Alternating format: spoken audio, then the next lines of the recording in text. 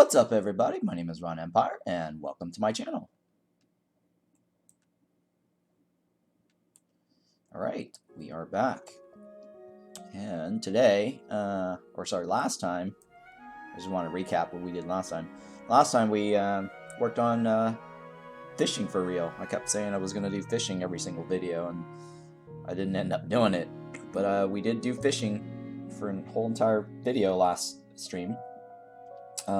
We got the seafoam ring, which is nice, and that allowed me to test out my theory that you could actually use a wooden fishing rod on the Asius Wilderness, and it didn't really make a difference on the fish type we got. The minigame didn't get easier either, so that was also something I was able to confirm. So I did a little bit of testing on both rods for quite a while off stream, and sure enough, like, it really makes no difference what your fishing point is, so long as you've cleared that minimum level for each of the fishing pools, you're good to go. So if you get a fishing the seafoam ring, just use that, and then use a wooden rod because it'll save you a lot of durability. So that is my sort of short recap on my fishing experiments. All right, let me go ahead and jump in. And the last thing I kind of want to do right now is the only thing I don't have is the Bubbly necklace. I forgot what it was called for fishing.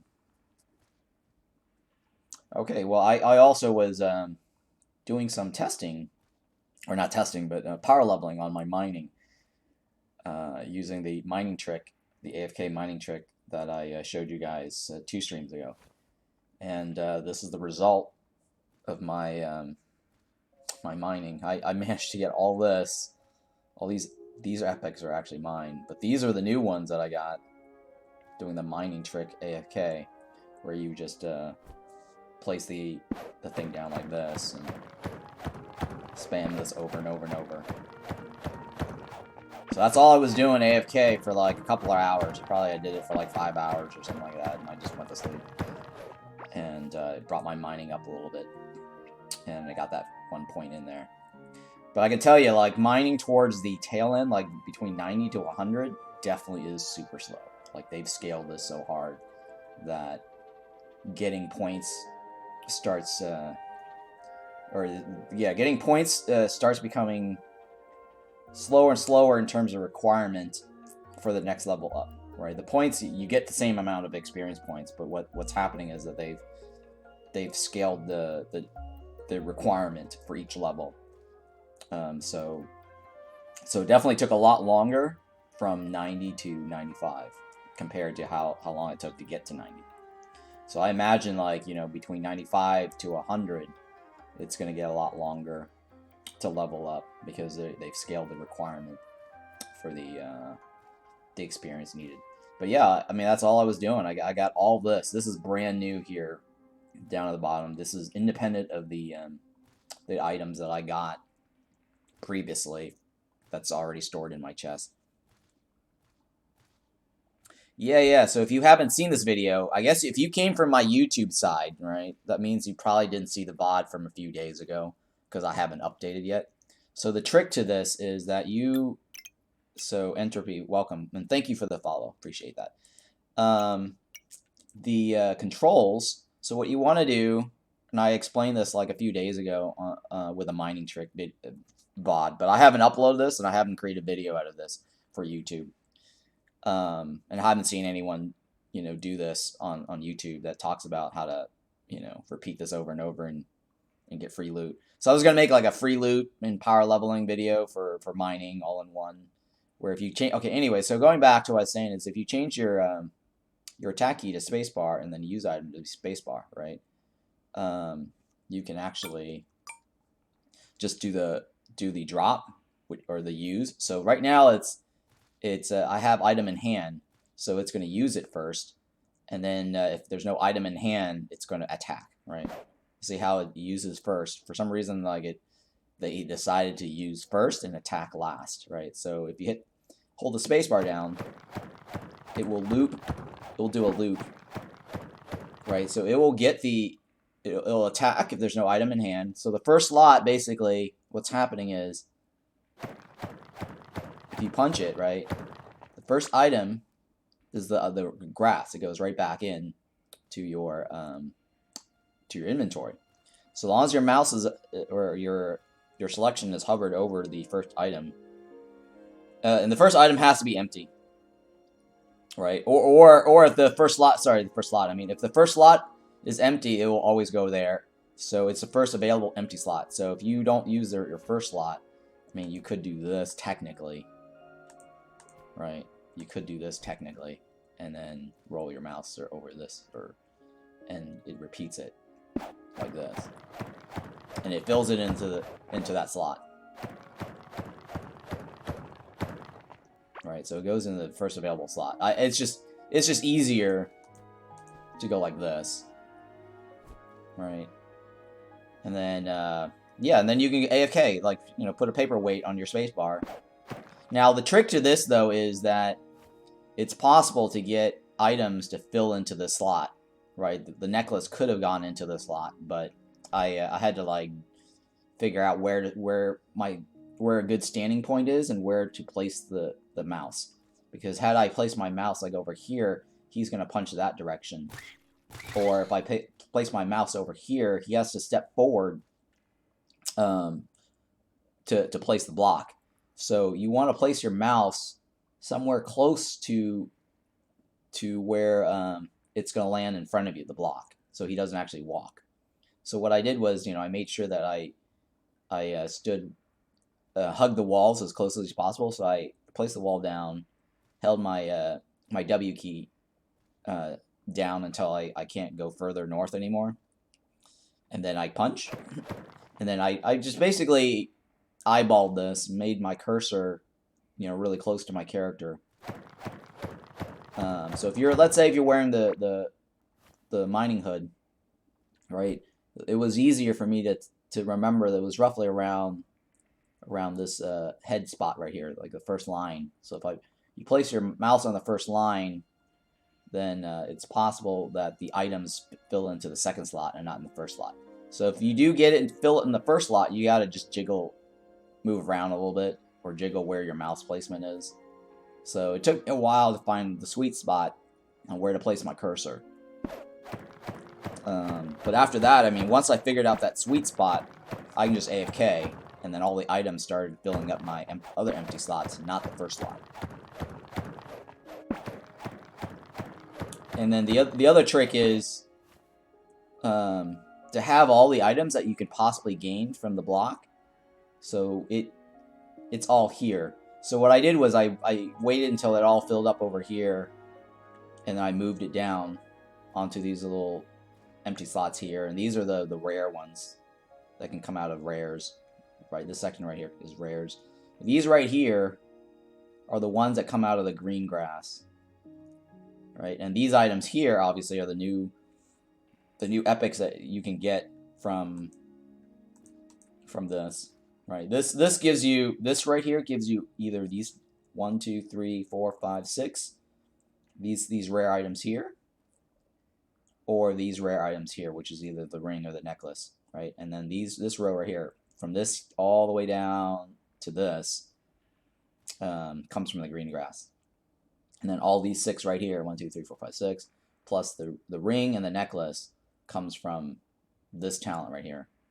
So that's all you got to do.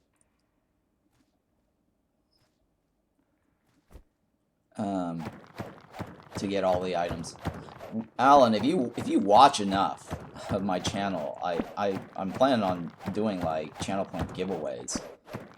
You know, you can buy these necklaces, rings later, because I know you've been watching quite frequently, and if you've been watching my reruns, you also earn channel points watching reruns. So you don't actually have to watch it. You can probably just, you know, put it in your browser background and, you know, go AFK, or, you know, minimize it and put it in the background. Yeah. So if you fill this up like this, all right. So going back to what I was saying is, once I got all the new items here, the junk that comes off of the grass will automatically fill up these slots. so they don't actually fill up the bar anymore. So that minimizes what I collect. So that way, because sometimes like if you don't have the item yet and you get like 3 items coming out of the grass, you might clog up the first slot. So even though like the second 2 slots gets filled, you might actually clog the first slot because it's grabbing them all at the same time. So once you have them all filled out in terms of like every possible item that you can get, then they'll just fall in place, and then so any new item that you don't have will fill in the second slot. So I've managed to like do this for like 5 hours. This is all the junk that I got. It's 5 or 6, something like that. I just took a nap. That's all it was, and I woke up and then sure enough, like I power leveled, and I also got all these junk items. Yeah, if you're just lurking and you gain channel points, like later once I put channel point redemption, like if you notice, like if you click on the channel points, it'll tell you like items that you can buy, or stuff that you can purchase with channel points. Like I plan on figuring out what the cost value of these things in terms of channel points, like how many hours you need to watch or whatever, and then I'll just give away to anyone who hasn't, who wants to get it, because getting to this does take a very, very long time, like in mining. So new players aren't going to be able to get these rings or necklaces or whatever for quite some time. I mean, if you notice, like I've been playing this for like 2 months, right? And only up until recently, or sorry, a month and a half. So up until recently did I get that first point into the slot. Actually, no, it's probably a month, because I got this around like what, March 26th? I think it was March 26th. I can't remember. So it was about a month. I played for like a month, but then again, like I did play consistently almost every day, right? So for most players, they don't have these items. Like the other day, like I sold it to Obi because he just wanted to straight up give me like 12,000 coins. So I gave him a set for 12,000 coins because I was like, okay, I can use the coins, because look how much I'm gaining so far, right?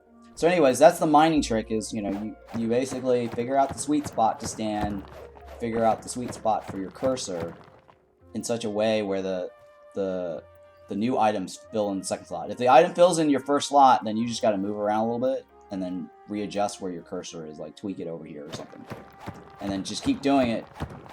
Or if you're just AFKing, like the chances of these dropping in your first slot now, it's kind of hard to tell until you get like one of these to fill in the slot. Once one of these fills in the slot, then you have to tweak it a little bit, because these will start filling out first, right? So the first time you do this, you'll probably know whether you're standing in the right spot or not. Once you figure it out, because one of these items, once they start dropping here, then you know you're at the sweet spot, and you know exactly where your cursor is. Then you can probably AFK safely, right? I AFK'd, the necklace did choke up my first slot. But so when you AFK, you can actually listen to the punching sound, right? So if the punching sound starts turning into a swinging sound, then you know that you've got your first slot clogged, right? And just go back to your keyboard and readjust as necessary. So I readjusted, and then now I left it for 5 hours, and it actually worked pretty well. Or 5 or 6, whatever. So that's all it is. Just keep punching, then hold the space bar, or hold the space bar down so that it forms a loop. It places the block, and it punches the block. You actually don't see it. See that? Notice how the first block actually doesn't even show up in your inventory bar, but it's doing it really fast, and I guess it just skips over that.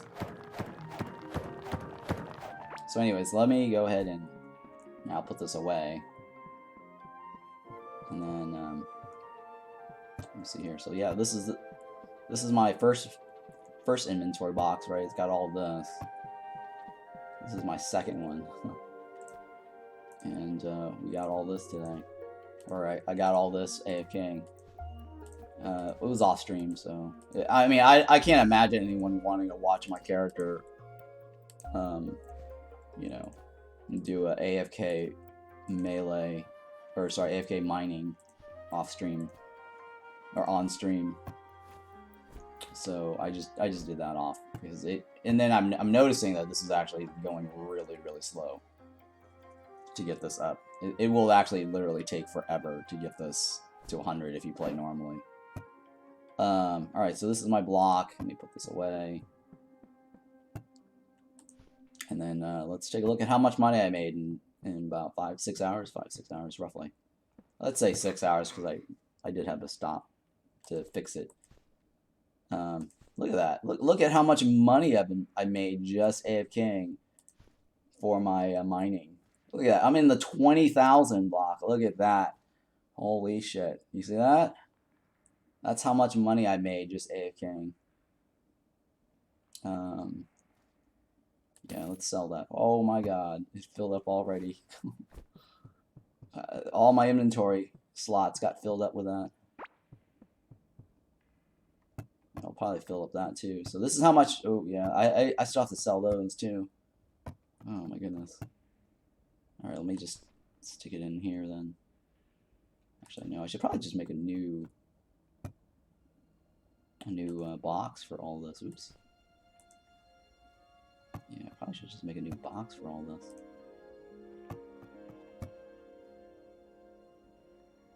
Okay, I was originally gonna sell all this too, because I placed it in that slot to sell to vendor. I keep reminding myself to do it. Oh, hey Obi, what's going on? Yeah, you heard me mention your name. Yeah, no, I see like it's being worth it for some people, because it really does. It really does take a long time to get this, and you know, so what's your time worth, you know? And actually, you know, farming coins, the 12K probably is worth it for him. Only for, I mean, I can see 12K being worth it, just because, like, you know, getting this will take a very long time to get. You can get 12K pretty easily in a day, right? But you can't get to this easily in a day at all, right? So anyways, let me go ahead and sell some of this.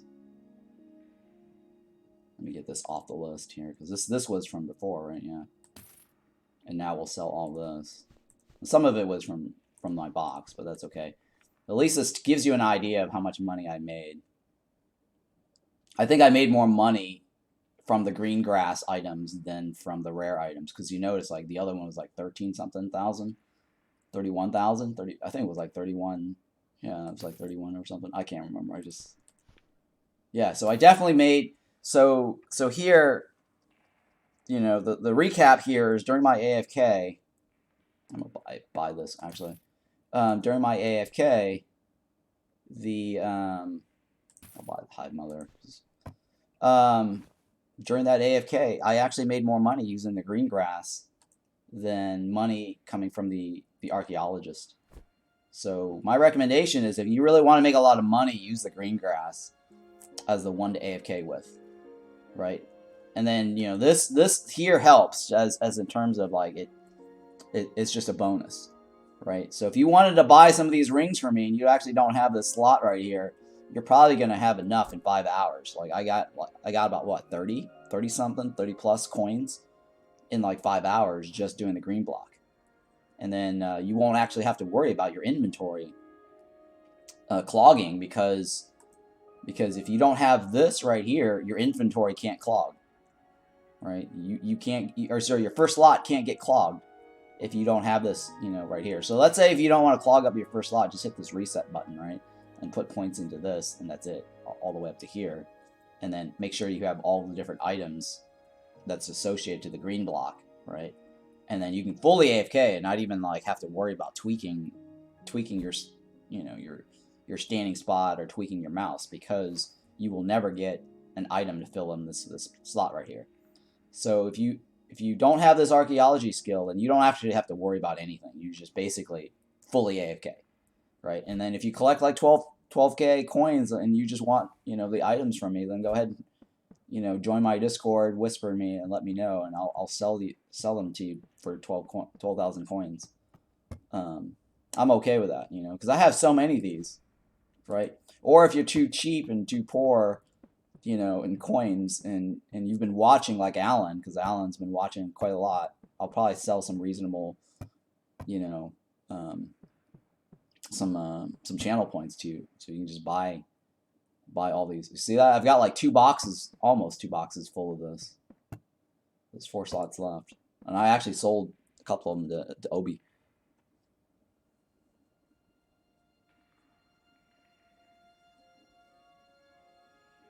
Oh, the gemstone, ancient gem ones on one, glow tulip on the other, and the third drops from that. Wait, what? You read some. A few of them seem as if they may be used when the game's further developed. The 2 golden cards, with the third that drops from Malagos, and then they all end up saying they seem to belong to a set. Oh yeah, I know what you're talking about. Wait, are there 3 of these, or I think there's only 2, right? Are there 3 Oracle cards? Or there's 2? I actually didn't look it up.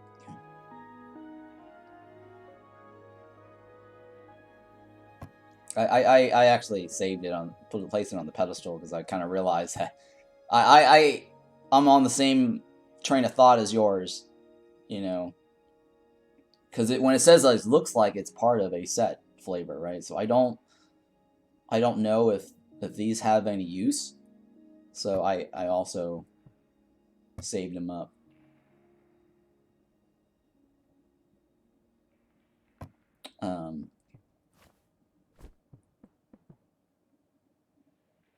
Entity, right? I got the entity. I think that was entity, right?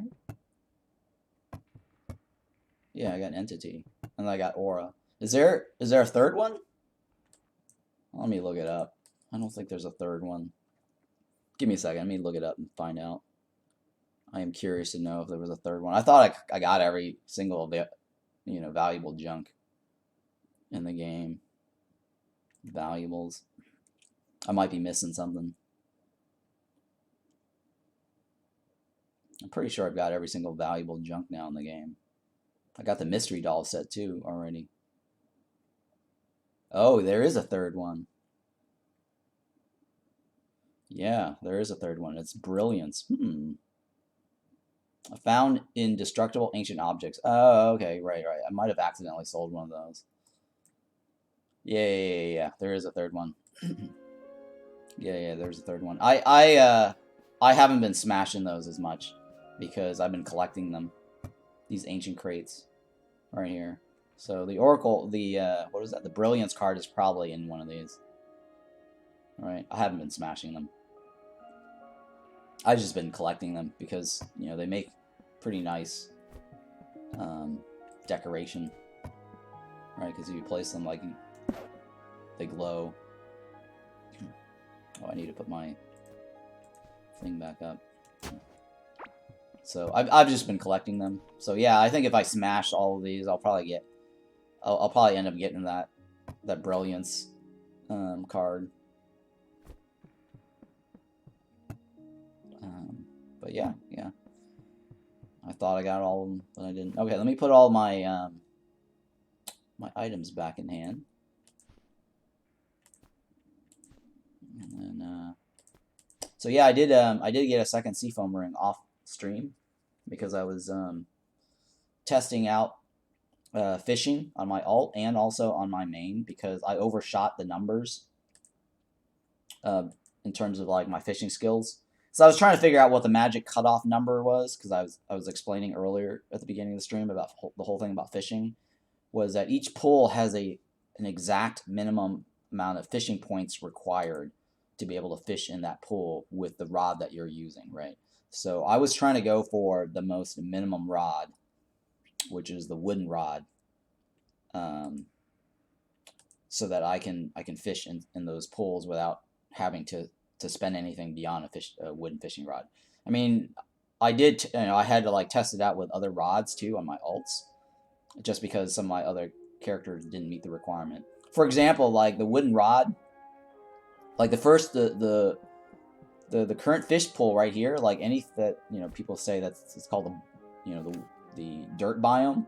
Well, this water actually, you don't need to be in the dirt biome to actually fish up the fishes associated to this. You can actually be standing right here, right?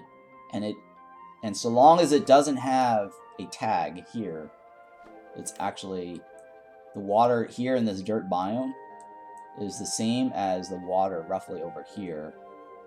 Even though you're standing in the Azeus Wilderness, if it doesn't say Azeus Wilderness in the top right corner of your mini map or your map that you pull up, this water here is the same as the water that's over here.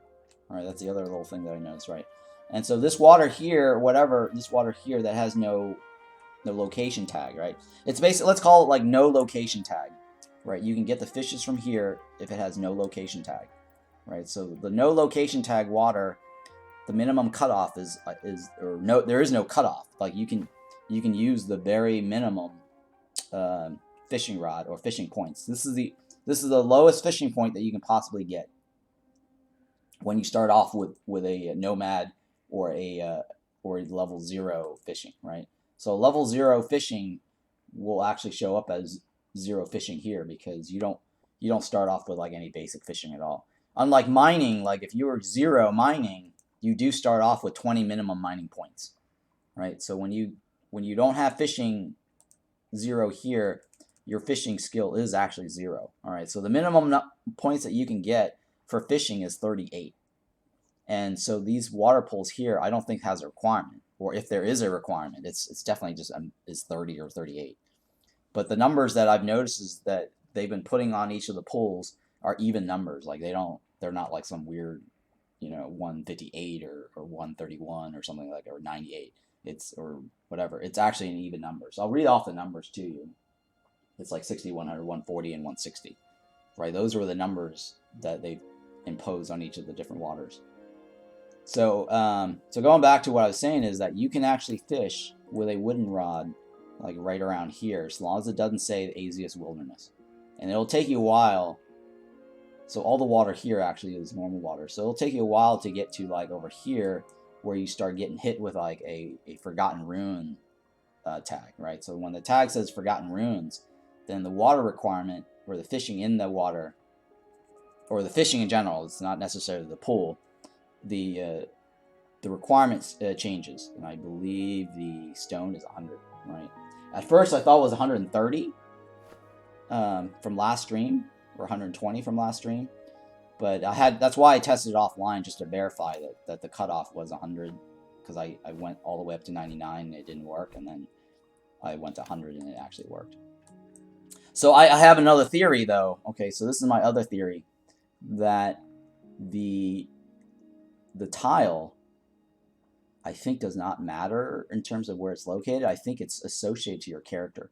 So let's say if I stood like right here and I try to fish right over here, the one tile. So let's say the one tile is in between Forgotten Runes and the regular biome, the dirt biome, whatever it is, right?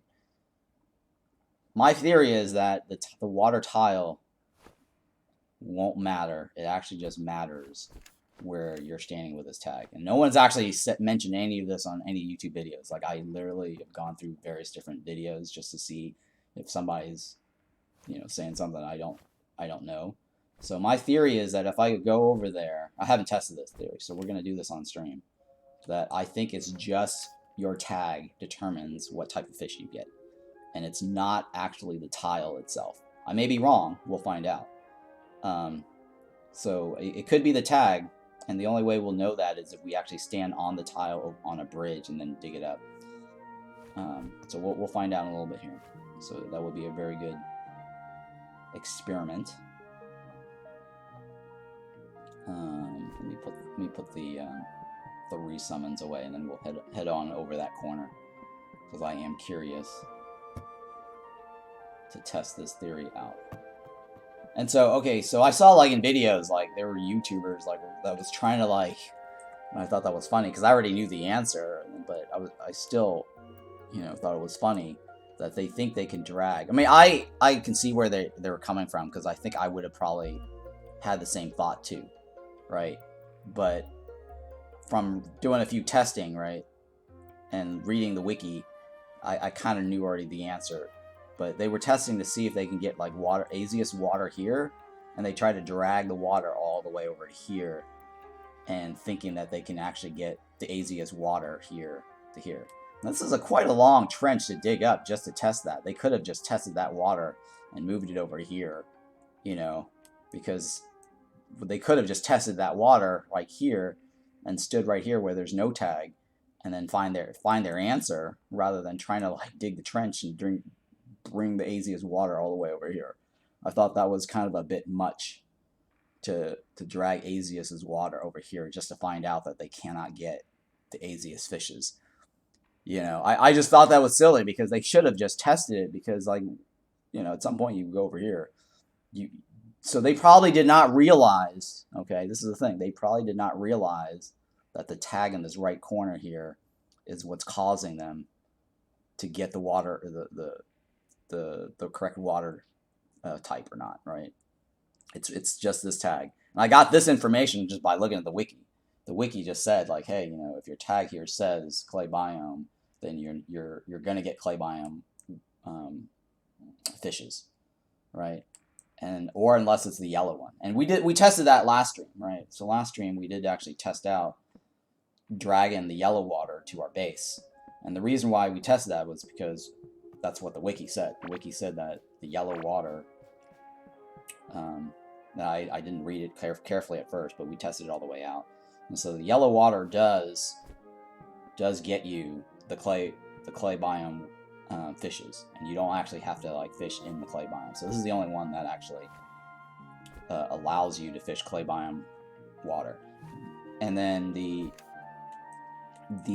muddy water or the toxic water, whatever, the moldy water, right? The moldy water. That's this color right here, right? This violet color here. That you can drag all the way back to base, right? Because this is a unique water, and this is the items that you get from this. You can drag this all the way back to base, and which is quite a long journey. I'm not sure if I want to do that yet. If that's a project I'm interested in doing, because I'm thinking of relocating my base. But as far as the blue water goes, it does not matter where the blue water is, so long as your tag here indicates you know, the type of fish that you want. So if you want like clay water, you just need, you know, the clay caves, and stand over like one of these waters here that actually gives you that clay cave tags, right? Or the easiest thing to do is, you know, just use the yellow water. And then the other one was, you know, the Forgotten Runes, right? So long as your tag says Forgotten Runes, it doesn't matter where you're standing for the water or where the water is, or sorry, the blue water, you should get Forgotten Runes items. So anyways, I was saying is like I might want to relocate my base over to this corner right here, because, and the reason I'm thinking about that is because of the intersection of the different biomes, right? You get this biome, this biome, this biome, and then right in the middle between all of it, it shows up as no biome. So when it shows up as no biome, that's essentially the same thing as being right here. And so I think this might be the most optimal spot to make a base, because if they open up like new content in this area, I actually will be right next to it, right? And then if they got water in this area, I don't have to go far to get the new fishing stuff, right? The only other spot that might be a good spot to get as well would probably be right here, because I don't necessarily need the clay to be in the clay biome to fish, because I can use the toxic fishing pool, drag it all the way down here and place it. So these are the only like two spots that I can see that might be worth creating a base at. Did you know if there's a way to revert the water back to blue? No, I do not. I do not. You're talking about when the color dominates the blue water. I haven't tested it. It might be possible. I don't know, but I don't think it is. Like certain areas though, like I do notice that if you dig up a hole, you actually do get water. So it is possible to find certain areas, because I noticed like if you ever seen my ivy video where I actually was using ivy just to get green tiles, right, green grass tiles, I started digging up. Well, hang on. I'm not sure about that, Obi, because I have actually dug up like holes here and got water inside the tile. So there might be like certain areas. This is my theory. I cannot confirm this, but the only proof I have or evidence I have was when I was doing ivy, where I dug up like a couple of holes here, and then it came pre-filled with water, and it wasn't even connected to anything. So my theory is that the water is has a default, right? So if you fill it up with ground tiles and then you dig it back up again, it will revert to the default on the original water state that was there when the game started or when the world was generated. That's my theory. And so like in the areas where you had to like get fresh water to bring back, it might have been because, you know, that particular tile that you were working on was defaulted as having no water generated when the game started. So in that sense, it might be possible to just reset the water by finding the right tile that already had water to begin with, and so it will pre-fill it with water. Sort of like I said, like with ivy, like a couple of these tiles over here, when I filled up all the gaps and then I dug it up, I didn't drag water into those tiles. I was expecting like, you know, gaps, and that wasn't the case. So anyways, that was just my observation with ivy, and I'm thinking that might be the case for all the other items. So anyways, let me hop on this rail here, and let's go to that corner spot, because I want to test out the tile to see if the tile itself matters, or if it's the tile that I'm standing on determines the type of fish I get. So if the test works in terms of like how I think it works, it's just funny because I saw some video where somebody was saying like, oh, the bigger the water pool, the better the fish you get, and I just think that has nothing to do with it. I mean, in some sense, the statement is not entirely incorrect, because the only benefit of having a bigger water pool, I think I might have to, let's see, yeah, the rails doesn't go that far. Oh, let me just take the cart with me.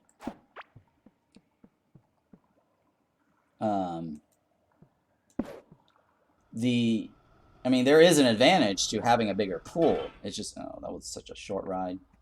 But it doesn't affect the type of fish you get. The advantage of having a big pool is because the fishing school, let's call this fish school, okay? And no one seems to call it that. They seem to call it, you know, the little bubbly thingy, whatever. But in real life, those are fish schools, right? That's the real name for these little things. They're fish schools. So these little fish schools actually do despawn, and then they respawn somewhere else.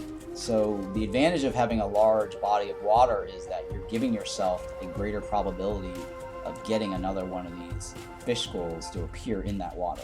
So if you're only fishing from like a 1x1 tile of water, which is you can entirely do, right? It doesn't affect your chances. It doesn't affect anything. I mean, it's one tile is no different from the next tile. So even if you had like a 2x2 or 3x3, any tile that you fish in there, the probability is exactly the same. It doesn't matter if it's a giant ocean or not. Okay. But the advantage is if you're only doing like or disadvantage if you're doing on a 1x1 tile, it's going to take a very, very long time for the school to spawn on your 1x1. So if you have like, you know, a 10x10, you might actually get two of these little fish pools or schools, not fish pools, but fish school to spawn on your 10x10. All right, so that's the advantage of having a large body of water. But as far as like probability goes, a 1x1 is going to give you the same probability as, you know, here by itself, and a 10x10 tile. So those are things that I've noticed. The size of the pool really doesn't matter. But yeah, it's interesting. They do despawn and then respawn somewhere else. Now I have seen junk come out of these things, but it's very, very low. I think it's like less than 1% chance of getting junk out of these fish schools. And I think it happened on stream once, where it just appeared. Okay, so here we're in that spot I was telling you. And you see how it doesn't say Azius Wilderness? So let's see here. I don't think it says Azius Wilderness until very far in. Yeah, see this water right here is just dirt water. Alright, see how like I'm looking at my top right corner?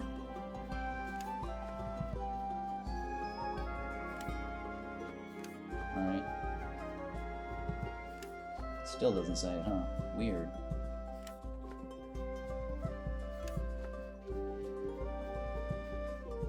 Okay, yeah, I'm on the edge. So that means these bodies of water is... I could have sworn there was like there was a sweet spot right over here that I tested, but... There we go, Azius Wilderness. Okay, so right here, compared to right here, you see how there's a difference? So right here is Azius Wilderness. So let me dig this water out. Well, first let's take this out. Let me switch to these mining rings so it goes faster. I don't want to... I mean, it does get me more experience points, but it just breaks the blocks slower.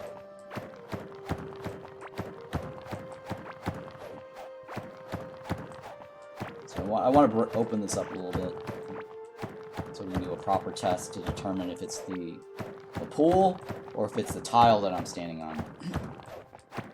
Sorry, if it's the tile, the water tile, or if it's the fishing location that I'm standing on. Okay, so we're going to drag this in here.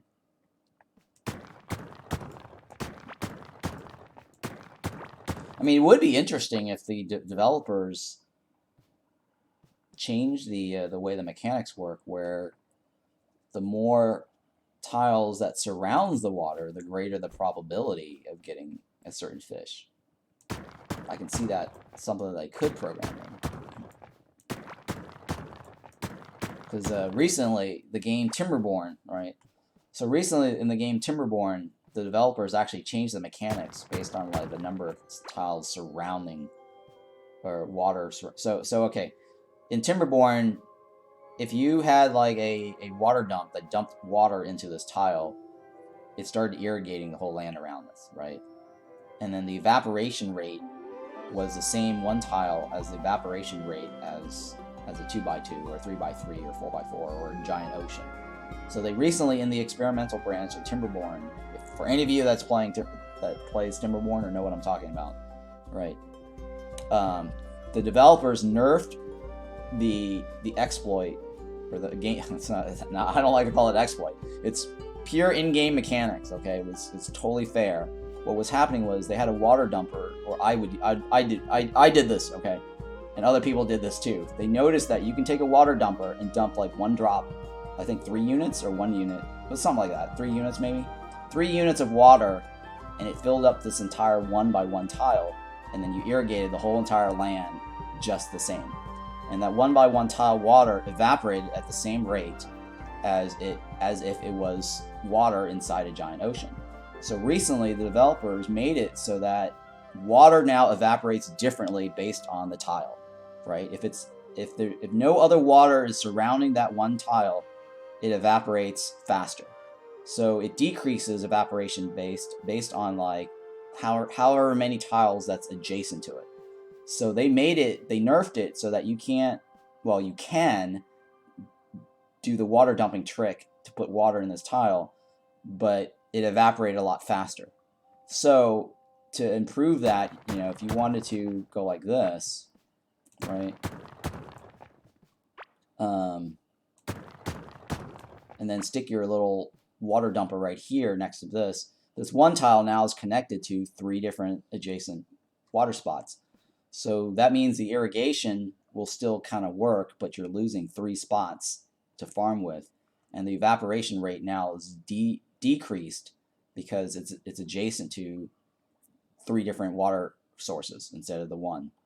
So it's not a full 4x4, but at least you can decrease the rate of the water. But the only difference now is that you basically lost 1, 2, 3 tiles of farming spots.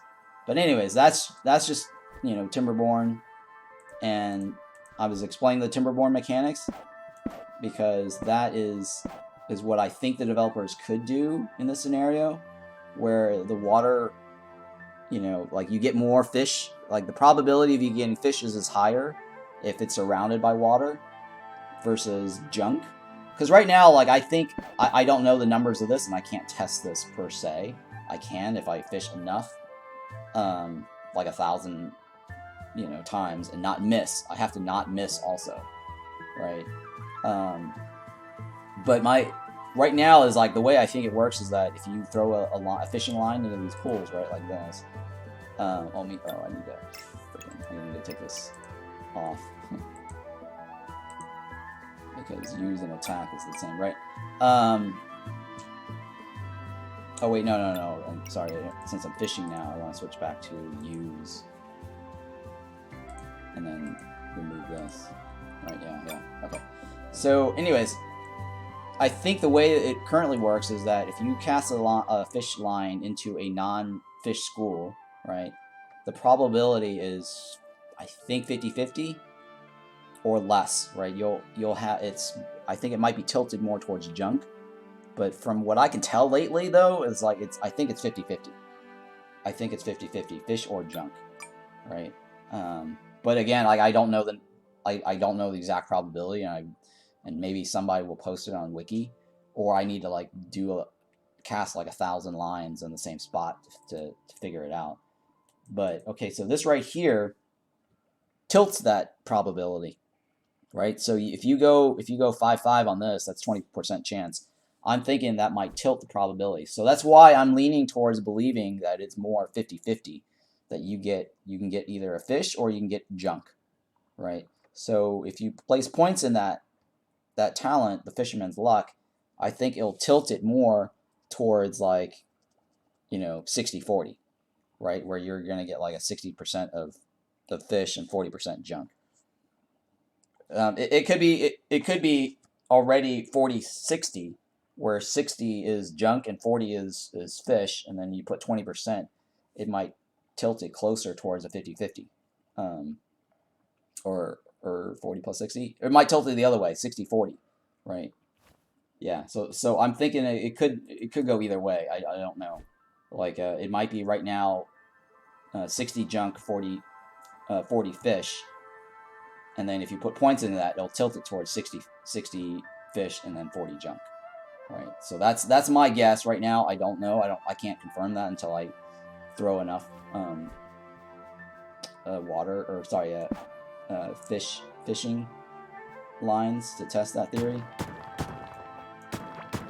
Okay, so what I was saying on that note is that why, you know, 60-40 is because I think what's happening right now is, you know, there's two different probabilities, or I guess let's call it dice rolls if you play like Dungeons and Dragons, you know, for randomness, right? So every time, like, you know, a random number is generated or some sort of event is generated in terms of probability, right? Well, let's use dice rolls, right? So I think like what's happening here is the game will do a dice roll where they pull out, like they determine, okay, are we going to give you fish or are we going to give you junk, right? So that's the first dice roll. That's the first random RNG number that they'll run, right? And then the second random number is once they determine like what they're going to give you, the second dice roll will be, okay, well, what are we going to give you? Like, what junk are we going to give you, right? So if you look at the wiki and they showed like all this probability of all the possible junk, you know, they took basically 100%, and then they divided it up, basically divvied it up into the valuables. You know, you might get like an 80% chance of getting kelp, right? So that's the second dice roll, or like, you know, a 0.4% chance of getting, you know, the seafoam ring or something like that, right? So that's the second dice roll determining what junk you get. Or on the On the fish side, right, they might just do a dice roll and say, hey, you know, out of the 3 different fish types that could be in this particular tile, the second dice roll determines what fish you get. If you get fish instead of like junk. So that's what I think the way the mechanic works right now is first dice roll is determine fish or junk, and then the second mechanic is what out of that table are you going to get. And again, the fish points don't change the probabilities. Or sorry, the fish points. The fishing rod doesn't change the probabilities. So, all right. So right here, if I stand right here, is the wilderness. Right here is not the wilderness. You see that? So it's like a 1 tile difference. Okay. So this tile right here that I just placed is wilderness tile. If I step right, this tile right here originally is not wilderness. So this tile right here is supposed to be water, dirt water. Because here I'll put the bridge here to show you again, so you can see it again. Right. So if I'm standing right here, I'm not in the wilderness. Right. So that tile right here is not wilderness water. That tile is regular dirt water. But where I'm standing right now says Azius Wilderness. Right, so if I stand like right here, this does not say Azius Wilderness. So let's test out what fish we get from this tile right here. So I'm curious if it's the pool or if it's where I'm standing. Green kelp. I think green kelp is Azius Wilderness. I'm pretty sure green kelp is Azius Wilderness. Hang on. No, green kelp is sorry, green kelp is regular water. Or no, hang on, let me scroll through this. No, green kelp is regular water. Green kelp is regular water, right? Yeah. So it's not based on where you're standing. It's based on the tile, the fish tile pool that you're on, right? So this water right here is dirt water right here. So it's not related. Interesting. Okay. So that means that if you see Azius Wilderness, but the water tile that you're on, okay, so let's say I go like this. I drag it over here. Because this tile right here is Azius Wilderness. Right? I just moved dirt water over to the Azius Wilderness. And so I'm standing on Azius Wilderness right here. This here should give me some other the Azius items and not dirt water item. Because we basically just transfer dirt water over here, right? Okay, see? It says I need a better rod. And I don't meet that requirement because these are not the seafoam ring, right? So that means that's Azius water, and this is dirt water. So the water tile is what matters, not the actual tag. So if you want to know, well, the only way to know is the tag itself, right? So let's say, like, you know, if you stand right here and the tag doesn't show anything, then you know this particular water is dirt water, right? So if you stand on this tag right here and it says Azius Wilderness, then this water right here is Azius Wilderness water, right? So it is the water tile itself and not the location that you're standing on. So that actually confirms the game mechanics. I actually was thinking of testing it where if I stood right here and I can just turn around left and right, I get the different water biomes, but that's not the case. All right, so that solves that mystery or that mechanic. To know what fish you're getting, you just got to check to see what that tile is. And I think one of the things that you could do is like if you're making your own fish pool, right? You can probably color code the banks around that water, and that way you'll know what particular item it is. So let's say you're out and about, and you're not, and the tag says Azius Wilderness, and then you're getting like dirt water, then it's most likely because the water is not on the correct tile, and all you got to do is just basically drag the water to the tile that you're standing, just like exactly like what I just did a second ago, right? So remember how I stood here and I got dirt water, and I'm like, okay, well I'm already standing on Azius Wilderness. Then all you had to do was just dig it up and bring the water over one tile, and then fish from that new tile. So that this mechanic here is the same thing as over here. So if you go over here and it says Forgotten Ruins, it's basically the water inside a Forgotten Ruins tag.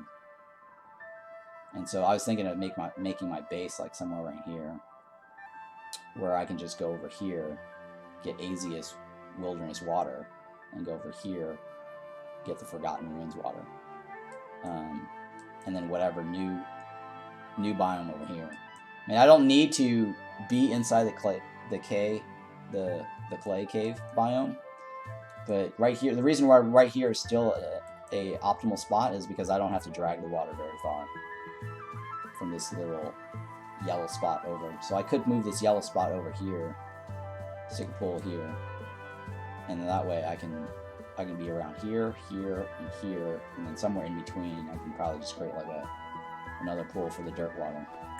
And then somewhere in between, somewhere in between here I can also get the moldy water from here. I think that's moldy water, right, or no? I'll have to look. Oh, it's down here. This is the closest one. No. There's one right here, I think. Yeah, I can bring it from here. So I can take it out from here or here. These are dirty water here. So I can drag the dirty water. Actually, it might actually be right here too. Yeah, there might be dirty water right here. So I could probably just take this dirty water right here and drag it this way. Now I did read, somebody said something. We need to probably test this theory. Somebody was saying something about how you can convert moldy water. Well, let's go back to base. Oh, you know what? Okay, so here's another trick. You can to teleport back to base for free, or wherever my. Oh, you know what? No, let's see here. Wherever I have my bed. Let's go ahead and this. So another trick which I saw today, or the other day on Discord, because somebody was talking about using like a death chamber. What was his name? Papa Inc. And I was talking to Papa Inc. on Discord, and he was talking about like he was talking about a death chamber. It's how you can actually do like a fast travel, teleport back to your base, and then also teleport where you're from, right? So the last stream, what I was doing was I went all the way out, or the previous stream, I went all the way out here, and my trick was going a world hop, right? To instead of like teleport back here and walk all the way back over here, what I did was I just exited and went to a second alt world, dumped all my items, and then reload, and then resume where I left off, and kept going this way instead of like going back to base. But there is a trick where you can exploit or take advantage of in-game mechanics, which I thought was interesting because the person did put a bed. For example, the person put a bed here wherever they were at, and then they used the recall stone to go back to base. This stuff I already knew, right? I already knew this, but it didn't occur to me that this here, I'll show you in a second here. See how like you get this my character stuck? If you click on this, right, it says, do you want to kill your character to get out of a stuck position, right? So that just kills your character and sends your character back to wherever you had your bed located. So that what that person did was basically went back to base with a recall, but he didn't use the stuck mechanics. He didn't use this. Oops. He didn't use this. He actually built like a death chamber, where it's essentially the same thing as character stuck. That death chamber was exactly the same mechanic that killed me for the indestructible.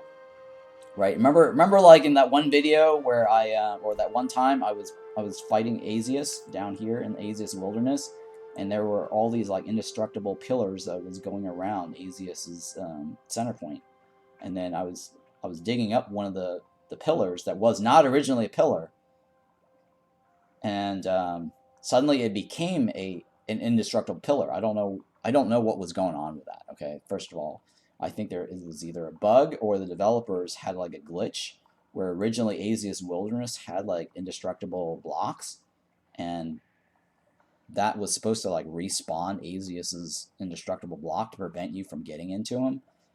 I'm guessing. These are things I'm guessing. But somehow like an indestructible wall popped up right in front of me and it instantly killed me.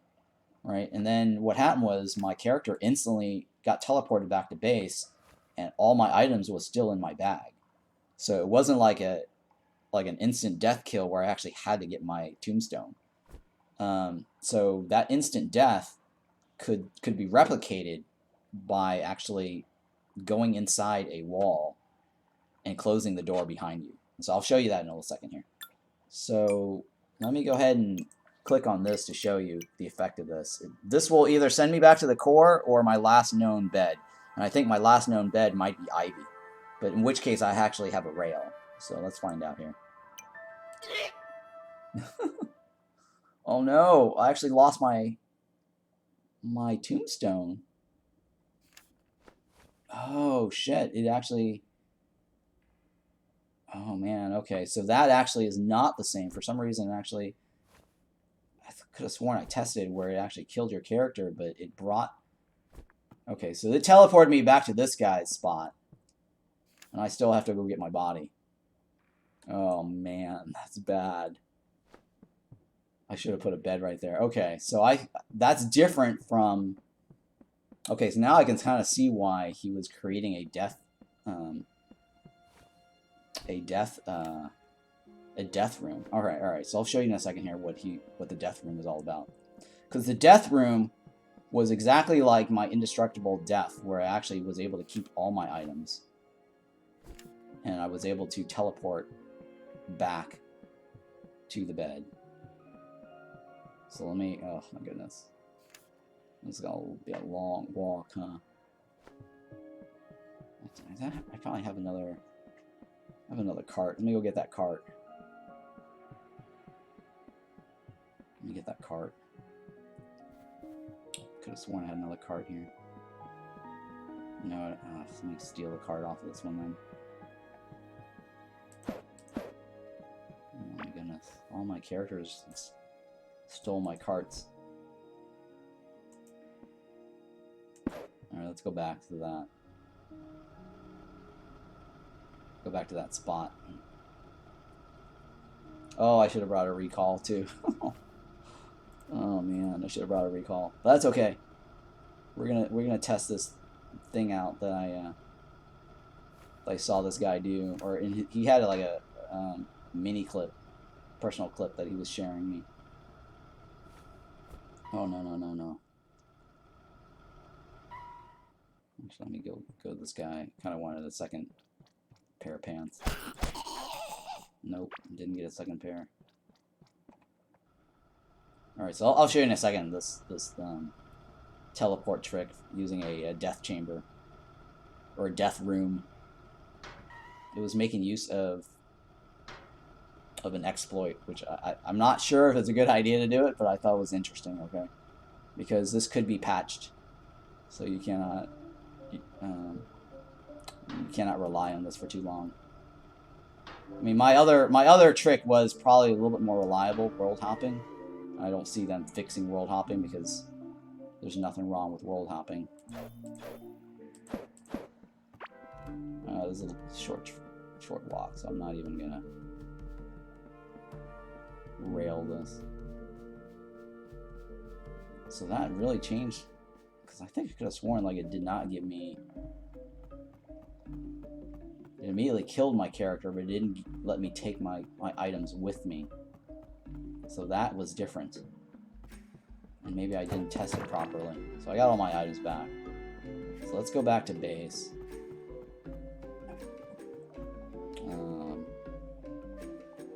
Okay, no. Let me for the test to work. Let me show you. Let's set up a new base. Give me 1 second here. Let's set up a new base. Okay, so I'm gonna do it like roughly around here. Okay, so here, so yeah, I'm gonna try to set up a new base. All right, I'm gonna craft. Oh, I didn't bring any fiber. Oh, I didn't bring any fiber. I can't do it right here. I forgot I need fiber. That's okay. Oh, yeah, we might be able to get some fiber. We might be able to get some fiber right at the.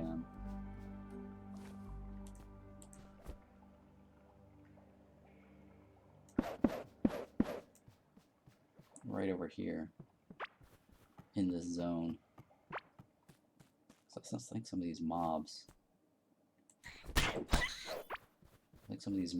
Drop fiber. I'm not even in the. This is not even the clay biome right here. I might even do the base like right here. Because it doesn't say clay, which is fine. Let's see here. It might be going too far. I think it might be worthwhile just to go straight back to base. I was trying to look for fiber and set up my bed right there. No.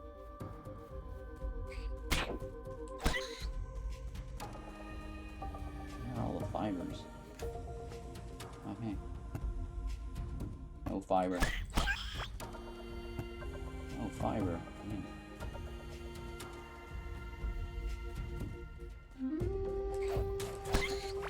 Oh, no, I think that was meat. No fiber.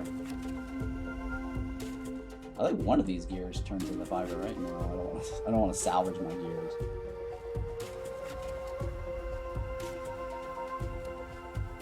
Oh well, let's go back to base then. I mean,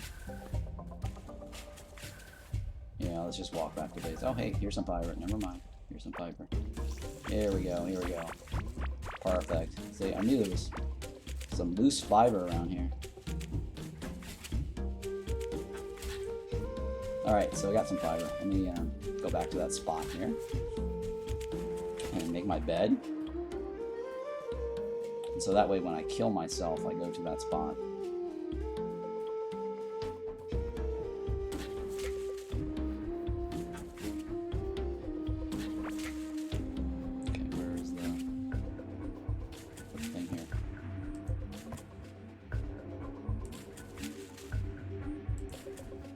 So, thing here. Do I want it right here? I guess right here is fine, I guess. Well, that's fine. It doesn't matter. I'm just stick the bed here. Let me put this here. So that's my new spot. Let me put my food here. And then we'll go back. We'll use our cart to get back. Where's my cart? Okay, yeah.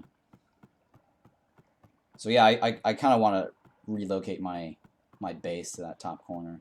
The only thing is that I've already worked on like getting all these light beams over here. I have like a long row or section of light beams here because I was using these slime factories to generate my light beam. I might have to do the same thing up here because I was thinking of using this light section right here for my gardening. So I don't actually have to deal with all the torches for gardening. But if I'm going to relocate my base, I guess I'll do another. I'll have to set up another farm and do another light beam section. Alright, so this should take me home. But yeah, somebody on my YouTube channel was suggesting like, hey, I need to work on my rail system. But he was actually watching an older video, and he was commenting, because it was before I actually did a little rail system to here and a rail system down here. But he wasn't wrong, because that was on my to-do list. And if you remember me saying it actually a while back, so I was saying this on stream, that because somebody was asking me like, what's there left to do, right? And what am I going to do with all my scarlet bars and tin ores, right? Well, I was thinking of like setting up rails at each of the different spots, like going left and right, north and south, and having them connect in circles, kind of like a metro, you know, that allows me to fast travel to each of the different zones. And so when new content comes out, I want to be able to be ready to like jump into new content if it's over here, or if the new content's over here, I want to be able to like run my rail directly into that new biome, right? But so yeah, I'm gonna gamble that the new content's gonna appear over here. That's my gamble. I mean, it could appear on this side, this way, but I'm gambling that it's gonna be over here. But if it's over here, that's fine too, because I'll have to like set up my base in this corner here, because that way I'll have easy access to this section here, and then some of the older content here and here. I mean, the clay is not as important, because I can always get the clay water into this area here. And the reason why I just wanted to do it right here was because it doesn't take long for me to bring the dirty water from here over, or over here, over to my section, my base section here.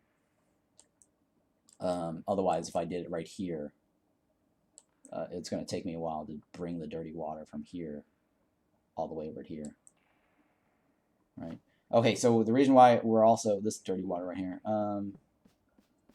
So I slept in that bed. So I was going to show you the death trick. Let me put this rail back also, or this cart. So I want to show you the death trick. So we're going to create this death chamber where I will teleport right back over here, where I think I keep all my items, but we'll find out. I'm pretty sure I keep all my items.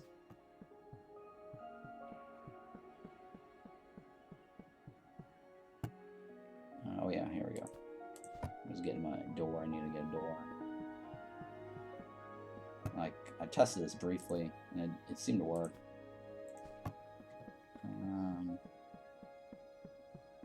Let's do it outside our base. Like, right here. Let's go with this. Oops. Alright, so I'll show you what happens first when you do this. Okay, so I'll show you what happens when you do this. Okay, so I didn't put any blocks in the back, right? So here, watch what happens when I go in here, right? Right, there's a wall right here, right? I close this door behind me, and see, it pops me onto the other side of this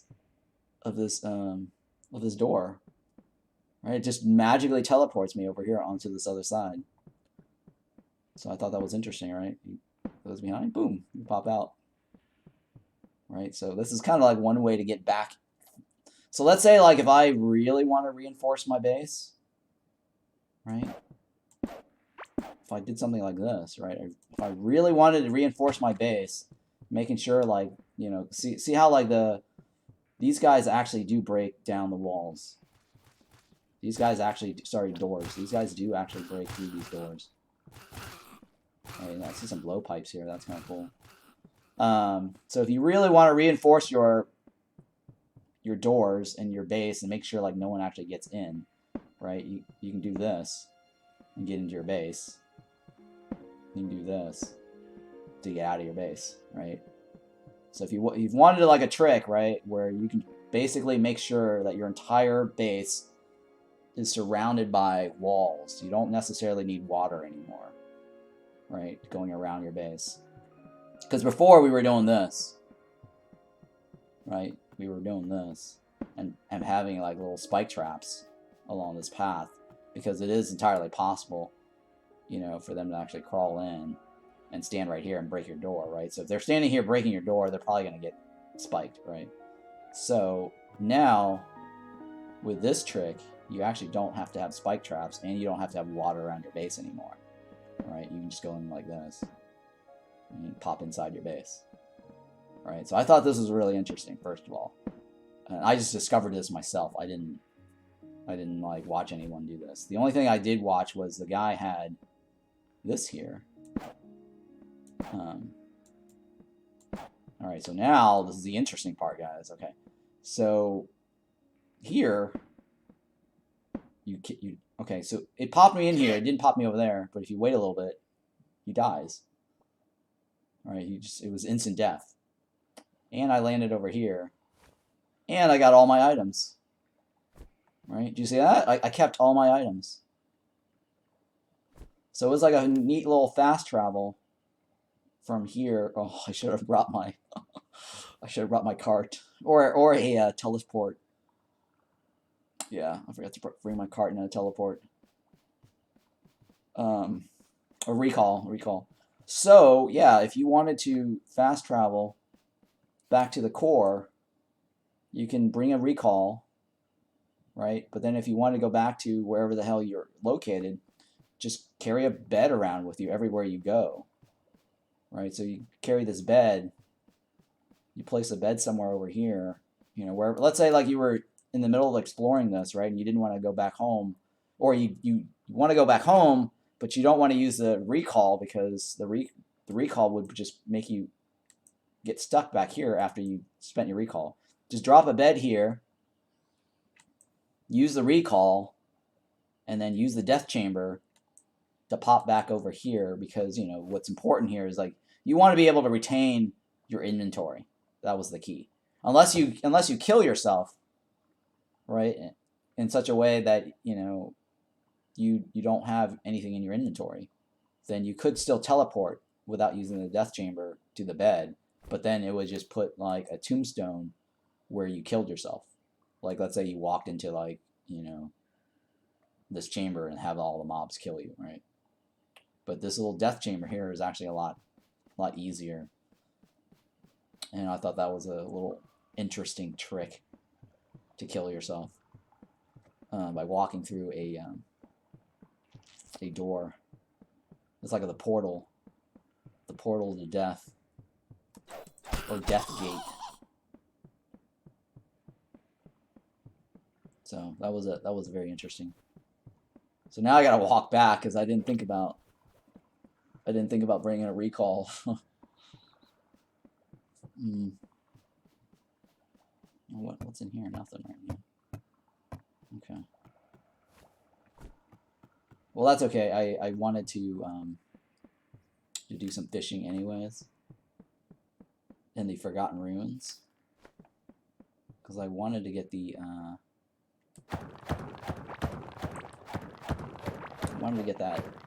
that bubbly necklace. Okay. So yeah, I just wanted to get the bubbly necklace. This is the only item that I don't have now from fishing. I have every single item. So anyways, hopefully you got something from that. How to create like a death door, and how to create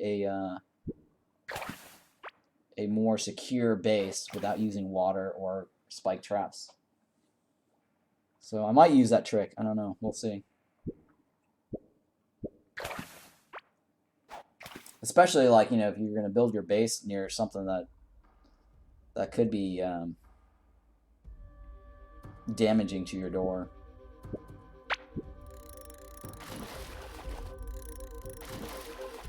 Dagger. Huh. I'm getting good at this fishing. No, I really need that bubbly necklace. I need junk more than fish. The other thing too is I realized I don't think this. I tested this. At first I thought that was related to the slime.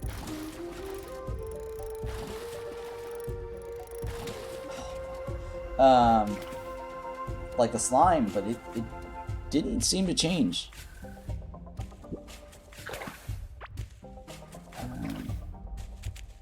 So now I have exactly enough points to fish in the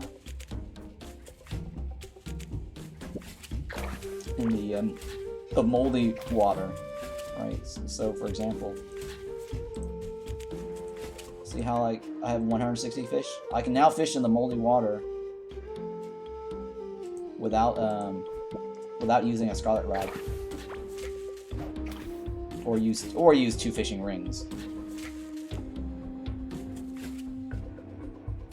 But I think having that second fishing ring is going to help me when the new biome comes out.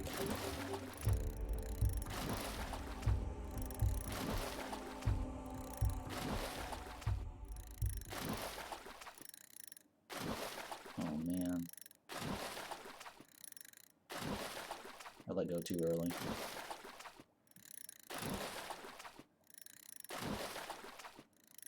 I think this is the sea urchin. Or sorry, not. No, this is the dagger. I think this is a dagger. Yeah, I think this is a dagger.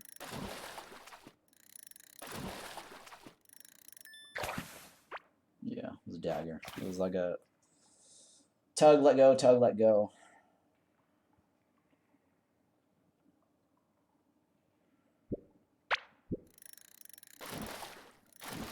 Okay, this is one of the palace fishes, or the rare guy. Oh shit, I missed it. That could have been the I think it was crown squid, right? Crown squid was very similar to the palace guys.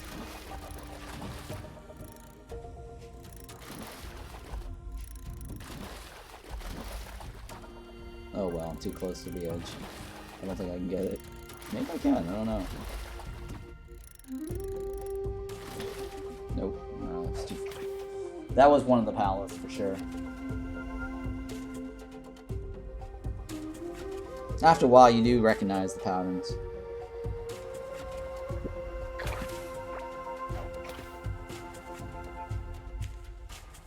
So all I need right now is just the bubbly fish thing, because I wanted to make a YouTube video of all the different items that you can get.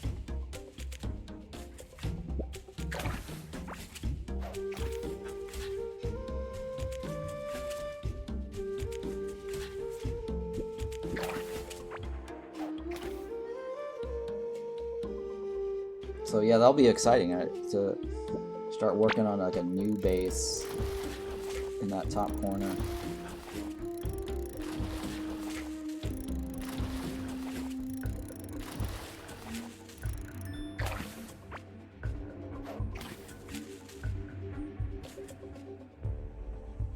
Now this recall trick only works if you actually have your base at the core, because the recall only recalls you to the core.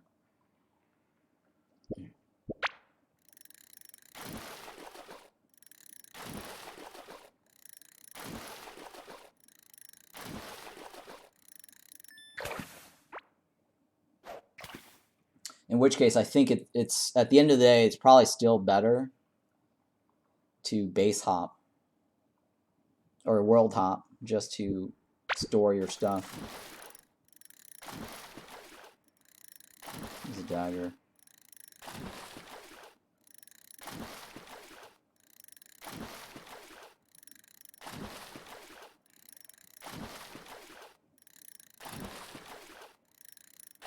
The devil worm, I actually got that off stream, but it's really hard. I managed to get it. I think it was the devil worm. It was the one we were having the most trouble with in the clay biome.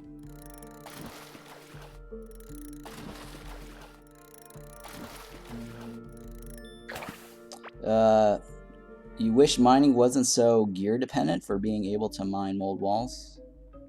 Oh, yeah. Yeah. Do you not have all the gears? What are you missing? I think it was like 3 or 4 strikes for me with all my gears on.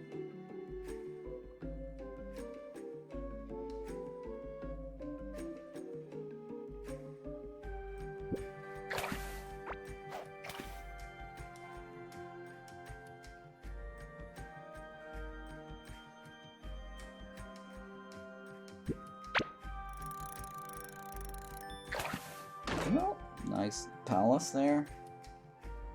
Not what I wanted though. Where's my repair? But yeah, I thought that little wall trick was interesting, especially the part with the where you can actually go in and out of your base, or go through walls. You can go through walls basically. That was the interesting part, going through the walls. Oh, you can foreshadow them. Yeah, okay. So same as me. What's your mining up at? Because mining definitely is a grind.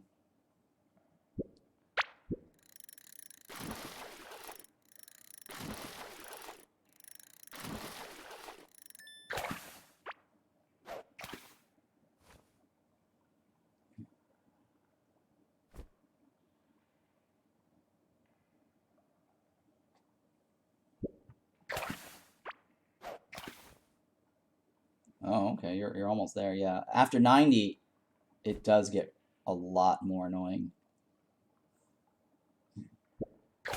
It takes a lot longer.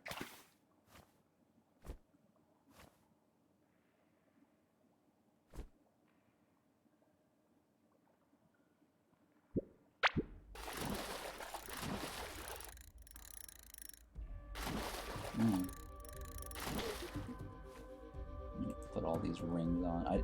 This does not make a difference. But I might as well just put it on and see. But I've tested this a few times already with Scarlet and Wood and Rod. It doesn't seem to be easier or harder.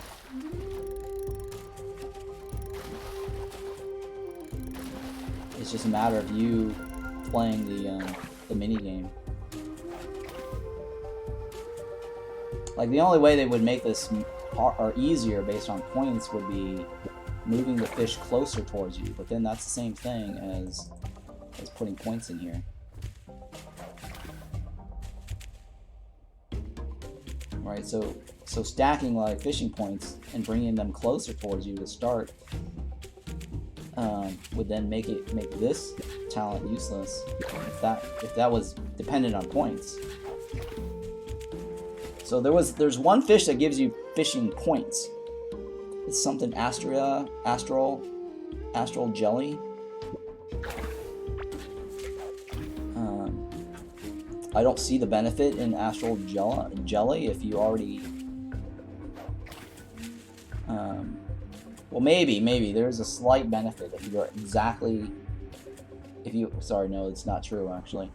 If you have the Scarlet Rod, like I don't see a point of having the astral jelly. And you wouldn't be able to get the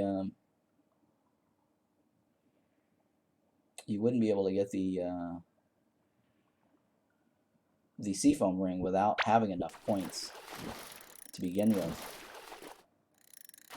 So once you get that jelly, it provides 63 points of fishing skills or fishing points.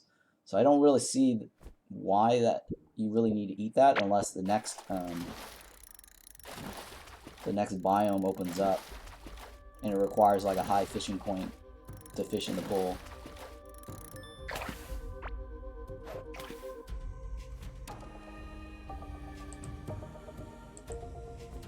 But yeah, overall fishing is really easy. It's not as grindy as I thought it would be.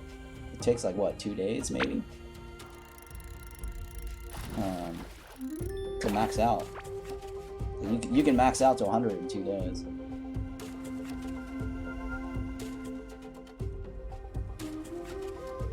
Versus mining could take you a very long time, like a month maybe. Yeah, mining can take you a month, and that's just playing the game. And then AFKing, like, it really does take a while, more towards the end of this, more towards the end, like around 90.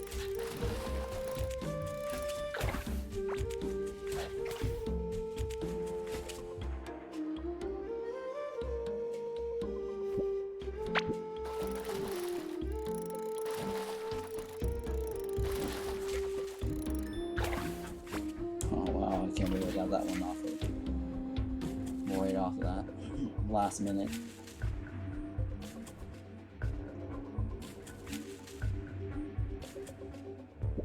Yeah, it provides like 63 fishing skill or fishing points. But my point here that I'm making is that why it's a use. They should put that jelly closer, or switch that particular fish with something like in the Forgotten Runes or something, because it would make more sense. Because one, it's rare, and then two, the usefulness becomes pointless towards the tail end of your fishing career, right?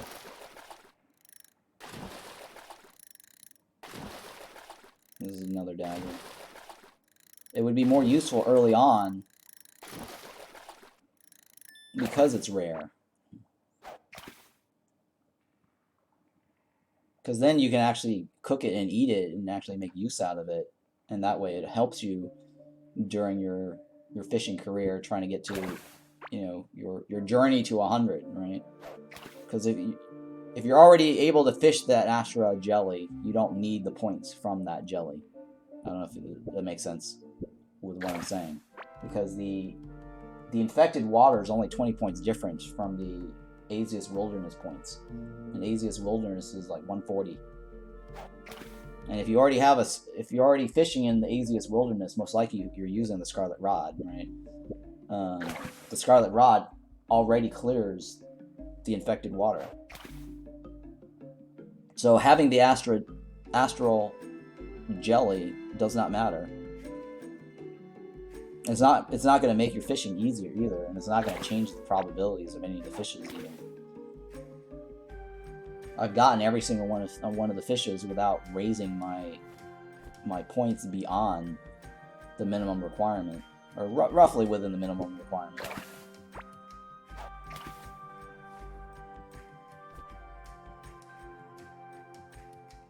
But yeah, I need to test more junk versus fish.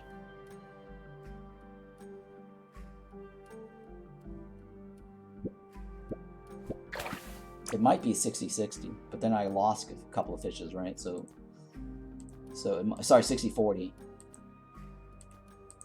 Yeah, it might be 60-40. Yeah, it looks like it's a 60-40 junk ratio here. So 60, I'm leaning on the 60 side for junk, and then 40 on fish, right? Because right here is like 16 compared to this. This is like 27. Plus the 2 fishes that got away, so that's, or the 3 or 4 fishes that got away. I mean, it could be close to 50-50, I don't know. Because a couple of times I did forget, I didn't win the mini game. So you got to add in the number of times I got that I lost to the mini game to this number here. All right, so this is like what, 17, 18, 17, 18, 19. Yeah, it's, I don't know. The sample size is really too small to tell, but it's either 50-50 or 60-40. That's my, based on this right here, our sample size. But my previous sample size, it looks like it was 50-50. But then again, I also had a point. I also had a point in this. And I recently just reset it, so I'd have to go back and retest it.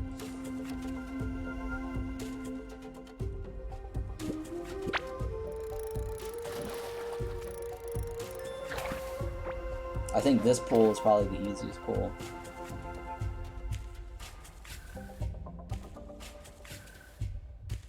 To probably do fishing. Because the dagger is pretty easy.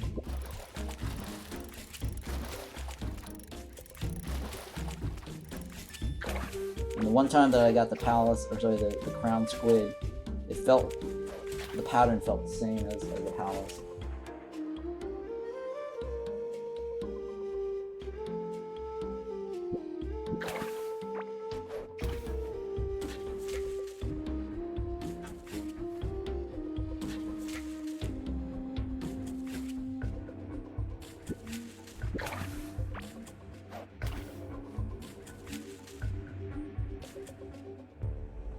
Okay, so it's now 31. And I think we had like, what, 4 or 5 fishes that got away? Let's say 5. So what, 24? 32 to 24. So yeah, it may be 60% junk and 40% fish.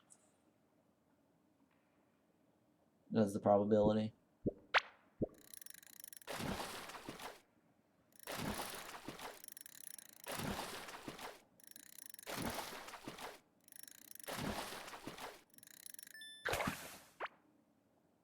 I'd probably have to like do at least 100 as a sample size.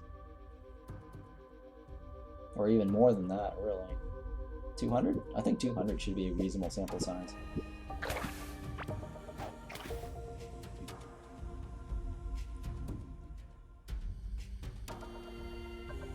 Yeah, 200 would probably be a reasonable sample size.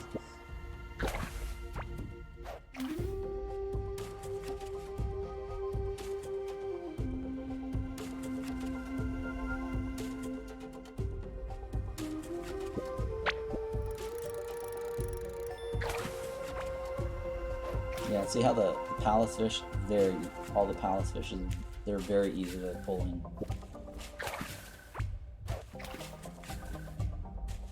Oh, come on, I just need that bubbly necklace.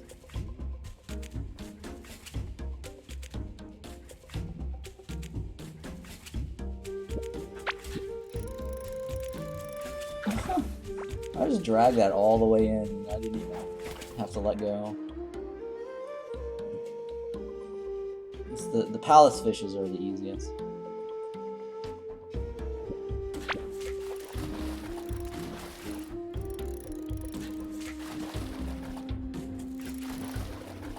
Okay, this is that was another palace fish, but it started off in the pattern, jiggling early.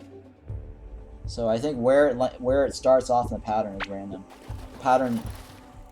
So all of them have a pattern, but when you first start, it can be anywhere on the pattern as a starting point. This is a dagger.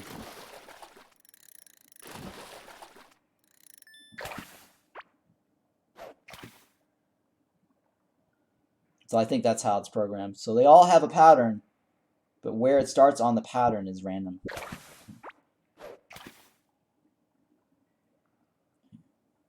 It's not consistent.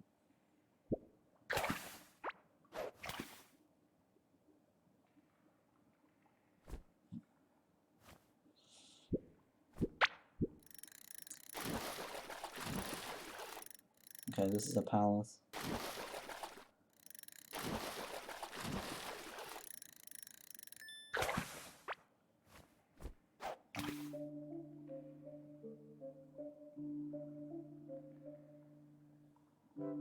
It's always like a short jiggle, and then a long red run, and then it lets you do a long orange pull.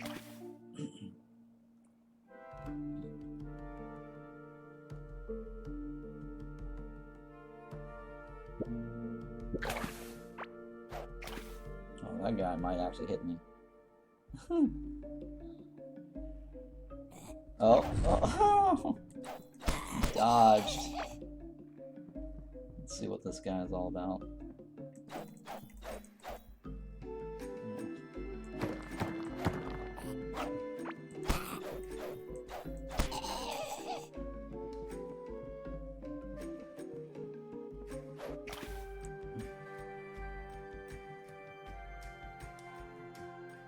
So yeah, I'm looking for a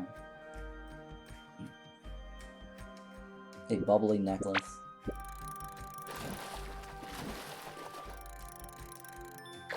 Palace, yeah.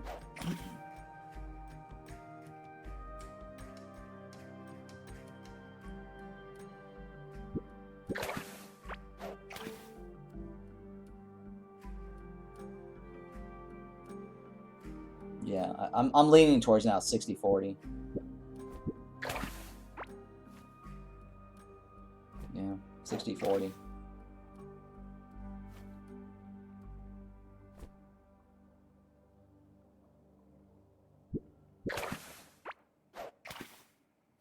So if you want more junk, make sure you don't put points in this.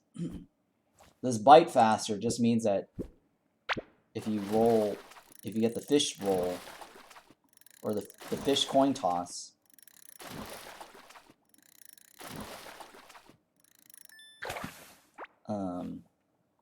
yeah, so the probability for, like, when it does RNG, like if you get the fish coin toss, right, then this here affects, you know, your fish tugging faster, right? So whenever you cast a line, there's like a coin toss, 50-50, whatever. Not 50-50. It wouldn't, well, it wouldn't actually be a 50-50, but the coin itself is probably like, what, 60-40. So you flip a coin, it's got a 60-40 chance. I mean, you know, normally when you flip a coin, it's 50-50, but I'm just saying it's like it's a tilted coin toss, where you get more junk. And I'm thinking that if you put points in the other thing, actually, what is this? This is not. This is 20%, right? Yeah, it would then tilt it towards more of the fish side. I mean, it could actually be.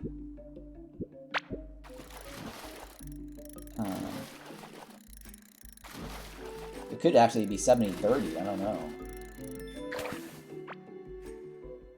I don't think it's 70-30. I'm leaning more 60-40. Let's do the math here. What's the difference between the two? All right. 38 plus the 8 plus the 5 plus the 4. Let's say I lost 5 fishes. I'm guessing. I'm estimating. What's the total sample size so far?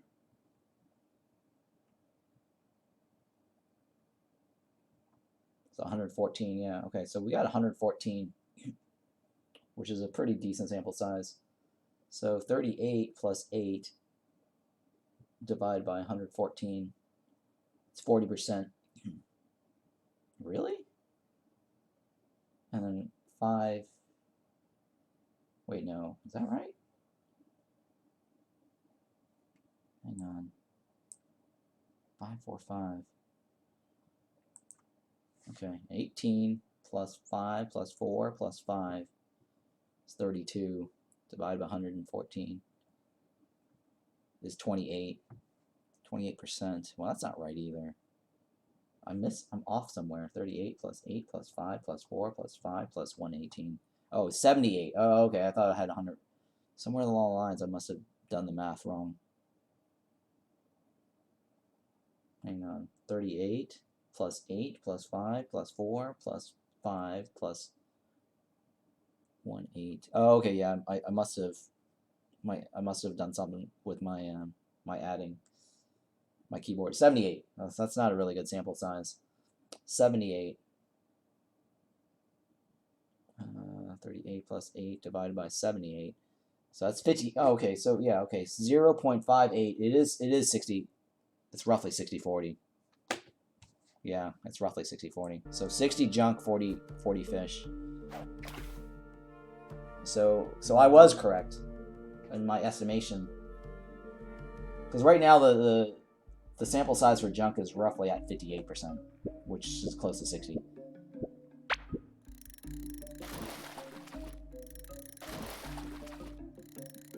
Because I'm just rounding up because the sample size is still a little too small. But based on like a 78%, or 79 now, I guess, but 78 lines cast. Now this might actually start tilting it closer towards the 55, 45. If I keep getting fishes, then it might be 55, 45.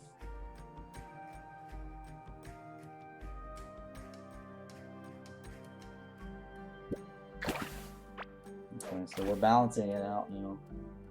So yeah, I'm leaning towards 60 junk, 40 fish. That's my guess.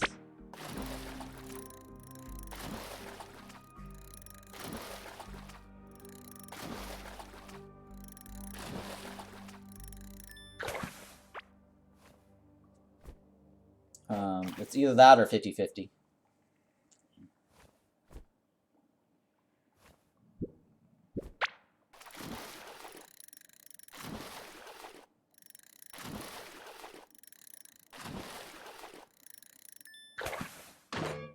Nope.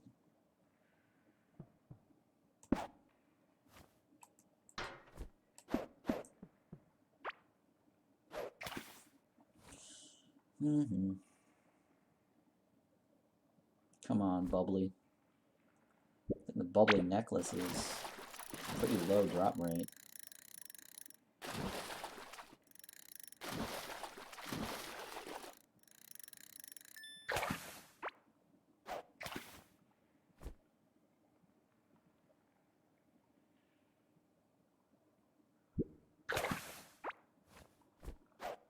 Come on, we need more junk.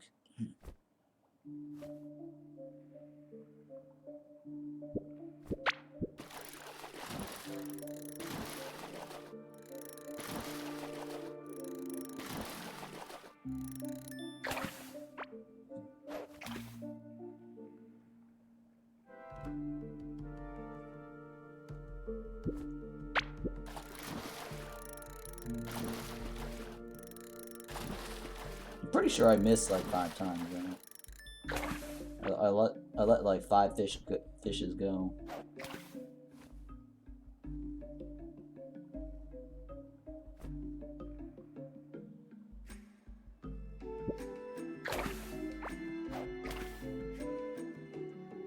I think it's more of a pain to try to like go towards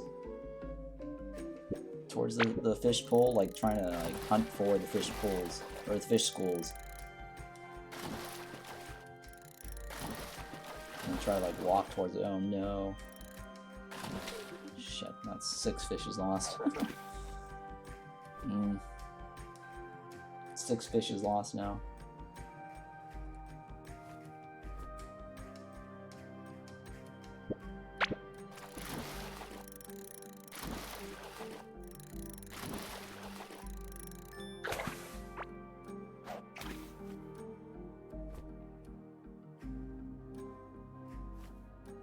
Okay, so here's the question, if you end up watching this later at some point on YouTube, for anyone who's a YouTube watcher, would there be a demand for a Let's Go Fishing series? Like, all I do is just, you know, do a series of videos, YouTube clips, YouTube episodes of just fishing. Like, maybe like one video is just dedicated to one biome, and then another video would be another biome. And then just alternate it back a few times until I catch all the different fishes or whatever. Because then I can actually, you know, put chapter jumps towards each of the different fish types that show up. Because my logic here is there are people that are probably searching for specific ones, like how do I catch so and so fish. Because some of the patterns are kind of off, so I can see, you know, people watching, searching for specific how to, you know, catch a certain fish type. So if I mention that in each of my chapter jumps, I think the Google algorithm search will show, or will provide a search result to my videos, and then, you know, there might be a demand or some sort of interest in watching my fishing videos or the fishing Let's Play series. So it's like a Let's Play series, but it's just fishing. So if any of you guys, you know, think that is something you'd be interested in seeing, or think that's a useful video to have, I personally think that might be useful, just because while I was fishing, I'm like, well, what is the crown squid like? It's got a rare chance of drop. Or that one video with the devil worm, and he was really hard to get, and I wasn't even sure if that pattern was the devil worm or not. I only assumed that it was the devil worm because it didn't fit into the pattern of any of the other 2 that I saw. Shit. And so having like a YouTube lookup That was a dagger too, but I pulled it for too long. So I think, what, 7 now fishes I've gotten by?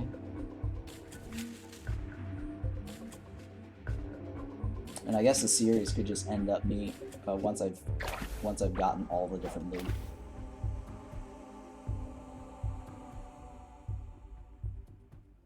And it could be like a series where, or I could just do like, okay, well, in today's video, we're going to try fishing everything we can in this biome using just this particular gear. And then we'll tally up the fish, let's say, at the end of the video. And then on the next, you know, episode where we loop back to the same pool using a different set of gears. Okay, this is, oh shit, that was a palace. Where we loop back and do a tally basically on a different set of fishing gears as an experiment to prove whether fishing points matter or not.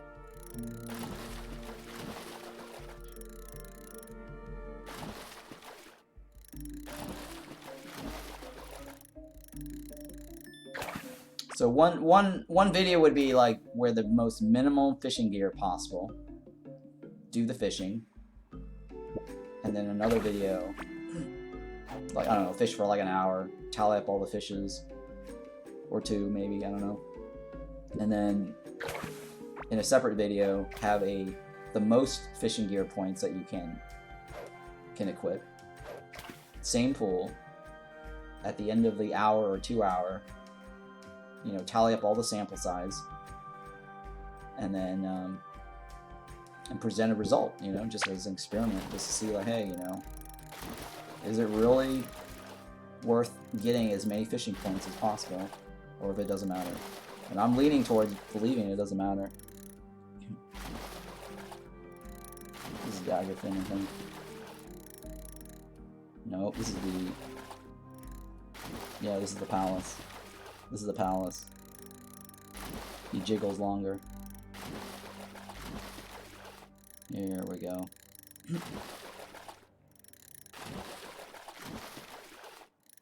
So anyways, I don't know how many people would watch that video, but I'm guessing that I could get some search results at least from that. Yeah, see, I knew it was a palace.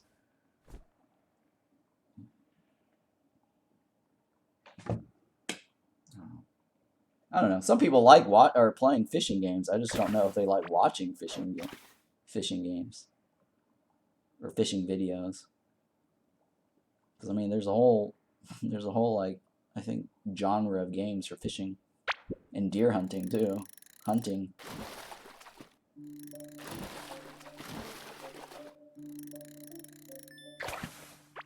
I mean, Deer Hunt was the biggest surprise that one year when they released it, sold thousands of or millions of copies or whatever.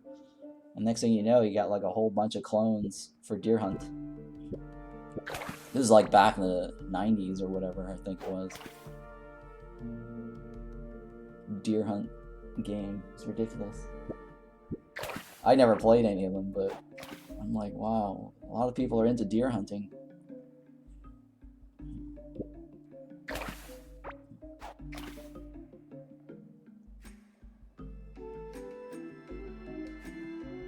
I think there was also a game called Panty Raiders, which is kind of like a spoof of the deer hunting game.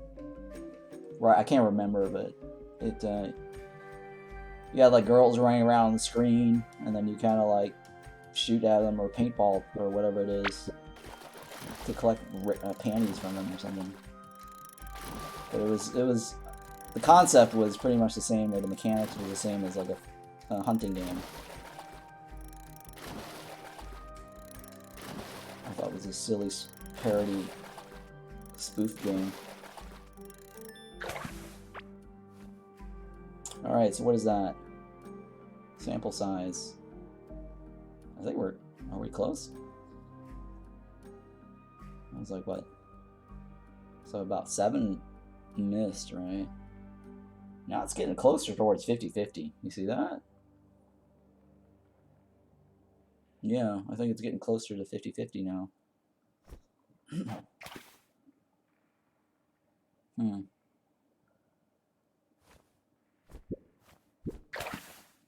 Based on the sample size.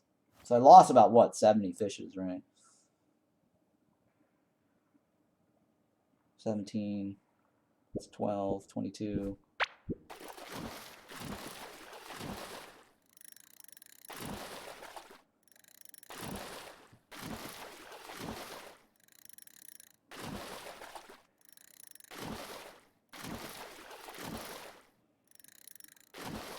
Oh no. Yeah, this is the palace. Oops, shit. Yeah, that's a palace one. Actually, that might have been the crown squid because it actually had a different jiggle. I think it looked like it had 2 short jiggles.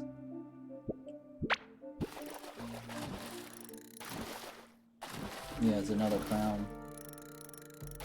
Or sorry, another. Okay, this is. I think this is a crown one. Yeah. Shit. I'm pretty sure this is a crown squid.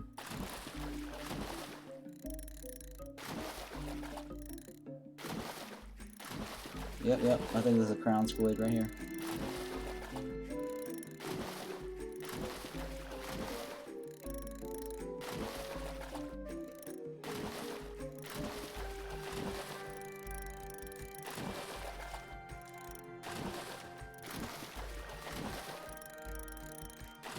Yeah, I think it's a crown squid right here.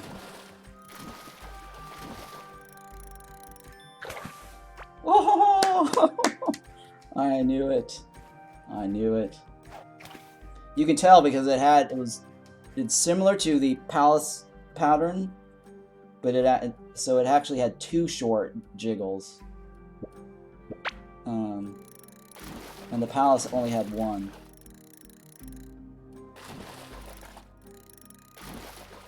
I think this is dagger. Oh no, it's a palace. Okay, I wasn't paying attention to the first couple of jiggles, but okay, yeah. So I definitely can tell what the crown squid looks like.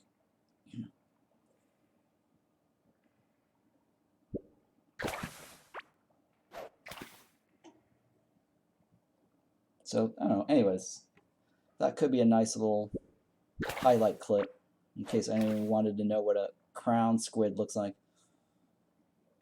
or the pattern.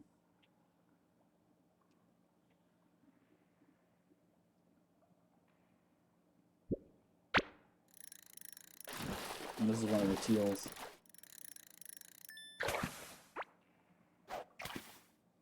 Or I mean the palace, one of the palace. I was thinking teal palace, but it was one of the palace. I wasn't sure. I have to pay attention more to the difference between the palace, the teal, and the pink. The dagger is just a short tug and a short let go. And so far, looking at the fish to junk ratio, it's now leaning towards 50-50 based on the sample size.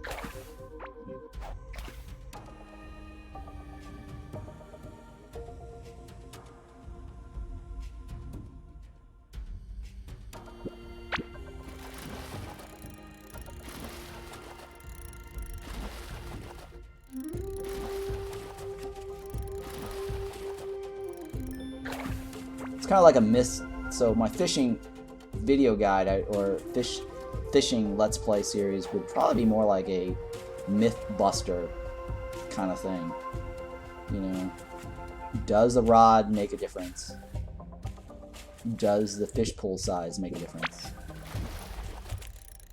I think if I structured that video in that regards, I think more people would be interested in watching because they probably want to know if there is a difference in points in gear. Oh, look at that. We got like a farmer in the Forgotten Ruins. He must have followed me all the way over. That would have been one of the teals. I think I've lost like what, 2 now. Let me go kill this guy though, in case it becomes a problem.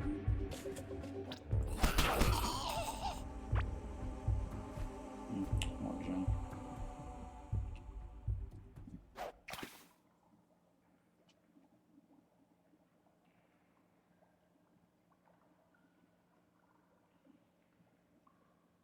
Yeah, these little sparkles. It's interesting.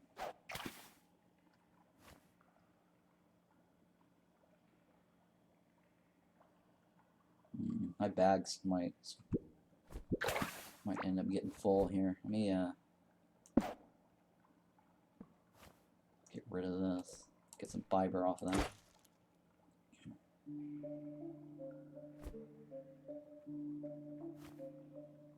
Put this in here. I might actually start decorating with this. As I saw somebody make like a pretty cool graveyard setup. It's just a nice decoration. They were using like the moldy ground to get that little misty special effects around their little graveyard. I thought that was kind of cool. Could be like a very nice Halloween theme decoration.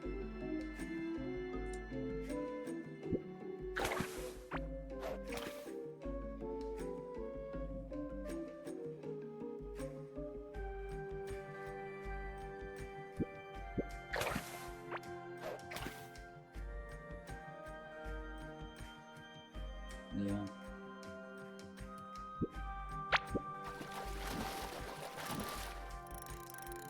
Okay, this is one of the teals, or the pals. I haven't paid attention enough to differentiate the two palaces. I thought I figured it out the other day, but I guess I was wrong. I mean, it was roughly the same pattern though. It was like a short run, and then a short red and a short orange and a long red and a long orange. Those are the patterns for the palaces. And the squid followed that similar pattern, but except for it actually had two short reds.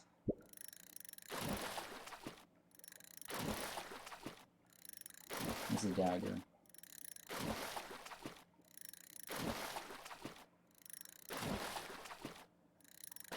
The other thing too I noticed is the graphics on the line, right? You see that little white fish line?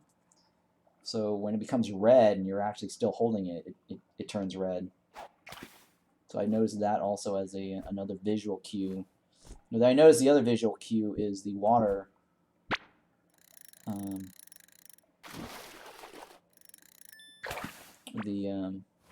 The water splashes. I think so. Whenever it's red, the water splashes.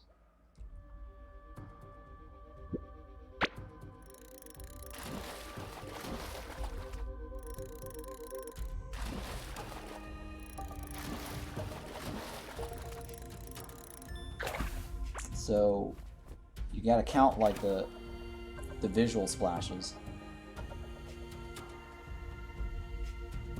or the number of splashes that occurs during the long red.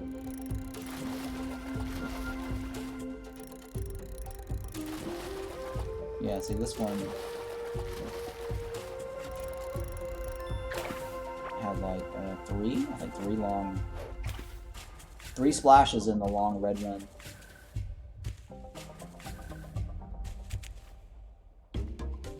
Alright, so what I'm looking for right now, again, still, is the bubbly necklace.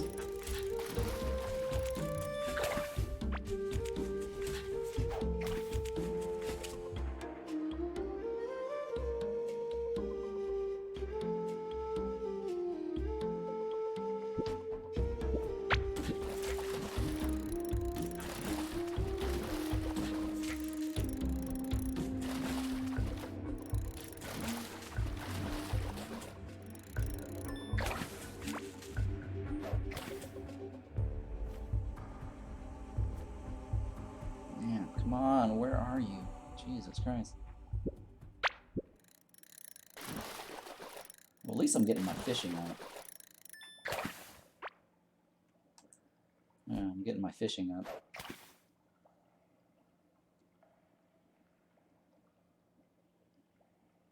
Alright, so the other thing too is like I don't know what this does anymore. I assumed that was related to the slime. But after testing, walking over the slime, I still saw like a minus 50% movement speed. So it's not slime related. I could have sworn it was related to the slime. So if anyone knows what this is, please let me know. Drop in the comments or type in chat or drop by my Discord. Because it does not seem to be the slimes. Or if it is, maybe the tooltip is wrong. Or it didn't get updated correctly. But as far as anything goes, like the tooltips did not change for when I walked over the slimes. It still showed like minus 50% movement.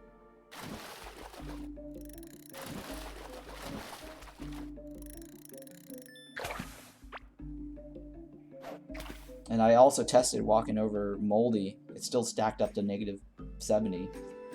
And I walked over the purple slime. Of course, the purple slime gave me the poison debuff.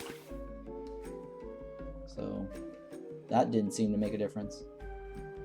And I also stood over acid, and I still get like the minus 12 over the acid pulls or the acid tiles.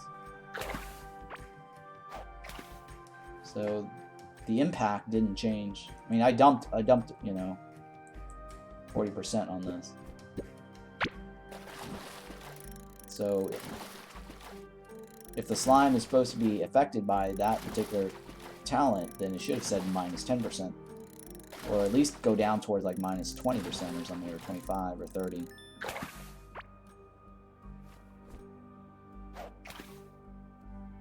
Right, so 40% of, it's not cumulative, but, or sorry, it's not cumulative, but it's, I think additive? No, is it? I think compounding is adding, right? So I think it's the same thing as adding. Multiply. Yeah, so it did not multiply. I think it was the word is it was, I'm trying to remember the word. Hang on. It's like additive versus multiplic. I think multiplic. Or multiplicative. Versus, yeah, I think it's additive versus multiplicative. I think that's the word. So it's not, it didn't subtract basically, you know, 40% from the 50%. That's additive. And then multiplicative would be taking the 50% or 40%. Oops, that's another fish. So let's say the 50% movement speed would have been multiplied by 40% reduction, which is 20%. Right, so it should have been 30%. Yeah, so it would have been either 30% or 10%, one of the two. And that will at least tell you, you know, how this works, right? So the slime ground movement was 50% regardless. It never changed. It should have been either 40% or 20%. No. Sorry, 30. It would have been either it would have been either 10% or 30%. Right? 10% is taking the 40% directly and subtracting it from the 50%. Or it would have taken the 60% and multiplied it by 50, right? Or no? Hang on. Divided by, yeah, 60%. Right, 60%. Because 60% is still good, 40% is bad. So you would take the 60% and multiply on top of the 50%. That's how you get the 30%. So yeah, with this number right here, with however many points I place in this is 40% reduction, reduced impact, right? So the slime debuff should have either said 10% movement speed reduction or a 30% movement speed reduction, one of the two. Or it should have changed that all completely, right? 40, or it should have even just said 40% reduction, right? Yeah, but it didn't. So I don't know what's going on. So my point is that this has nothing to do with the slime tiles, or the acid tiles, or the ground tiles.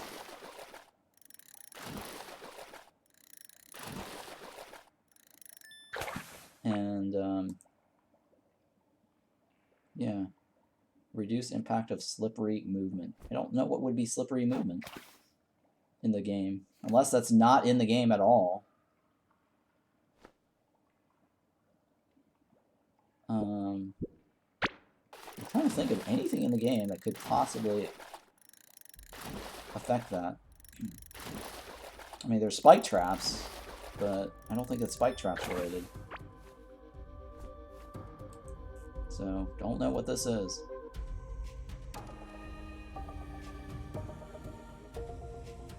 It's called Steady Feet. At first, like, I'm thinking, okay, maybe it has something to do with the fishing itself.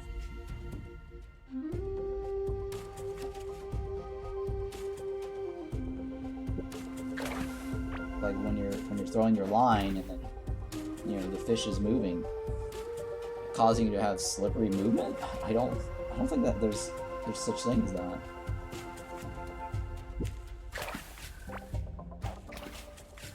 Yeah, I'm trying to think of anything else in the game that could be slippery movement. I mean, there's the carts. Or the conveyor rails, maybe. Okay, maybe it's conveyor rails. Could be reduced impact of the conveyor rails. So yeah, the only thing I can think of this is conveyor rails related, right? Trying to move against the conveyor rail, it does not impact you. So I have to test that on the conveyor rails. I forgot to do that. That's the only thing I can think of.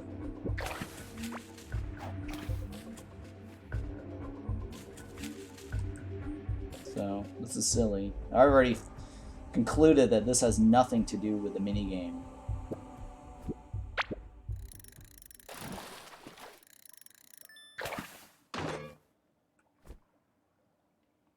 Which is also kind of a worthless point. Okay, so the other thing too, I was looking at this, right, on the fishing talent.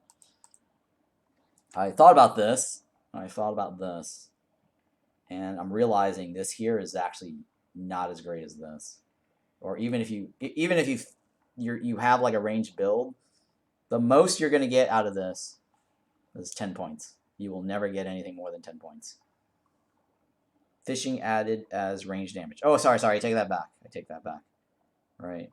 You could technically eat the fish food, the astral jelly, right, and get that 63 points. Or more, actually, because of the rarity. That's the only time that I can think of that affecting. But anyways, you would never carry your fishing rod with you, right? And if you're fighting a boss, stacking these two rings to get 10% range damage does not, or sorry, an extra 10 points of range damage doesn't make sense to me, right? Because there's plenty of rings that will give you more damage than using fishing rings just to make this work, right? So 10% of fishing added as range damage, right? And the reason I came up with 10 is because once you max this out to 100, right, and you're going to get 10% on this. So the most you can get from fishing is 10 without eating food, unless you stack fishing rings. But then that's like there are better alternatives to increasing your range damage than stacking 2 fishing rings for those 10 extra point. I'm pretty sure there's better fishing rings, or I mean, range rings. I think it was one of the polished ones or something, right? that has better range.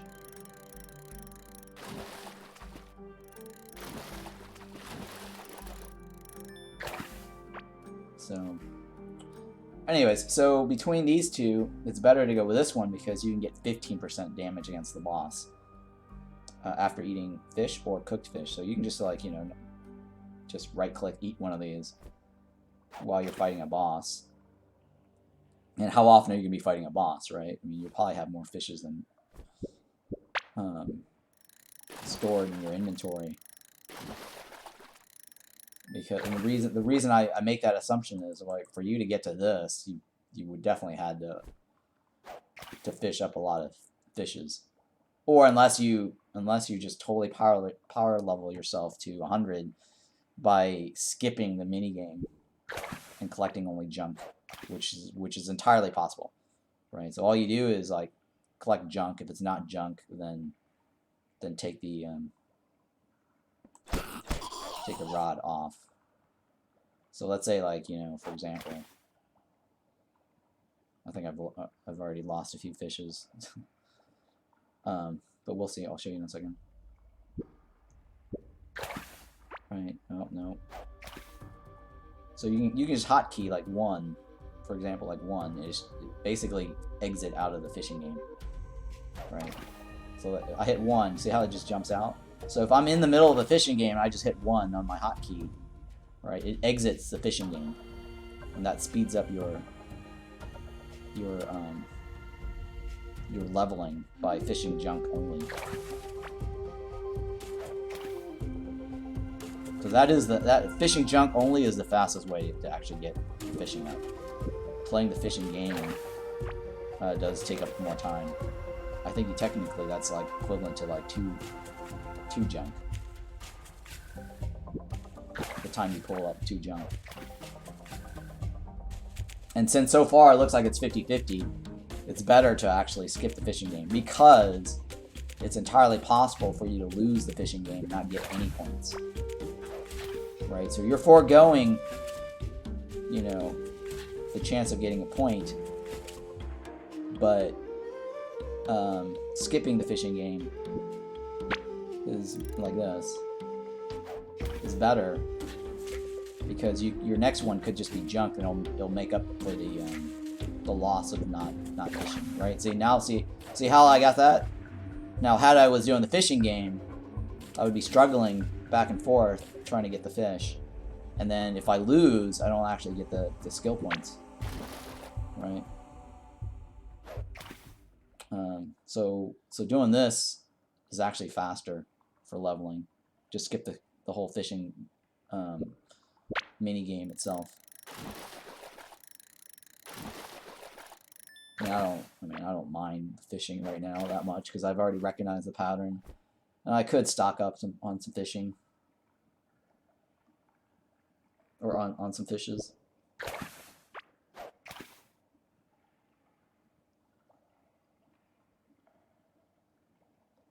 Alright, where is that stupid bubbly necklace? But yeah, if you're trying to go for, like, valuables, it might just be better to skip the fishing game and just keep fishing up junk until you get the junk that you want.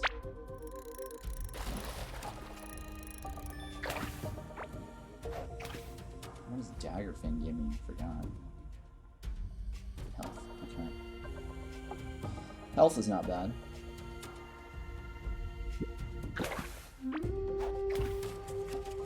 That's like using the berries. I think this actually probably gives me better health than the berries. Because the berries is like 2 point something, 2.8, 2.5. This is 3 point something. I think when cooked, it might be 5.5. Oh, I got something new there. Adder stone.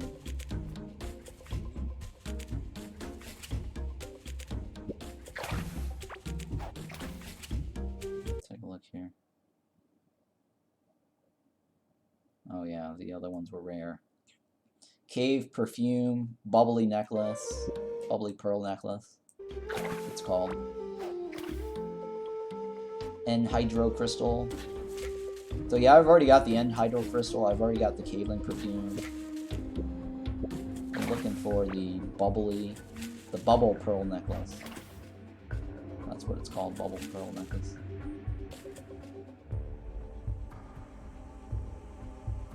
That's all I want.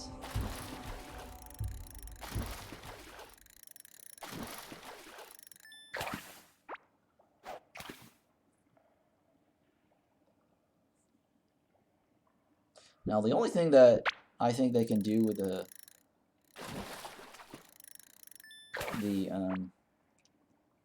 reinforcement idea, not with the fishing points, because I think the fishing points might make it too trivial or OP, would be relax the tug delay, right? So basically it favors you in terms of your reaction time, right? So let's say if you're not quick to react, the penalty for the red bar won't be as bad if you add reinforcement.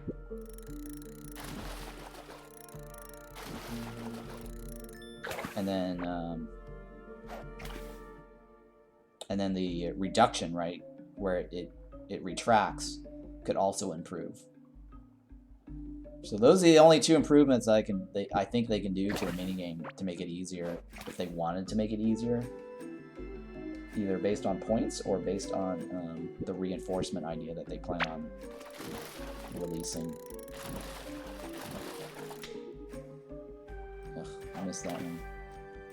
So yeah, so anyways, there's an incoming patch later at some point where they plan on doing like a reinforcement idea, where if you spend some resources to create a patch on top of your gear, they plan on doing like a 15% reinforcement to the stats. So that means this 38 fishing might get like a multiplier of 15%. It's not going to make it's not going to make the minigame any easier, but it's just going to give you more points. So, I don't know. They could do the reinforcements idea where they improve your red line by a delay of 1 second or something. So that way it lets your reaction time kick in if you're really bad at reacting. I mean, this fishing game also, one of the other things I'm thinking of is that if you're on like a wireless mouse or a wireless keyboard, I mean, that could impact your fishing game, right?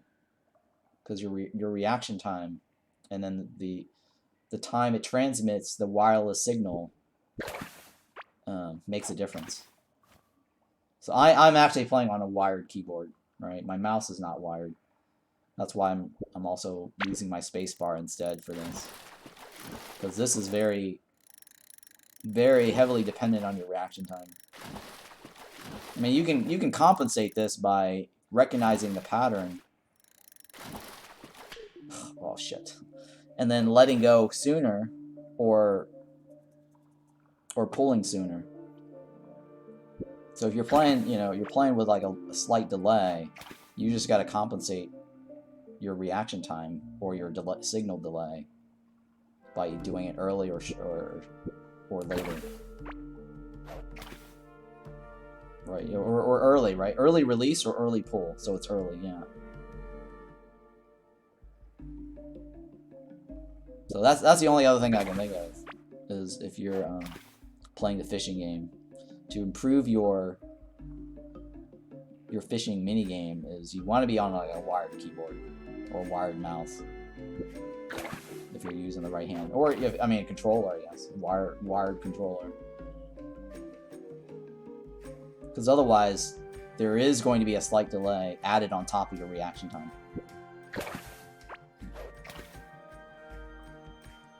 And so that's the only thing that I think that they can do, is improve on the minigame, or make it easier by giving you a slight grace delay, or a slight grace on your reaction time. I'm not gonna make it. It's a dagger fin. It's not even worth the trouble to get the dagger fin. That would, if I kept going, you know, on that fishing game, it actually would take me longer to get points compared to letting it go and just catching junk. Since I was too busy talking, I did let that. I did kind of screw up on the tug and pull. Or tug and release.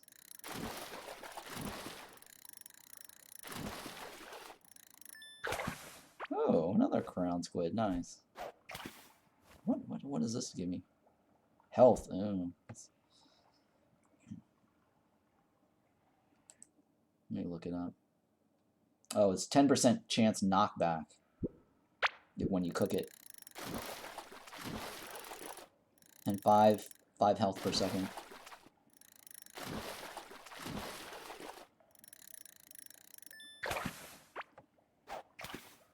It's not bad actually, 10%. Sorry, the 5 health per second. I'm not quite sure about the knockback. I mean, if you want knockback, I mean, you just use that one knockback weapon.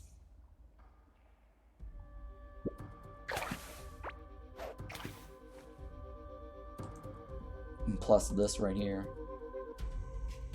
That's 15 plus 10.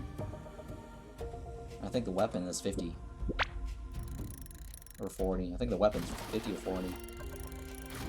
The spike, I think it was a spike grub weapon or something it was called.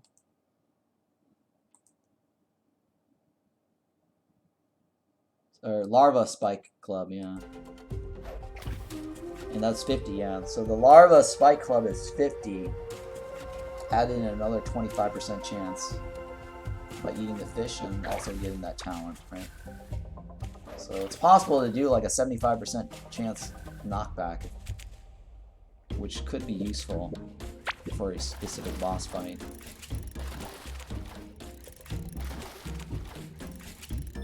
Where you're trying to get the boss from getting too close to you. It should affect the boss, I don't know.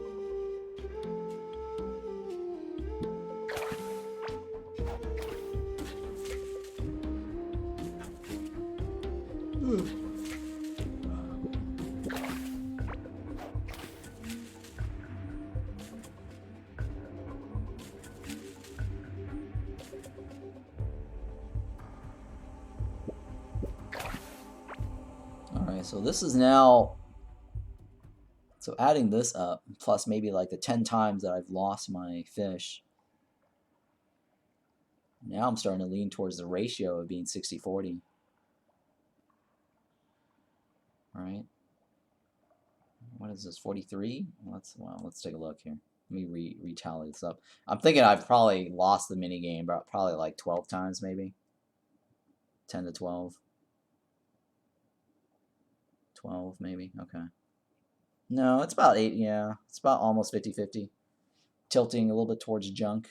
No, sorry, 85, so total is 85. 17 plus 99 plus the 1 adder.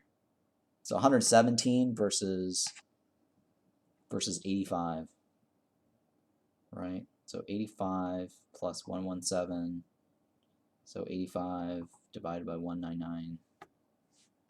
Yeah, it's 42. Okay. So yeah, okay, so out of larger sample size. I closed my thing. I accidentally closed my calculator. Out of a larger sample size now, it's now looking at 60 junk, 40 fish. 60 junk, 40 fish. I had to compensate by adding like roughly 12 fishes that I missed. I might have missed more than that though, but yeah, it's looking like 60-40.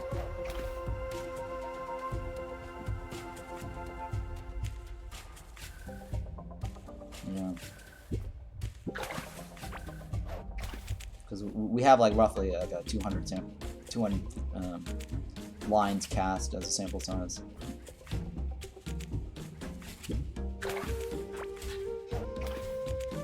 So my 60-40 assumption is probably about right then. It's either 50-50 or 60-40. I'm leaning now more towards the 60-40, 60 junk and 40 fish.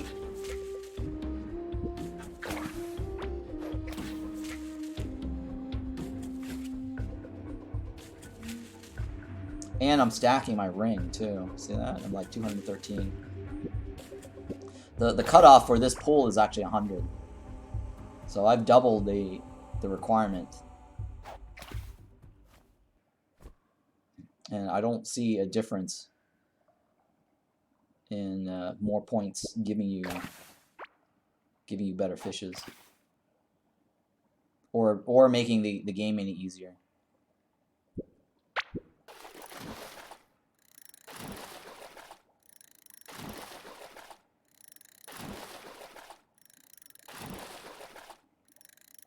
This is daggerfin. Okay, we see a guy here.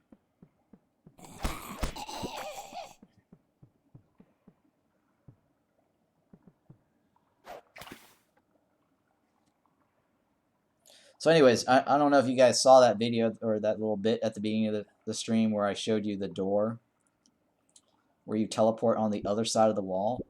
I have to test that with the regular walls because I only tested that with the diggable walls. I'm imagining it works the same thing or same way with an actual crafted wall. But that would be very cool, right? To get in and out of your base with just going through those doors with a wall on the other side.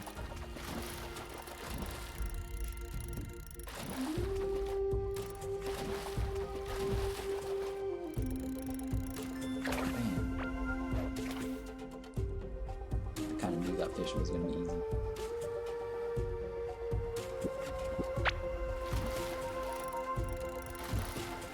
Daggerfin. Feels like a daggerfin, yeah.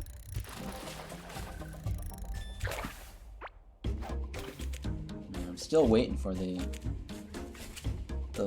bubble pearl necklace.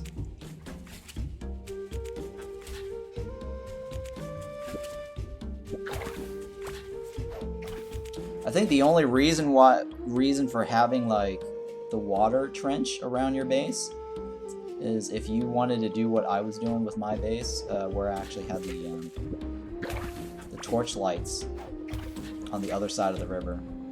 All right, so that's the only thing I can think of is if you want to maintain having water around your base. It's just have the water be used as protecting your light source. Or you can try creating like a thunder beam around your base too. That's another way. And then you wouldn't have to have like water around your base.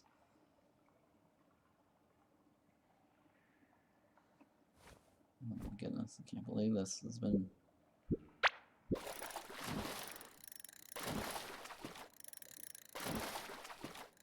talus of some sort. No, daggerfin, okay. Man, I can't believe I haven't gotten that necklace yet.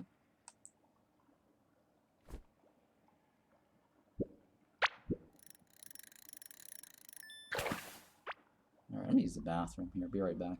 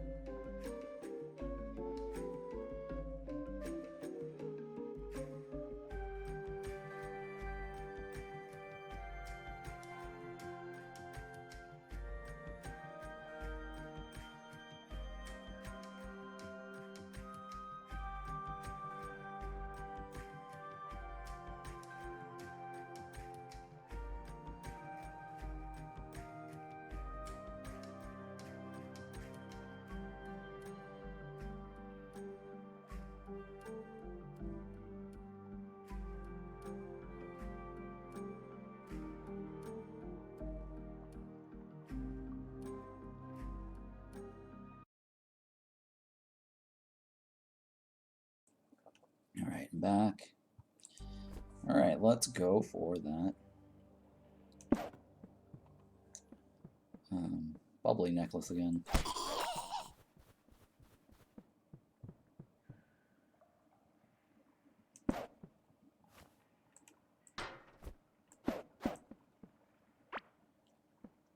Okay.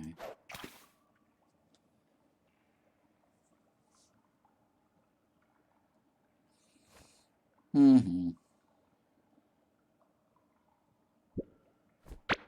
Oh no.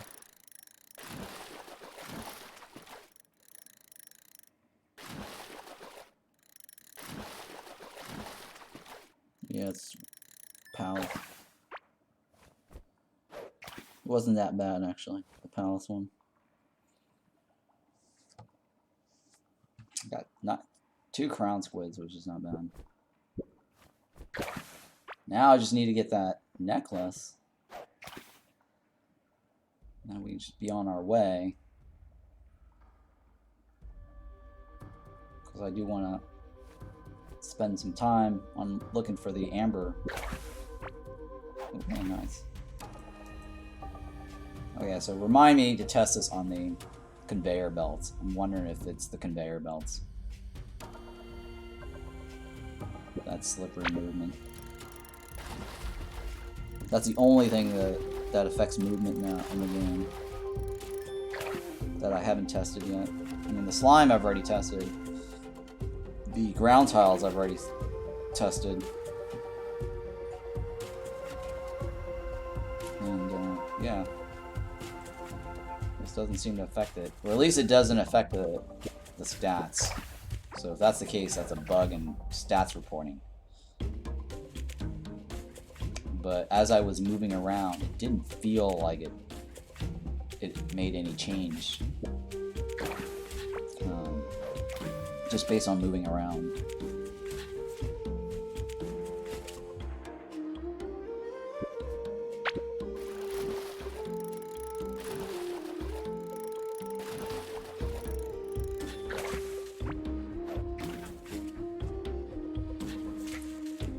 The other interesting thing that I noticed about these fences is that depending on how you place the fence, you can actually walk through them without a door.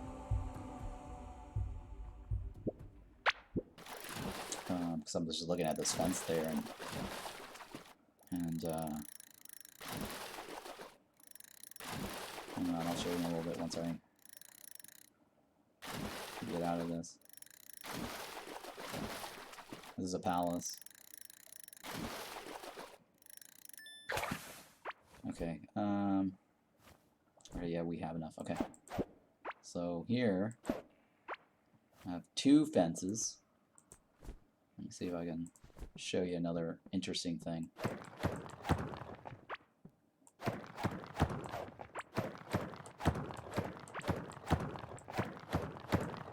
Now, I haven't tested this with mobs, so I don't know. Okay, so take a look at this, right? You place 2 fences here. You can actually go through this. You see that? But now, but I don't, oops, shit. I don't know, so there's like the top edge is like you can kind of sneak through. It's similar, it's kind of like, well, it's kind of like the verticals seem to have some sort of difference, because look, like you can reach 2 tiles this way, or here, it's easier to go like this. Right, and I demonstrated this in my video for gardening, right? You can go like this, right? But you can't reach down 2 tiles, right? You can go like this. You can't reach 2 tiles to the left, right? You can go like this. So you can only reach 1 tile, but you can't reach 2 tiles to the right. You can go like this, right? But you can reach 2 tiles up, but you can't reach 2 tiles anywhere else. You see that? So there's a weird vertical difference in the character's reach, right? Now I gotta put this back down here, but let me pick up all this. Okay, so let me go back over here now. So what I was trying to say now is, like, look, like this is interesting, right? You can sneak through this, and then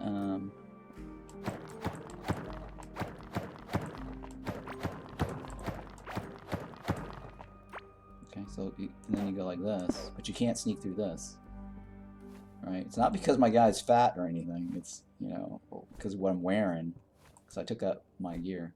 See, like how you can't sneak through this, but apparently you can sneak through the through this, which is I thought was interesting. Now, I haven't tested this out with mobs. Well, the other thing too is mobs can, the larvas can break the fences, right? And so will the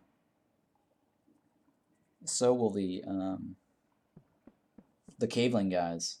I think, with the exception of the slimes. Slimes are the only ones that won't aggro you, breaking the fences, trying to get to you. For some reason, slimes don't care about attacking the fences, I've noticed. Just pick up all these little fences. What do I want to do? Just get rid of here. Because I got junk on me now all of a sudden, because let me sort this. I want to get rid of all this. What did you miss? Well, you missed basically the part where I was pointing out where the fences go like this. You can actually sneak through this. Right, so this is another little trick if you guys want to, like, create a setup where you place mobs on one side, or at least slimes on one side. But I'm pretty sure, like, this, mobs can't go through that, of course, but the mobs can attack it. Mobs can attack it. So that's the only thing, is, like, it may or may not be useful, because the mobs could attack this little thing here, unless you do like conveyor belts on this side, pushes the mob back out that direction, right? And then put the fences up like this, and then put conveyor belts pushing mobs this direction to the left, basically. Especially the mold biomes, right? So then that way you're standing over here, they can't actually, well, they might be able to, because, I don't know, they might be able to get close. But this is just one way to do it, where you don't actually have to, like, use fence gates, right? Open and close, because those can be annoying, fence gates. All right, let me see if I can just put one of these things away. Yes, I'll just leave it on the ground. That's fine too. I do need to free up a slot though. If I want to get the bubbly necklace with me. God, how did I get so much crap? Oh, it's because that's because I brought the fences with me. So let me get rid of this. I don't need this right here for now. So yeah, that's all you missed. Basically, my little demonstration of observations I've noticed in the game, because the fences were like sitting right there on the screen, and I'm like, okay, well maybe I can talk about the fences since it's right in front of us. Did you catch the part about the magic door trick I was showing earlier?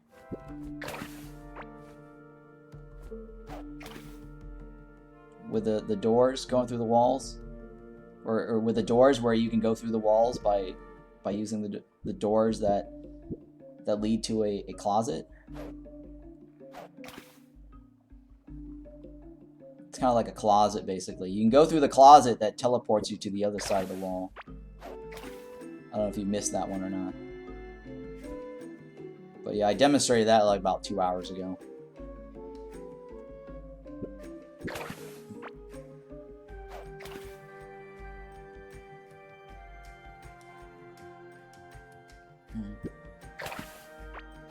Come on, bubbly necklace. Bubble pearl necklace.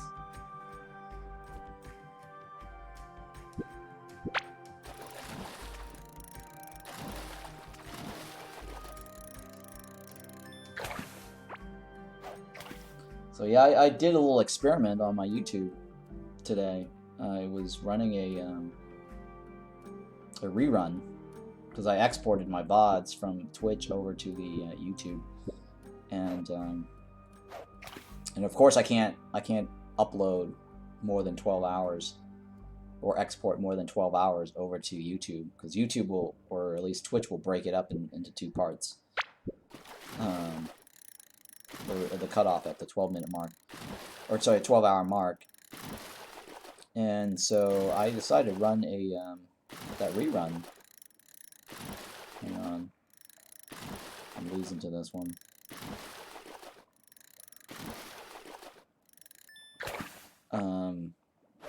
So yeah, I decided to run the rerun of the VOD that was actually a half of a 24-hour stream.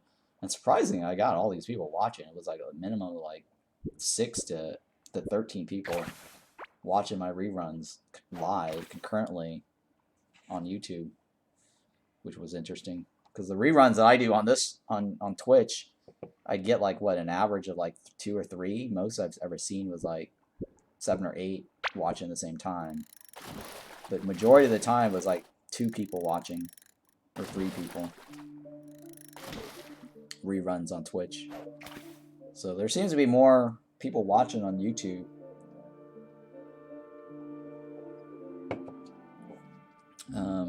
For reruns.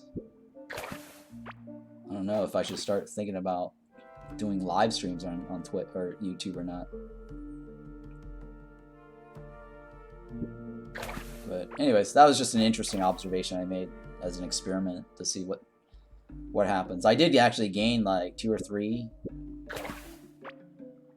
new subscribers during that premiere rerun too, which I thought was interesting. I mean, I have gotten 3 followers as well, doing reruns on Twitch, so that wasn't as bad.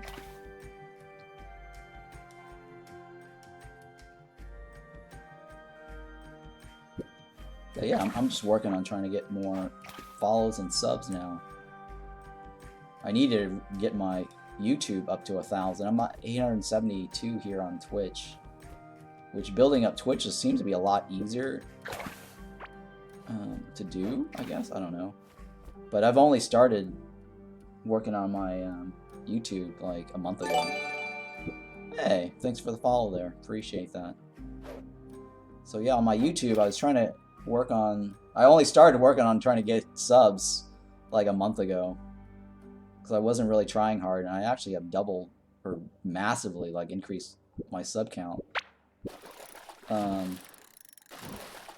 And the reason why I'm trying to get to 1,000 is because the YouTube partner requirement requires a minimum of 1,000 subs and 4,000 watched hours, right? So on YouTube, I had already cleared the 4,000 watched hours. People were actually watching my stuff, and I'm like, okay, I at least achieved one of the requirements to become a partner. So the other requirement is getting 1,000 subscribers. So that's my new goal now. It's like, okay. But yeah, anyways, like I actually got over 10,000 watched hours on YouTube. So that's really amazing, because like a friend of mine, his son has like 500 plus subscribers, and he's only like 1,000 watched hours, and he's halfway there to 1,000 subscribers. And another guy or somebody else I know has 1,000 subscribers, but they don't meet the minimum requirement for watched hours. Watched hours is 4,000 hours, and it is really hard to get to 4,000 hours.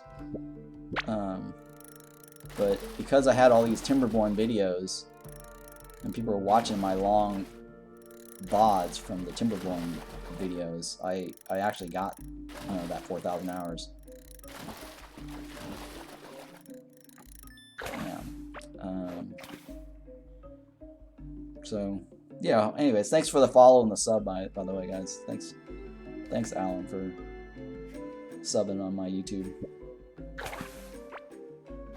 So I'm 75% or 25%, over 25% of the way there.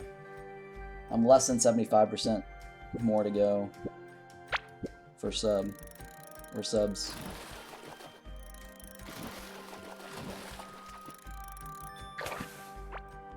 And then maybe if I do become partner with YouTube, I might try to live stream there to test to see what's going on. I can't imagine it being as popular on YouTube or on YouTube versus Twitch. So I don't watch live streams on YouTube. Like a couple of the channels I follow actually does do live YouTube streams. But for some reason the chat just does not feel the same, and the discovery is not the same on YouTube. So I don't know. I don't know if it's worth like streaming on YouTube or not. But I was surprised to get like, at least 6 people watching live on YouTube. There was a couple of people chatting too, actually. I was chatting to a few people over at the live thing. Oh no. I got Caveling perfume. What can I put back? I guess I don't need a fiber. That was the fiber seed in the fiber. I'm trying to make space for this bubbly necklace, because I know I'm going to need the bubbly necklace.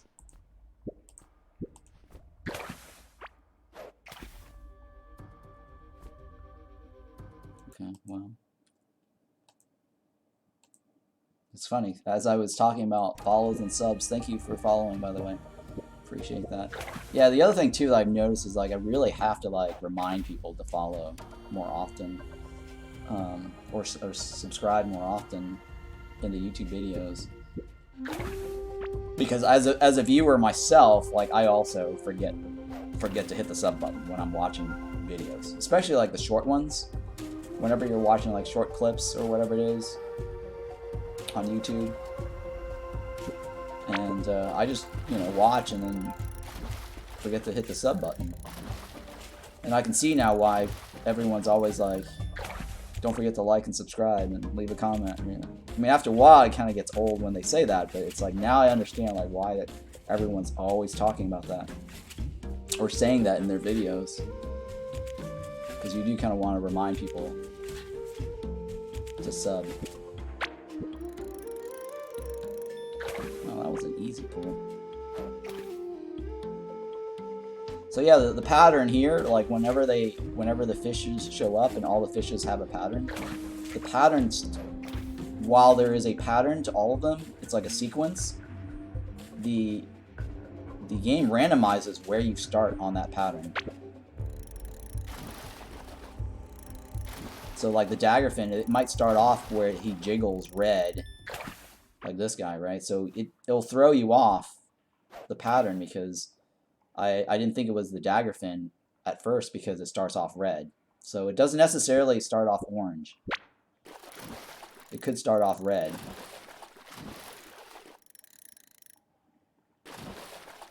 So recognizing the pattern, you have to also recognize where you are on the pattern. Right. I don't know if that makes sense to you guys or not, what I just said. So, you know, if you kind of know what the pattern is for all the fishes, you also need to recognize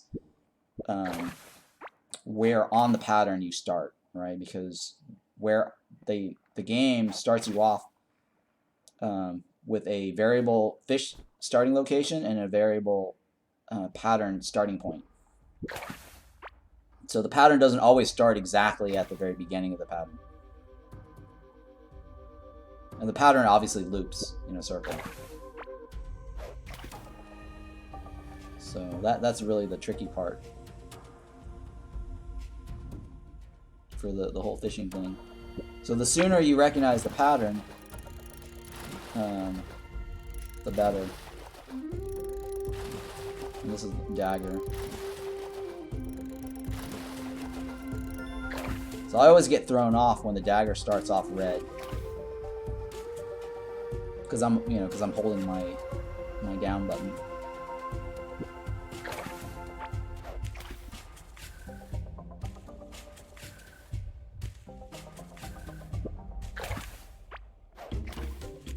Yeah. So I don't have any other tips for now for fishing. I'm just trying to get my bubbly pearl necklace at this point, so I can move on to the amber hunting. I want to test out the search pattern, and I want to test out like how long it will take me to find an amber larva. Because some guy actually showed off like how he got more amber larvas than mushrooms, because the amber larva is guaranteed, and it's always in the clay biome, or the stone biome. And then the amber larva can also appear in chest for the clay biome, right? But the location for the amber larva, the orange crystal, that is always in the the stone biome. Oh shit! And it's a recognizable location too.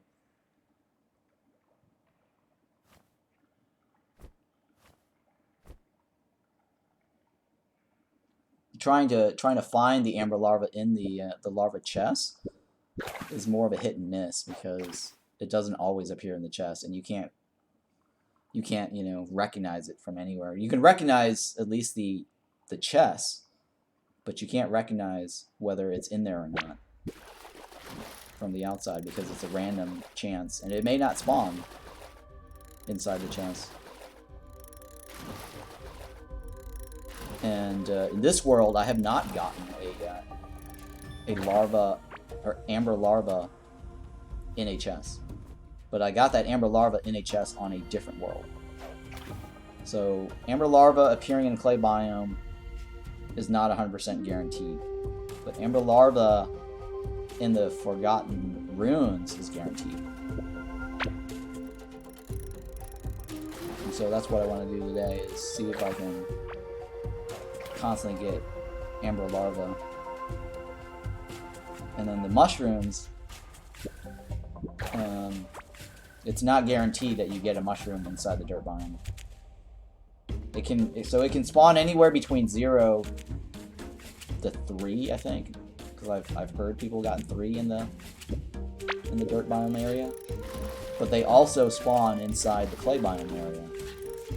And so I've heard, or I've read, on Discord, people discussing and somebody saying that they've gotten 4. 4, I can't remember, 4 or 5. Somebody said that, but in terms of mushrooms in their world.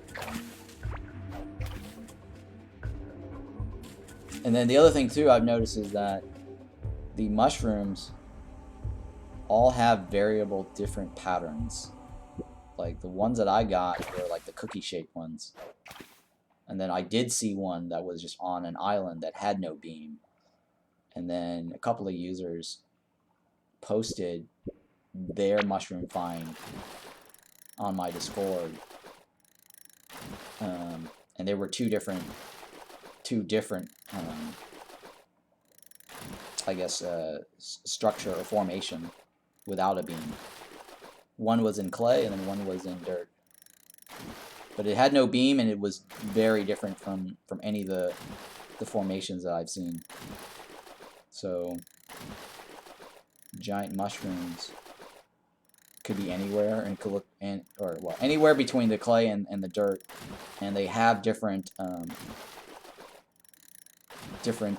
guess makeup. So searching for just the beam alone, you might actually miss your mushrooms. I mean, I think it's just easier to search for the beam, that's for sure. But I think it could be anything, or in any other formation. I don't think I missed the fact that I was looking for beams. I might have missed some giant mushrooms in these spots. I might have to go back. Yeah, I might have to go back and just check up on these pockets, because I was doing these search patterns looking for beams and looking for this shape right here to fit in one of these pocket holes. But since some of the screenshots I saw where people had it, the mushrooms were hidden in the dark, and there was no beams associated to them. So with that thought, it might actually still be in here somewhere, and I might have missed it. So I don't know. Might have to go back one day and just double check.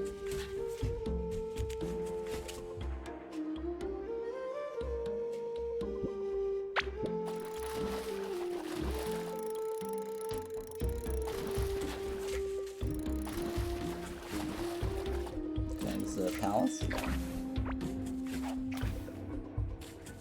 I'm getting good at this palace thing, huh? Recognizing the palace. I just don't know which. Well, that's not true. I need to figure out what the exact difference between the two palaces. All right.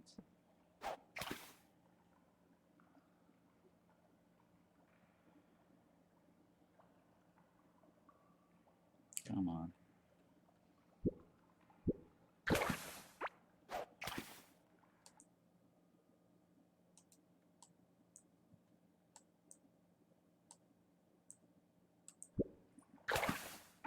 No, damn it.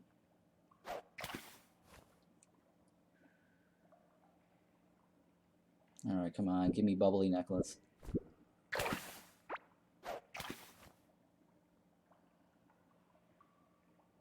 Yeah, give me bubbly necklace.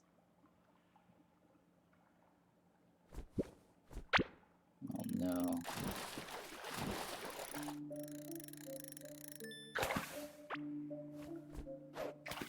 Okay. Huh.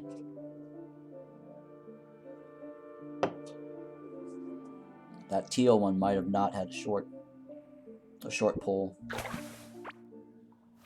Perfume, yeah. I think the perfume has the same drop rate as the necklace.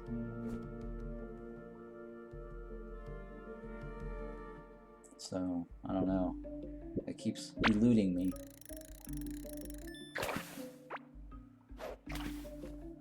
Wow, that was so easy. The teal is probably the easiest. Every time it starts off on the orange pull pattern, I just reel it in. So yeah, there's a long pull in one of the.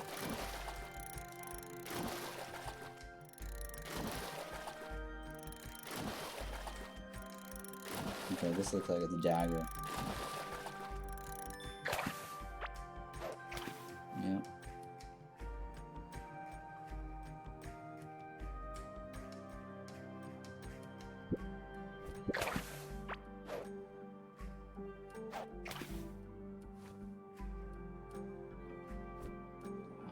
bubble necklace. Entropy, I don't know if you're still watching or not. How many bubble necklace do you have? I'm just curious. I don't know if you're still watching it, Entropy.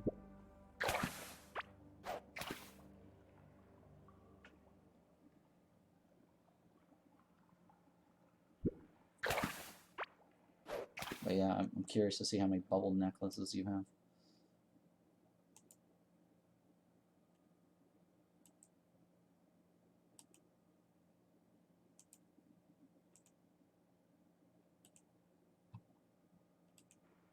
Oops, oh shit.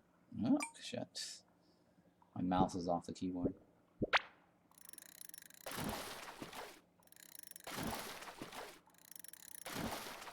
It's a dagger.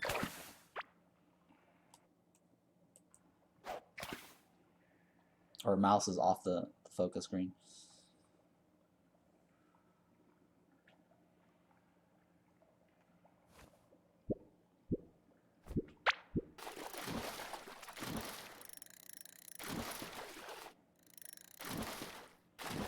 Okay, this is squid. Yeah, this is squid. Oh shit. Oh shit. That was a squid. That was definitely a squid. I can't believe I lost to that one. That was an easy one too. I really wanted to get more squids.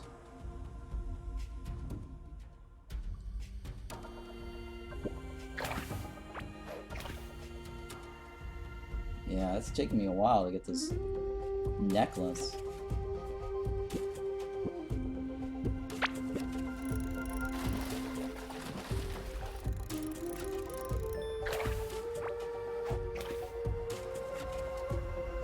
I still haven't recognized the pink and the teal. I need to pay attention more to that.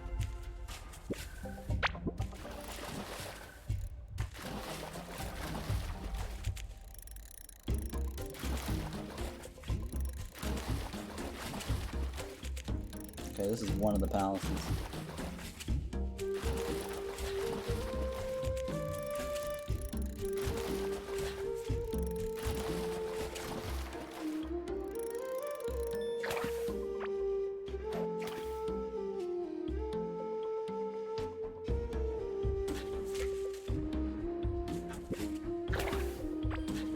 Oh, nice. Got my 75. So my next set of points, I'm probably gonna go. Well, actually, if I get 100, first of all, I wouldn't. I think if I get 100, I'd probably go this direction. 1, 2, 3, 4, and 5. Right? I wouldn't actually go with this, and I wouldn't go with this one. So the reason I want this one for sure. So the only way I can get to this is I have to go through this. Right? And if I want this, I have to go through this. So 1, 2, 3, 4, 5, yeah. So whatever my next talent point is I mean, I could dump it in here, but I'd probably end up having to reset it. So I can go here.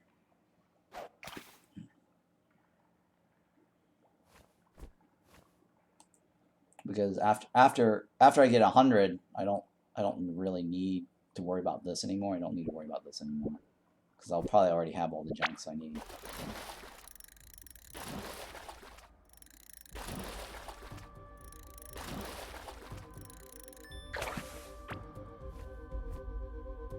I mean, I wish they'd have this on this side and flip it like this. Then I would have totally just gone like this and taken the 5 on this side and skip the whole, you know, fish chance. Oh, squid, yeah, nice.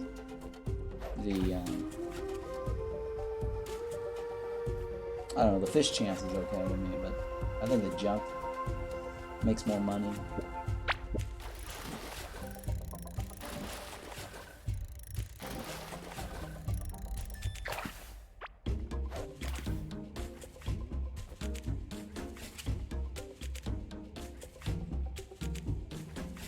I mean, this right now is useless, so that could be useful, but I don't know what the use is. I think that's the problem. Is, I mean, it doesn't look like it's entirely useless. The throw range is kind of entirely useless. It might be useful for somebody who just doesn't want to build bridges.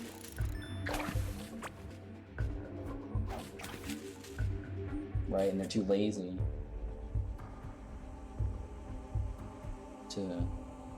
to build bridges.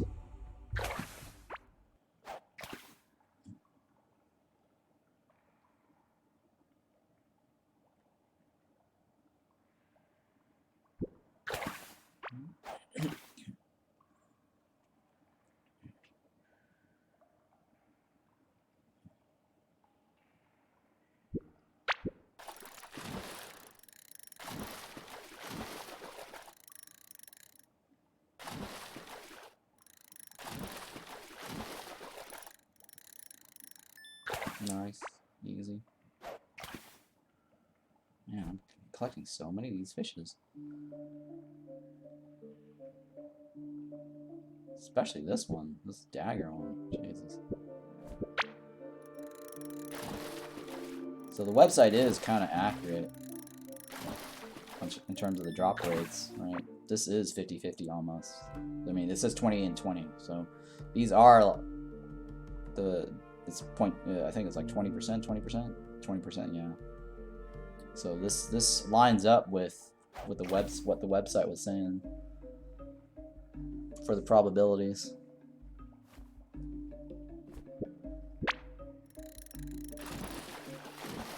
So at the end of the day, it's like the rod and the skill points do not make a difference. Like, you know, more points is not going to end up giving me more of this, right? These numbers here, at the end of the day, still lines up with a fixed drop rate. There's like a fixed drop rate to these things, and these drop rates don't change based on your points or your rod. Like, I'm still using a wooden fishing rod, and that's the lowest, right? And then these points here, like this doubles the requirement for this pull. And so if it doubles the requirement of this pull, and I'm still getting the same drop rates as what's posted on the website, that means the drop rate doesn't change. So everywhere where it says, see, like where it says, if you roll your mouse over this, it says, while also making fishes easier to catch. That statement, I think that statement is false. I mean, it's slightly true in the sense that if you do have higher fishing points, that means you can actually put point into this. And before the nerf, or before the buff, right, this used to be over here. So you had to get to 75 to make fishing easier. Right? Or it's at least 50, right? 55.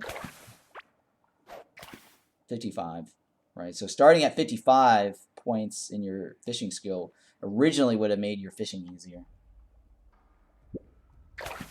But they changed that, so I don't understand that statement saying makes fishing easier. I mean, it's slightly true, because if you have 25 skill points, then it's easier, but it has nothing to do with the fishing itself, or the fishing points itself, because I could be holding like I could be holding a scarlet rod, right? But the scarlet rod doesn't make the fishing easier.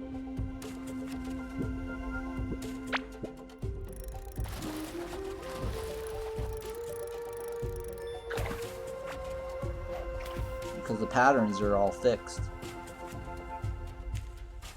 And the only way it could be easier is if the fish started closer, which is what the first talent point does.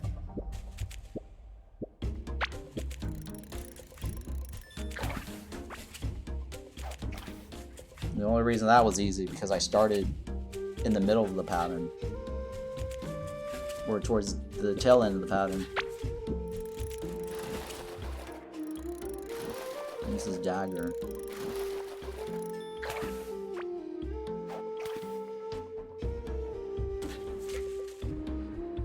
I mean, the only other way that they can make it easier also is having you start on the pattern that is not red. That's the only other thing that I can think of. Right? So all the patterns are the same, but where you start on the pattern, how they could make it easier. Oh,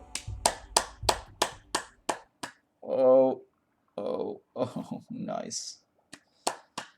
That's what we were looking for, guys. Bubble pearl necklace. As soon as I saw that graphic go up into my bag, I was like, yep, we finally got what we came here for. Alright, thank God. I don't have to do any more of these little fishing. And I already got this to 75. I mean, the rest of the stuff, I mean, I can spend time doing it when I make a fishing video. But yeah, alright, we're done with fishing for today. And I'll save fishing for another day. Alright, so let's head on home. I think I left my cart at home, right? Yeah. Because we teleported over here, our bed over here, and we forgot to bring a cart or a recall. Forgot to bring a recall.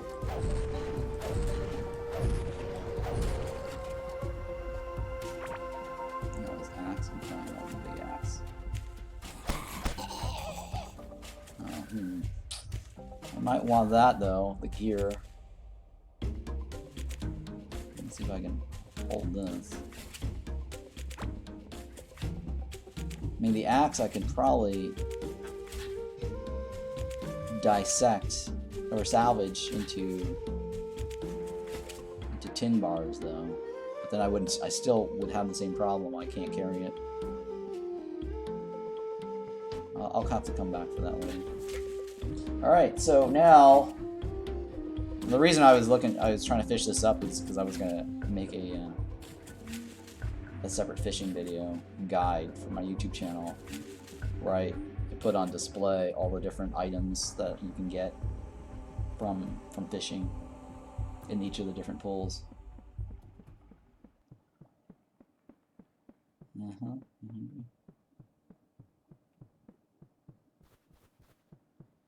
Okay, it's quite a long walk. It would have been faster if I unequipped one of these. Because I have like a negative 10 point something drain. 10.6 speed reduction.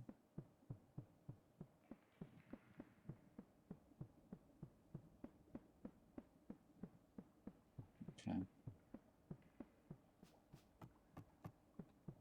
Alright, where are you? Where are you, Mr. Where are you, Mr. Vendor? Where's my vendor? Did he leave the base? Oh, please. Because I left the door open. I left the door open. I don't think he left. Did he leave the base? Oh my goodness. Please don't. Please don't be wandering outside my base. Where did he go?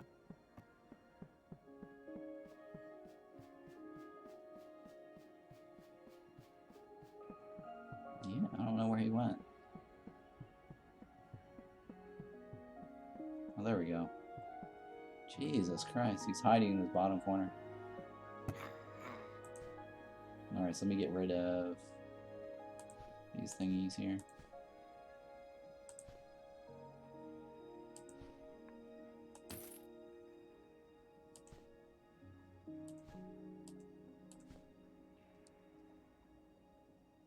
Sure. I think that's it, right? I don't think there's anything else. Alright, so I did want to keep that tombstone for decoration. Let's see if I can stick it in here. Oh, yes, I can. Oh, cool. Okay, so let me put the shard in here. Okay. And now let me put my necklace in here. Wait, no. Looks like it's in here, right? Yeah, the necklace goes here. So I've gotten everything from the regular water. I've gotten everything from the clay water. Pretty sure this is the clay water. Yeah, this is the clay water. And I got everything from the stone water. And then I got everything here. Well, put this ring in here. There we go. I got everything here from the wilderness water, and then everything here from the infected water. Technically, I don't need this there anymore. I don't need this. Let me just put this away. Stick that in the corner. Well, actually, you know what? I'll put it over here, where I have all my fishing rods. I don't need that there anymore. Oh, hey, I got one of those still. Well, that's because I was testing on an alt. I delete the character. Why does Glorm not attack you?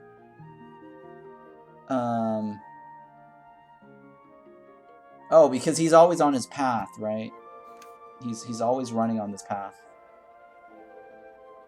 He will only attack you if you do, if you enrage him. You know, he has to enrage you. Or, I mean, you have to enrage him, right?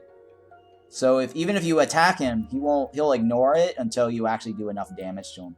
So once you do enough damage, right, he'll go enrage, and then he'll actually start trying to like attack you by going around in a loop, right? So he'll get off his path once he's enraged, and he'll loop around back and forth like this in circles around his path.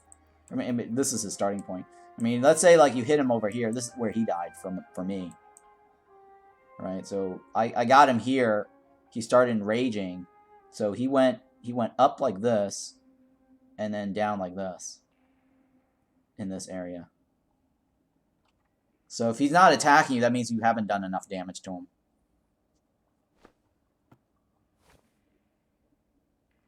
Okay. Oh yeah, so I wanted to test out to see if it works with regular walls instead of just the oh yeah, the dirt or the stone walls. Yeah, no problem. I hope that helps. Thank you. Thank you for the follow too, by the way. Alright, so let me remove. So if you missed that trick earlier, the wall trick, I'm going to show you again, and hopefully it actually works on this wall.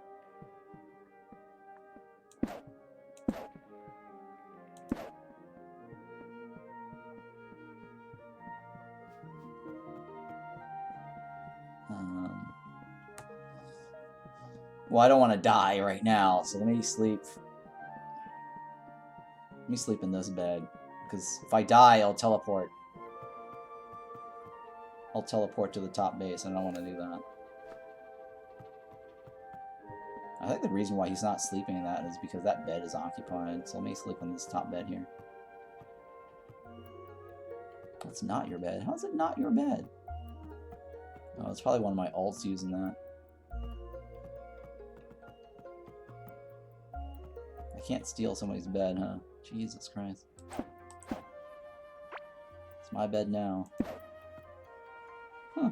Yeah, it was my alt. I was testing my my teleport trick on my alt, and I guess it registers it as somebody else's bed.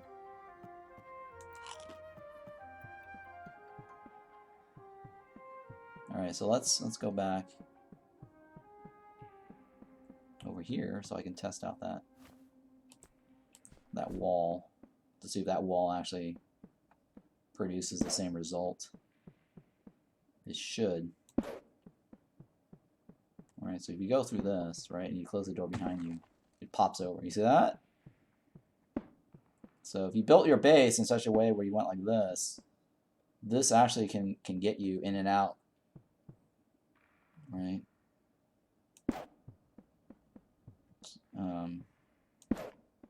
All right, so let's say like you create your base.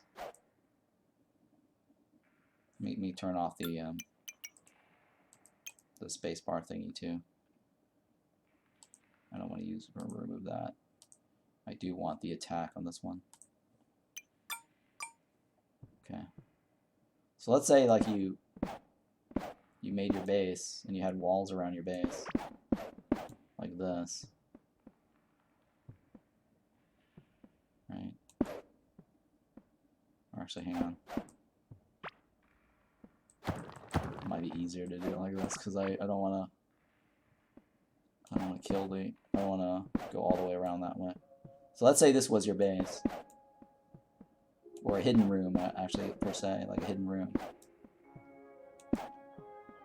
Right. So let's say this was your base. It's 100% sealed off from the rest of the world, so the mobs can't actually break the doors and get to you. Right? Mobs can't get to you. So if you want to leave your base, you can go like this. See that? You can leave your base. This is kind of a neat trick, right, guys? So let's say you want to go back in your base. You go through this closet. It's kind of like one of those magic closet from the lions or whatever that. What is that? Lions? Witches and wardrobe or something? You can get inside your base this way. You totally protect yourself from mobs breaking your doors. So that's kind of cool, right? Hey, thanks for the follow. Appreciate that. So this is like a little secret room here. If you want to get into the secret room, you know, you can take the lights out, right? Or you can build like a nice little generator light switch, right? Nice trick, yeah, it's a nice trick. So if you add a little light switch or something like that, you can. So no one knows, you know, what's going on in this little secret room, right? If you have like a little secret room, because the only reason this is shining is because of the stupid firefly that's going in here, right? But this is like the secret room, so it does work. It's kind of cool, right? Anyways, so all right, so we're gonna test out the other one, the other theory.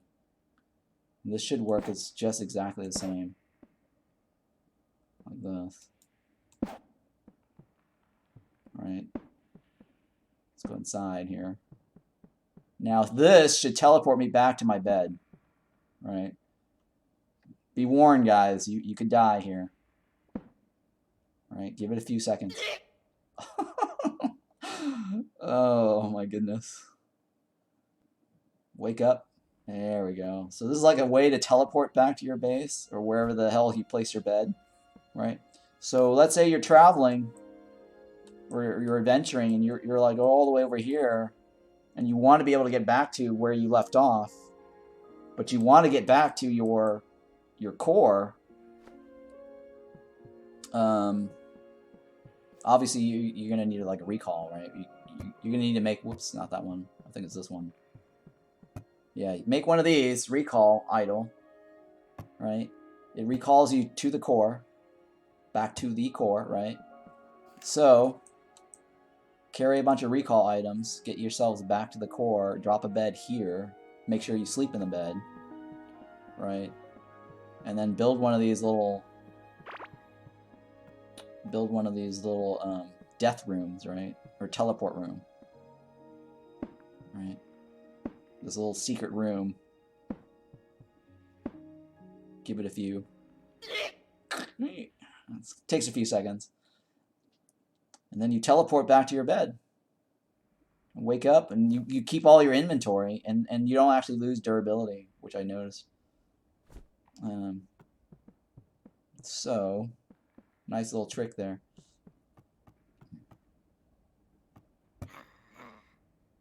Alright, so let's put that away. I've already filled up that entire bag. Wow, I filled up everything, didn't I? Oh no, it's this one I didn't fill up. Okay, cool. So that's the second trick, is in case you guys wanted a teleport trick. Apparently this duct is not, that death room is not the same as this. I actually thought doing this, right? Do you want to kill your character? You don't. If you kill your character, it leaves a grave or tombstone behind at the location that you died. So that means you actually have to walk back to collect your actual inventory and dig up the tombstone. So I did not. I actually thought that you can just do this trick here. I mean, that trick does take you back to your bed. But I think it also eats into durability loss. Because I think I might have lost these durability here earlier when I tested it. Because this is also the same. So I think like what I did here caused me to take durability damage by this much. Like I think it's like a 30% durability loss or something. Yeah. 2. I think it's 3 all the way down, so I don't want to waste my thing.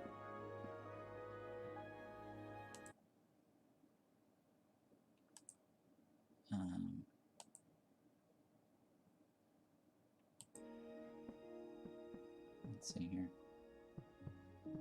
All right, let me remove all this because I do want to get my stuff back. Or my walls back. I don't want to leave it out here. So we did test that, and it does actually work on walls and not just regular stones or wild blocks.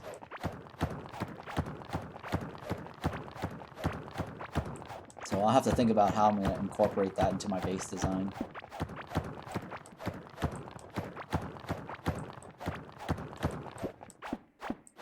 And the reason why that's nice is because it prevents mobs from breaking down your door.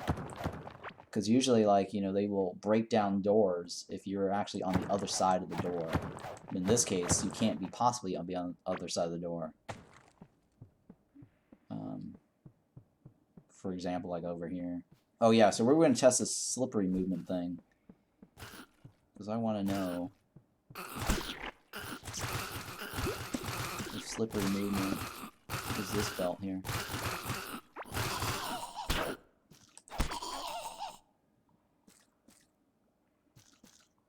I don't know. No, that's still the same. I mean, it seems like I can move along the conveyor belt.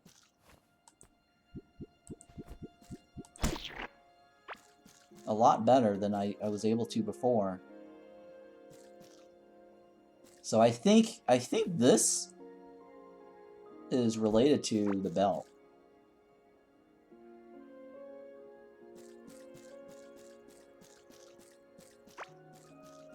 It's not related to it's not related to this, because the 7% movement is still the same.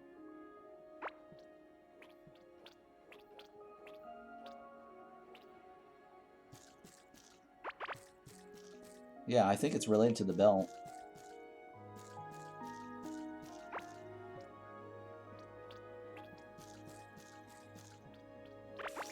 Okay, I'm standing in acid, right? It doesn't change the acid. So I think slippery movement is related to the belt and not the slime tiles itself. Because here, I'll show you. Because somebody in YouTube actually said that it was the slippery, the slimes, but it's not related to the slime. So whoever, well, I mean, his assumption was very similar to my first assumption, right? My first assumption was this, because a long time ago, I was thinking this is related to the slimes. Right, because that was my first assumption, because this right here is related, snare and stun, that's related to the farmer's thing and the tentacles, right? That's farmers and tentacles. And then my assumption for this was the ground movement, or sorry, the slimes. But that's not. I just tested that just a second ago to show you that's not the case, right? This still shows -50, and my movement, how I'm moving along this, doesn't look like it's 50% reduced. But that conveyor belt actually did look like Did look like I actually moved faster. Like, moved faster going this direction.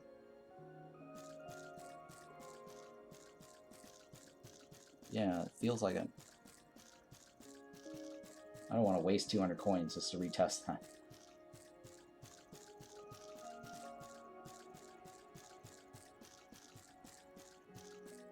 Yeah, okay. I mean, I can test it on my alt. Let me load one of my alt up that doesn't have slippery movement. This guy, right?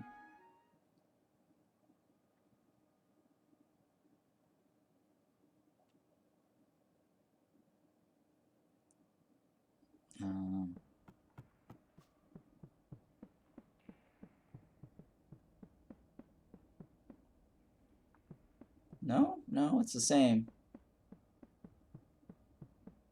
It feels the same. I'm still able to run up and down this treadmill easily.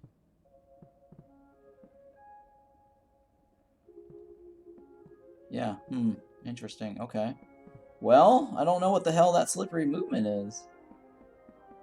Maybe it's not implemented in the game. Because this is... I'm moving back and forth on this, exactly the same. It doesn't feel like 50% difference.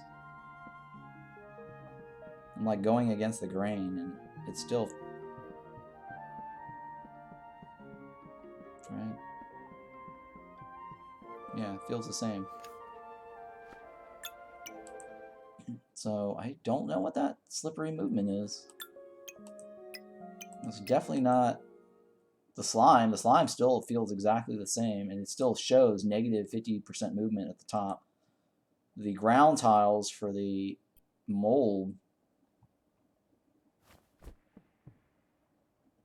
Yeah. The ground tiles for the mold also didn't have any change.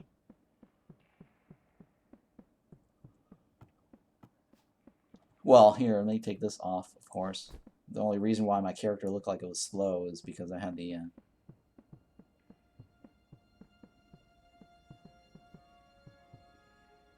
Yeah. Because I had that minus 10% movement speed.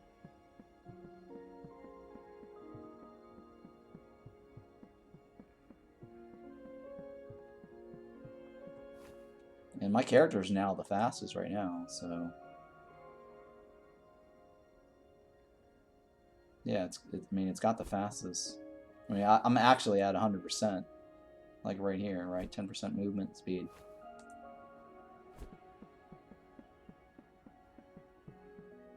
So... I don't know. Oh, I mean, look at this. It's sitting on the side because I probably completely... Yeah, I completely filled it.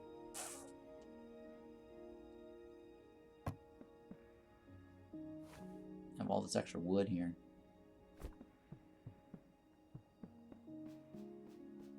Well, let me just dump the wood in this corner here for now. I was going to make a new box, but I'm just going to dump it over here.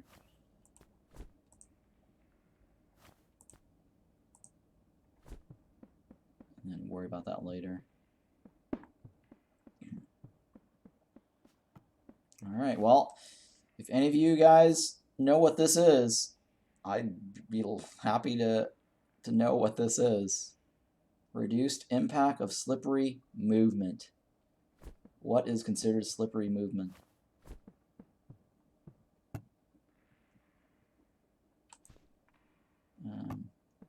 I can't think of anything, like any of the boss fights. That's slippery. So, yeah. My original assumption was the slime, and then somebody on YouTube also kind of had that assumption, and because they were talking about their whole fishing skill talent thing, and I think I saw like one guy said it was slime related, and he said like he actually said that it totally cancels out the slime movement, which we just tested and did not cancel out the slime movement. So I think he did not he did not even bother to test his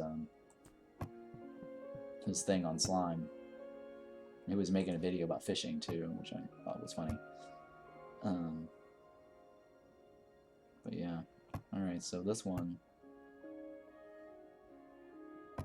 dumped it in there, right? Yeah, this is the squid, the urchin that's from the other thing. Alright, let me put my gear back on. I got 2 new blowpipes. That's really cool.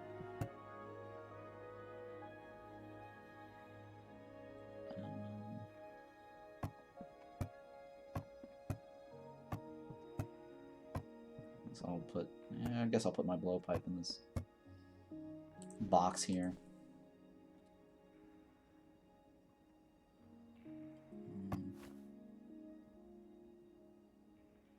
I guess I'll put this here because I can always use the health regen. You know what? I probably might just take 2 glow tulips with me. I'm not sure if it's worth. Because where I'm going, I might not need 2 rings or two of these gems. Well, I'll leave it. I guess I'll. Yeah, I'll leave it for now. That's fine. And then this. I need to figure out a way to set up like an automation where I can just walk and dump all my ores and it'll automatically know where to send it. Or I might actually have to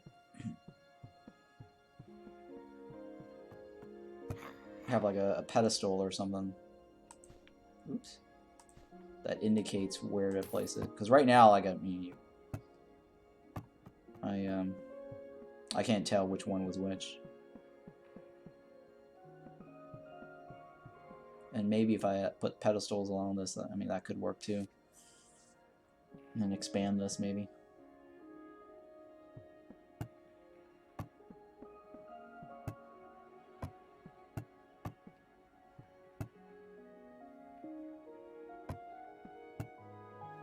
Just going through all of this and see, like, is there anything I'm missing or that I can think of. I mean, this one technically I don't need here. It's just for looks. Yeah, so range damage, right? So this is like 17.3. I do have a polished version of that. Yeah, see that? Okay, so this right here, right? It's 19.9%. And stack another one of these, right? Right, stack both of this. So this skill point right here, or this talent point right here, like, it doesn't make sense to stack 2 seafoam ring just to get another 10 points, right? And putting points in this, because the most you're going to get out of this is probably 10 points, unless you change it to like 2 seafoam rings and actually eat this the astral jelly, right? But if you can stack it with like 2 polish rings like this, why would you need like 2 seafoam rings here just to make this work? Because it's just better to place the points over here, right? Because all this does is buy you 10 points without eating food, right? Or without actually sacrificing your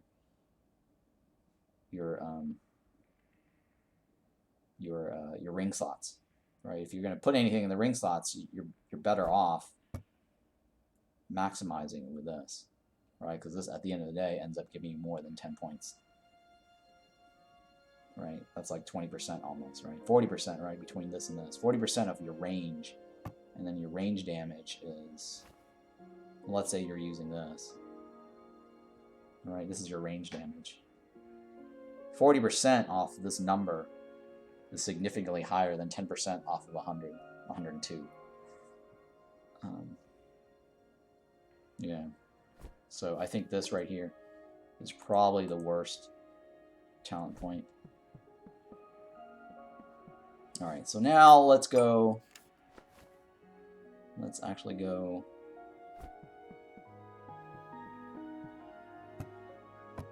Do some real. Let me clear those out. Do some real farming. We're gonna go get some real mushrooms and amber.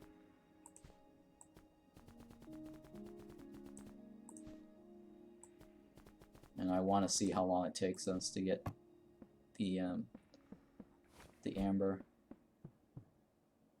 Now that we know like a search pattern. That somebody said that they use like 15 tiles apart. Oh, you know what? Before we do that, we can probably come up with our own search pattern difference. Let me go. Hang on. Because let's go to. So what I'm doing here is I'm going to go to our Amber Larva right here. Right here, we're gonna measure the distance between the width and the height of that point of interest.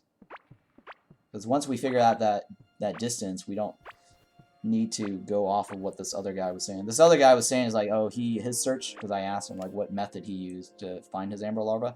He said he went in a grid 15 tiles apart, and he showed a screenshot in Discord that had like 15 parts left and 15 apart horizontals. But my thing is like, I think it would be more efficient not doing the horizontals, because that's how I did it for the mushroom. Because I realized that, you know, you could just do verticals only, and it's just exactly the same. There's no reason to go vertically in between for the search pattern. So let's go take a look at the Amber Larva room,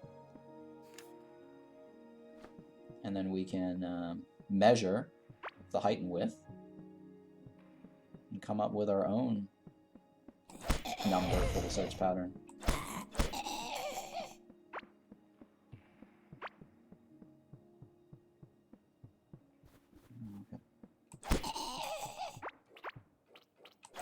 I'm killing these guys because I just want more. Oh, hey! That's what I was looking for. I was looking for another one of these for my ult.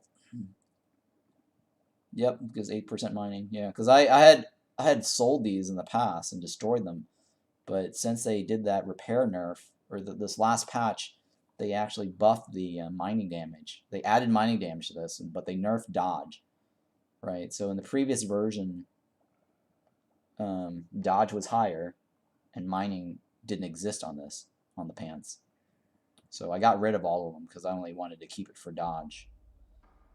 And then they added this 8% mining damage to the pants. So that's why, like, excuse me, if you don't have, like, you know, this pants and you've been deleting, or not deleting, but selling it off to the vendor, it's actually worthwhile now to farm for this to boost up your mining damage. Just as a, you know, little FYI. And those pants drop off of the Caveling. The little Caveling guys. Okay, so we're over here. Right over here. I guess I forgot to. I could go through this.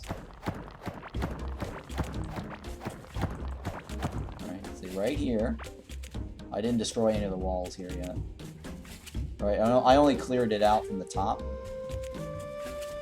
Or placed torches around the top, just so that you guys can see what the amber structure looks like. And I think it starts here, right? The width is here. Or it might even here, right? 1, 2, 3, 4, 5, 6, 7, 8, 9, 10, 11, 12, 13, 14, 15, 16, 17. Okay, so the other guy said he did a 15 width gap. So I think 15 is okay. 1, 2, 3, 4, 5, 6, 7, 8, 9, 10, 11, 12, 13, 14, 15, 16, 17. I mean, 17 might work too. Right? And especially because light shines in here. So let's go, we might even be able to do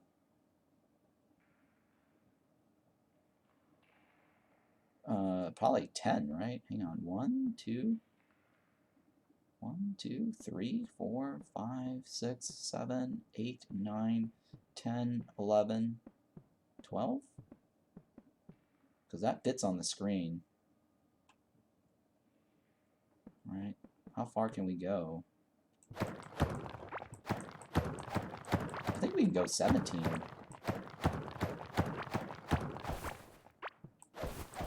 So it would look like this, right?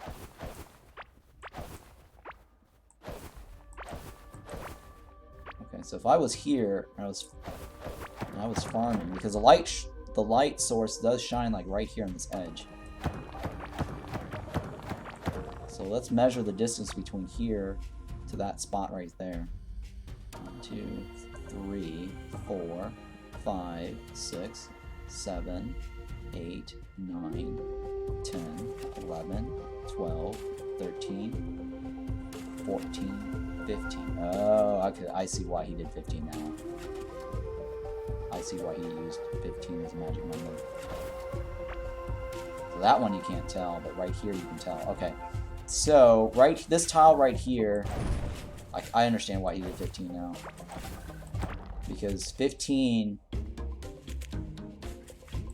at least gets you the visibility between tiles. So let's say if I digged right here, a tunnel this way. So hang on, let me figure out what the width on the left would be. Like right here, right? So I'm standing right here. No, I have to be like right here. So if I'm right here, I don't see it. If I'm right here, I can see it. Okay. So right here would be my dig spot. Or dig tunnel. Hypothetically. 1, 2, 3, 4, 5, 6, 7, 8, 9, 10, 11, 12, 13, 14, 15. Okay. I can see 15 being... Okay, so I can see why he did 15 to the left and 15 to the right. Because 15 works to the left side of it, or the right side of it, and 15 can still work from the left side of it. Right, so 15 you'll see it like on either side, basically. You'll see this much if it's 15. And then if it's on the other side. So 15... A gutter, like if you go up and down vertically, using a 15 blocks apart, so let's say like if you search the Forgotten Runes, the best search pattern method is just go all the way up and down vertically and do 15 tiles apart, right, between the verticals. That should be enough room. Because this one would be the gutter right here. This would be the gutter right here. This is your visibility, right? 1. Let me put a marker here. Or count this out. Alright, so right here. And this is 1, 2, 3, 4, 5, 6, 7, 8, 9, 10, 11, 12, 13, 14, 15. Right, and if I go this way, I don't see anything. If I go this way.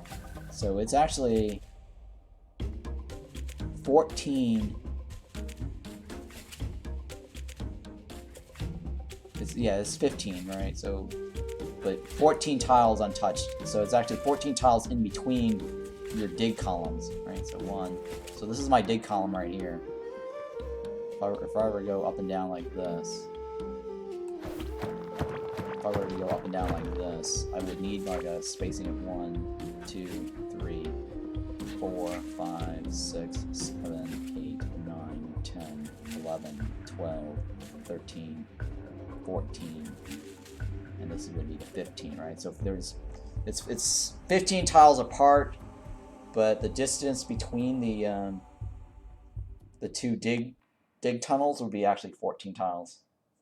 So you actually have to have like 14 tiles solid different spacing between the two tunnels to actually still see this.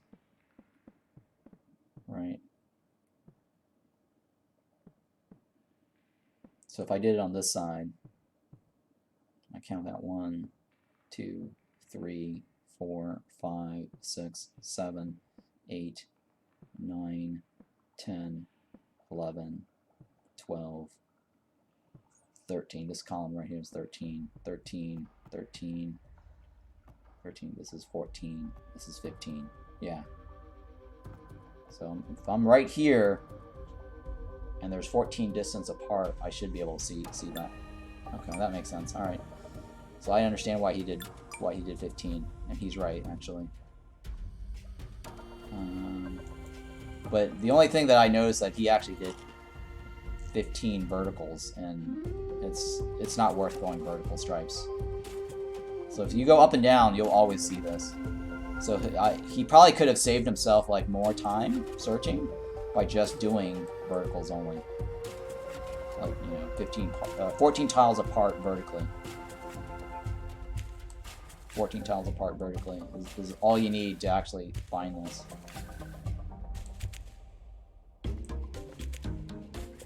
Right, let me see if it... Let me see, 15 tiles. Or if you're just going vertical, horizontal. Let me see here. Let me test that too. Actually, hang on. So if I went like this, I really can't see it, can I? So I'd have to have my tunnel like right here to be able to really see it. So what's the difference between here to here? 1. Or sorry, here to here, right? This is the number of tiles apart from each other. Sort of like this, basically. Oops, hang on, like this. Right, so if I'm in here and this is my tunnel path, I'll see it. I'm down here, I'll see it, right? But if I'm down here, I wouldn't see it. Right? See how I wouldn't see it? So if I'm here, I would actually see it. And the wall is like right here. Okay. So how many tiles apart is this? This is 1, 2, 3, 4, 5, 6, 7, 8. It's 8 tiles. I don't know why he was using 15 up and down. It's actually 8.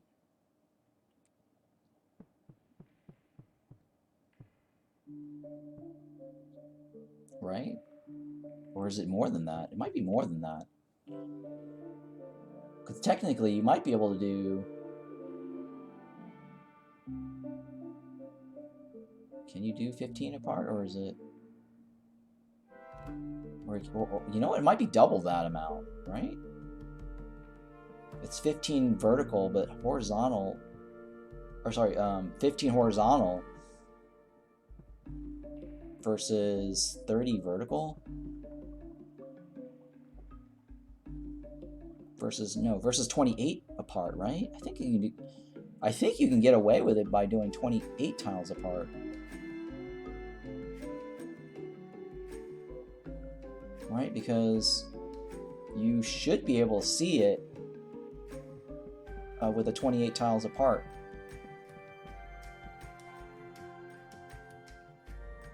Right? I think, yeah, I think 28. I don't know if anyone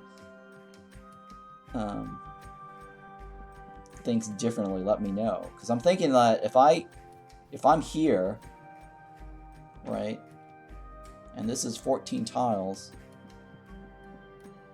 and it actually only comes up to here too, right? I think it comes up to here. So this is 14, 15, 16, 17. Right, so 28 tiles plus 1, 2, 3, right? So let's say hypothetically 30 tiles apart between the two columns. If I do a search pattern of 30 tiles apart, I should still be able to see this. Because if I go, yeah, because it's either inside my search column, or it's right here, and it's right in the middle, right? Because this here would be 30 to the right, or sorry, 15 to the 15 or 14 to the left of that, and then 14 to the left of this, which makes 30 tiles apart between my other column and this column. Anywhere along, I should still be able to see this. So I think we can narrow down our search pattern by doing 15 apart up and down, or sorry, on the horizontals, and then left to right is 30. All right, I'm pretty sure my search pattern can be 30 apart.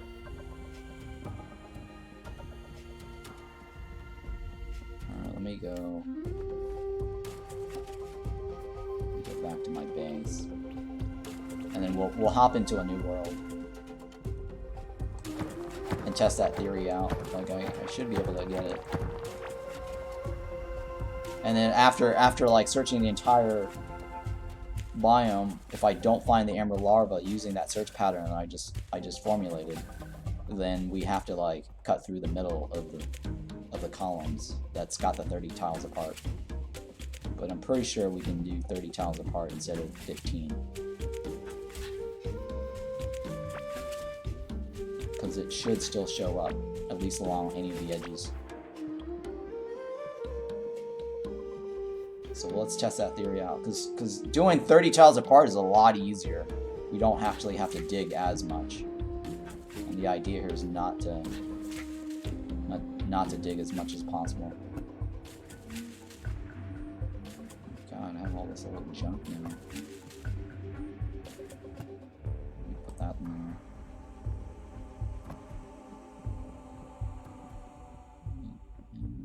Can I just put a box here? I was thinking of just putting a box for all my... Yeah, let's use this one right here.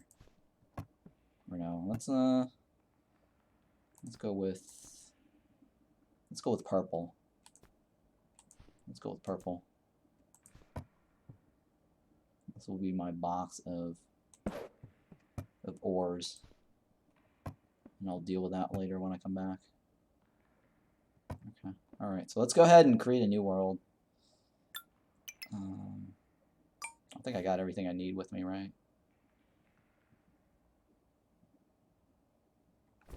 All right. So we'll go search for the amber using that pattern. So we're gonna do a new world. I wonder if they have a Amber Larva icon. No. No Amber Larva icon.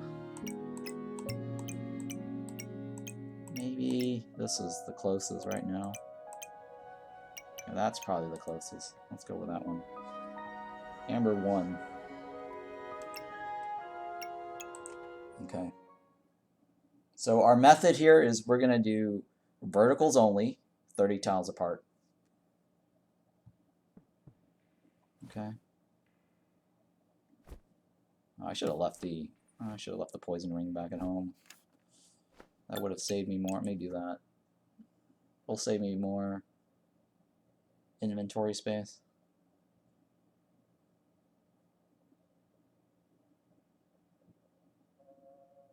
Oh my god, it takes forever to exit and load. Seriously? What's going on?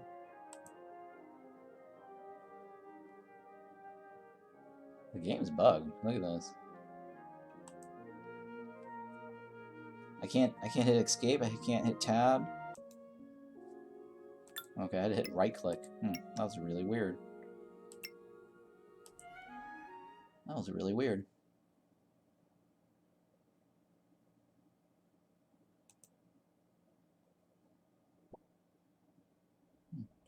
Yeah, that was very weird.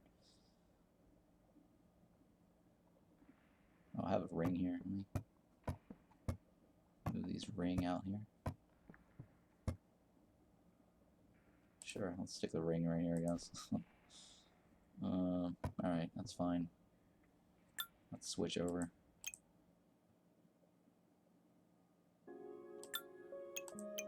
Alright, so we'll go... So we're going to go directly to the Forgotten Ruins. And we're going to try to test out our search pattern. And I don't know which way is the Forgotten Ruins. So I guess one way to find out is go straight. That's very interesting, huh? That room is very empty.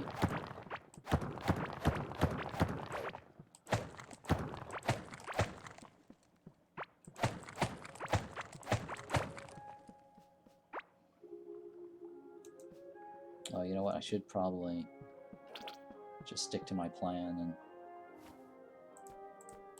and just go straight across.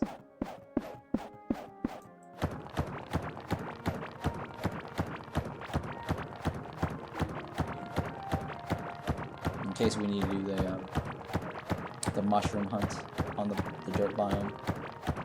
But right now, I just want to go to the Amber because it's at least a way for us to guarantee ourselves 50 points. Alright, looks like it is the Forgotten Ruins here. Okay. So how many hits is this taking me? 1, 2. Okay, let's see if this makes a difference.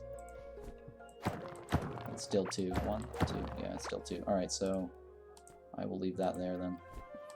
1, 2.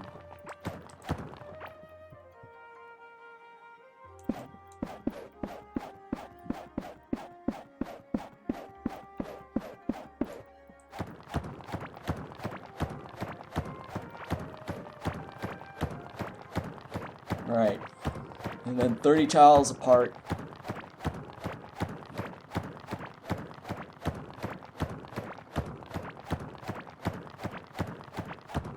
Oh, you know what? The problem is counting off 30 tiles. I don't have a means to actually do that efficiently.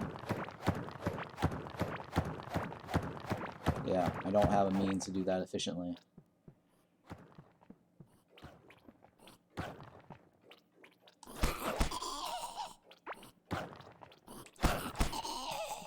So that means that I have to use the... I might have to use the mini-map. We'll see. Let's test this out with a mini-map. I'll put a marker here for now. And so I know which...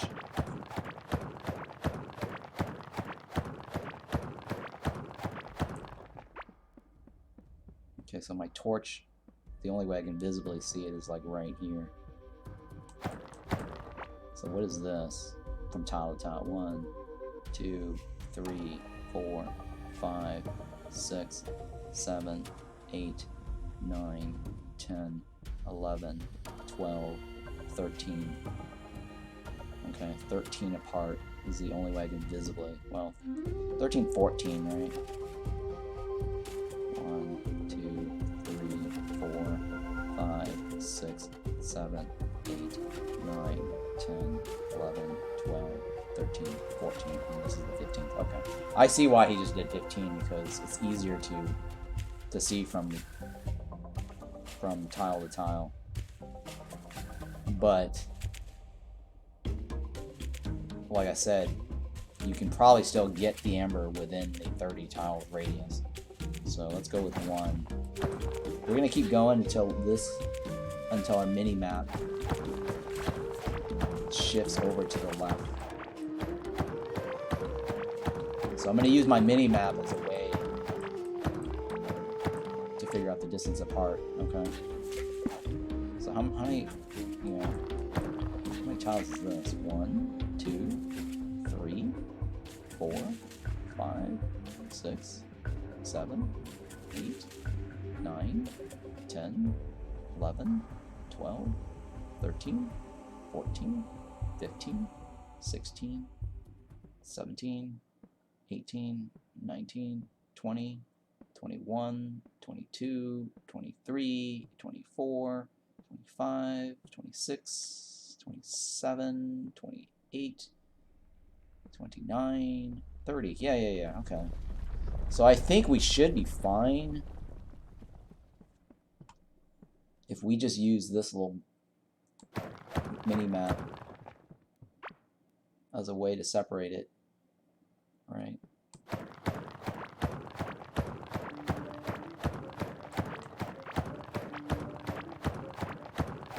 As a search pattern.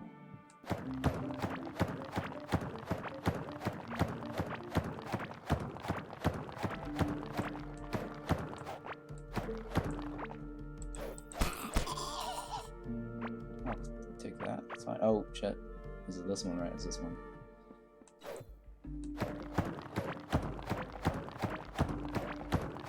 It's a lot easier to do 30 apart.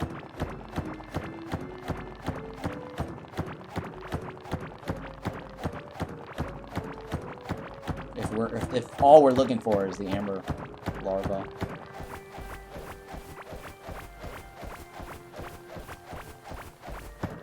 Oh wait, we're not in the Forgotten Ruins anymore. Yeah, we're not in the Forgotten Ruins. Okay. So now I'm gonna go to the right.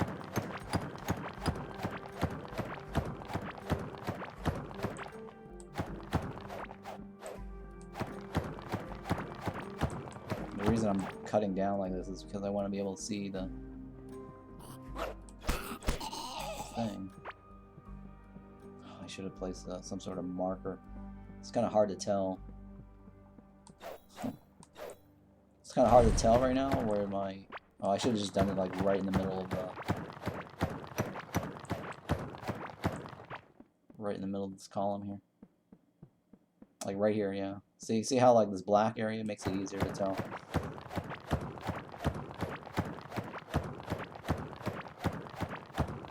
Because I lost track of where the exact left hand is.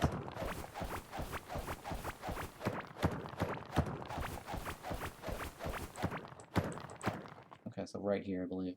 Yep.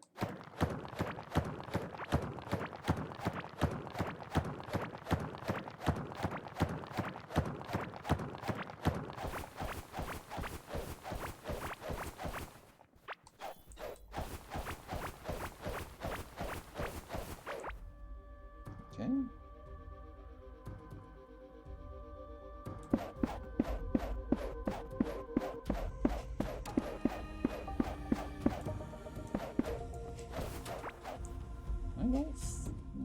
Let's find out. I don't think it's...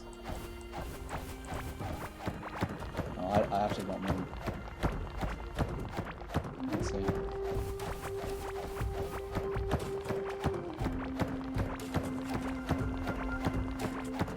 At least the bridge does make it easy to tell. I probably should just dig up the hole next time and put a bridge in the placement. And that's how I'll be able to tell if I go to the right or the left. So I'm looking left and right in this.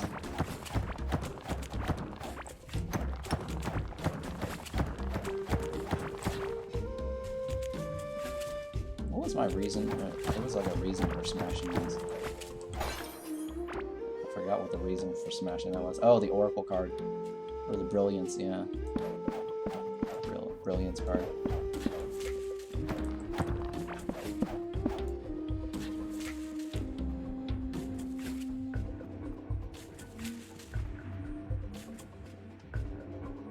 Okay, so this is nothing. Alright, so... That's my marker. Hey, good morning. I'm trying to come up with like a search pattern to get the Amber Larva.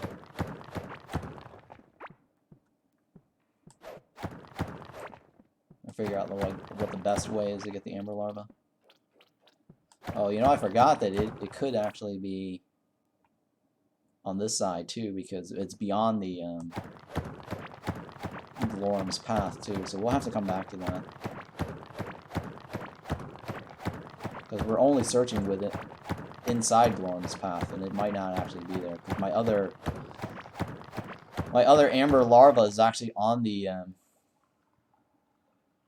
the path beyond Lorm's path.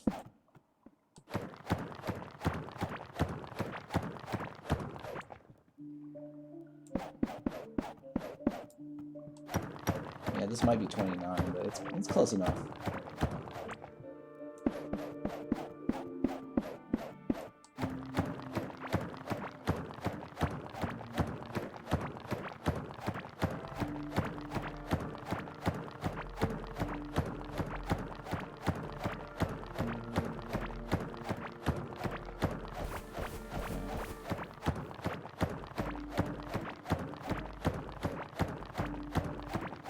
Oh, you're mining? Yeah, that's a really good biome to get experience points.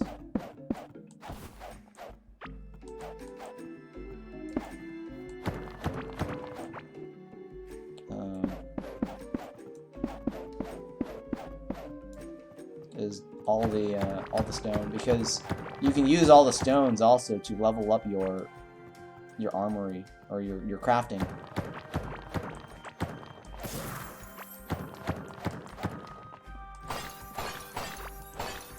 I'm smashing this because I'm trying to look for that oracle card.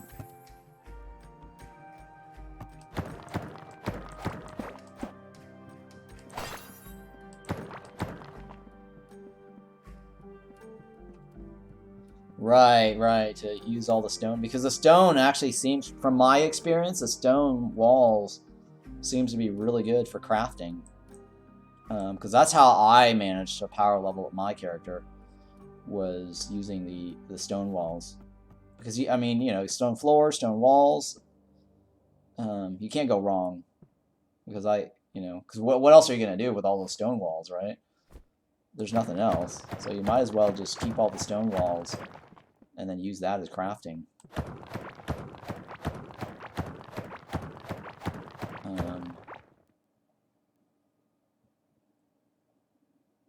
I guess I should eat, huh?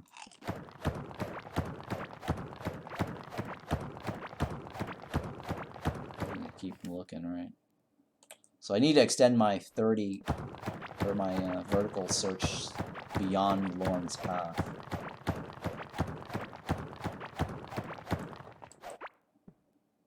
Okay, it's actually right here.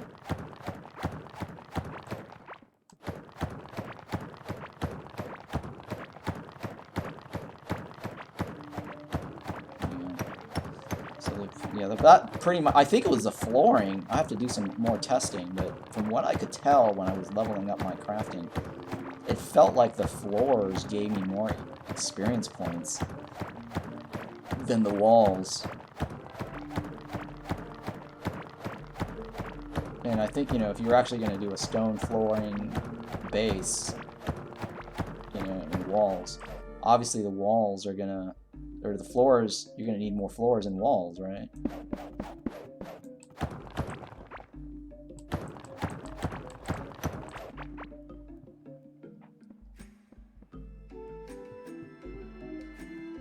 I think this just goes straight into dirt biome, so I don't need to go through that. There was a spot earlier that I missed. There was like ancient gems on the side. I totally missed it. I think I saw some blue. There we go. So there's a little strip right here. That's ancient gems.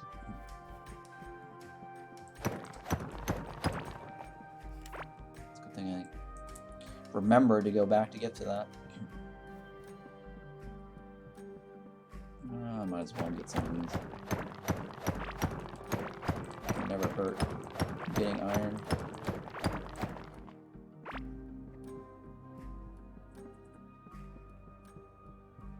So this right here is the path down.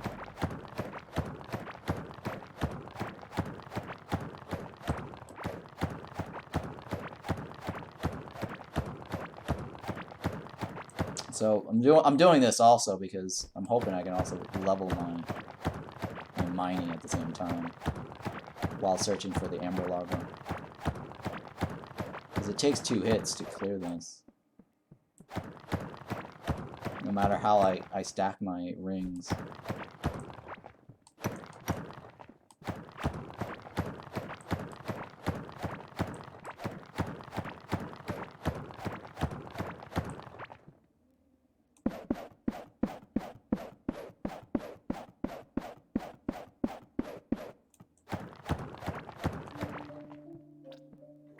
Yeah, that little slippery movement really is not related to the slime.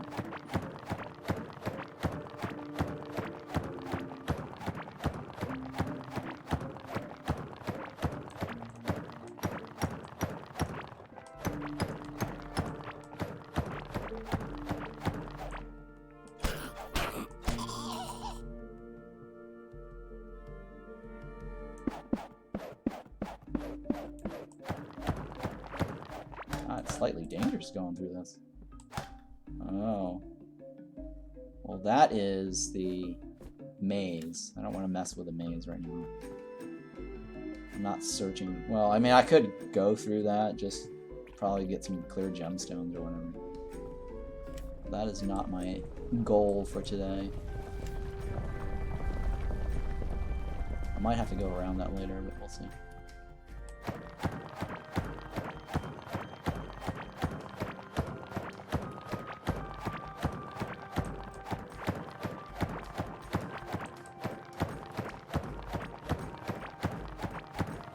I just need an up and down, so I don't want to waste my bridges to the left and right.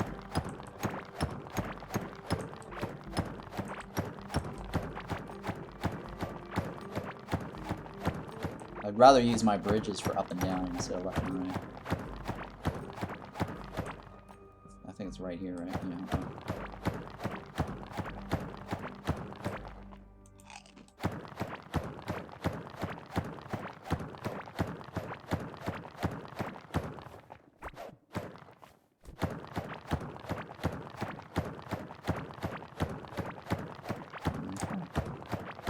I mean, I think this is probably the most efficient way to get the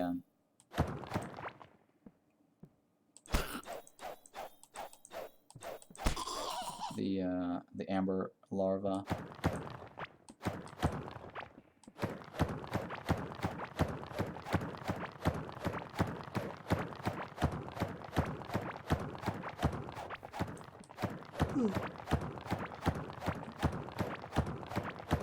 I see an ancient crate over there. I should probably go smash it.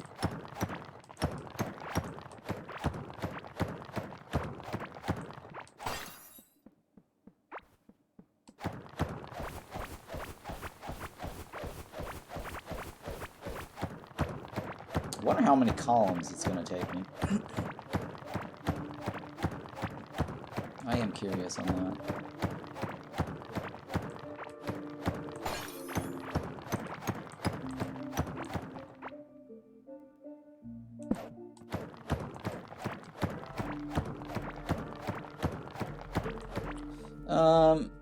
Oh hey, look, I got another clear gemstone here. All in the rune song, or sorry, the clear gemstone came from the maze, alright? All of them came from the maze. The broken handle came from the break in the vases. And, I mean, you can get them off of the Asius's, the Sky Titan, the bird boss, because he drops those pretty frequently. So broken handle does drop off of the bird boss, but they come from breaking the vases in the Forgotten Runes. And then the chip blade, I actually found 2 chip blades and a third one on my other map, but I haven't opened it because I was going to make a YouTube video. So chip blades come from those ruins inside the wilderness that requires like a tulip to open. And the shape of that room looks like a Lego, right? It's got like 3 little notches on the outside, on the north side of the room. And it requires like a tulip to go through the door.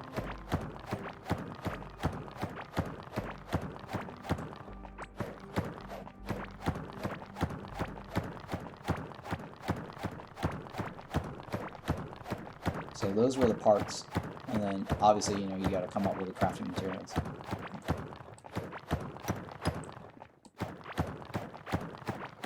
Like the iron bars and something else.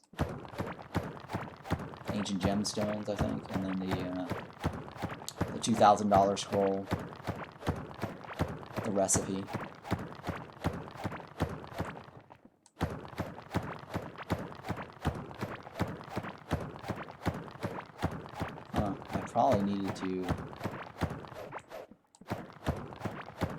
I probably needed to go up and down on that dirt biome.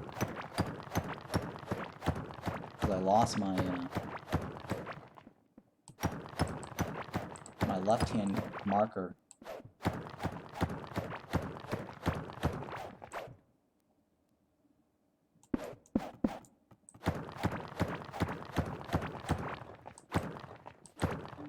There we go.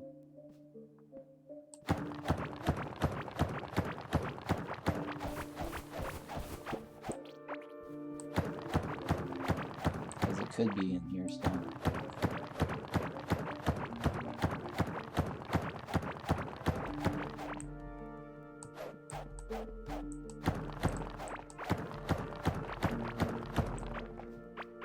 No, okay, so now at this point it can't be. Did I go all the way I could possibly go? I mean, it could continue this way, and I don't even know it. We'll find out in the next stretch back.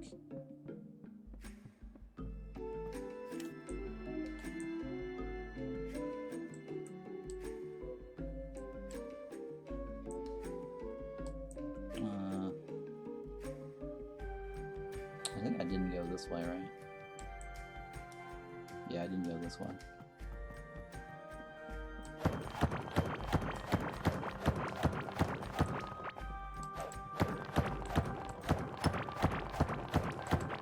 So let's find out.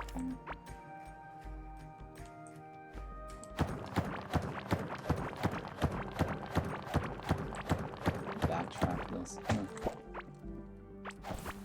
Oops, like down this way. So I needed to go more of this up and down that one.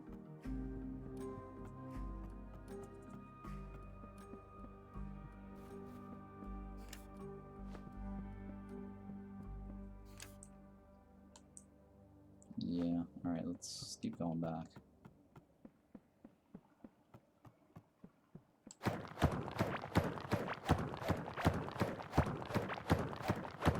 And I'm gonna have tons of these. Oh, I got, well, look at this, I got like two of these necklaces now. Look at how many like epics I've already gotten. Crazy. Just digging through all this. I might have to go back to base again to unload my junk.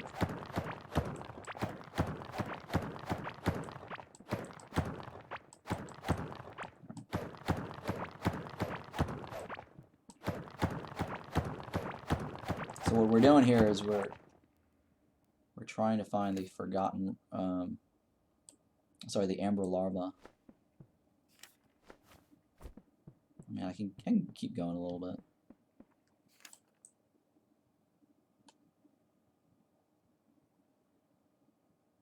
Okay. Hang on, I'm gonna switch over to this side.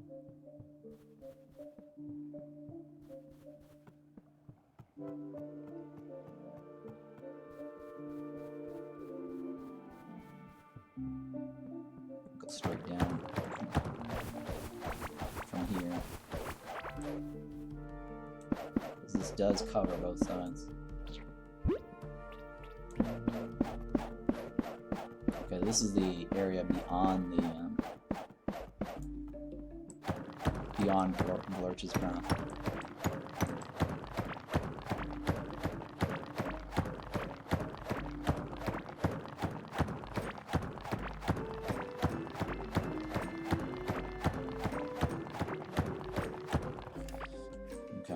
So we're basically looking at columns with about 30 screens apart, or one full screen apart. Yeah.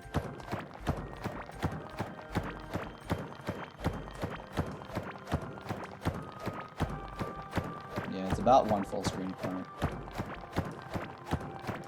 that minimizes the number of blocks I have to break.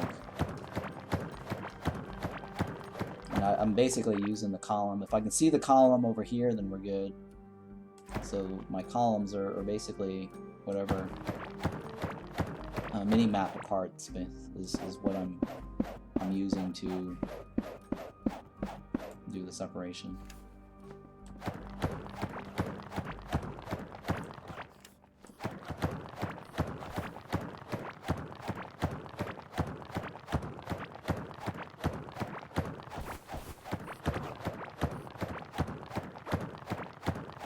Some interesting stuff along with that, huh?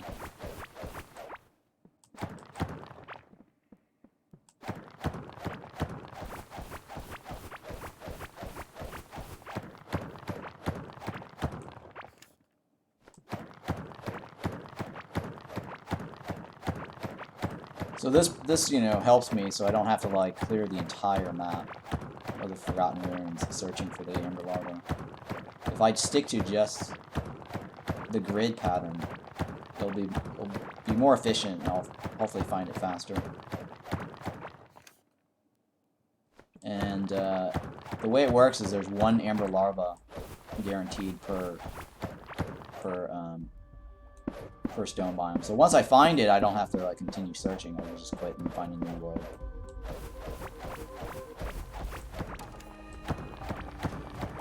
This Forgotten Ruins is pretty big, huh?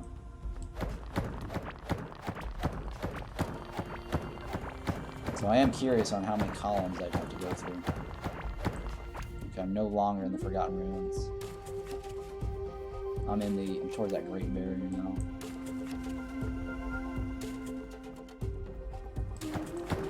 Start from this right here.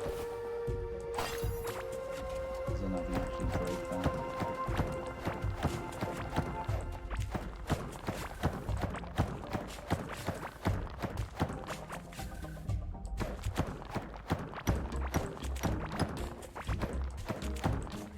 Okay, like looks like right here is good.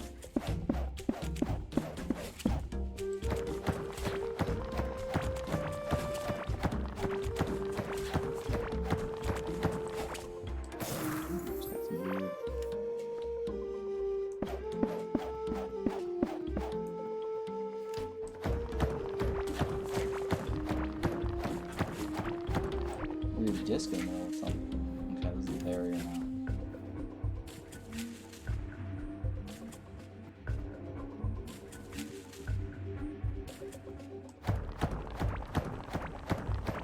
I mean, technically, I could break that barrier if I bring in some of my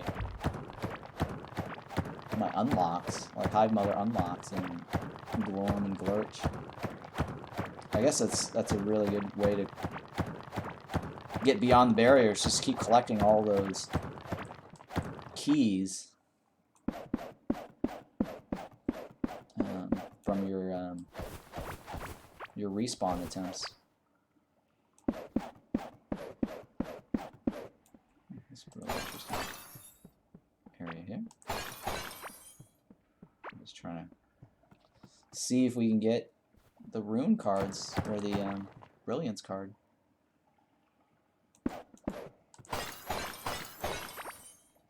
No, right? Yeah.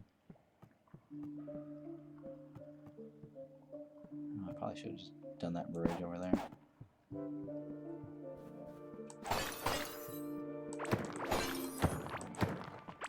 Oh no, I picked up bridges. Don't need that. Okay. Actually, I probably could have taken that and and used it. Yeah, I could have just used it right here. We'll save. Yeah. Now that actually is valuable right there. I don't need this.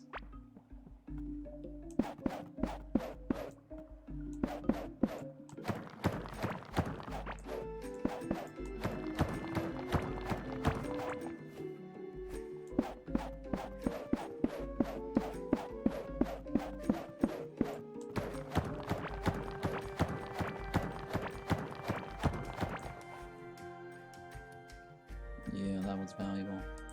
This one I technically don't need. You know what? It is Caveling, right? It's Caveling. Yeah, you know what? I'll take it. That's fine. I'll put that in there, I guess. I don't really need the mushrooms. Oh god, there's a lot of necessary bridging there. I'm also being cheap. Trying to use my bridges sparingly if I could. But look at that! I got all these little epics. Crazy, huh?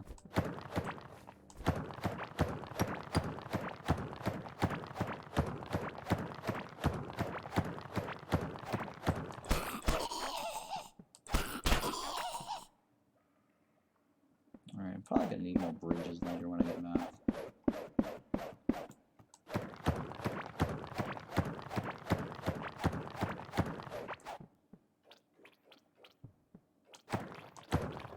Okay, this is where we were at before. Alright, so that column didn't work. Let's go this side then. That's my other marker right here.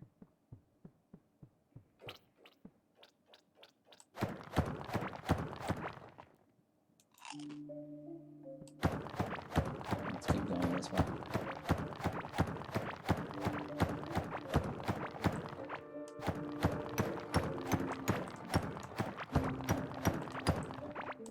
I mean, this is another nice way, I guess, too, to get more iron.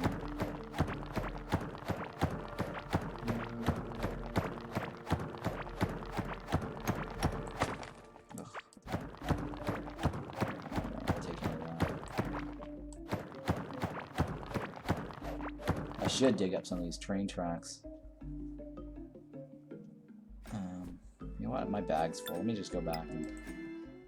Hey, thanks for the first time chat. It's only on one level. Good morning, by the way. Thank you for the first time chat. Yeah, you only go one level. When did you follow my Hank? I can't remember. You definitely followed like a long time ago. It wasn't within the recent past. Oh, it says you followed since September 11, 2001. Okay, wow, that's like way back. Well, thank you for hanging out still.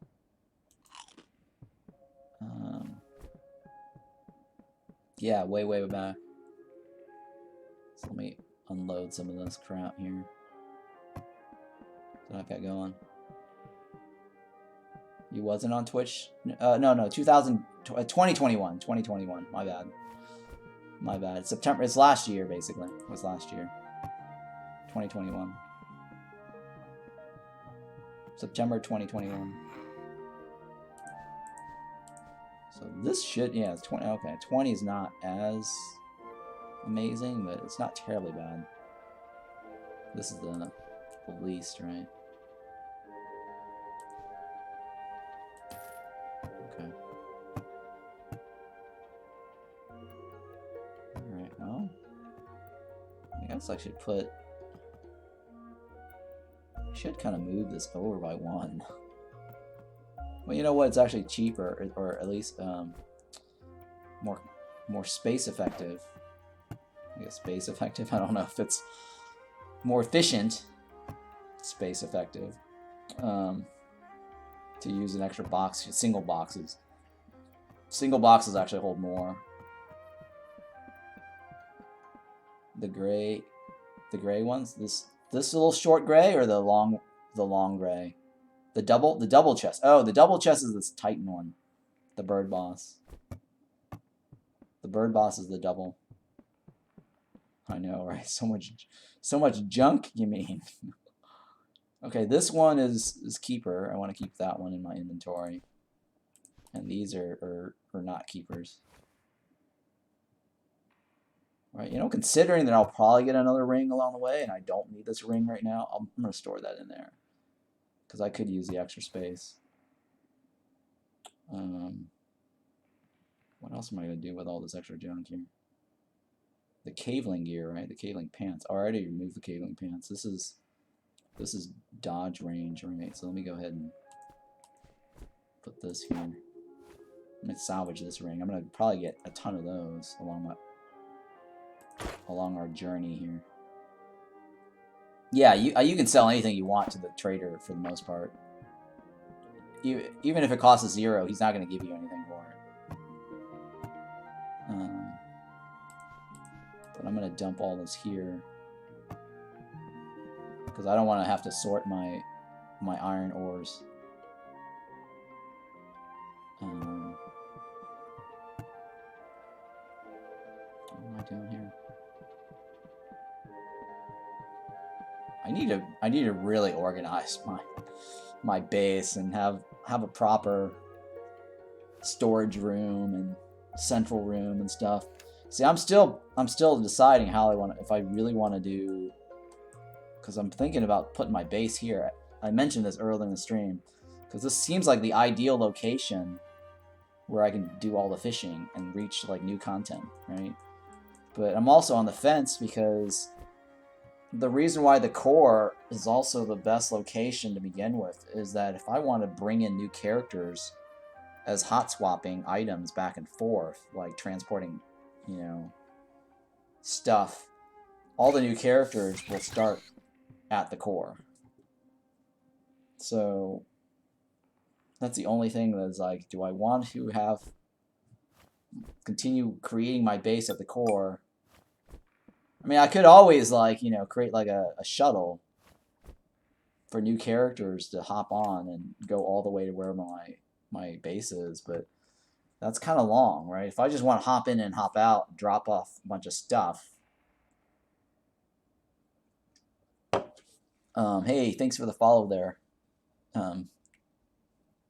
Appreciate that. The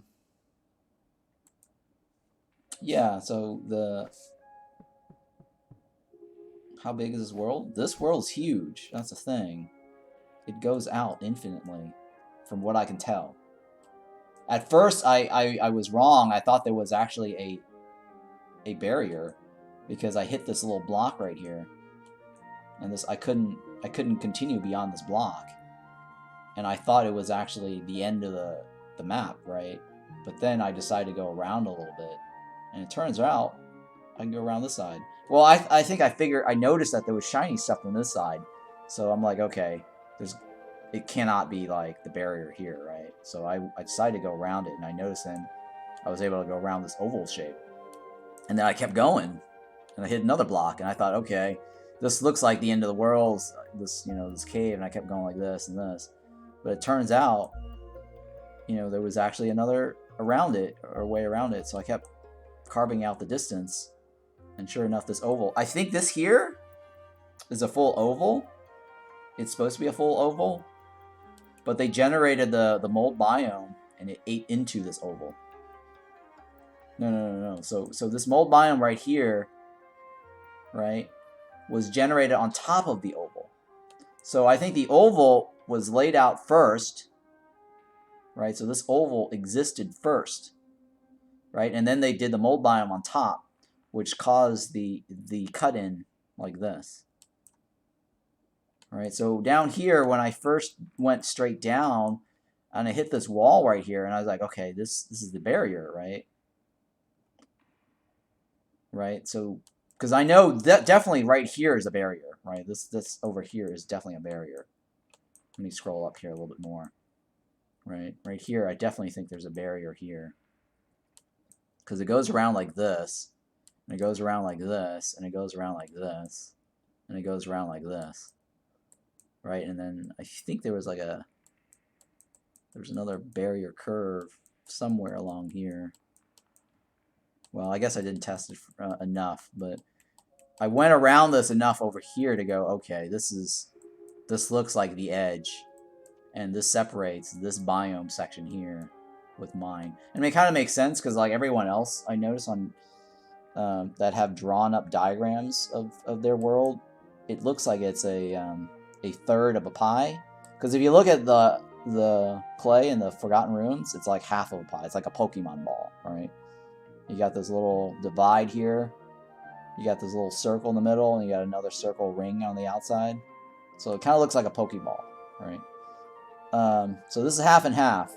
And so then they added this biome, and this looks like a third, right? So I'm thinking that it cuts off like somewhere over here for this third here of the pie, and then this third here of the pie.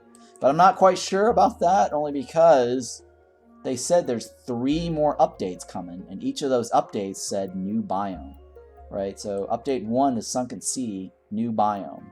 And the next one is called Desert, new biome. And the next one after that, third update, is called Crystal biome, right? New biome. So either they fit in 1, 2, 3 more here, right? Because look, if they're doing like 3 updates, it just wouldn't make sense for them to do like an incomplete biome that has holes in the middle. Well, I mean, this does have holes in the middle, but I'm thinking these little holes might be set up for possibly mining nodes. I think mining nodes actually go in here somewhere, and these are mining nodes of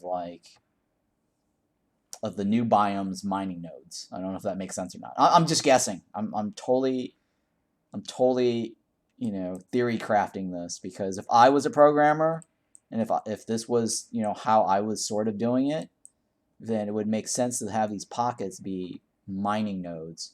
Because if the game is infinite going out this direction. Oh, and the other clue on why I was thinking that it is infinite, right? The clue here is that if I keep scrolling this way, and I kept scrolling this way very, very far out, right? And I had to count how far out I went. I went out, I think like 40, right? I kept going like this, 1, 2, 3, 4, 5, all the way up to 40. It kept going on and on. Right, I arbitrarily stopped at 40. There was not a reason, because then I counted 40 back this way, and sure enough, it took 40 back this way, right? So had the thing stopped at 30 and I counted 40 to the left, that means that going to the right, back right, it would have taken 30 swipes to the right, right? So if I ended up back here, 30 swipes to the right, even though I went 40 swipes to the left, that means the world did end at 30 to the left. I don't know if this makes sense or not to you guys, right? 30 screens to the left, right, would have been the cutoff, because I went all the way 40. But if it took 30 back, then that means it was actually technically 30 to the left, and the extra 10 was I was just swiping for no reason, right? But the fact that I went 40 to the left and 40 to the right, that means that it goes on beyond 40. I don't know if that makes sense or not, right? So, I mean, I could test theoretically going to 100 to the left and then count back 100 to the right, but if I ended up like with 50 to the right this way and not go a full 100 to the right, that means the world did end 50 screens to the left. But I don't know if it's worth the trouble, right? Because I kept going on and on and on. And so people are saying it's infinite, right? Or the developers or people on Discord says it's infinite. And I don't feel like going infinite green is the way to go, right? Because you're going infinite to the left, and it's all green. It's all wilderness, and it does kind of repeat. Like, all the stuff repeats itself. Like, I have no reason to go infinitely to the left unless I'm searching for mining nodes or scarlet bars. Right, I guess scarlet bars and mining nodes is the only reason why you go infinitely to the left. Right, so, and then I guess the same would probably be true for these other new nodes. So, okay, so the other thing too is that it kind of corners the developers in a situation where if it is going infinitely outward from the core, and then they fill up all this ring, right? That means they can only get 3 biomes or 2 biomes, right? Unless that last biome is actually a pocket filler. Like a pocket filler for one of these things, right? Where they intend to have like more of these pockets. And then the new biome, the crystal biome, could just be like, these are crystal pockets. Right? That's my only guess. I'm totally guessing. Or there could just be like a random biome like right here in the middle that's reserved for the crystal, right? That's also entirely possible. I haven't mapped this whole thing out yet, so for all I know, there could be like a giant, you know, reserved pocket right here for the 4th biome that's not visible here, right? So they said they're adding 3 more biomes. Yeah, 4th. The reason why I say 4th is I count this as the first one, right? And so there's going to be like 2 more biomes, and then the 4th one, the crystal biome, might be pockets here, pockets over here, like a giant pocket over here or something that I'm not aware of. You know what I mean?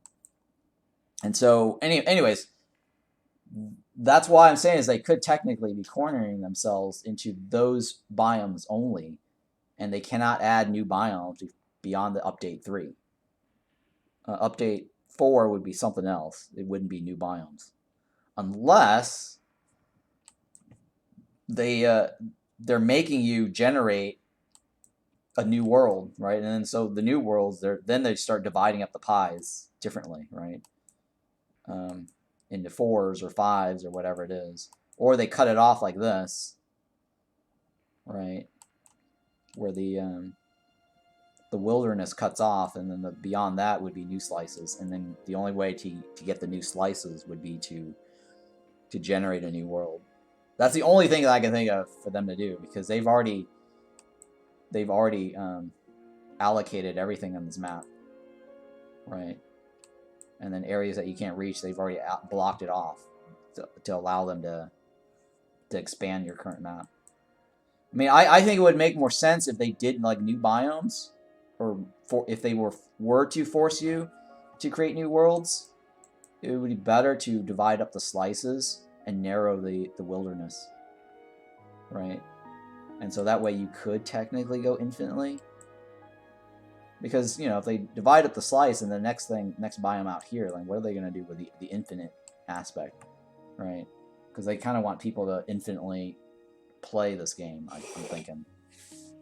So, anyways, I don't know if that's the right way to go, or honestly, like my thing is, I think what they should have done was maybe like add a new crafter or crafting option here, like Stargate, World Gate, or whatever, World Gate. I guess it wouldn't be Stargate because the game is underground. So maybe like call it like World Gate right here, right? And then you can construct a World Gate. And then going through that World Gate will basically be the same as generating a new world somewhere else. Or it just generates like a new biome pocket dimension.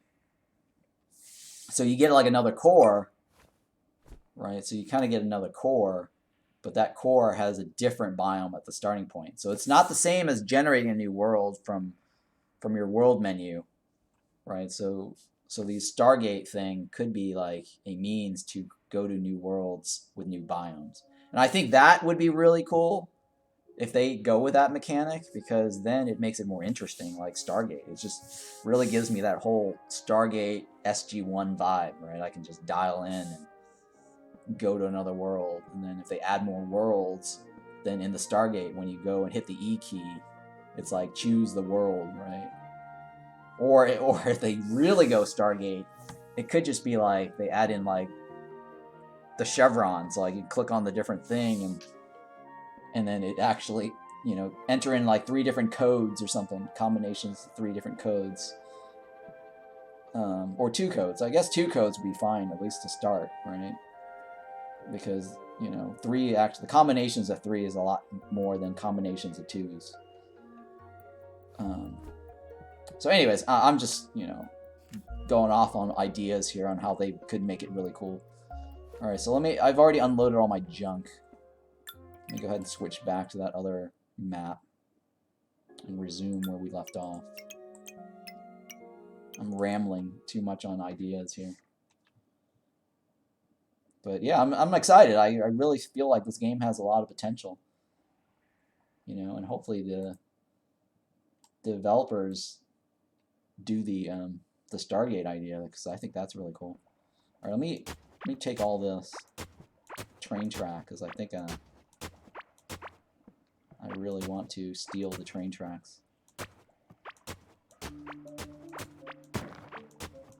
And I'm going to steal these bridges because they're fake bridges. Because for some reason, there's a dirt underneath it. Or there's actually ground underneath it.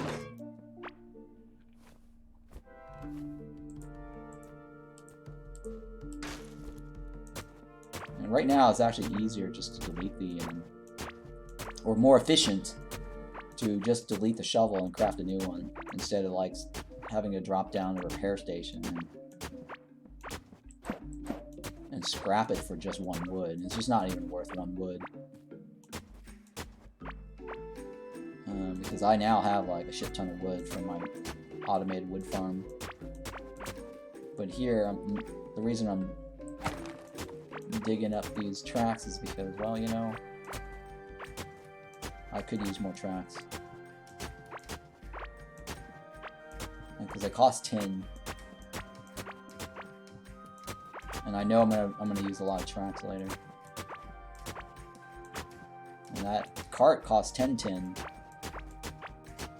Which is kind of expensive. If you think about it. 10 tin bars. That cart was 10 tin bars worth.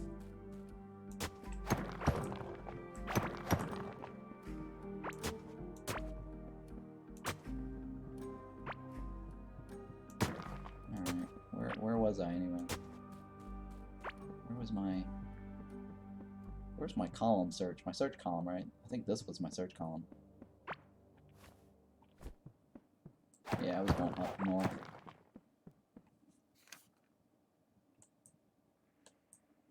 Okay, so that connected to my core. So I need to go straight south.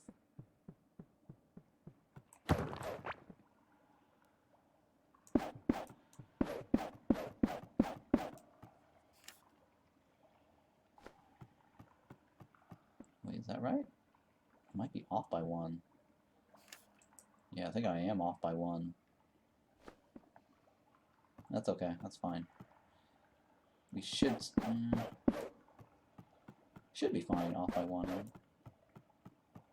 me count here, make sure. 1, 2, 3, 4, 5, 6, 7, 8, 9, 10, 11, 12, 13, 14, 15, 16, 15, 17, 18, 19, 20, 21, 22, 23, 24, 25, 26, 27, 28, 29, 30. Yeah, okay. We're well, yeah, we are slightly off by 1. It's supposed to be like right here, right? You know what? We are off by 1. I don't want to be off by 1. Because we might actually miss the larva if we are off by 1.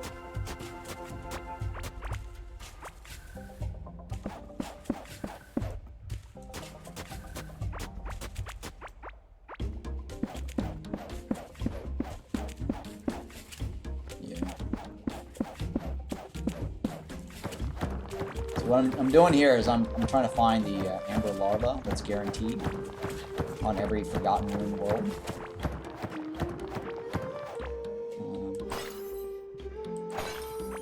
And the reason I'm knocking those is I'm trying to get an Oracle card, or sorry, a Brilliance card.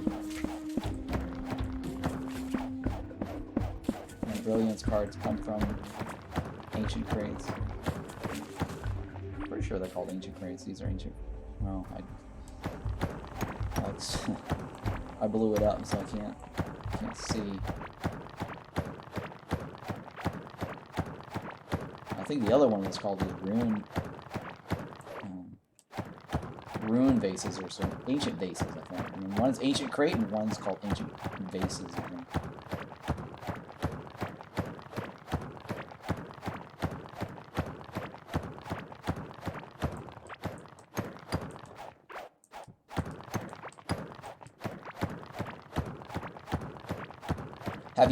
Have you played this game at all, my Hank?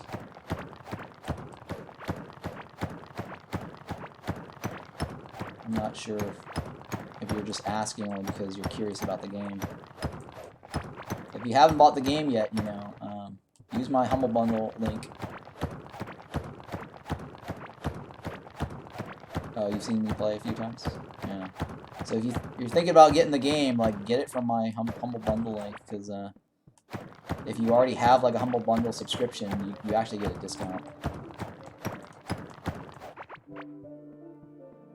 Oh yeah, then you'll like this game. Yeah, just because right now it's the same price as it is on Steam. So if you get it from that, then it helps me out because I think I get a small, tiny percentage with the Humble Bundle partner.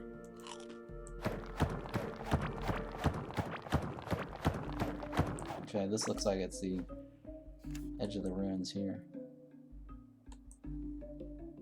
Alright, so I'm gonna go left of this.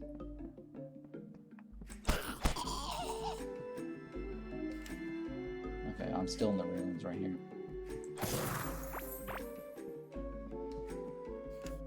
Okay, so let me see here. I'm gonna go to the left of this. This many tiles, right?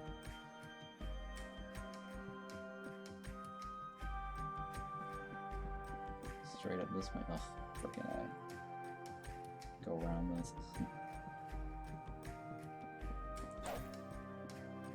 Shit, I lost my marker. Right here.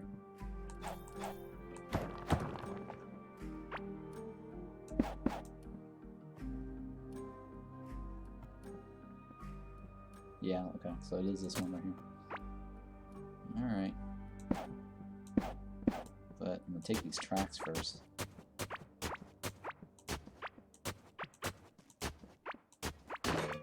Oops. Yeah, it's kind of tedious, right? How they make you craft these extra shovels for this whole repair mechanic thing. I personally think it's kind of tedious.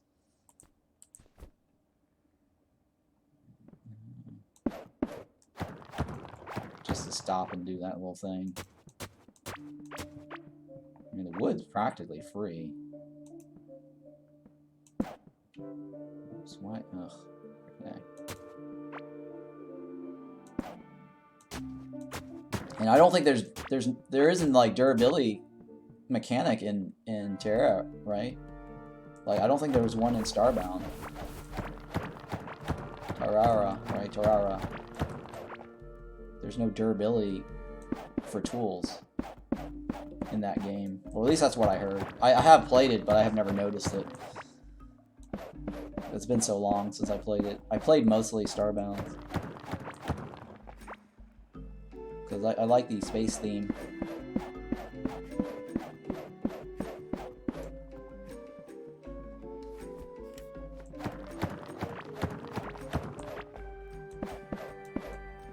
Oh no, I hit... Oh! It's the boss ruin. You know, this... I found the boss ruin doing this little search pattern a lot faster than I, or at least from my own world. It took me forever to find the boss ruin. This right here, I actually even missed it. But at least I can get like a second throne from this.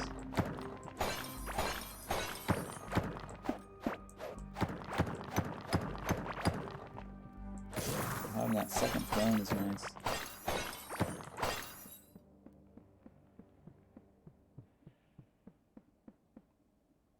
So yeah, interesting. Oh, I don't need this wooden wall. I am curious. What happens if I... Can I salvage the wooden wall? I think I can. I don't know. Didn't think so. But this ring I can salvage. I don't think that buys me anything, though. I don't think that buys me more space. It just gave me more. It just converted to iron bars. Okay, so I can't go this way.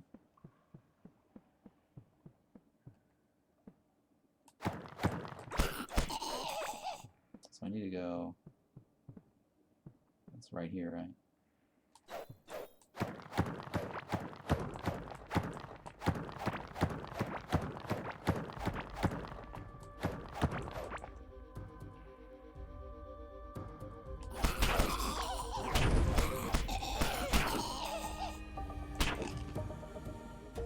There's a lot of ruins of that cracked open.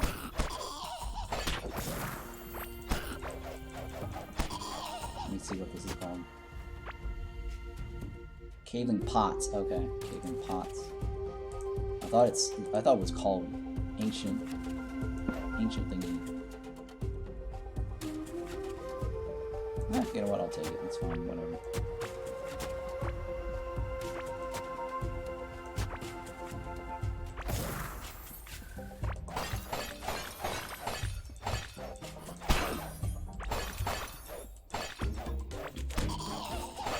I'm looking for the Oracle card.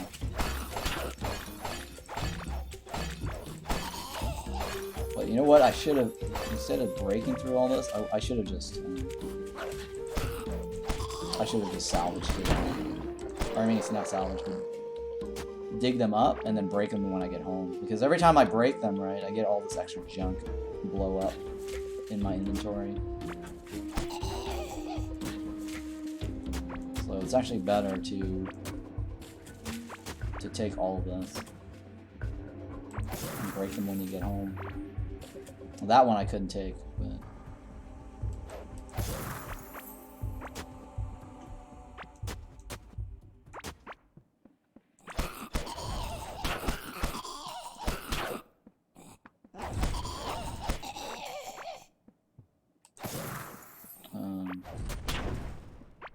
so that's, you know, that's another trick, is like you can take it, you know, and then break them when you get back to your base to prevent it from bloating your inventory.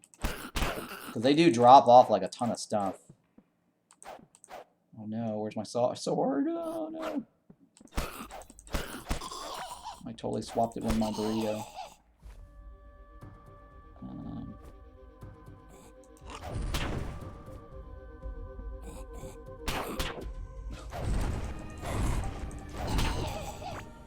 Okay, let me switch this back here.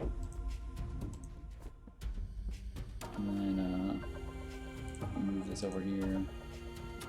I'll put this over here. I should be able to get like a, you know, tin bar. I think there was another shovel over here somewhere.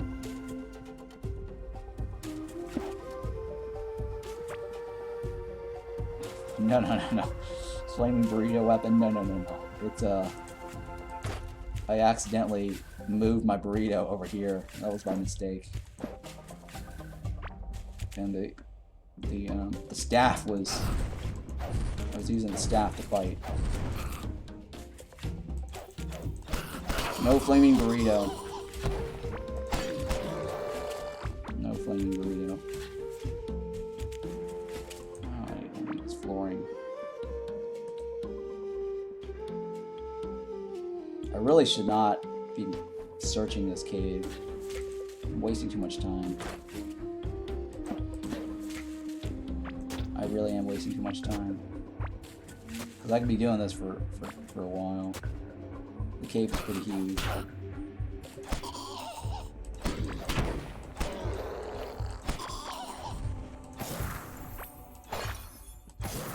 I'm gonna stop doing this.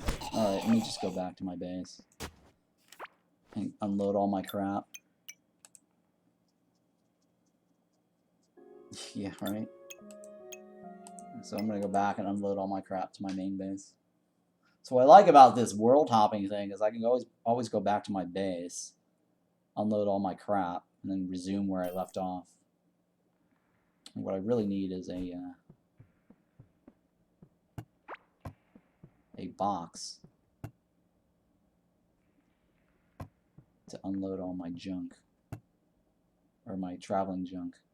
Yeah, see, this is where all my thing went into.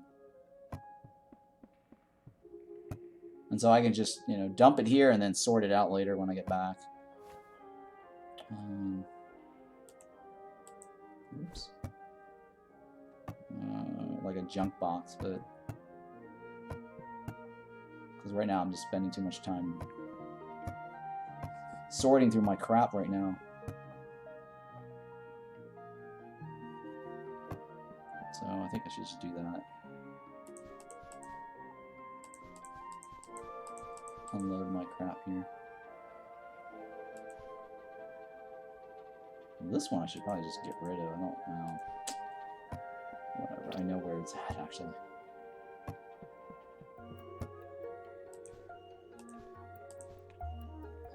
Sort this, yeah. And then mushroom. Yeah, I guess I'll dump the mushroom in here and I'll sort that out later.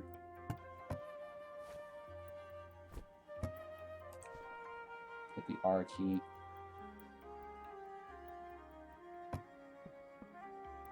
So saves are sort of portals to areas that you're in. Yeah. So where this right here, this world here. So your character is independent of the save files. There's a save file for your character and there's a save file for your worlds. So save and exit it saves your character, whatever your character's carrying, and then it saves the world that you just exited from.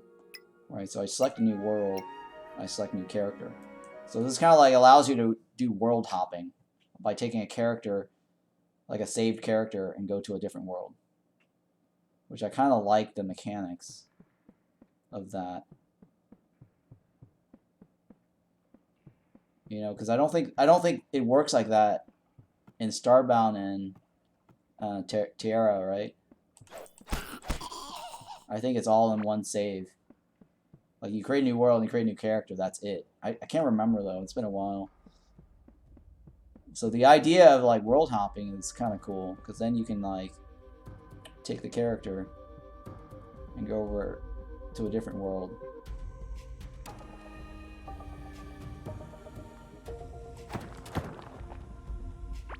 Keep going around those spots. I'm just gonna go straight. I don't really care anymore. I'm wasting bridges, but whatever.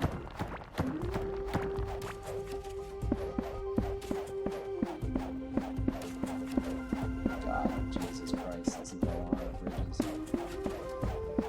This is a lot of bridges. It's a good thing I have a lot of wood.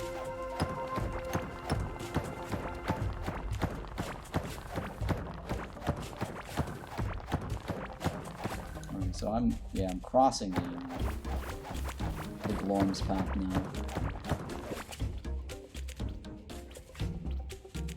Oh, look at that. Can't get into it. That might actually be the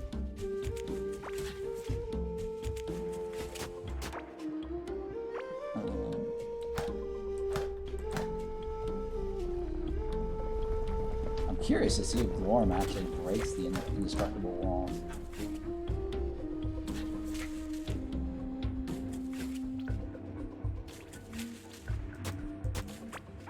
You know what? Next time Glorm comes around. Oh my god, how do I get into this one? I think it's on the other side, my entry. I think next time Glorm comes around, I'm gonna see if I can get him to break this for me. But yeah, this is like a maze.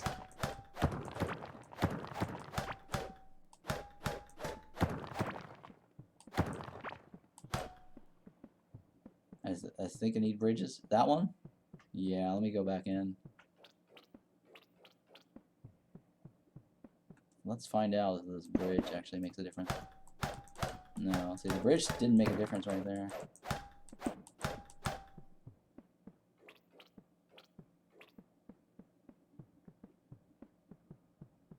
This is the only way in.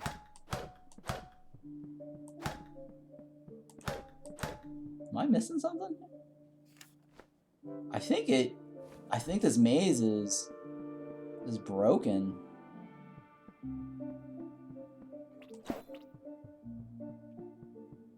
Based on its structure being being taken by Glorm's path.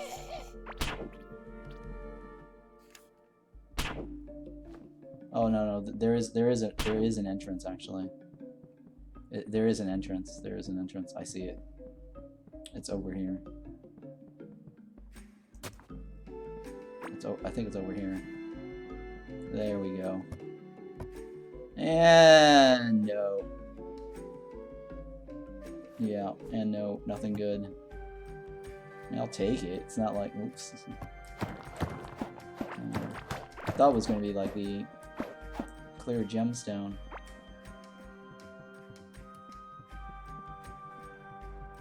Alright, so the other thing I want to test.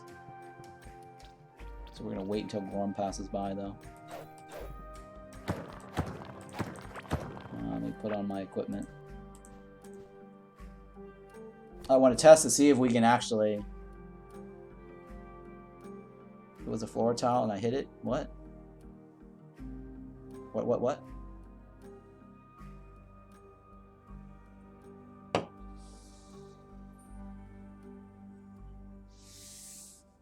Oh, I don't know. Like I'm looking at this map here, and it made sense where the pathing is. So this is the maze right here. This is the entrance right here. I was basically going around this, and I totally missed it. It was like right here, the entrance. But I want to test another theory out. It was a floor tile that dud? Really? I didn't realize a floor tile could be a dud. Is a permanent floor tile? I don't think there's a permanent floor tile. But what I want to do is test to see if Glorm can destroy this. And I think it does, because look, the way the maze is constructed, I think there was a wall here. Right, I think there was supposed to be like a wall here. And so you could technically use Glorm to break the indestructibles. Whoa. Here we go.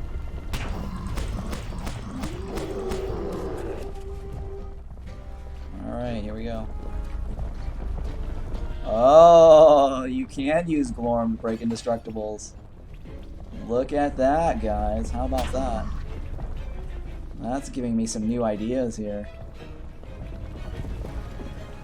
Alright, look at how he just removed the indestructibles. I gotta get out of the way. I wonder... Alright, I wonder... if you could, if you can taunt him to the barrier area. Let me just kill him. I mean, I'm too far from the barrier anyways.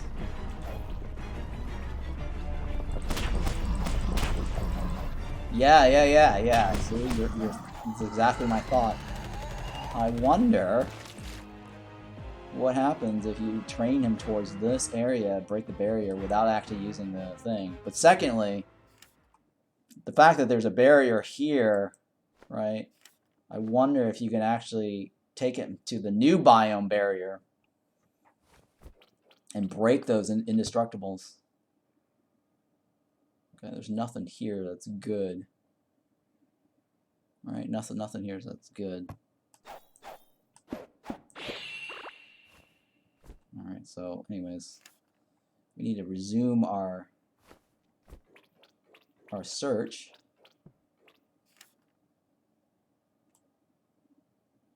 For the Amber Larva.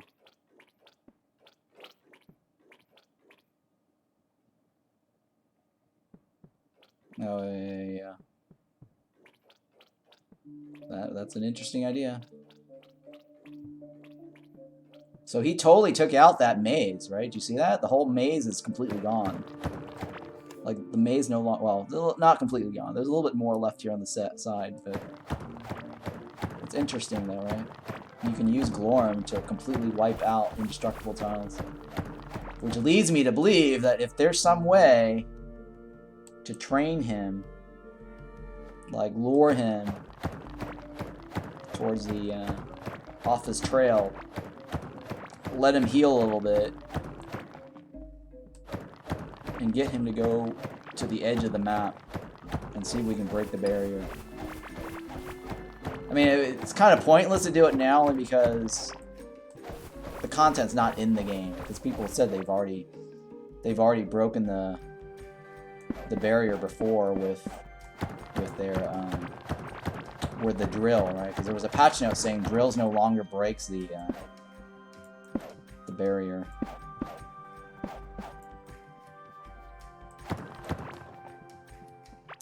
So I'm going here. So I want the pedestal. But I might as well take some of this.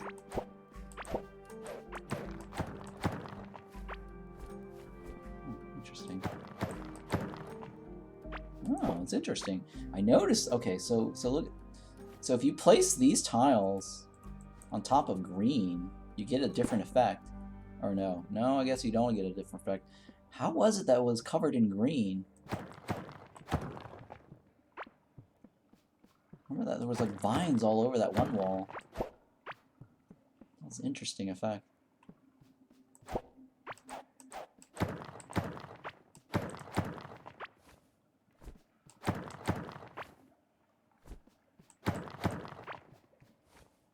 Okay, well, anyways. This is not the area we want to be in, so we will continue our amber search by going to the left. All right, so we did vertical columns where they're separated by 30 tiles. And the amber larva should appear within the 30 tiles. Either to the left side or the right side.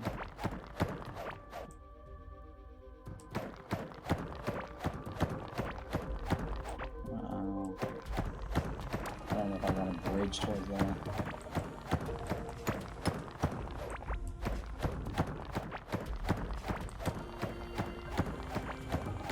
Okay, right here I do.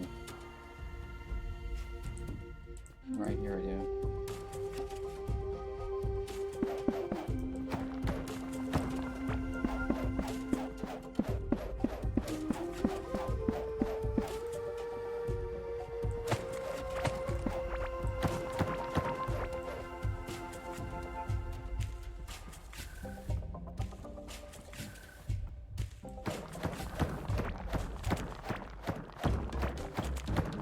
So we need to go straight down this way. Cut around the next boss fight. But yeah, I mean, we'll probably destroy the barriers, but the game will probably generate. I wonder if the indestructible barriers. Because I think what's happening is if we cut into the indestructible barriers and those indestructible tiles are supposed to replace something, if we use Glorm to remove the walls, we might not actually get the new tiles. It might just be really empty.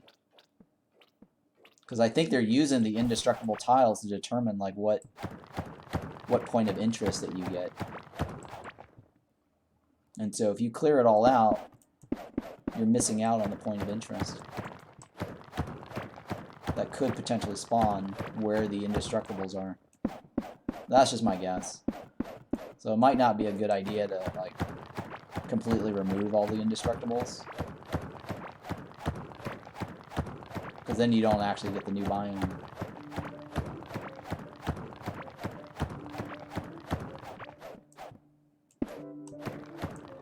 I just need to ignore all of this. Oh no.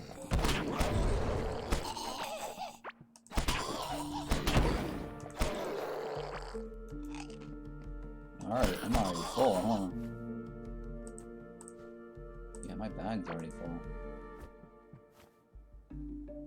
Is that tin? That's a tin, right? That's a tin rod. Alright, well, let me drop this down. And then get rid of this. also gives me tin. Oh, that gives me iron. Oh. Okay, that's different. Can I stick this in there? I think that gets me larva, right? Yeah, there we go. Larva and slime. What else can I? Oops. I don't want to be standing around like that. That's a bad idea. Yeah, I think my bag's full again. Oh, wait. Caveling pants. I want to keep that. It's my caveling pants. Almost accidentally removed that.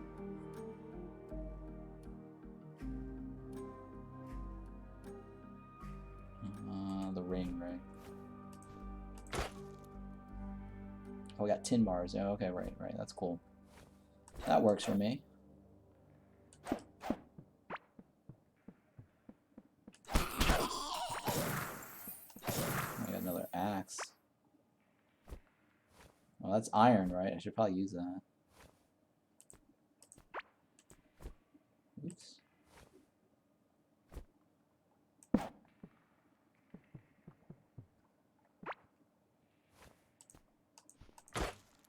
Alright, let me just take all this junk. Oh, I got gear right there. Well, let me just go ahead and take the junk. And then we'll come back for the gear.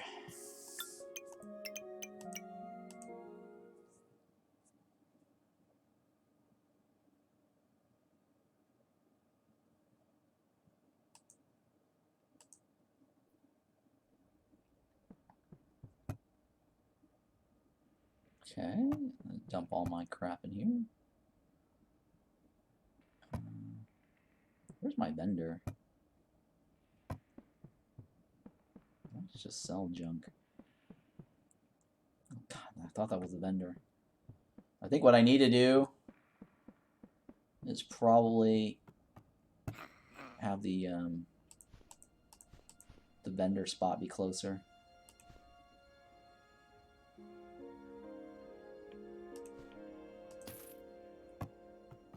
I really need to spend some time redoing my base. I don't think the vendor leaves his room anymore. Now that I changed the bed, because before the bed was actually occupied by somebody else. So he actually wasn't hanging out in that room anymore.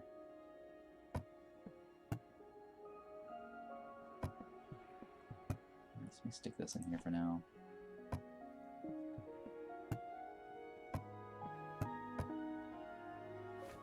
Wait, was it this one? Yeah, it was this one. Ugh.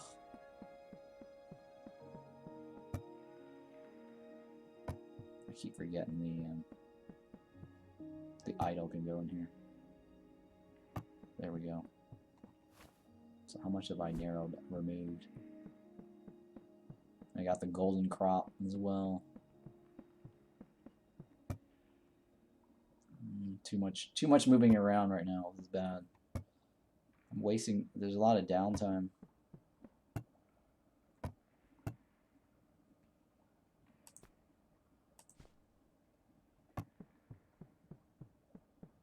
Okay.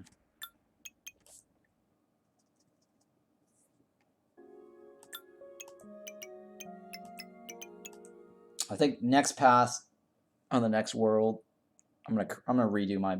After I clear out this world, I'm gonna fix up my base, so that I don't have to like go through that whole thing again. I think this is where it started, right? My pathing.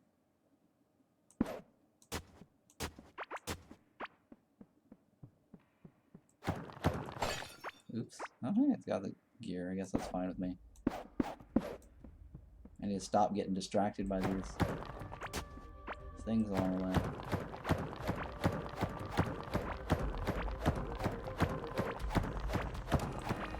Pretty sure this is it right here. Hang on, let me make sure. Yeah. This should be it right here.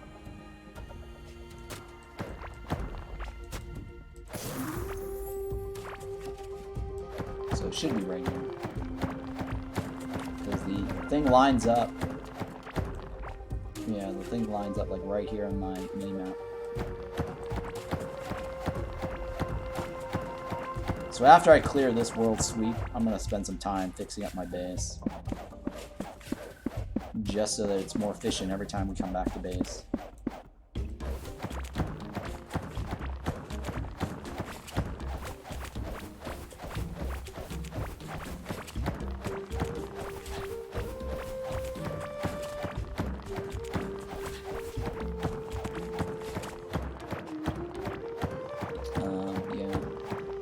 I guess, I mean, I could just focus on my main base at the core. And then the idea of having a second base for fishing could work too.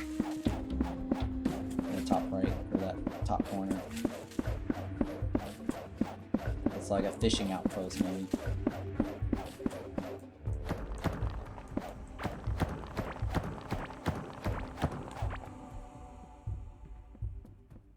Okay, this is barrier.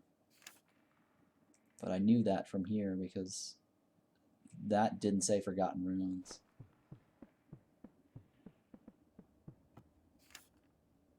Okay. So now we go to the left.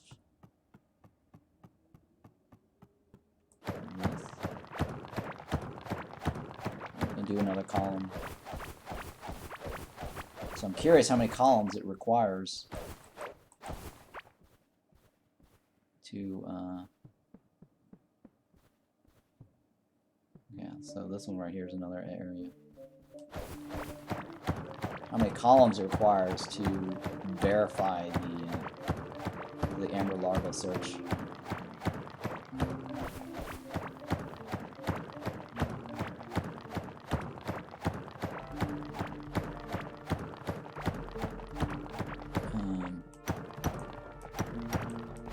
Since we've already cleared it out in our own world, it's not worth trying to do the columns there.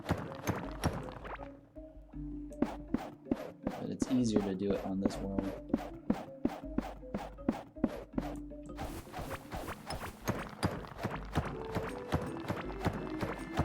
Yeah, I saw that thing. It says he did 15 tiles. I did count it out. I asked him. He said 15 tiles. Because he had like he posted like a screenshot of his Amber Larva search or how many Amber Larvas he got. And I asked him, like, you know, what was your search method? And he said he did 15 tiles apart. And he gave me a screenshot of his thing, but what he did was he actually did 15 verticals as well. Or sorry, horizontals, right? And horizontals is not important. It's actually better to just do verticals. There was just no reason to go horizontals, striping 15 tiles on verticals, right? Rows. You only need columns, right? Because it either falls in between the two. So if you're just digging, like, it's a complete waste.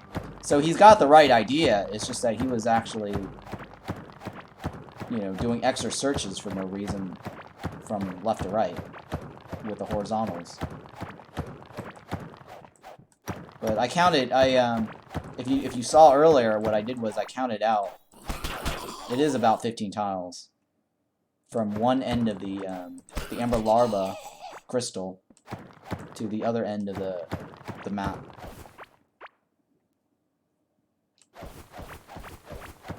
So it's about 15 tiles. So the 15th would actually show the orange. The 16th would not.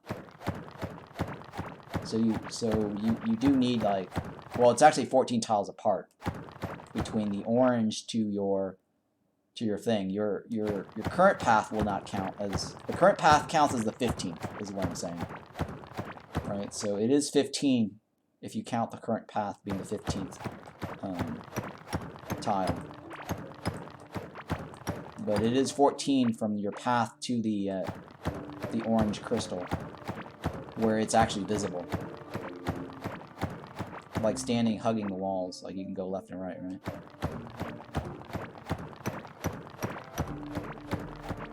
So unless he means like 16 tiles being the column, from one column, so from one path to the other path, then yes, in that regards it is 16. So there's like 14 tiles in between that is not anything you dig up. So 16 in that regards, yes. So it's basically you take 16 and you dig on the first tile of the 16 and then the 16th tile, leaving 14 tiles in between. I don't know if that makes sense or not, what I just said.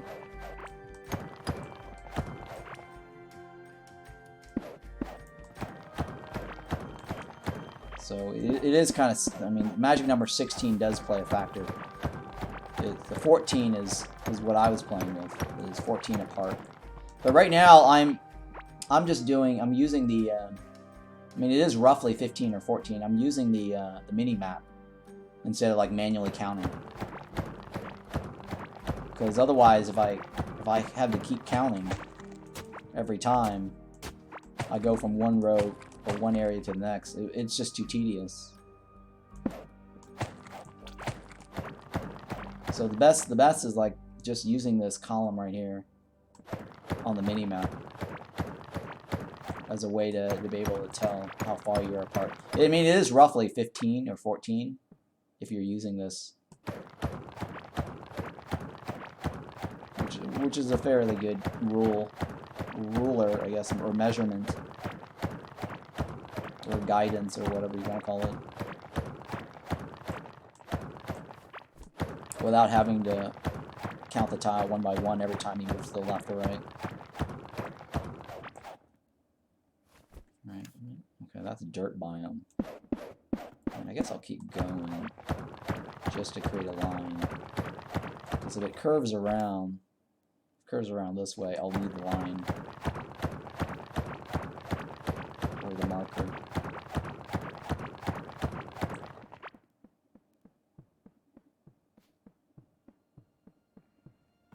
Well, I'm just going to get more wood.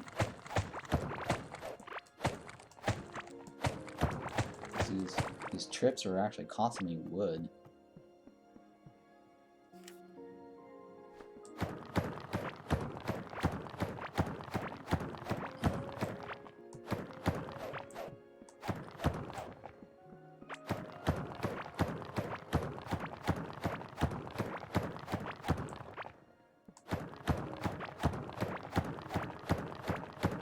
I think you get, like, 3 bridges? How many bridges do you get per one?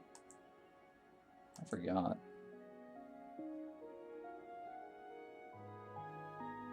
Okay. I think it's 1 bridge, or sorry, 2 bridges per 1 wood. It could be 3. But this is 3, so I don't know. I mean, I don't want to waste putting down a crafting bench just to test.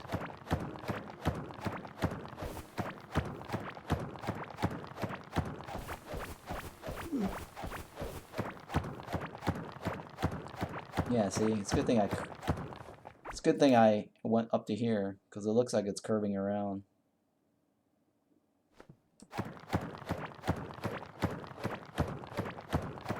Which means I actually need to go. I do need to check the wood side. I need to go back and do that wood column some more.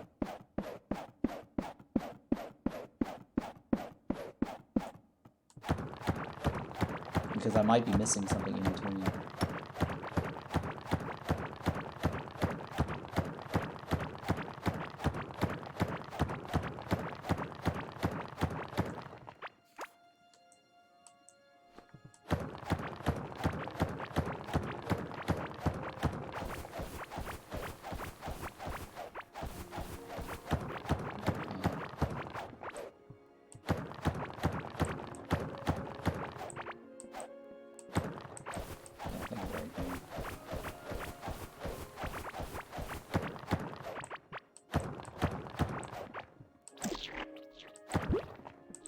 Yeah, that steady feet is not related to my, or it's not related to the slime. It was not related to the conveyor belt. Wait, is that? Oh, okay, I thought it was a giant mushroom.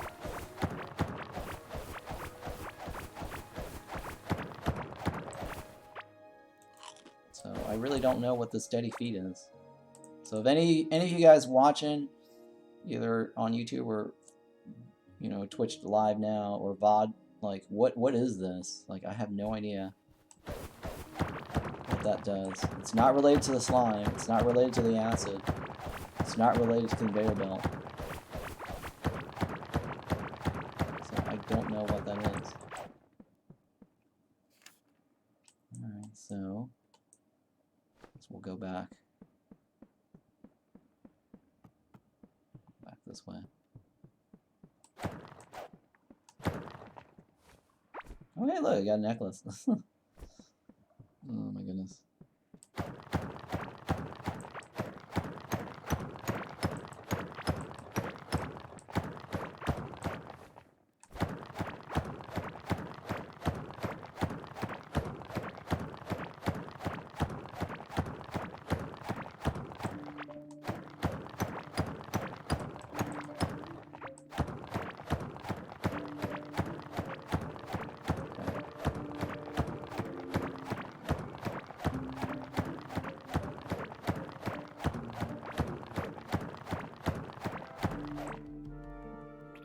So I'm cutting straight down this way.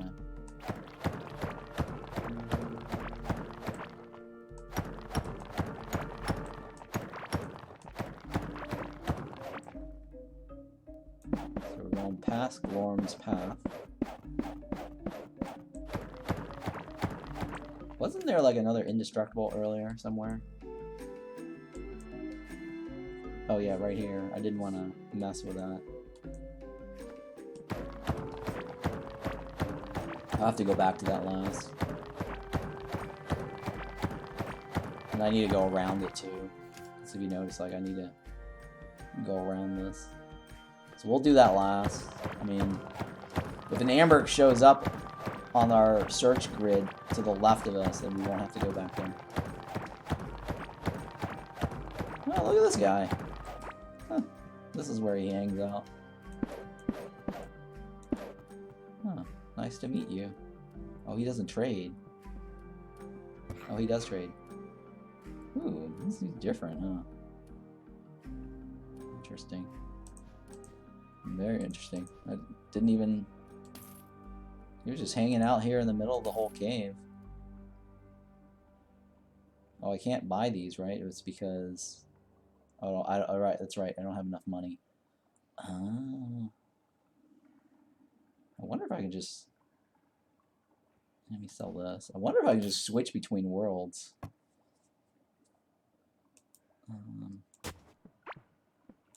And buy it. I'm just curious. I think I should be able to, right? There's no timer.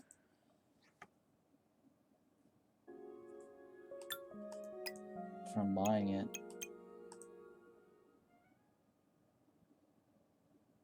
I'm pretty sure there are 2 different timers.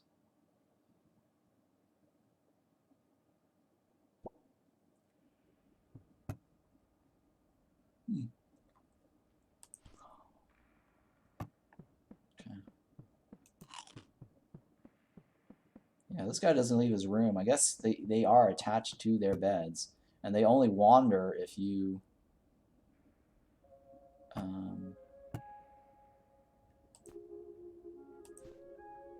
take 1 out, right? It's 500 exact. Oops. Yeah.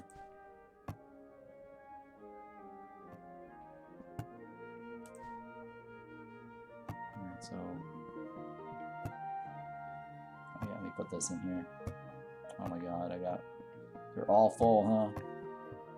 They're all full. I need a new box. I definitely need a new box.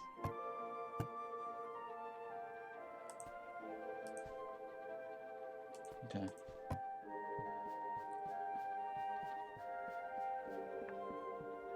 Alright, let's take a look at this.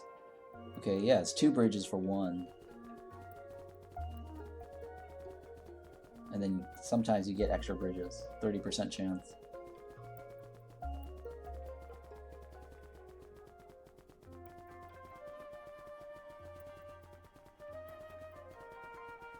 So it means... So yeah, anyways, going back to that, I think 16 tiles is about right if you assume that both ends of the 16 tiles or areas to create your pathway.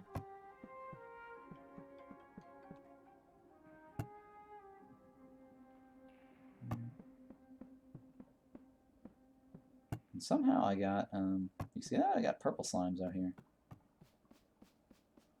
How do we get purple slimes on the loose? Well, I can see that. They must have teleported. Because I saw like a purple slime appear right over here. And this guy must have been killing him. I probably should have left that guy there. Because he did go around killing all these purple slimes. That's why every time I'm walking around here, I'm always getting stuff. I just don't know which one. I just don't know if there's another one. Another one of him. I don't see anything new here.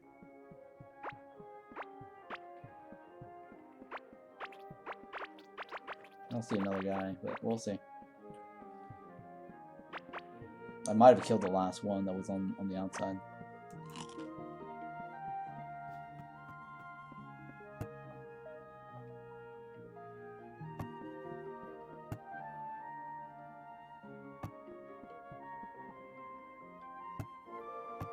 Let's go back. And get that other item.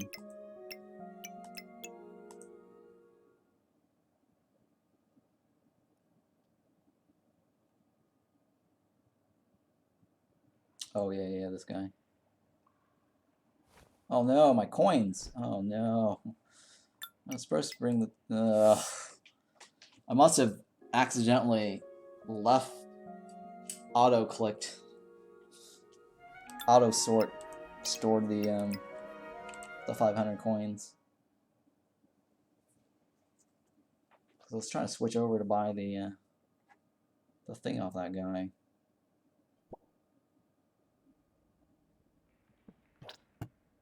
There we go. Oh man. Yeah. Shit. Oh man, this is a bad idea. There we go.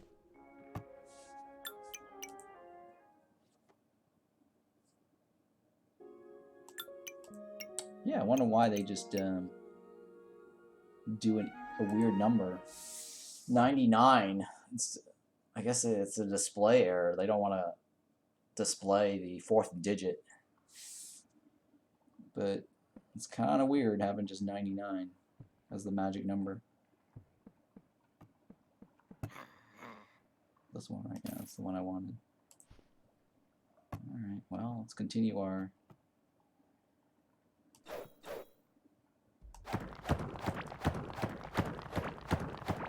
search here.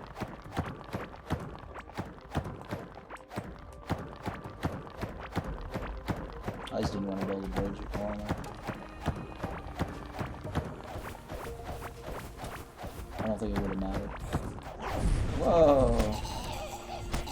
They all try to kill me at once. And I dodged all that. For the most part.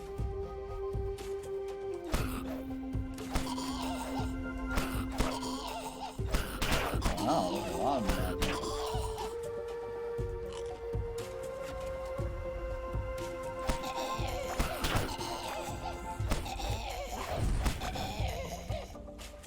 Alright, at least I got another Caveling here, which is, I'm okay with that. I'm collecting those now. Alright, so right here, I can go this way.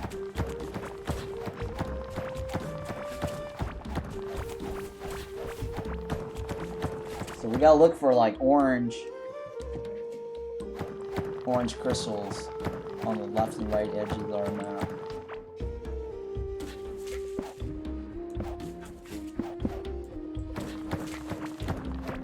I'll have to come back for the tracker later.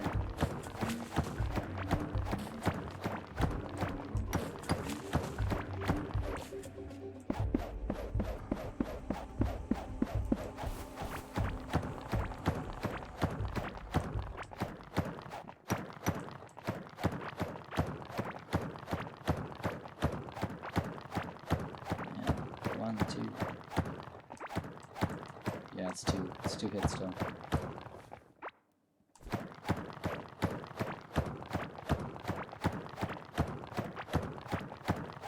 So a 2 tap basically.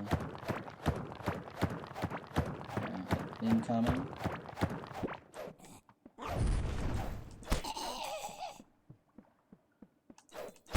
I mean, I don't mind killing those guys because they will drop shards that I could possibly. These shards to summon the crystal boss or the skull boss.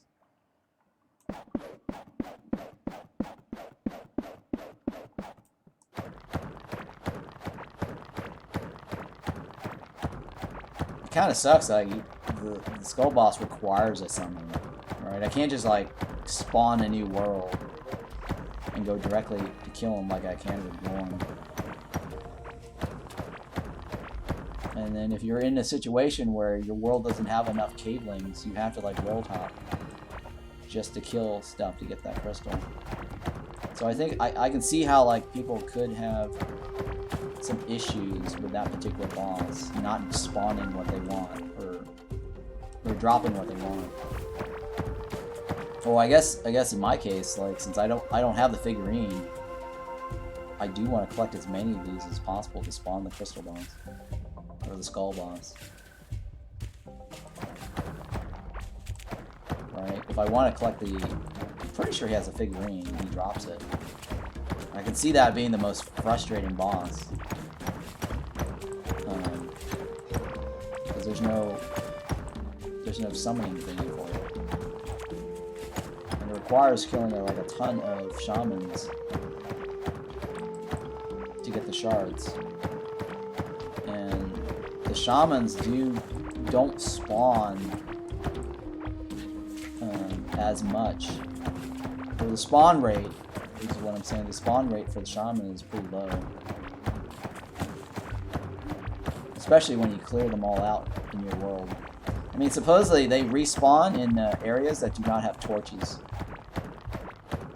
At least that's what I read. To get more. So if you create like a forgotten rune, clear out the forgotten rune area, make it so that it's all dark, and then maybe like have light switches here and there or something, I don't know. You can run around and try to see if you can get the shaman. Or create like pocket rooms to see if you can summon the shaman. I'm not going to dig all the way down there because it doesn't say Forgotten Runes. It's got to say Forgotten Runes.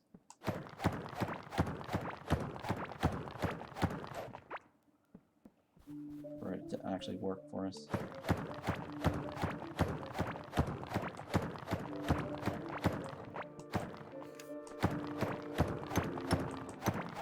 So I'm trying to go to the left.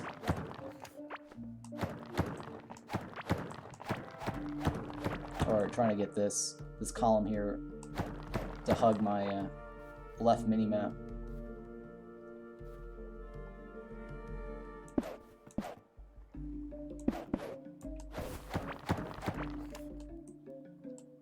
Yeah, I'm pretty sure it curves around here. I don't think there's an Amber Larva there, but we'll see. If we don't get any, we'll come back and check up on those little spots. But if we do end up finding the Amber Larva, then checking those little extra spots doesn't really matter. But you do come across like all these little interesting point of interest, don't you?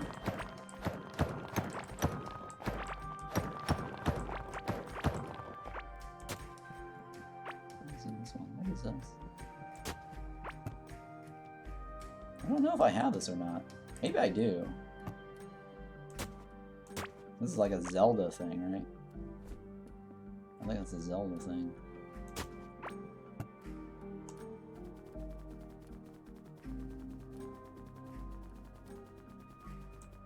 Like a Zelda reference.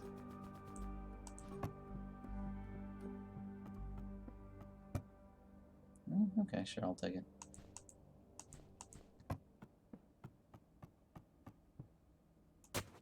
Take these things.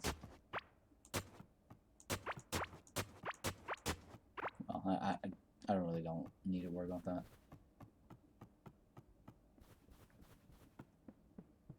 So this grid pattern so far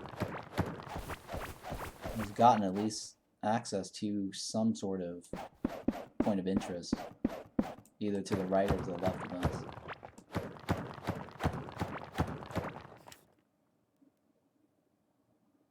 Oh, okay.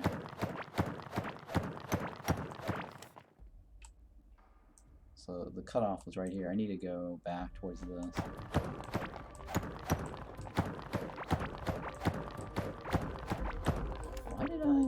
Why did I go all the way this way? I don't know why I didn't go straight up this way. That's bizarre.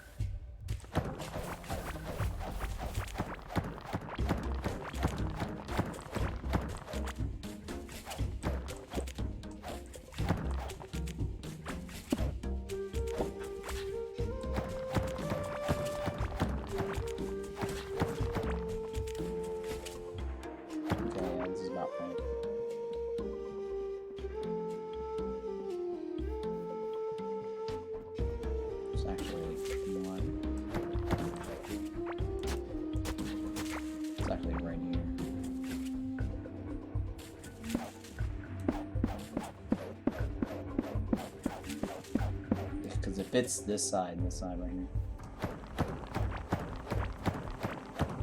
So yeah, I'm using the mini map as my ruler or my guide for where to go, or how far to left and right to go. Okay, something over there. What is this? Oh yeah, I already knew about that. That was the train track there.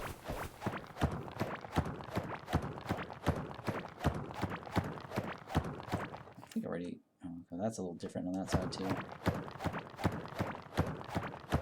Let's go take a little detour on this. See what's in there.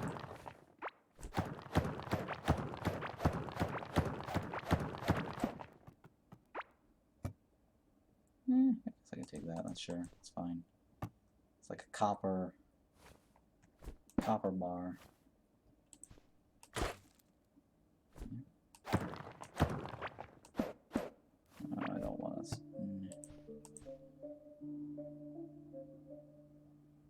For a second there, I could have sworn there were boots. Oh, those Caveling pants. Okay, now I actually have too many.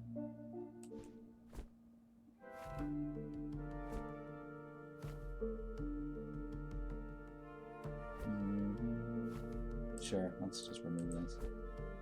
I do want to just get rid of those now. I actually now have too many. This world's getting deleted, so I don't really need to worry about that.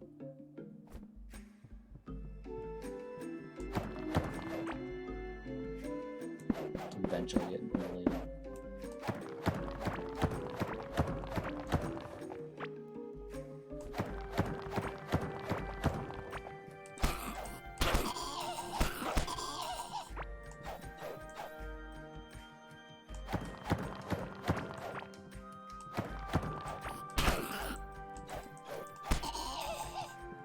Take care of these shamans over here, because they could drop shards, and I think I'm gonna eventually need shards.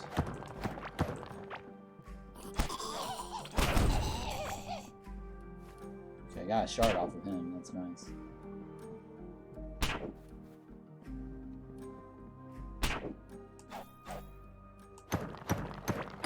Yeah, the reason I need shards is to summon the crystal or the skull boss. Even though I've got everything I wanted from him in terms of gear items, the only thing that I don't have off of him is the figurine. So I'm looking for the figurine.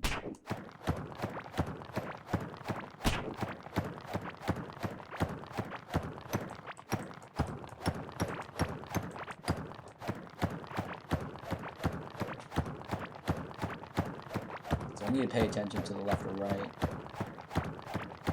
See if I see any Amber Larvas. I keep forgetting to look at the left or right.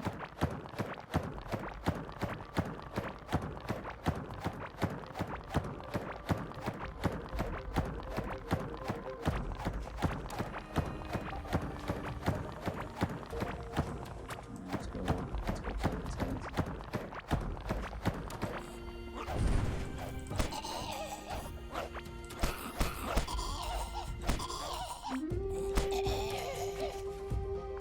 No shards.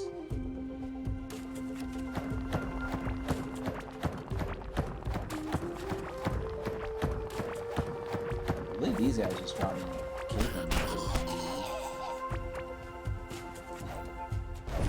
Oops.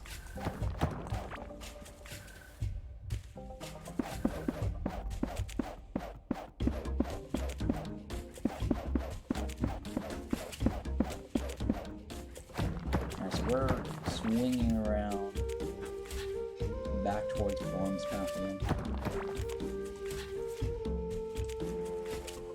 And I need to go back and do this one on the side.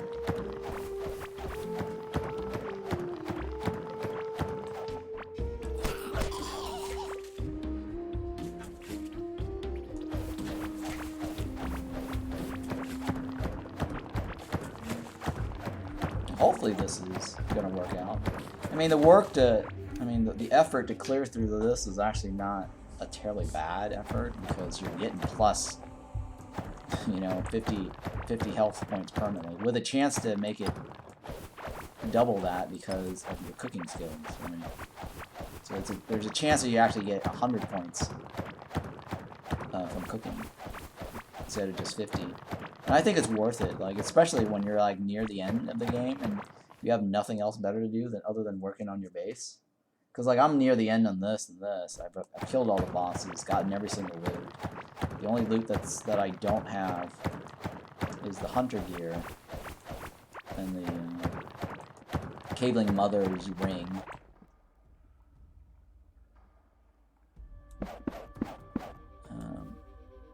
It's 801, but that's because of this little extra boost here from the well-fed. I mean, I do have like that Amber Larva that I haven't, from my original base. I just haven't, and then I also have one in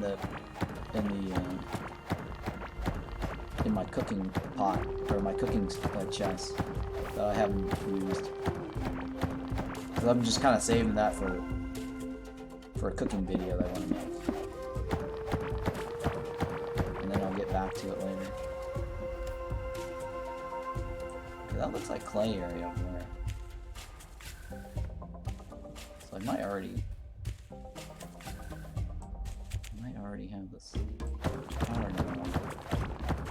So I do have access to potentially another 100 points, maybe up to 200 points if I get like a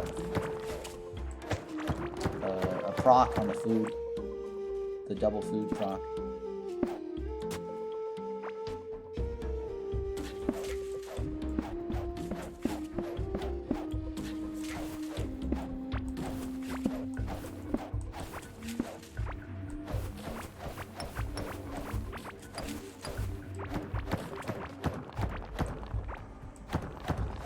So we'll see.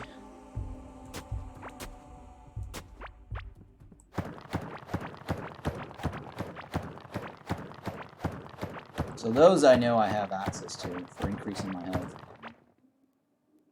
So technically it's around 700. It's 701. Once this clears out. Or 703? 703. Well, I'm also wearing these larva sets too, realize that. Right, and the necklace.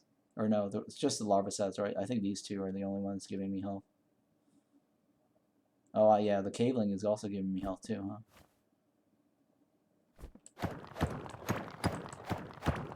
So those aren't pure raw base.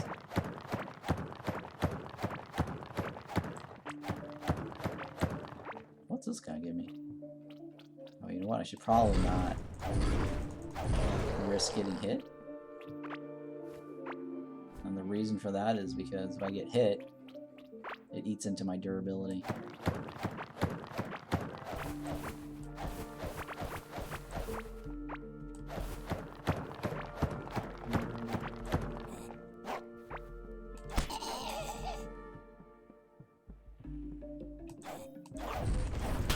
Oh, shit.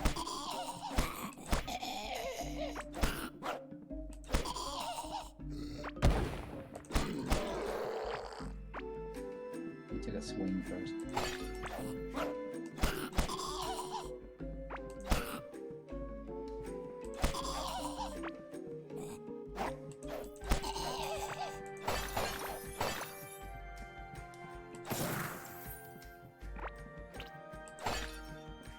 Oops. Okay, where was I?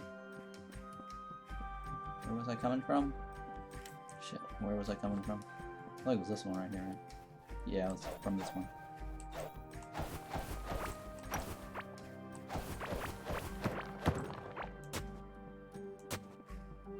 Oh. Oh. Let me put that table down then.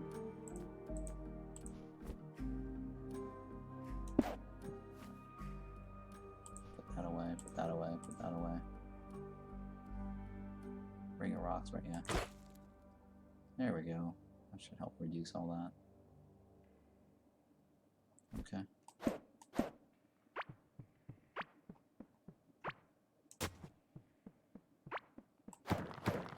Okay, we resume our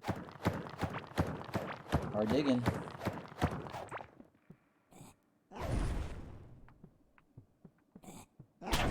Oh no, I got hit.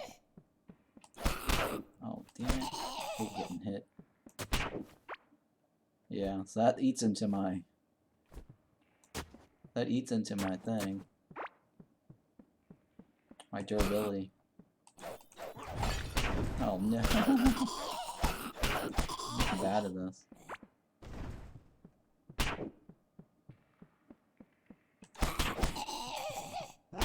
Oh no, I got hit in there too. I might have to go back and repair my larva set.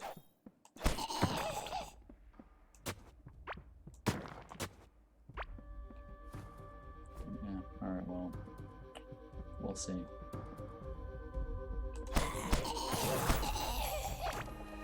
Okay, no new shards. That's kind of crappy.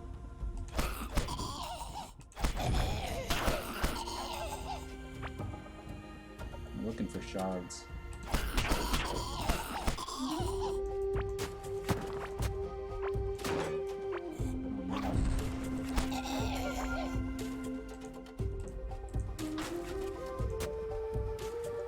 Alright, so we'll resume where we left off.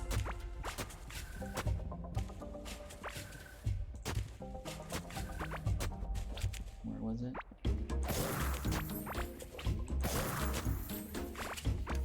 Where was it? Right over here, right?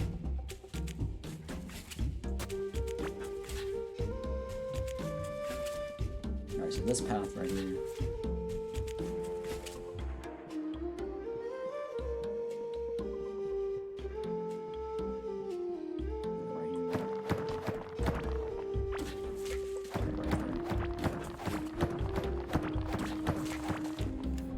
Room is pretty big, huh? Yeah, it's a pretty big room. Hopefully we get the Amber Larva soon. I mean, I've already kind of almost covered 50%, right?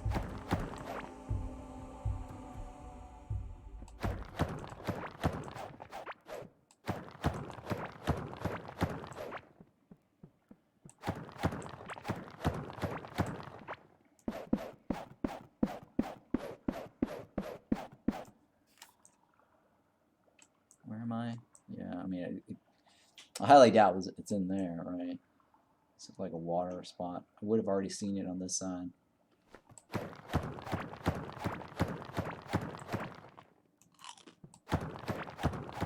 But anyways, I mean, if once we go through our entire search grid and we don't find it, then yeah, we'll start looking back at areas that we could have potentially missed.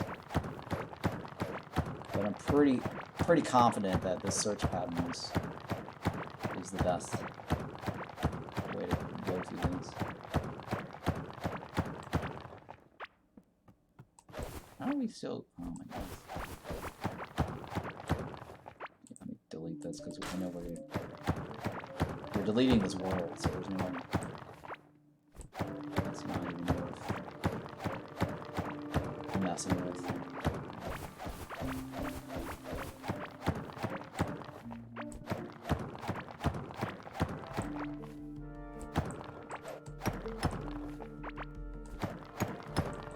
Oh hey, I did get another fireball staff. That's really nice. Yeah, I can always use more fireball staffs as a backup. Like in case when we do like a boss fight. Oh, look at this. Look at all these guys. Where are they going? Where are they going? You see that? They're just all running one direction. I'm here.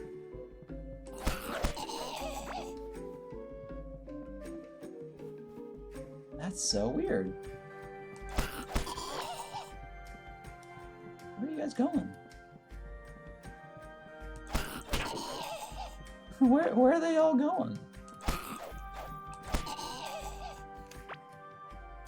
I don't know why. Yeah, that's kind of weird. They just decided to all go north. Very weird.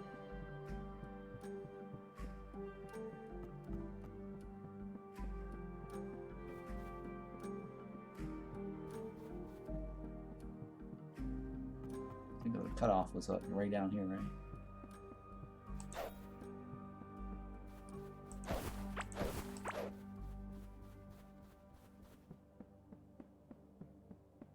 Yeah, that was kind of bizarre.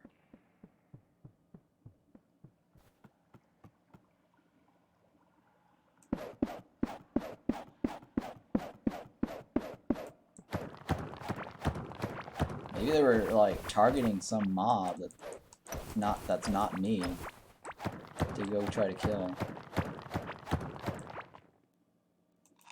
That's really interesting. Okay, I'm at the barrier again. Oh no.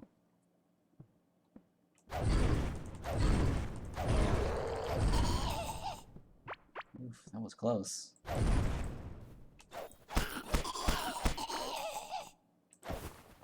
That was close. Getting cornered there. Alright, well. Let's see, where are we now? Yeah, we went up all. Oh my goodness.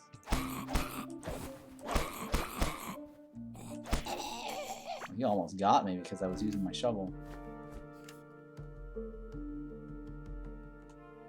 Okay, so this area here is the barrier. And so we got some clay here, I think. I think this right here is the clay cutoff. So we'll still keep going this direction. It's nice that they're all coming at me. So if it's not over here, then I guess it's gonna be over that zone.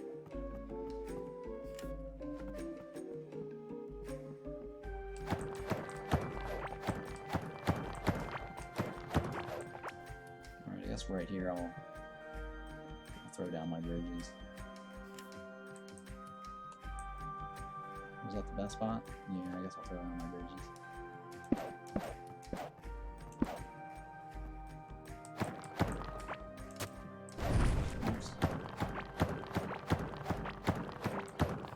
I'm not in the Forgotten Rooms anymore. You see that? It doesn't say Forgotten Rooms. Unless the Amber Larva actually does appear not in the Forgotten Rooms. Yeah, that could be a possibility too. you know, it's kind of like a, yeah, it's close enough kind of thing.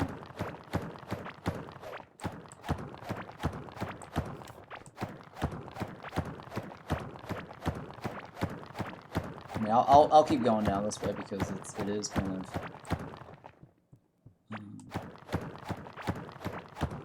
it is kind of stone biome-ish.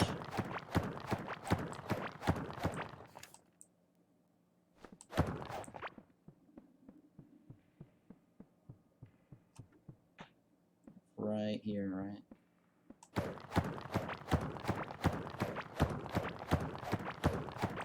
So that should line up to the horizontal 30 or roughly 15 apart.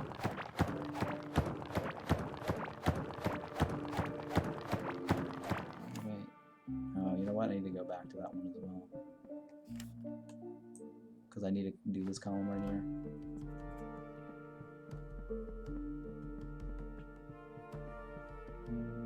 Somehow must have missed it. I'll take it on this. That's fine.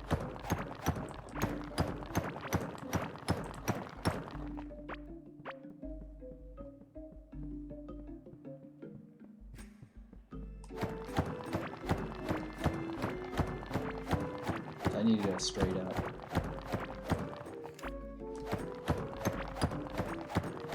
So hopefully it's in this last of this segment here to the left.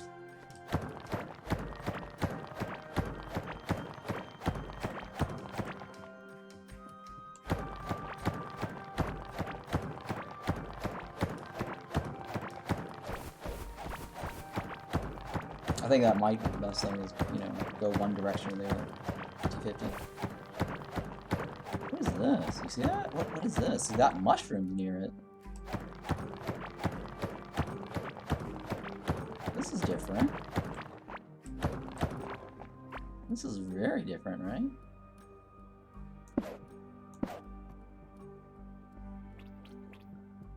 Huh.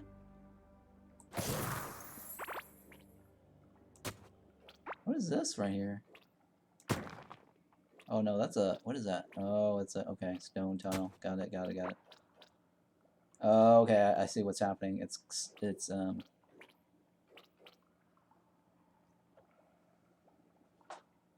I have so many of those figurines off these guys. Look at that. Caveling figurines.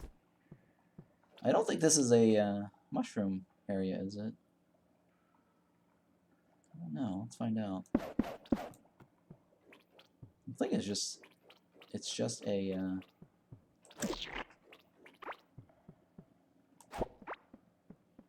it's just one of those ancient platform or islands.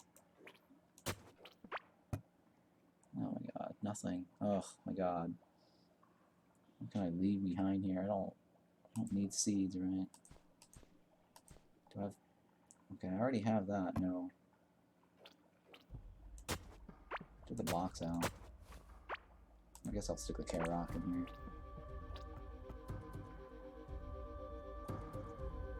here. Let's take a look here. Let me go back to my base. Empty out all my crap. Let me see what I got. How many I've gotten. Name a price. Let's see if that's something I'd go for. Well, I mean, it won't be until the end of the stream until we make the trade anyway. So I'm sure you'll probably get it, you know, before the stream ends. So this is all I got. I only got one shaman figurine. Are these the ones that you're looking for, or what? These are the ones I have. That's Caveling related. Now, that's pretty rare. They should have made that blue because I've killed so many and I only got one of these. And I'm guessing there's a hunter version, right? There's got to be a hunter version.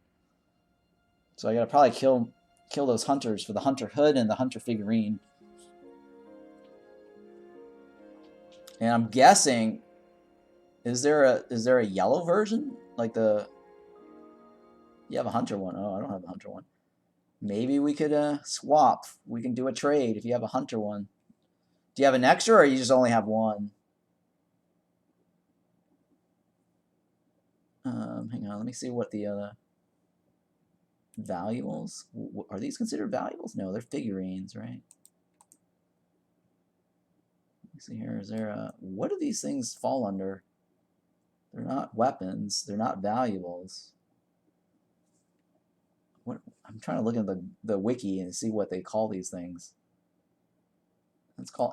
I'm gonna click on enemies and see. Caveling Hunter. Yeah, Caveling Hunter does drop figurines. Interesting. Oh yeah, I know I can sell them for coins, but it doesn't say valuables. That's all I'm saying. Because so that means I can't. On the wiki, they only show what's listed as valuables. All right, mole tentacles. Oh yeah, the mole tentacles. Yeah, I do have a mole tentacle figurine right there.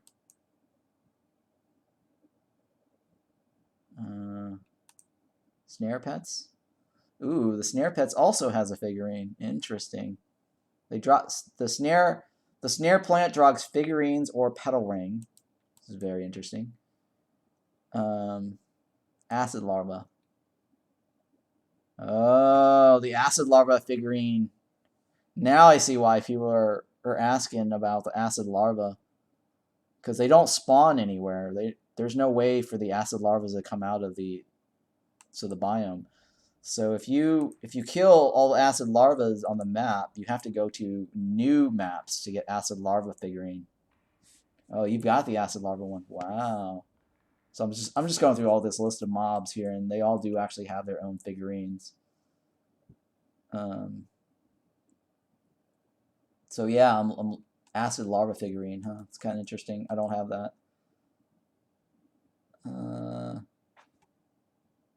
So I don't have that. I don't have the snare pet one or snare plant. I don't have the Caveling Hunter. And that's it. I got the mold tentacle. So and then all the bosses, right? So I'm missing the snare plant, Caveling Hunter. That's 2.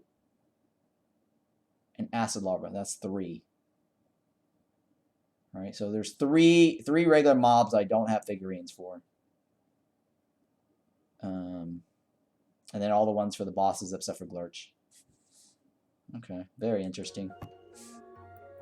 So where am I? I'm emptying out my bin here. Okay, let me see here. Oh, I do have that. Okay. You know what? That might be... Somebody might want that. I'll stick it in there. It seems very rare.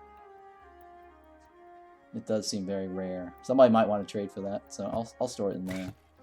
Because I know this is kind of rare, for sure. If I come across the second one, I'm not going to sell it. This is definitely rare. I think this is also rare, too. Like this, I think this guy is also rare, too, right? I've not seen, like, a second one of those. I might have, and I accidentally sold it. So I got to be careful with the rares. And not sell, because some people might have stuff that or might want some of these, or they have stuff that I could trade with them with. You know what I mean? Okay, let me take this out. These I know drop quite frequently. Let me go get some coins here.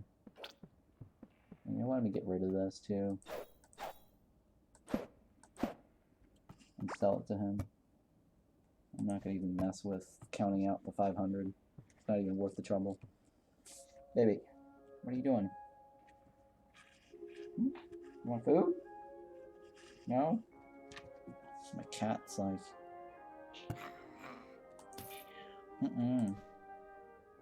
Get rid of this.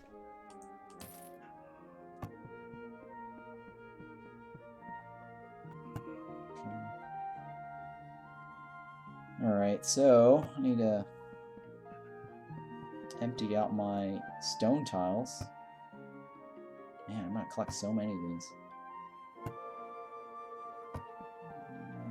Clay tiles? I think clay is over here, right? Okay.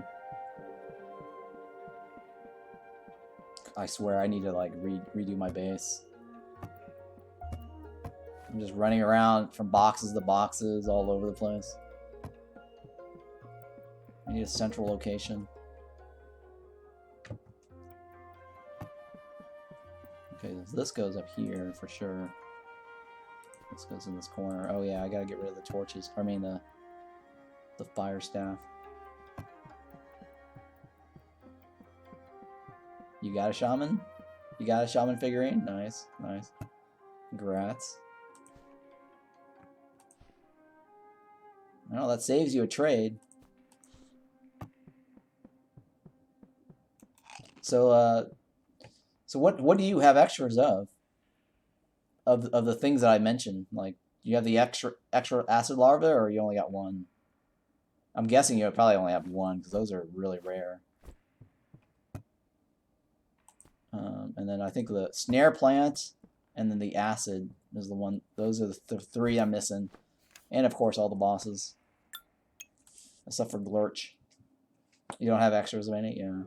So you already saw my bin. I actually had extras of stuff in case anyone wants to like trade or something.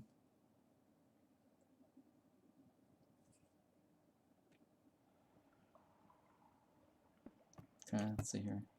I don't need that. So I'm going to continue exploring this little small platform here. Let's see what's going on with this.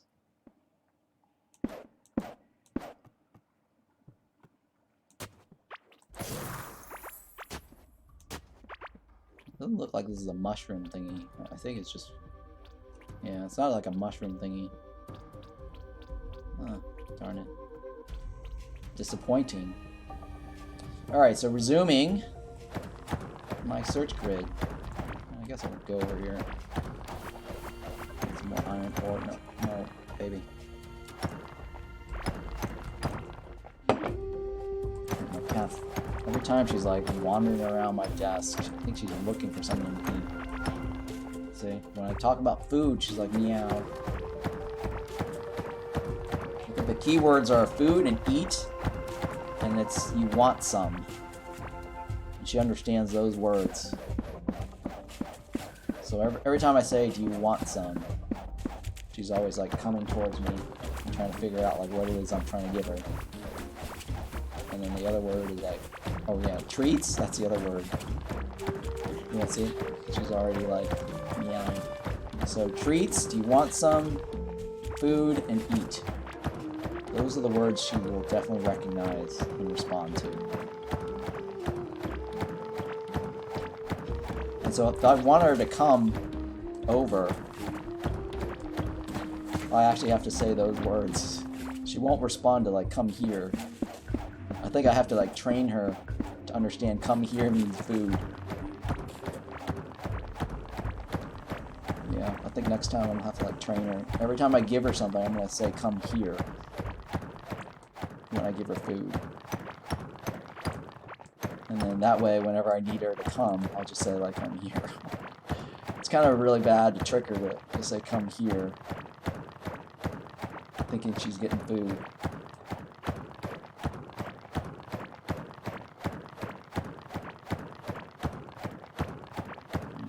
Yeah, rewiring her. Alright, so we're going to enter in this room of all these stupid caves again. Or Cavelings.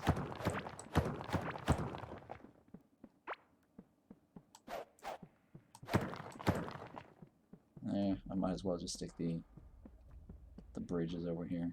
I don't want to mess with that. I don't want to lose my spot. My search grid spot.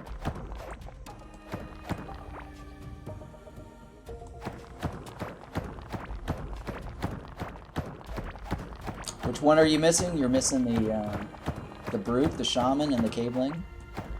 But you just got the shaman, right? You just got the shaman.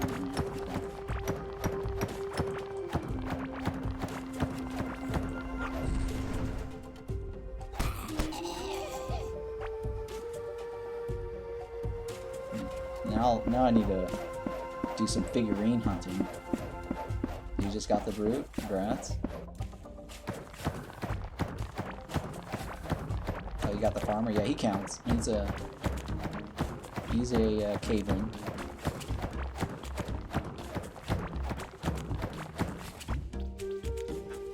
I wonder if killing the bearded guy and the because I know like you could use Glorm to kill the merchant, and people say that he drops all the items that he normally sells in his bag as loot. So if you wanted to kill the merchant, you can use Glorm.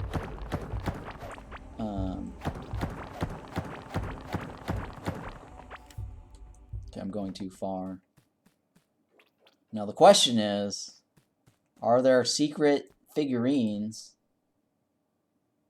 in the merchant? In any of the merchant, right? Which kind of, you know, tempts you to use Glorm to kill them.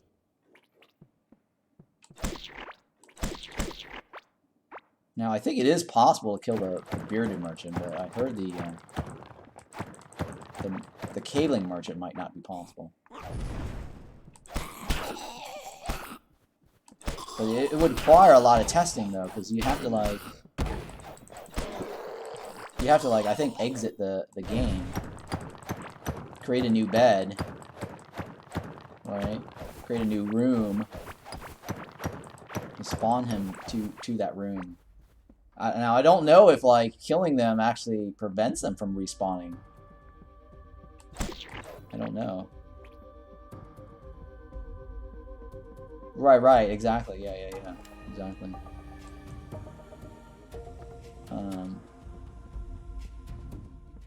So I don't know if they drop figurines around. I mean, the website doesn't list them as enemies, and that might be like a secret figurine, you know.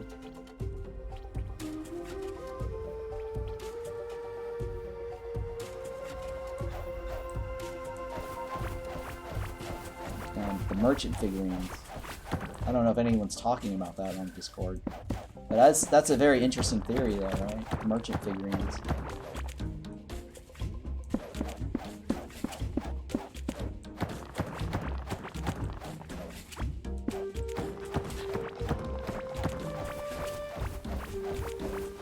I mean, that would be totally unique, and then you know, everyone will start going out and trying to farm their own figurines by killing off the merchant.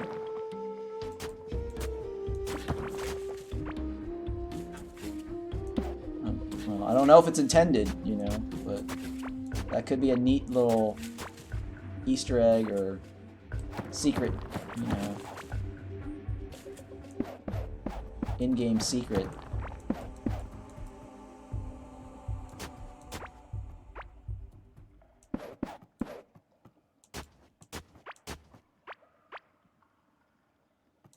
I'm just gonna skip those tracks right now.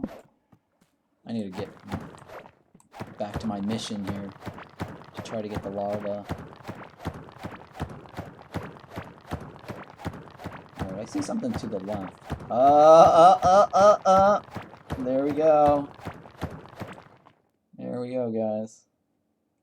See that? So our search pattern does work pretty well. Alright, now I actually don't have to search the rest of this. So that paid out pretty well here, guys. We got a nice little Amber Larva here. And it was within our search radius. Alright, let me... well, first of all, I'm going to feed my cat. She's been hovering around my desk right now. So let me go ahead and remove this. I'm going to put up a wall here in case the shaman comes in and wants to shoot me or something. Alright, so I'm going to AFK right here for real quick, BRB, and I'm going to feed my cat, get something to eat, and then we're going to break into that Amber Larva there. Be right back.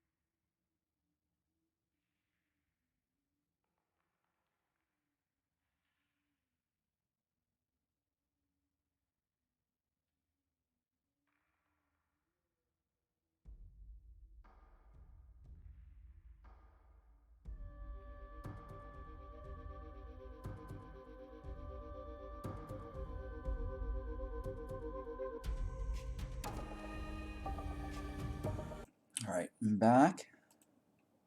See how like there's one guy who's like trying to come after me. Hopefully he doesn't spawn inside this, but supposedly the rule of thumb is that they don't spawn wherever there's light. So that room has no light or has no dark areas, I don't think. Maybe they could spawn in this corner over here. I don't know. But it's supposed to be that they, hey Kitty 49, thank you for the first time chat. Yeah, they don't, oh, you've been following since April 4th. Well, thank you for the follow. You must have, 6 days ago, I must have missed your follow possibly. All right, well, let me recap what's going on here for all those that's tuning in. So I've been trying to, you know, set up like a search pattern or a search method for getting the Amber Larva here. And this little point of interest is the Amber Larva point of interest. And what's interesting about this is that this will, if you break this open, you'll get that little Amber Larva that you can cook. And this Amber Larva meat gives you a permanent plus 50 health. And if you cook it with whatever other ingredients, you also have a chance to get a second item, or a second, you know, item of whatever you're cooking with this talent point right here. So if you max, or sorry, skill point, if you max this out to 100, you have a 20% chance of getting extra cooked food. So it's always good to cook the Amber Larva if you get it with something in the the cooking pot, so that you can get one more extra chance, a 20% extra chance of getting 100 hit points added to your health bar permanently. So, you know, some people just end up getting the larvas and just eating it straight up. You're kind of wasting your chance of getting another one, a 20% chance of getting another one, by not cooking. So don't make the mistake of just eating it straight up. Always cook it with something else. But But not just that though, you kind of want to max out your cooking first, 100, 100, to increase the chance of getting a second item, right? So if your cooking is like 50 out of 100, that means you're only getting a 10% chance of getting another larva from cooked food. And you don't want that, right? You want to max. So my recommendation is, if you're not maxed out on cooking, save up all the amber larvas, and then cook it after your skill point is maxed out at 100. What does thorn damage supposed to mean? Okay, so thorn damage means that if you get hit, if the mob hits you, you reflect back 100 or the 50 points of thorn damage, or thorns damage, right? So it only applies if they hit you, right? Even if they do like, you know, 10 points or whatever, it reflects back like 50 points of damage when they hit you. So it doesn't matter, like if they do like 70 points of damage to you, you only reflect back like 50 thorns damage. Does that make sense? I've seen thorns damage actually work sort of slightly against me, because I was trying to kill, I was trying not to kill Glurch.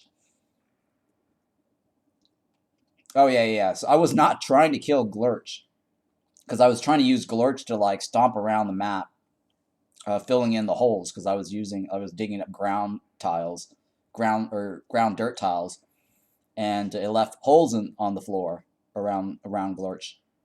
So I was using Glurch to like fill in the holes, and you know, fill up the holes with ground tiles. And I noticed that Glurch started dying over time because of this thorns damage. So I thought that was really interesting. Oh, let me go ahead and kill this guy.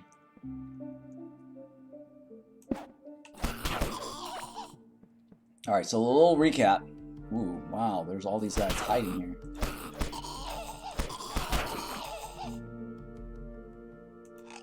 Okay, so let me do a little recap here. So so what I'm trying to do here is, in today's run, is search for amber larva meat, right? And amber larva comes from this little orange crystal right here. And this is a unique structure that spawns on every world, and you only get one of them in every world. And they only spawn from the Forgotten Ruins.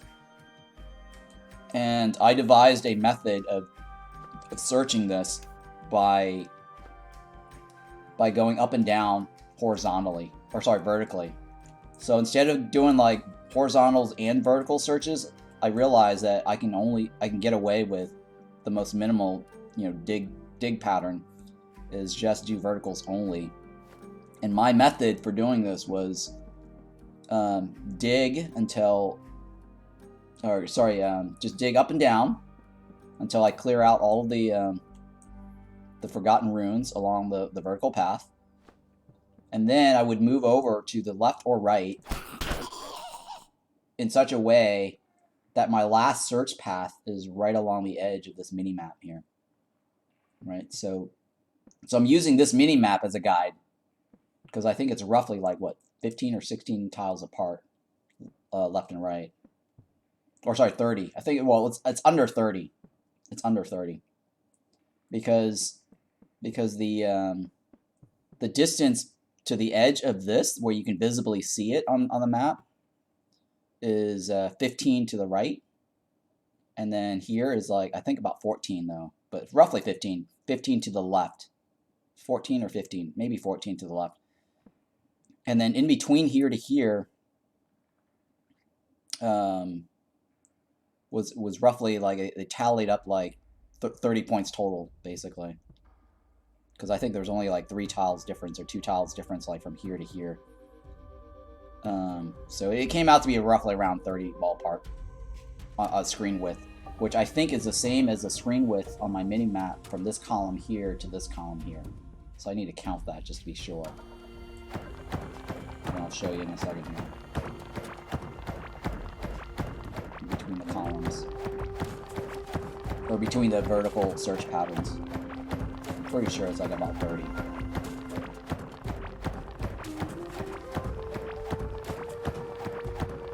Alright, so right here was my search pattern. I placed the torch here. Let's count this out. 1, 2, 3, 4, 5, 6, 7, 8, 9, 10, 11, 12, 13, 14, 15, 16, 17, 18, 19, 20, 21, 22, 23, 24, 25, 26, 27, 28. So this is 29, right? So there's actually it is 30 tiles apart with 28 tiles in between, right? In between the actual search up and down. And the reason why I picked these columns as a guide, so I'm spacing out by 28 tiles instead of like a full 16 or 15 or whatever, because other people were recommending like 15 or 16. Well, I think that it makes more sense to just do a 28 apart, because 28 apart, like if I go like this, right, and I'll count out the tiles to show you. Like right here is no good, right? But I put this back, right? Right here is the farthest I can go and still see the Amber Larva, right? Because the Amber Larva has like a edge right here and a glow, so you can't miss it because it actually has a glow.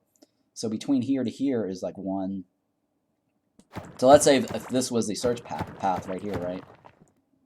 So if this was the search path, it's what, 1, 2, 3, 4, 5, 6, 7, 8, 9, 10, 11, 12, 13, 14, and then 15, right? So 14 is so if you, some people do like 15, they do like a 15 tiles apart or 14 tiles apart.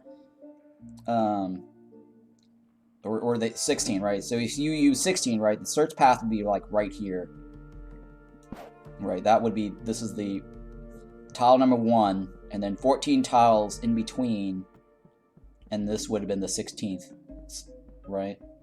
So that would have been 16. Yeah, because this is where you visibly see them, or see the marker. Let me make sure here, right? I go all the way here, so I don't see the torch. And so this is a search path. 1, 2, 3, 4, 5, 6, 7, 8, 9, 10, 11, 12, 13, 14, 15. Yeah. So actually, was that 15? Hang on, let me make sure. 1, 2, 3, 4, 5, 6, 7, 8, 9, 10, 11, 12, 13, 14. Yeah, this is the 15th. So that first one is 16. Right? So this actually counts as 1. Right, so it's actually 14 tiles apart that are walls, and then this could be your search path. So that's what other people are doing, but I realize that you don't need to do 15 tiles apart, because I think it would be silly to do an up and down here and then do an up and down here, right? Because you can still do the other half this direction, right? So long as you, yeah, so that clears it. So long as you don't, how hit range gives a chance to add more damage works. Oh, I don't know. I don't actually mess with this. I think you're talking about this, right? You're talking about that. I don't. I'm assuming that. I'm assuming that you that's more like a hit them and then attack with a melee. So that kind of requires you to, like, use a range and then hotkey over to melee. And that's totally your playstyle. But anyways, going back to what I'm saying, right? So this was the search path, right?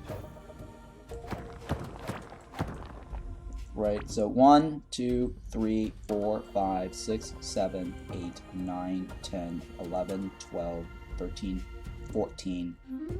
Yeah, so it is 14 in between, so 15 to the left or 15 to the right. So the reason why I'm saying is, like, it's not it's not worth doing like, you know, columns of 15 apart, because you're always going to get this guy in your search radius or in your line of sight if you just use my mini map idea, because the mini map idea is 30 tiles or 28, roughly 30, right? 28 in between. The first path and the last path is 1, and the last path is 30. 28 tiles in between. So if you do a 28 tiles apart with your search path, you're gonna get this guy in that search path. He's either gonna be on the left side of your screen or on the right side of your screen, regardless, right? So if you go up and down, you'll get him on the left side or the right side. And so if you skip over 15 more tiles past that, right, like this, you'll get him on your screen. So the ideal way to create your search pattern is not doing 15 tiles apart, because then that means you have to fill out this column right here and this column right here. So instead, doing the 30 tiles apart, search for ores. You did this for, well, searching for ores is a little different, right? I think for searching for ores, you need to do 15 tiles apart. Yeah, 15 tiles apart will be fine for ore searching. But in terms of like searching for the Amber Larva, you need to do, or you should be doing, 28 tiles apart in between the search path, which is a total of 30. So anyways, that's my method for searching the Amber Larva. And then the question was, I noticed in chat earlier, the question was, what does this look like on the mini map? Well, here you go. This is what it looks like on the map. And the pattern seems to be the same, actually. I noticed the comparing this to my last world, I got a little edge here on the side. Right? I got a little black edge on the side here and a black edge on the side here. So it curves around like this, black and black, and I think it had water. Right? I think it had water. And then yellow here. I should probably take a screenshot of this, just so that I can save it for reference on my my Discord, for myself, that is. I'm just gonna save this as a screenshot reference, so that way I can go to my last world and compare it to the last world. All right, so there you have it. This is what the Amber Larva looks like. This is what it looks like on the mini map or the world map. You can zoom out. I'm zooming all the way in. So it's got these unique features of this little black curve around the sides. I think it's got water. I think on all the worlds, or all the variations of this, it's got water right here. And I think it's always got like gold, I think, on the side, right? I remember my other one also had exactly these patterns. 2 little gold spots. And I saw this pattern as well, and this pattern as well, and I think it was also water. But I just went through like the best way to locate this is, and that cuts down your time, your search time, because you only have to do columns with a 28 tile spacing in between. And the easiest way to do that, instead of counting 28 tiles, like I was trying to tell you earlier, is just use the mini map as your gauge, or your ruler, basically, for the tiles, right? So you want this path right here to be right at the edge of the mini map, because the mini map has like a black border too on the inner mini map, right? So it's like orange and then black tile. That black tile actually is just a border. Hey, thanks for the follow there. Appreciate that. Prepare to get? What's prepare to get? Oh, hey, thank you for the raid. Appreciate that. Thank you so much for the raid. Welcome, new raiders. And so right here, right, I was showing like if you go this column right here, and then you see your other search path right here on this edge, it's exactly enough for you to figure out how much max hit point cap. There's no cap. Thank you for all the follows or the raid there, Final Traumatic. Appreciate that. All right, so let's go ahead and break this open.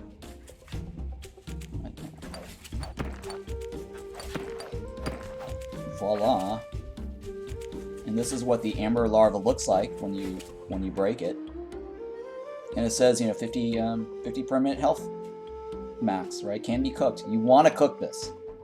So I mentioned earlier, if you don't cook this, you're wasting your chance of getting an extra one, right? You're wasting your chance of getting a total of 100 instead of 50, right? So if you eat this right now raw, you're losing a second chance of getting it because you want to get your food to be 20%, right? If you max out your cooking to 20% and you cook this, there's a chance of you getting another cooked item that is plus 50 health, right? So this could potentially be 100 if you cook it, and you want to make sure that you max out. So you don't want to cook it if you're at like 5% cooking chance, right?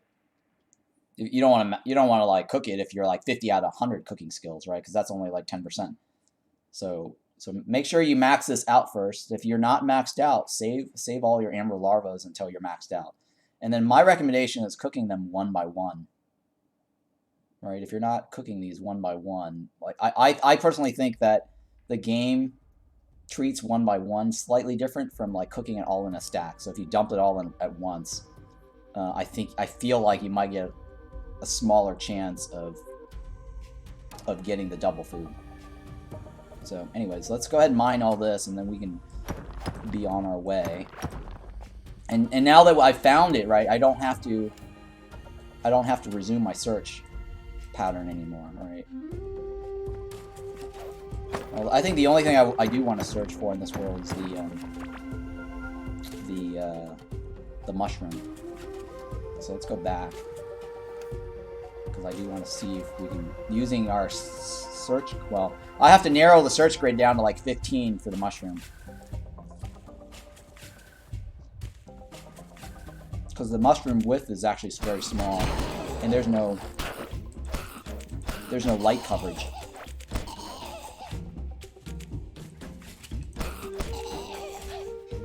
I think all your raiders. Oh yeah, I guess your raiders are still here because my thing didn't update. It still says I have like 13 viewers. But yeah, now I've got 27 viewers. Cool. But I think with the mushroom, you'll probably have to do like the 15 tiles apart search radius. And I think the thing with the mushrooms is that there's certain points of interest for the mushrooms that don't show up on the screen because they don't have a light radius. Like there's no like light beam shining into the mushrooms. Ooh, this is really different. You see that? There's a random point of interest here. I'll take all the gems. This is nice. Yeah, this is nice. Let's see if we get lucky with that one. Nope.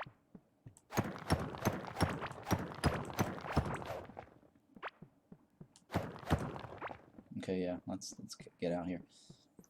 Alright, so I want to go back and start my search radius for the mushrooms that's in the dirt biome. So I gotta get back to the...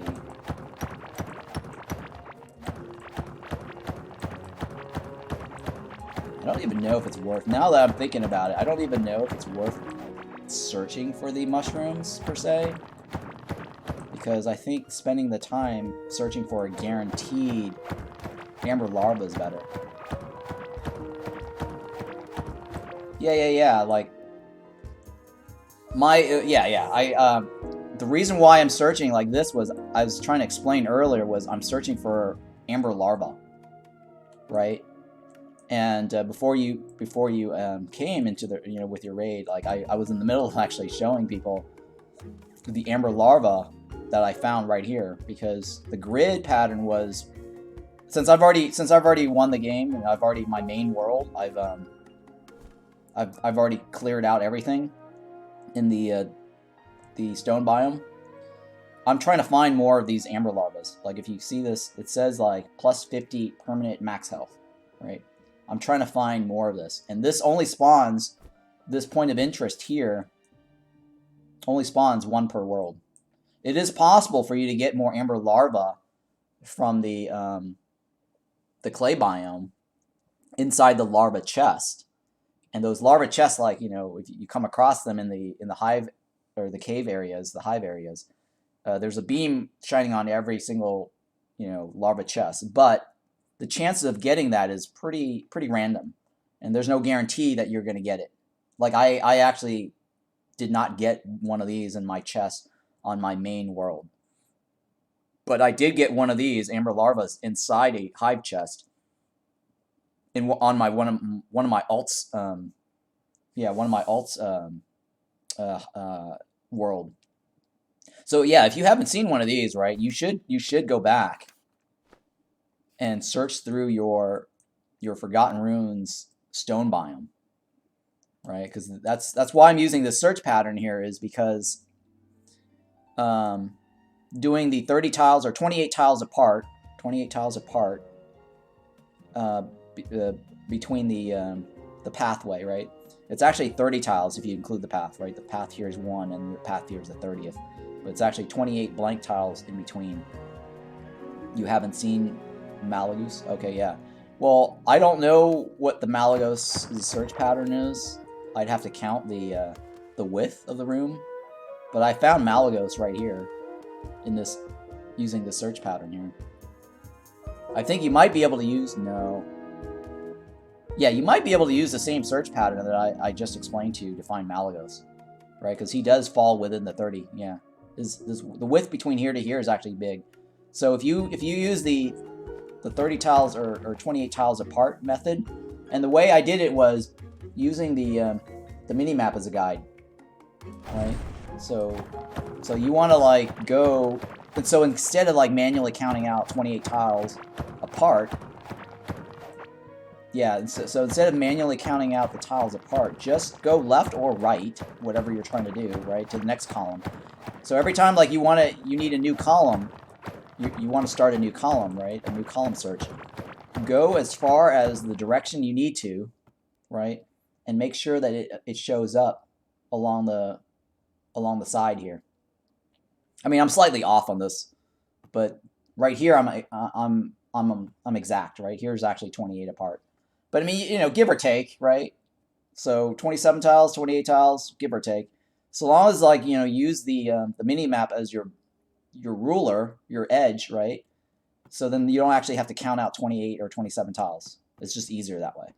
So far, like every time like I needed to do my grid search, I just go as far as I can until I can see that last path that I was creating show up right here on the very edge of this mini map, and then I just go up and down again, right, until I can't go anymore, and I just repeat that process going left. Does that work for Ivy? Yeah, you can probably use that. You can probably use that method for Ivy, because I think you can hear the stomp distance from within that 28 tiles apart. I mean, I have to go back and check, check the Ivy and listen to the stomps. But the stomps should actually radiate anywhere in between the 28 tiles apart. Sorry, I'm eating my food too. Yeah, I mean, I'm sure her zone is large enough for you to hear the stomp, so it should work. So, like I said, the best trick is the only catch with that search radius for searching for Ivy is the mold biome, right? The mold biome is kind of difficult. Like if you get the mold biome like right in smack in the middle of your search path, you have to go around that, and that's more of a pain. What is the ore glow distance? Right over here? Oh, that's probably like copper. I'm not into, you know, getting copper or anything, but yeah, that's copper. I'm trying to get back to my core right now.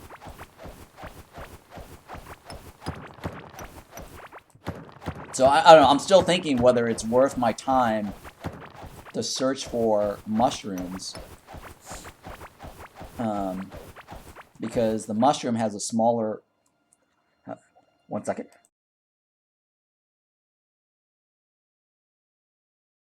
Oh, sorry, I had to sneeze. I just didn't want to sneeze on stream there.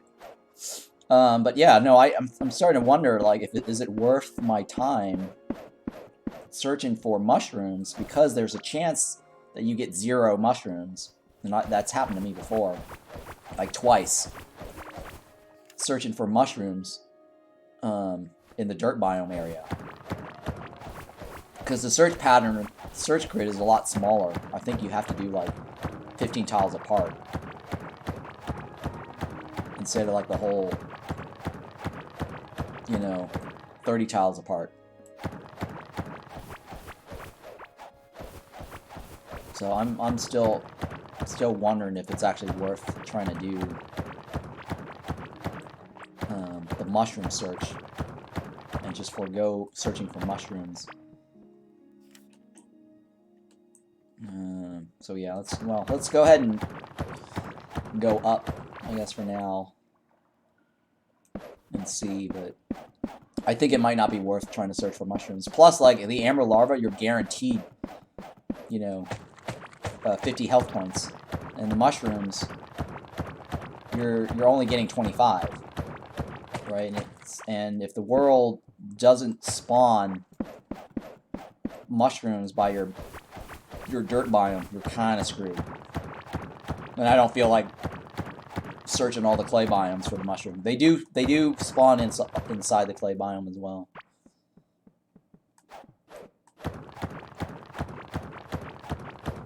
I mean, I guess I'd have to do a guesstimation, right? For 15 tiles.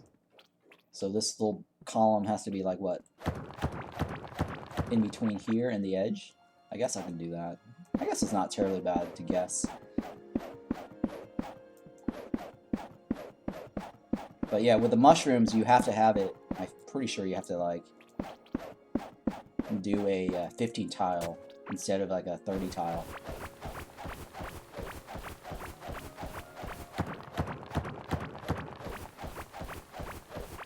I'm still thinking about that. Because they don't have, like, lights. Some of them don't have light sources. And so you kind of want to see into the next room. So I don't know. We'll see. We'll test this out. I want to go up and down this with the 30 tile or the 15 tiles apart method.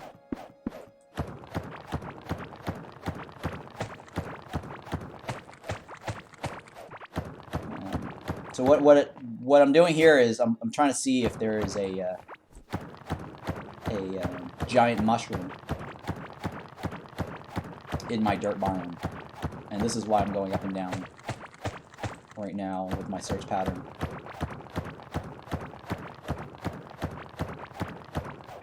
All right, so this is the end of the dirt biome. It's gonna go. Oops, I'm getting hungry, huh? So this right here is the middle, right? Yeah. So this is roughly the middle. So it's basically cutting in half of my my 30 is what all I'm doing.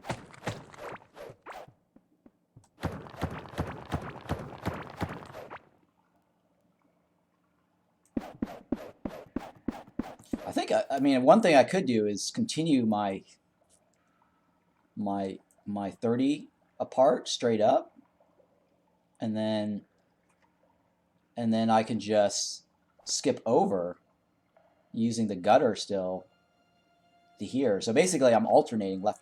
So I'm going 30 in between first, and then maybe do the 15 later.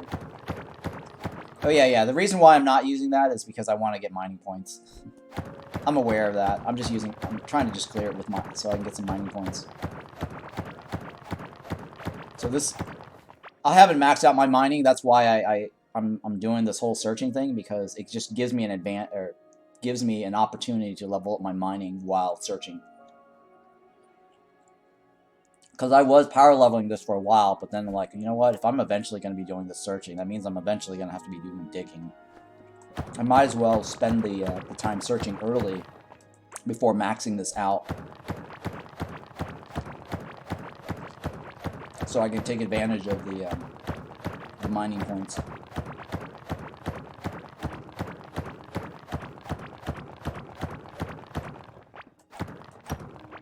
Wow, that's iron right there. You see that? That's weird. I got iron like right there in that little spot, and that was dirt. Huh, that was very weird. Normally iron does not show up in that dirt tile. It's the first time I've seen that happen.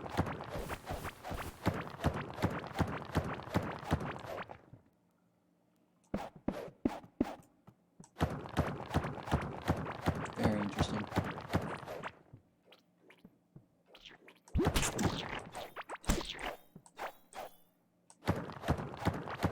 Am I still in the dirt biome? I think I am, right? Yeah. God, I hate wasting bridges for this.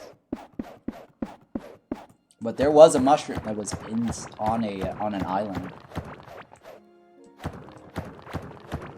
There was a mushroom, large mushroom that I found on an island too once. Okay, that's the end of the dirt.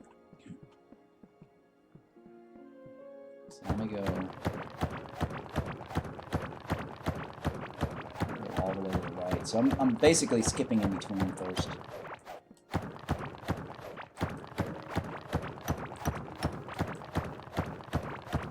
So I'm gonna do the 30 part first, and then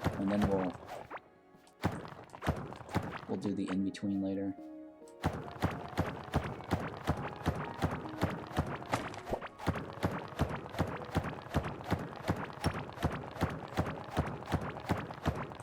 That little spot right there almost looked like it could have been a mushroom spot. Man. So, because one of the mini map, or the map pattern for a mushroom is with a light beam. It looks like a cookie.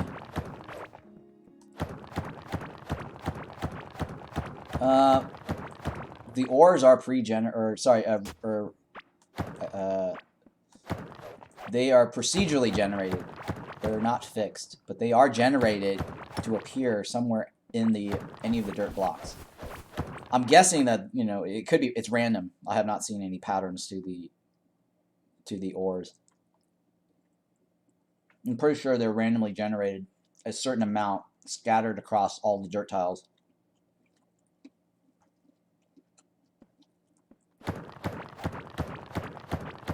Oh hey, I can eat with my right hand.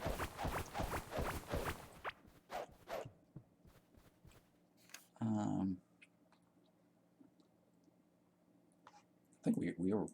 Oh, okay, it's going down this way. Okay. Give me a second. I need to. There we go. Cut across that.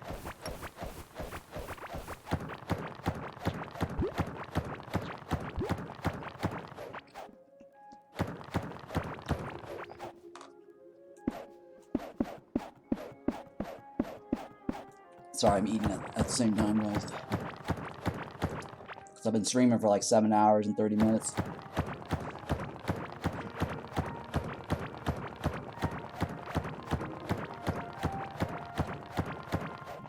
So right now my search pattern is 28 tiles apart. I just didn't feel like putting a bridge there. Okay, yeah. And then I'll slice in between these later. I don't know if it's worth actually doing that edge there.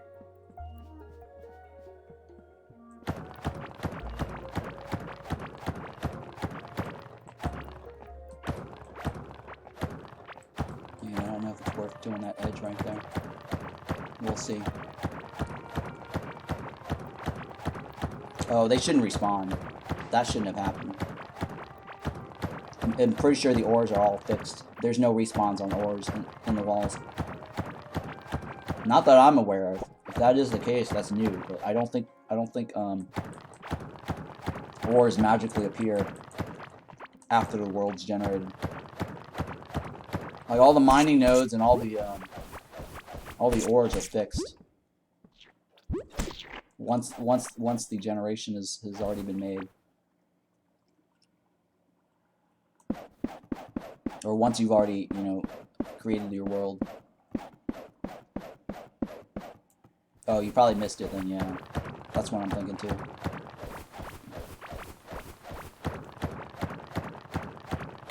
So yeah, what I'm trying to do now is I'm looking for the giant mushroom.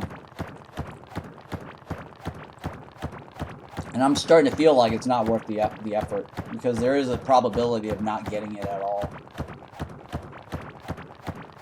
And I'm starting to feel like it might just be better to spend your search time looking for the Amber Larva and not the giant mushrooms. Because you know you're guaranteed one, and then the mushrooms you're not guaranteed.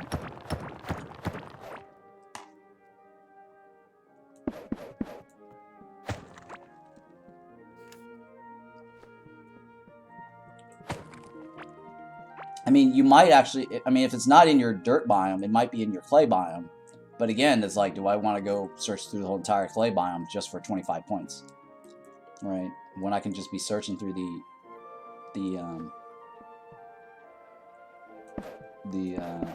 stone biome for a guaranteed 50.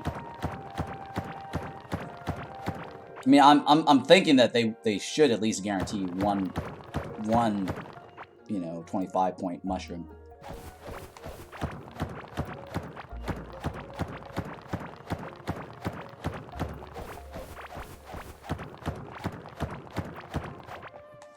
But I don't know. I've heard reports, people saying they haven't gotten any, and that does kind of suck. Or they could have just meant they haven't gotten any in their main biome.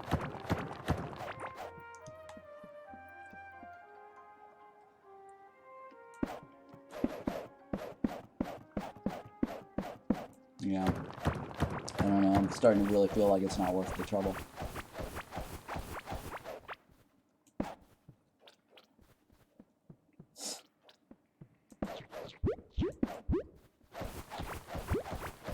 Yeah, I'm really not feeling it's worth it right now, because I'm looking at this and I'm like going up and down this grid.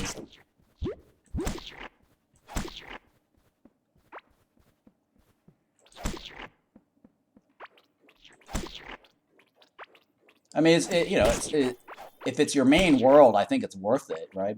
To clear out your entire thing.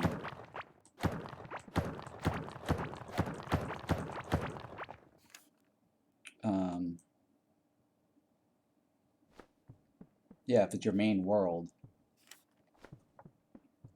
But I think if it's like an off-world that you're trying to find Amber Larva with, it's not worth going back to. So that's. I mean, I'll keep going because I've already created the search pattern. But there's a chance that I might not get any, and that's not appealing to me.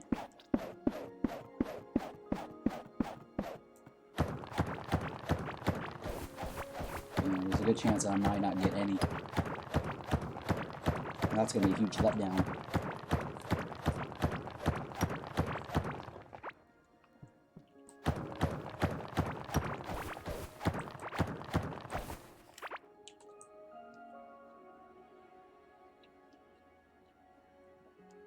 Yeah, I've already figured that out. I already figured that out a long time ago. I tested that. I created a bunch of mobs along the border, like a slime farm. and it does not destroy the walls. But for some reason, like the lightning beams from the bird boss did destroy the walls, or the indestructible walls. Because remember, like I pointed out in my video how I died to that one indestructible wall, right? And now that those walls don't exist anymore.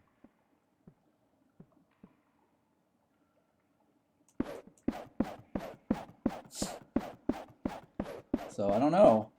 It could just be the bird boss's beam only, and not your beam. Or unless they patched it or something like that.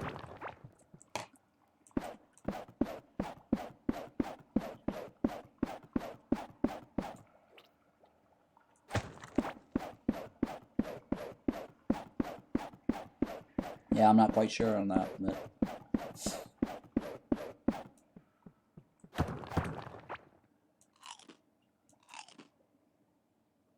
you've had those wall glitches that disappear and after restarting. I'm not sure what caused it. Oh, yeah, I'm thinking those glitches are associated to the early access releasing, and those walls originally were there because they served as placeholders, and then maybe the glitch is that they forgot to remove it when you reloaded the game. That's the only thing I can think of.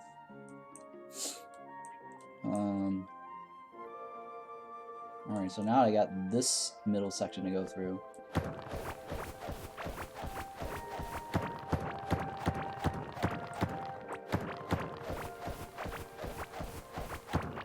Hopefully I didn't miss it, you know, when I went through my ups and downs.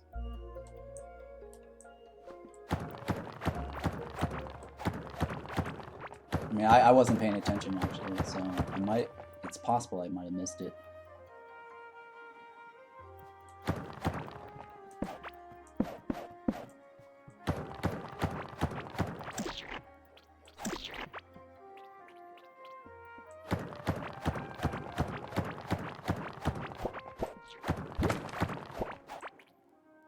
I'm wasting way too many bridge tiles for something that may or may not be there.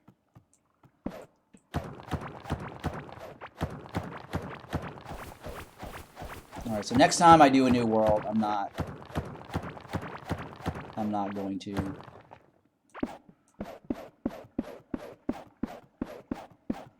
it's another, I don't know if this is a mushroom thing or not. I don't think it is. I think it's just a gold island. Yeah, this is like another gold island design. It's not a mushroom design. It's got gold on the sides, the pillars.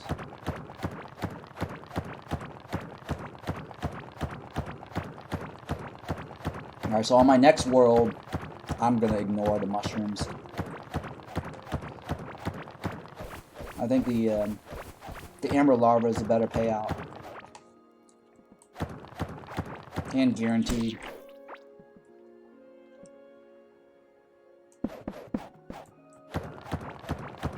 Plus, I'm cutting through way too many water area, burning through my bridges.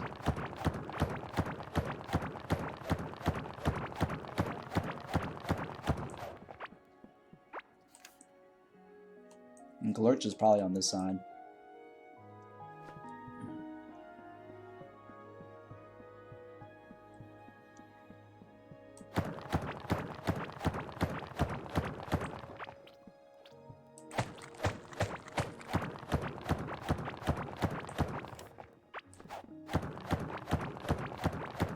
Yeah, I think Glurch is... Well, maybe I can send more this way.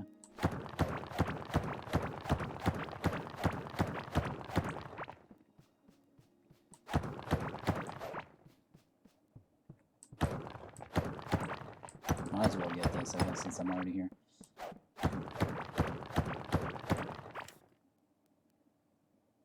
Okay, well... go in here, straight down this column here, just in case. I don't think there's anything in here, though.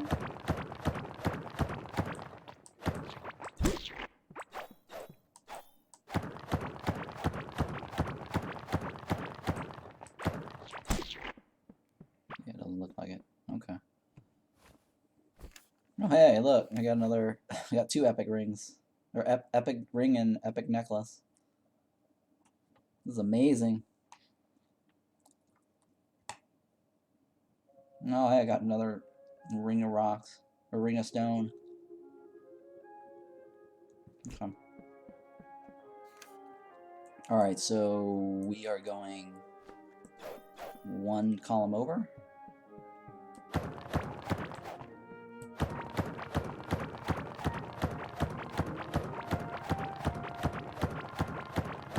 Right here, yeah. Let's go up this direction first. Get this out of the way. Yeah, I don't think there's anything in that direction.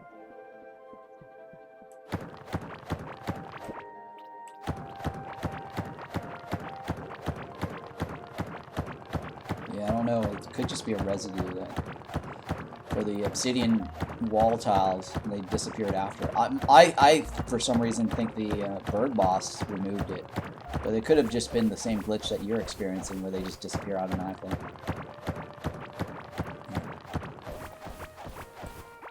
So that's also entirely possible. Yeah, see, look, I've burned through like so many of these bridges. So many water spots here on this map. This map's literally water world. Look at that. I just generated a water world map. Holy shit. Right, look at the core, and look how much water's around this. Jesus Christ, this is a crappy map. I would hate to be the guy having this map. And having it as your main. Yeah.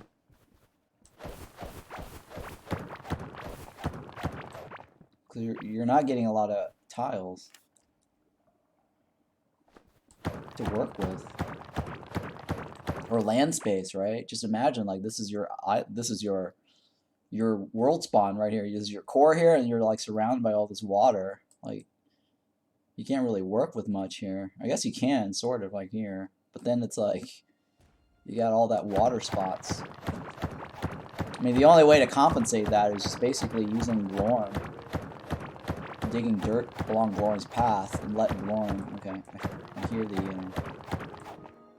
the thumping sound.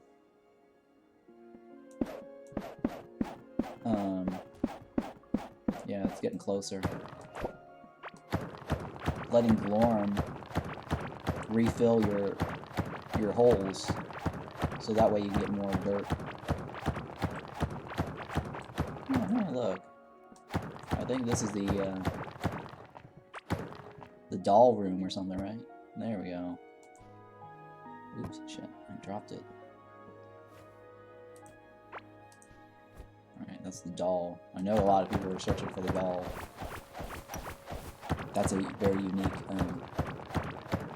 collectible.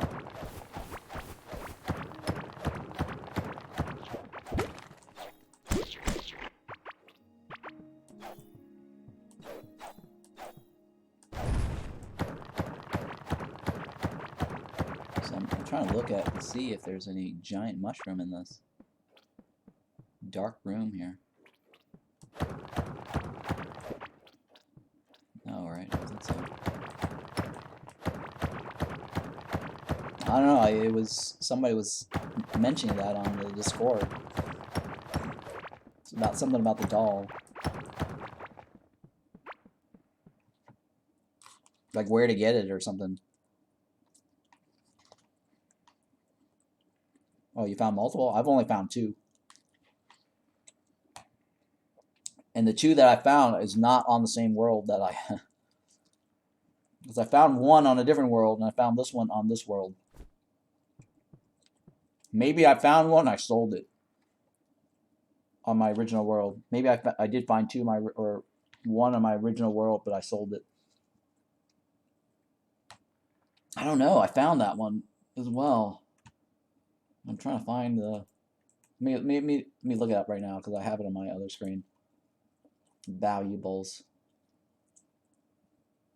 Okay, giant mite. Found in large destructible mold objects. So, mold biome.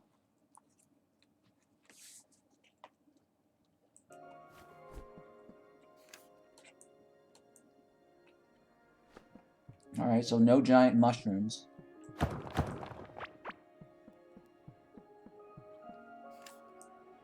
And Glorch is probably somewhere along this path.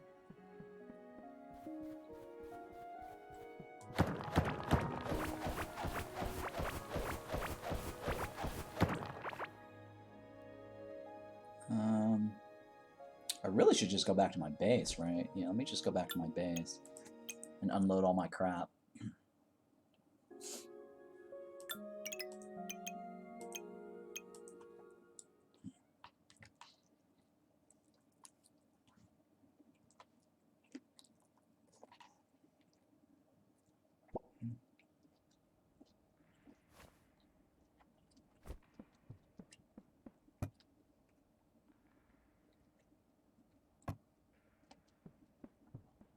So let me put this one right in here.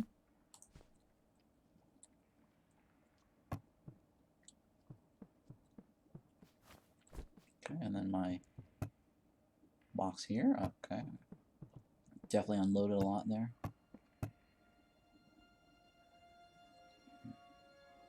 And then this one was all the blue crystals. And then this one, I'm gonna get that back. We're gonna get that back.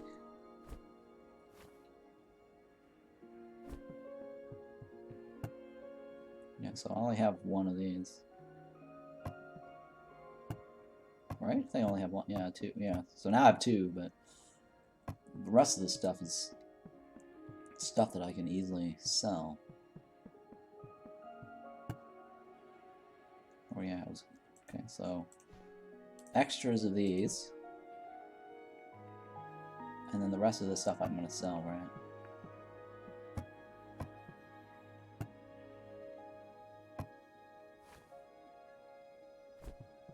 Now I guess I could get rid of the. Where's Mr. Vendor?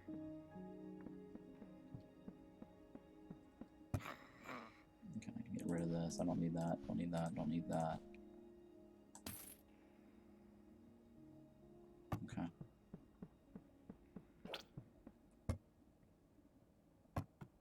And then I would put my dirt or stone blocks here. I'm slowly running out of like stone block or chest or storage for stone block. I need to probably create another box for that.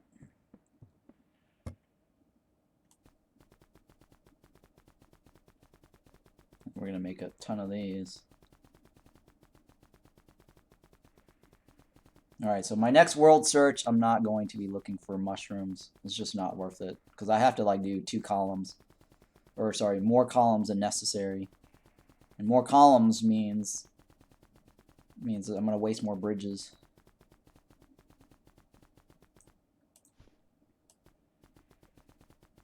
And I hate wasting bridges. Alright.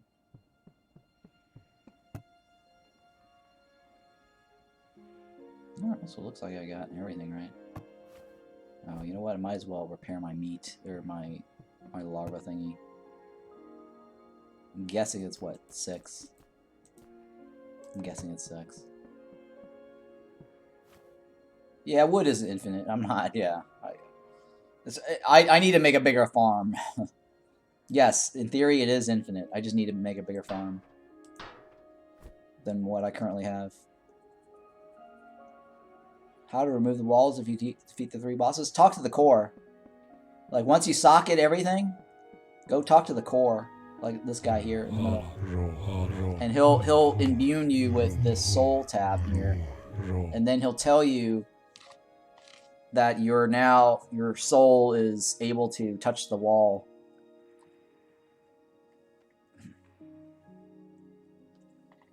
Oh, my farm is okay. I think I want more. Hey, thanks for the follow, Sand of my face. It's going good. How's it going for you? Sand on my face.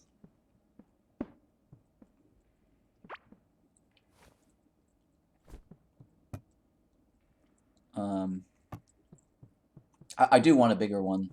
I mean, I could extend this down some more because this generator is in a really good spot that can reach probably this area. I might be able to put the generator here and still be fine too, and then go down this way and expand to the right. All right, let me put my food away. Be right back, real quick, guys. Oh, wait, let me stand inside my base just to be on the safe side before I AFK, because I hate AFKing.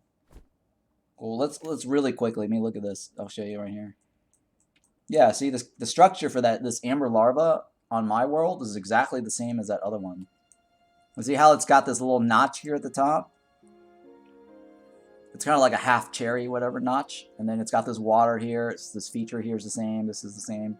It's got the 4 yellow dots.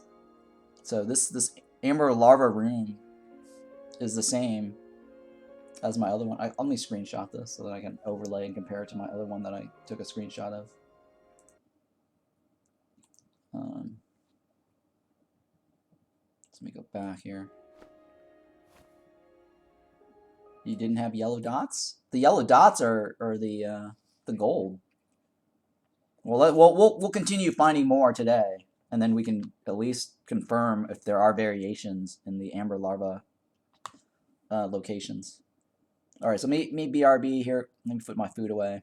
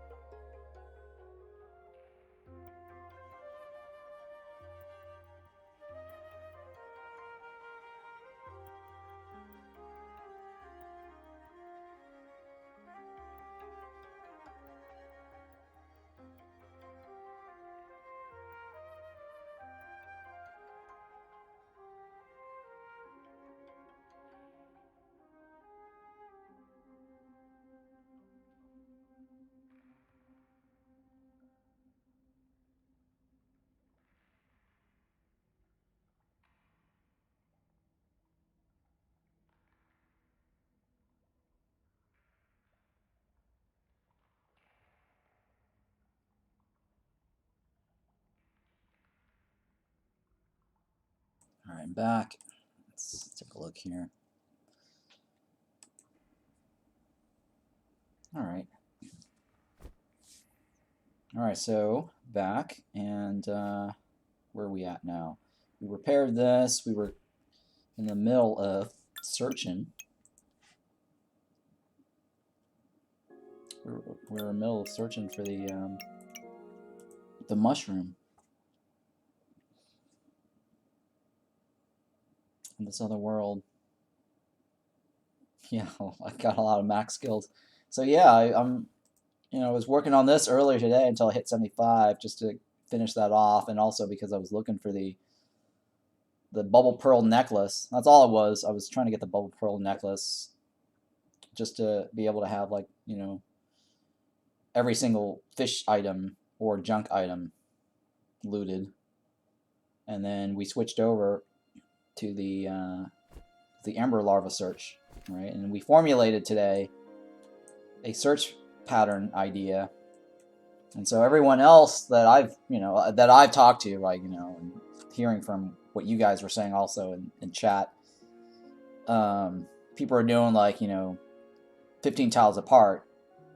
But I realize that you don't need 15 tiles apart. You can do 30 tiles apart and still be able to find the larva, because it should show up in the search radius if you just do the 30 tiles apart.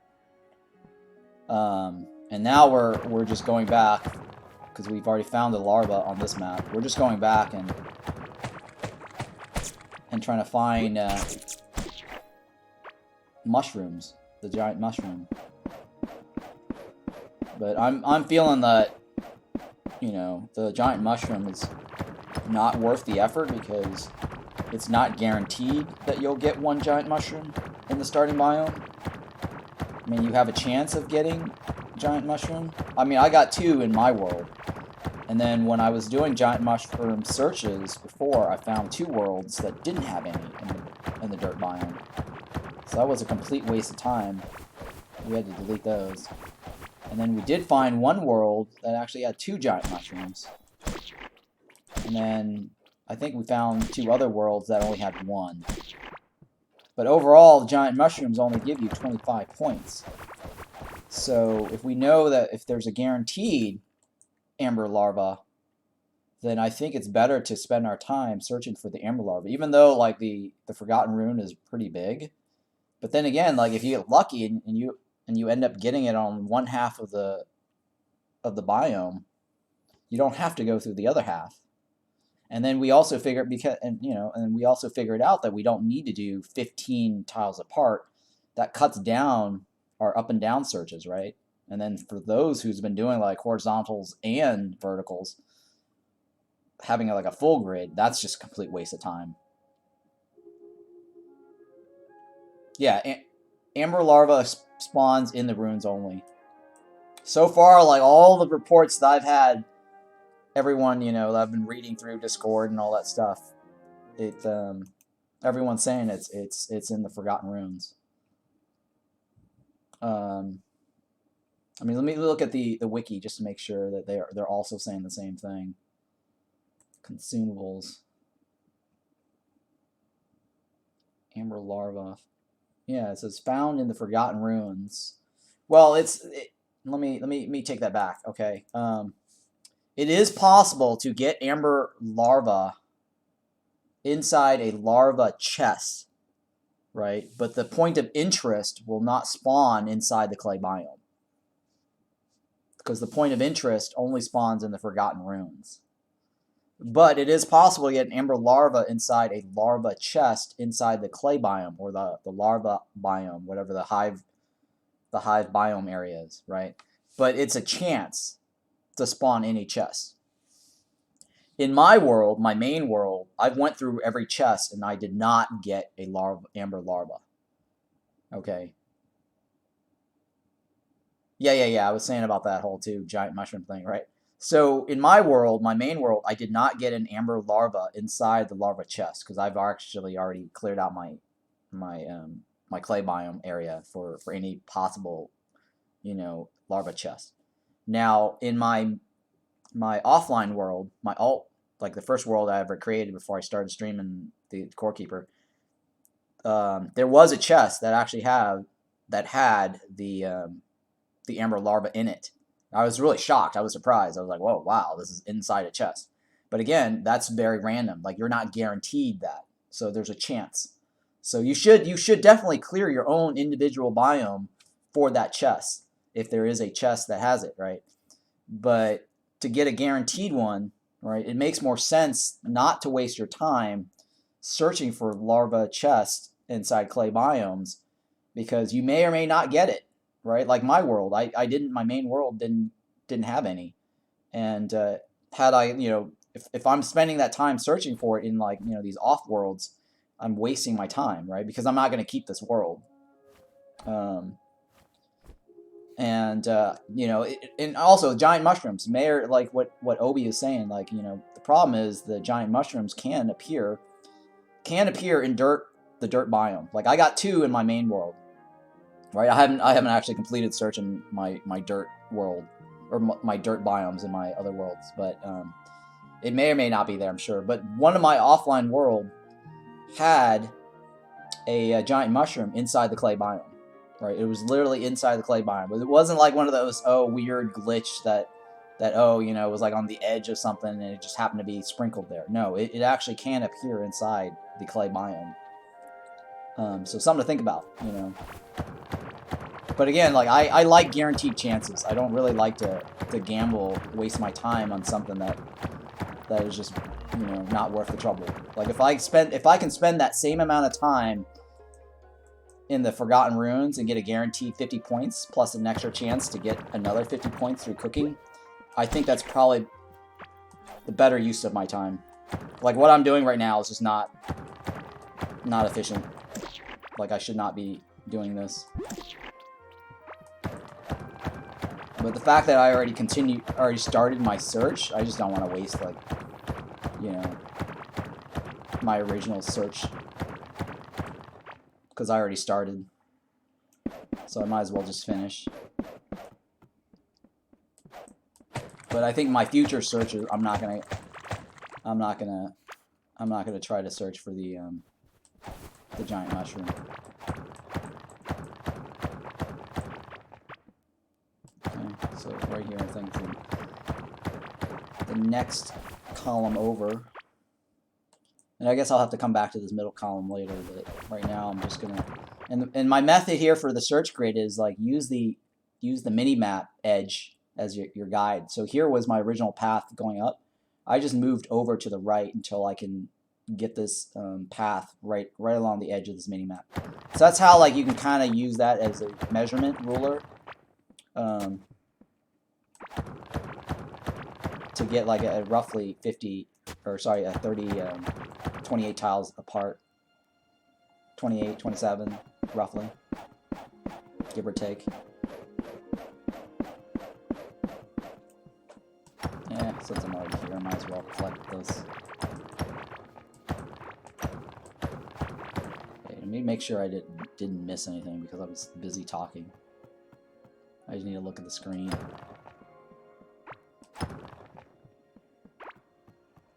What outfit do I have on? Oh yeah, I have this larva set.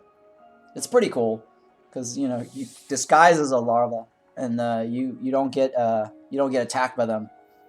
You can't attack them either, but this at least prevents them from, like, coming after me while I'm running around. But it's also because the reason I'm also using this is because I'm trying to get the mining points. I'm using the mining points, basically.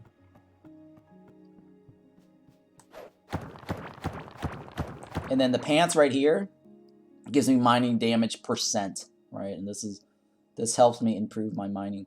I'm not wearing a mining ring because I have another mining ring, but I figure that I'm still punching twice for the stone biome. So that second ring didn't really help me at all. So I decided to use this glow ring instead. I think the second ring does help me, I think, for the scarlet biome. Or at least it definitely helps me for the mold biome.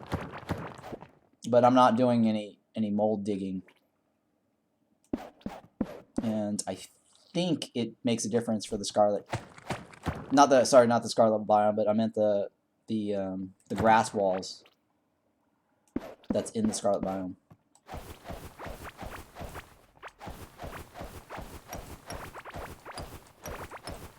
Yeah, I'm pretty sure Glurch is to the left of us somewhere. And we'll handle him later.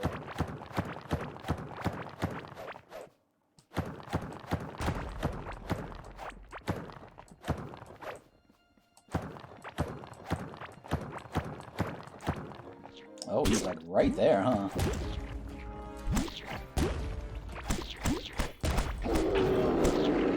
Such a pushover.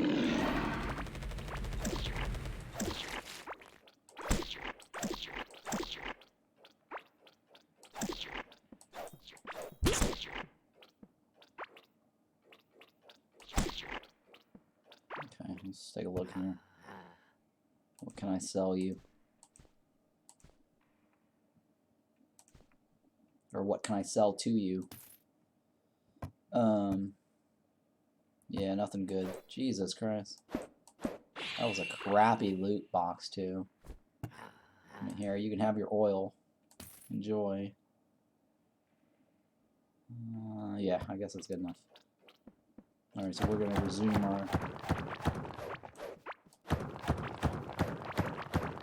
search. Wow, that pounding distance could be felt like right along this path, huh?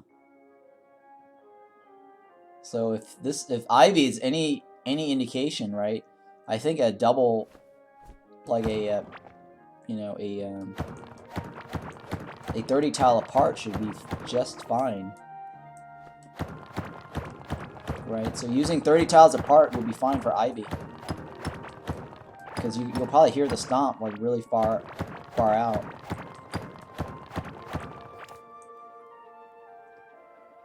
Yeah, because he was like right here in this spot right here, and then we felt him over here along this path. So you should still be able to hear him like 30 tiles out. And of course, like if he was actually in here in the middle here, then you know you'll know, right? Because you'll see it. You'll see into it. So I think like doing a 30 tile apart search radius for Ivy should be fine.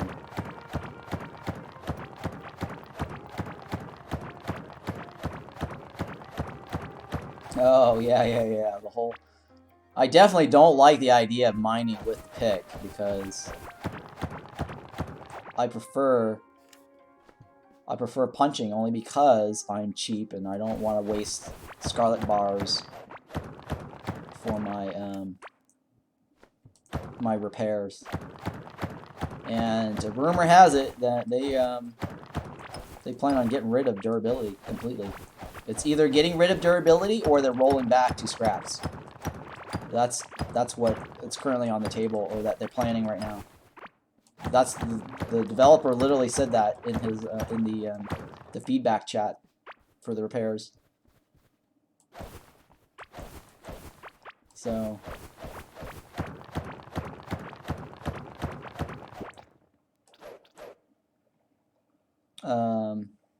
maybe, I don't know.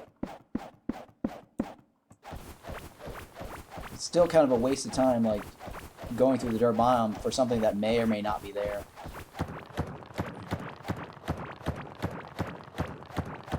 Because if it's not there, then, you know, you just wasted your time.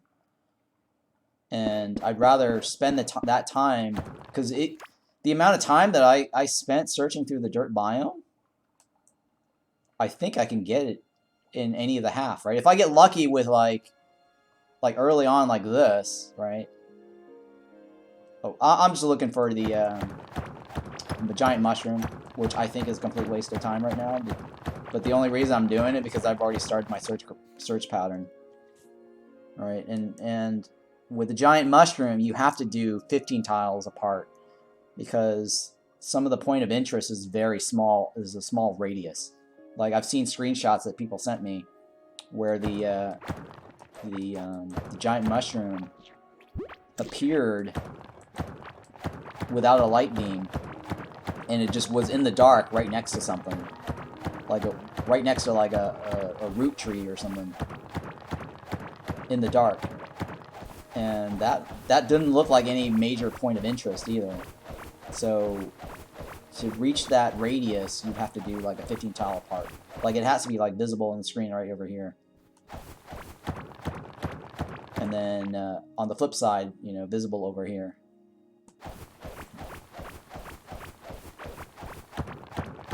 So that's why I'm doing like a 15 tile radius search.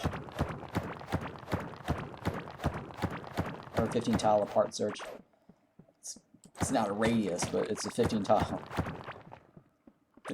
apart search pattern. Alright, that's a body of water. I'm not even going to put a bridge through that. That's just silly.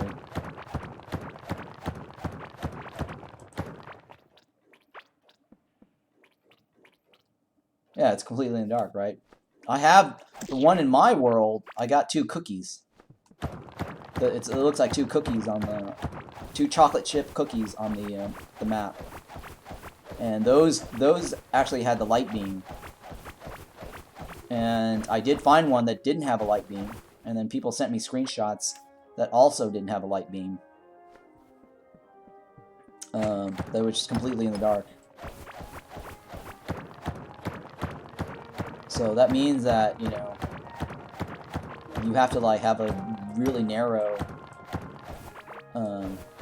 search pattern to you know, to home in on one.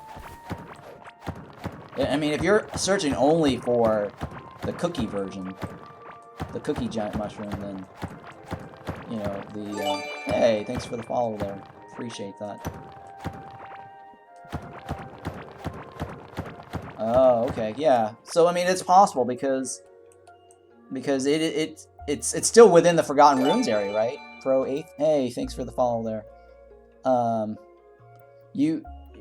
It was within the stone biome, right? Yeah. So it's still within the search radius.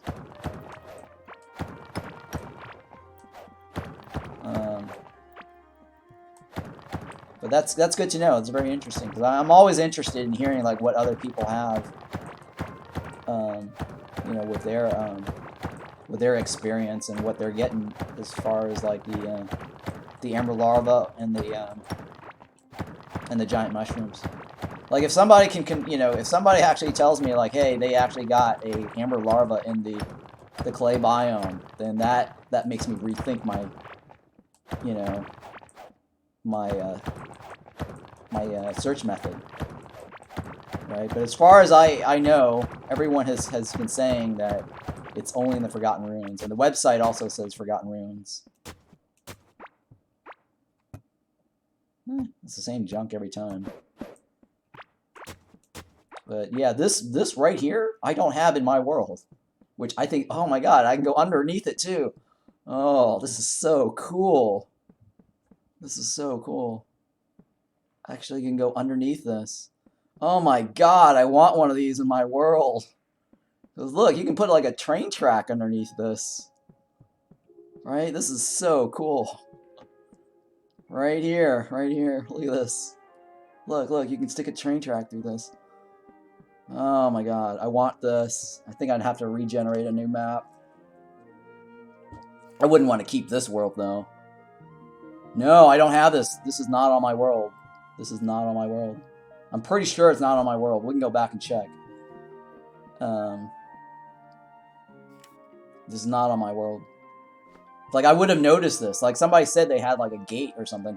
And I'm like, you know, because I was talking about Stargate, you know, SG-1.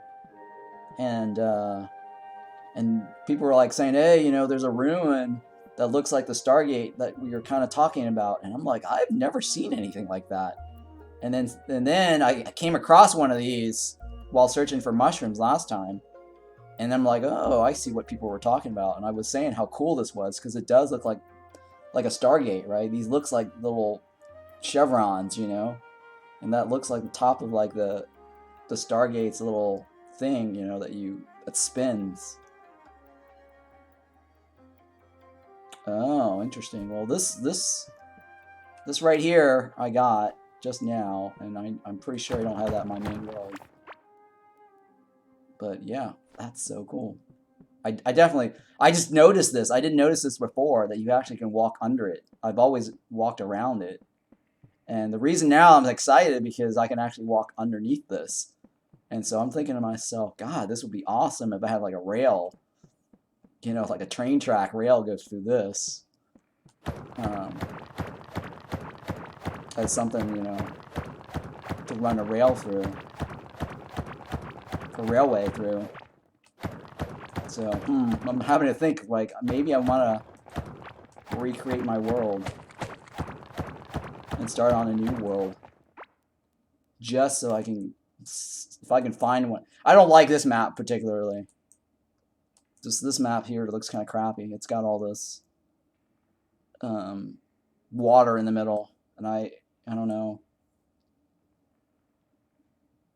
I'm on the fence about this. I have to think about it. I have to re-examine this. If I want to keep this one? I'm leaning towards no.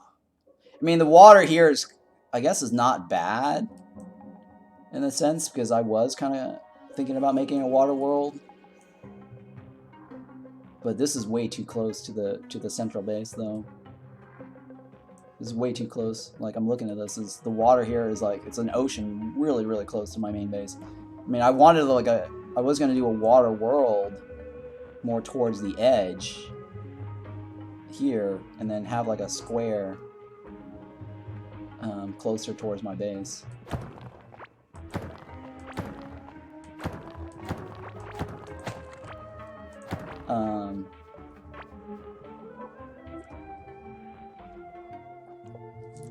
No, the only reason I'm saying this is because they've already cleared out all the ground tiles for me. Because if I was going to make a water world, I'd have to dig up all my ground tiles. It's just extra work, that's all. Yeah, like a base on the island, right? Wouldn't be so bad. But anyways, let's continue the search grid. I think I was going downward, right? I was going downward across this. Oh no, I think it was in the middle right here, right? Yeah, I think it was in the middle right here.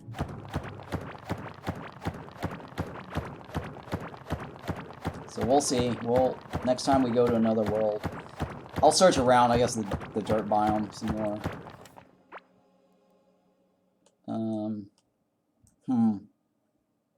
Yeah, I don't know how to think about it, because I wouldn't be able to run across those unless I actually search the dirt biome. Say, Obi, you said every world that you've gone through, you found that? Is it always appearing on the dirt area? The dirt biome? Or could it, I mean, theoretically it could appear, I mean, this structure looks like it could, oops. This structure looks like it could appear inside a Forgotten Ruins area, though, maybe. I don't know. No, I'm thinking not. I don't know, maybe. Or out in the wilderness, right? But if it's all the way out in the wilderness, it kind of defeats the purpose of running my rails through that. Because it's not as cool.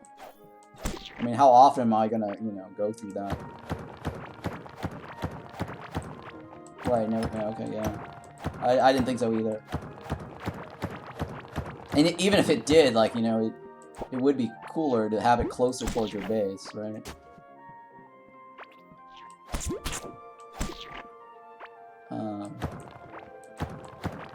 It just feels like, you know, like an amusement park, you know, you're going through a roller coaster, or you're going through one of those little kiddie rides, right? And they got the little archway.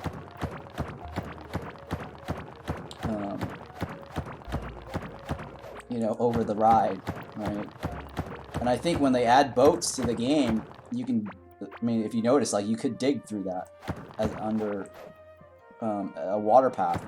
So if they do add boats to the game, and if boats actually travel on a one-tile width, then you can kind of turn that into like a nice little amusement park, right? A nice little, you know, a nice little canal underneath that gate, and then like hop in the boat and then go through that canal. Cause that would be kind of cool. That little ruin there. I think that's the only ruin that's kind of cool. Where was it? Like right here. Yeah, I don't know what this was. Alright, well, so far, we have not gotten any mushrooms here in this dirt biome. It feels like a waste. I mean, I still have this section right here to cut through. Build a roller coaster. Yeah, I mean, the cart does feel like a roller coaster.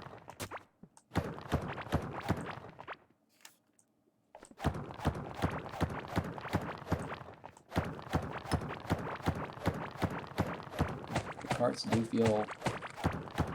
So when I was riding those, it did feel kind of cool riding through those. Oh, that's kind of cool. Okay, I think I already saw that over there. Well, it doesn't look like we have any giant mushrooms on this world here. I mean, I haven't completed this search grid here, but we'll see.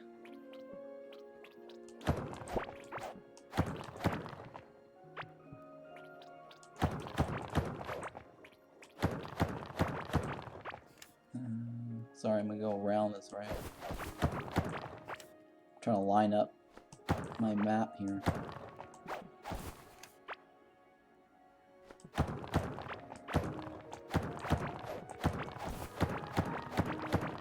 Are you going up and down, or are you also going horizontal? I'm just going up and down. There's no reason to do horizontal. Because you should be able to see it going up and down. Especially in the case of the Amber Larva. There's no reason to go horizontal. Like, if you go up and down strictly, you should be able to see it in between the gutters. Right? There's just no reason to go horizontals.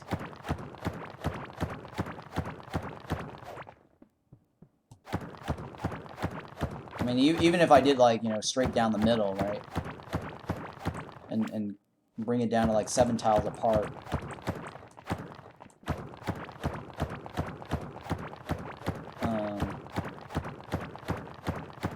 You'll end up hitting it in the middle. Like, by cutting through the middle. Or by cutting through the verticals.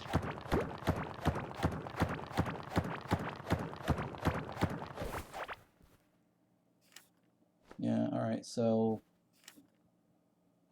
let me see, look at I hate the way this map thing works is because it's kind of hard to see when I'm not in the dark. Like, I need to go to, like, a really dark area. So it looks like, I mean, I got this area here left to search, and it doesn't look like this world has a mushroom. I mean, I haven't gone down this gutter here. Right, so I mean, there's this gutter right here that I can go down. And everything is 15 tiles apart, roughly. So, we'll see. Where am I on this map? I need to go this way, right?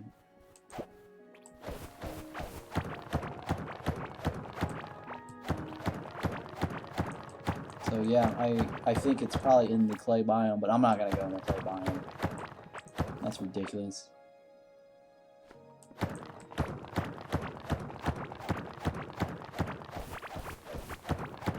No. That's why I'm digging instead of using the bazooka. Because I want to get the experience points.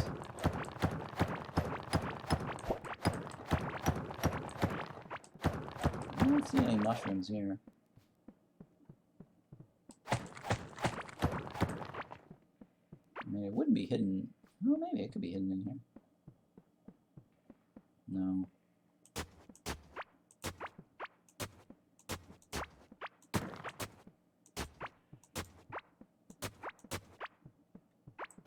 Well, let me go back. Resume my search first. My up and down. Yeah, it's very close. I mean, I think fishing is actually not as hard as everyone thinks it is. My first assumption was that this is going to take long, and I think because their last patch, the fishing patch, they actually cut down the number of fishes required to level up. So I think they chopped it in half. So this is not as bad. I mean, this could be done in like 2 days or 3 days. 2-3 days, yeah. But this here definitely, somehow they scaled this. Like once you hit 90, going from 90 to 100, and I literally AFK'd for 5 or 6 hours punching a wall, AFK, and it barely moved. It moved like maybe like 5 or 4 maybe, 4 bars maybe, 3 or 4 bars. It was really slow. Very, very, very slow to get this to 100. But I'm not worried about this too much because I mean I am spending a lot of time. That's why I decided to do my my larva search early. So then that way, as I'm searching for the amber larva, this will probably hit up to 100. And this I can just spend my time leveling up. These were not hard at all. This you can just do it like in a day. How do you AFK mine? Oh, watch the beginning of this video. I explained it, and I explained it also in the in another video like 3 days or last week actually. It's just a trick that you do with the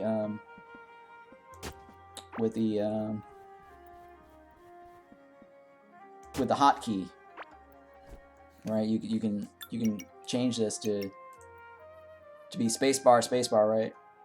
Attack and use item, or both use spacebar, right? And then stick a wall tile right here, and then just AFK, put a paperweight on it, right? And then it basically punches the wall tile, and the wall tile goes back into your box, your first box. And if you want to maximize that trick and make money at the same time as leveling your mining, then you have to play around with it to make sure that the loot appears not in the first slot. All right. Now, if you haven't gotten archaeology right at all, then you can guarantee yourself not getting anything in the first slot by filling it up with all one of each item that could possibly come out of the wall in your inventory. And so when you're AFKing and you loot stuff, it actually appears in your inventory instead of like in any of the empty slots. All right. So I was actually doing that on the grass walls, collecting my my loot and also my my epic items, right? This epic item. Yeah, full inventory of ancient rings and that stuff. Yep, yeah, exactly. So if you watch at the beginning of my stream, if you go back to because I did, you can click on past broadcasts. I think you can see I almost had a full inventory, but I didn't really. I just had an inventory of all the crap that drops out of the grass tile, and I actually filled like almost the top bar, and maybe some of these rows here with epics. It was pretty easy. It's crazy. But yeah, I've got like a full box of epic items. Oh hey, maybe there's something here. No. Oh man, such a bummer. Let me look through this area just in case.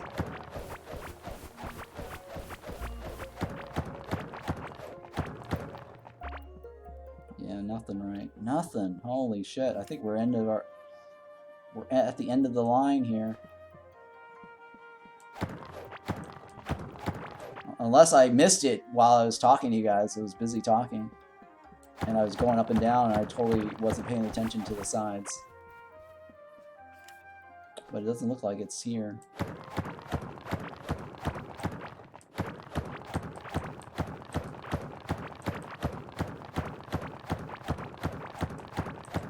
Okay. So I'm going to cut down this middle here between this column here and this column here. And I'll go finish this column here too. So yeah, I explained the power leveling mining trick like a few days ago. And then yesterday I did power leveling offline because I'm sure no one wants to watch me mine that. AFK. I was actually sleeping in bed. I took a nap for like 5 or 6 hours. 5 hours. I actually had to wake up somewhere in between just to handle the necklace, because the necklace actually ended up popping in the first slot. And so I had to tweak it a little bit. Just woke back up. Did you hear it? You might get rid of durability. Oh yeah. So I was saying earlier was there the developer actually said they're considering getting rid of durability, because they asked, the question was, how do you guys feel about getting rid of durability completely, or, because it was two choices, or going back to the scrap method, right? So the previous scrap method, and he said, like, you know, if they were to go back to the scrap method, they might tweak it to balance it, which my understanding was pretty much what everyone else was kind of saying, because I was saying mostly, you know, what others are also saying, that if you do go back to the scrap method, I mean, I was expecting the whole durability thing was a scaling method, right? Because the first version of the scrap method was it always cost 1 to repair, regardless of the durability status, regardless of the condition. Like if it was full, it would still cost 1. Like you had a little dent on your gear, it still cost 1 to repair.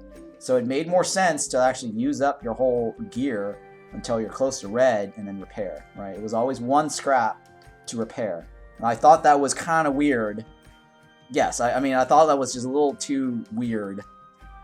Because I was thinking that, hey, you know, if it costs 1 to repair, and then if it gets closer to red, it might cost 2 or 3, right?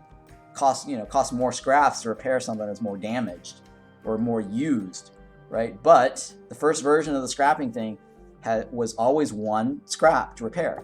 Okay, and the other thing that I thought was weird was on a brand new item, right? A brand new item that you scrap, or like a brand new wooden shovel, gave 1 scrap back, right? Totally fresh, brand new, you know, out of the package, 100 durability out of 100, gave 1 scrap, right?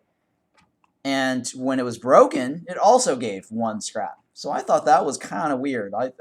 I was thinking like, hey, you know, if it's got like a full shovel bar, maybe I should get like 2 scraps, right? Instead of like 1 scrap out of a full bar.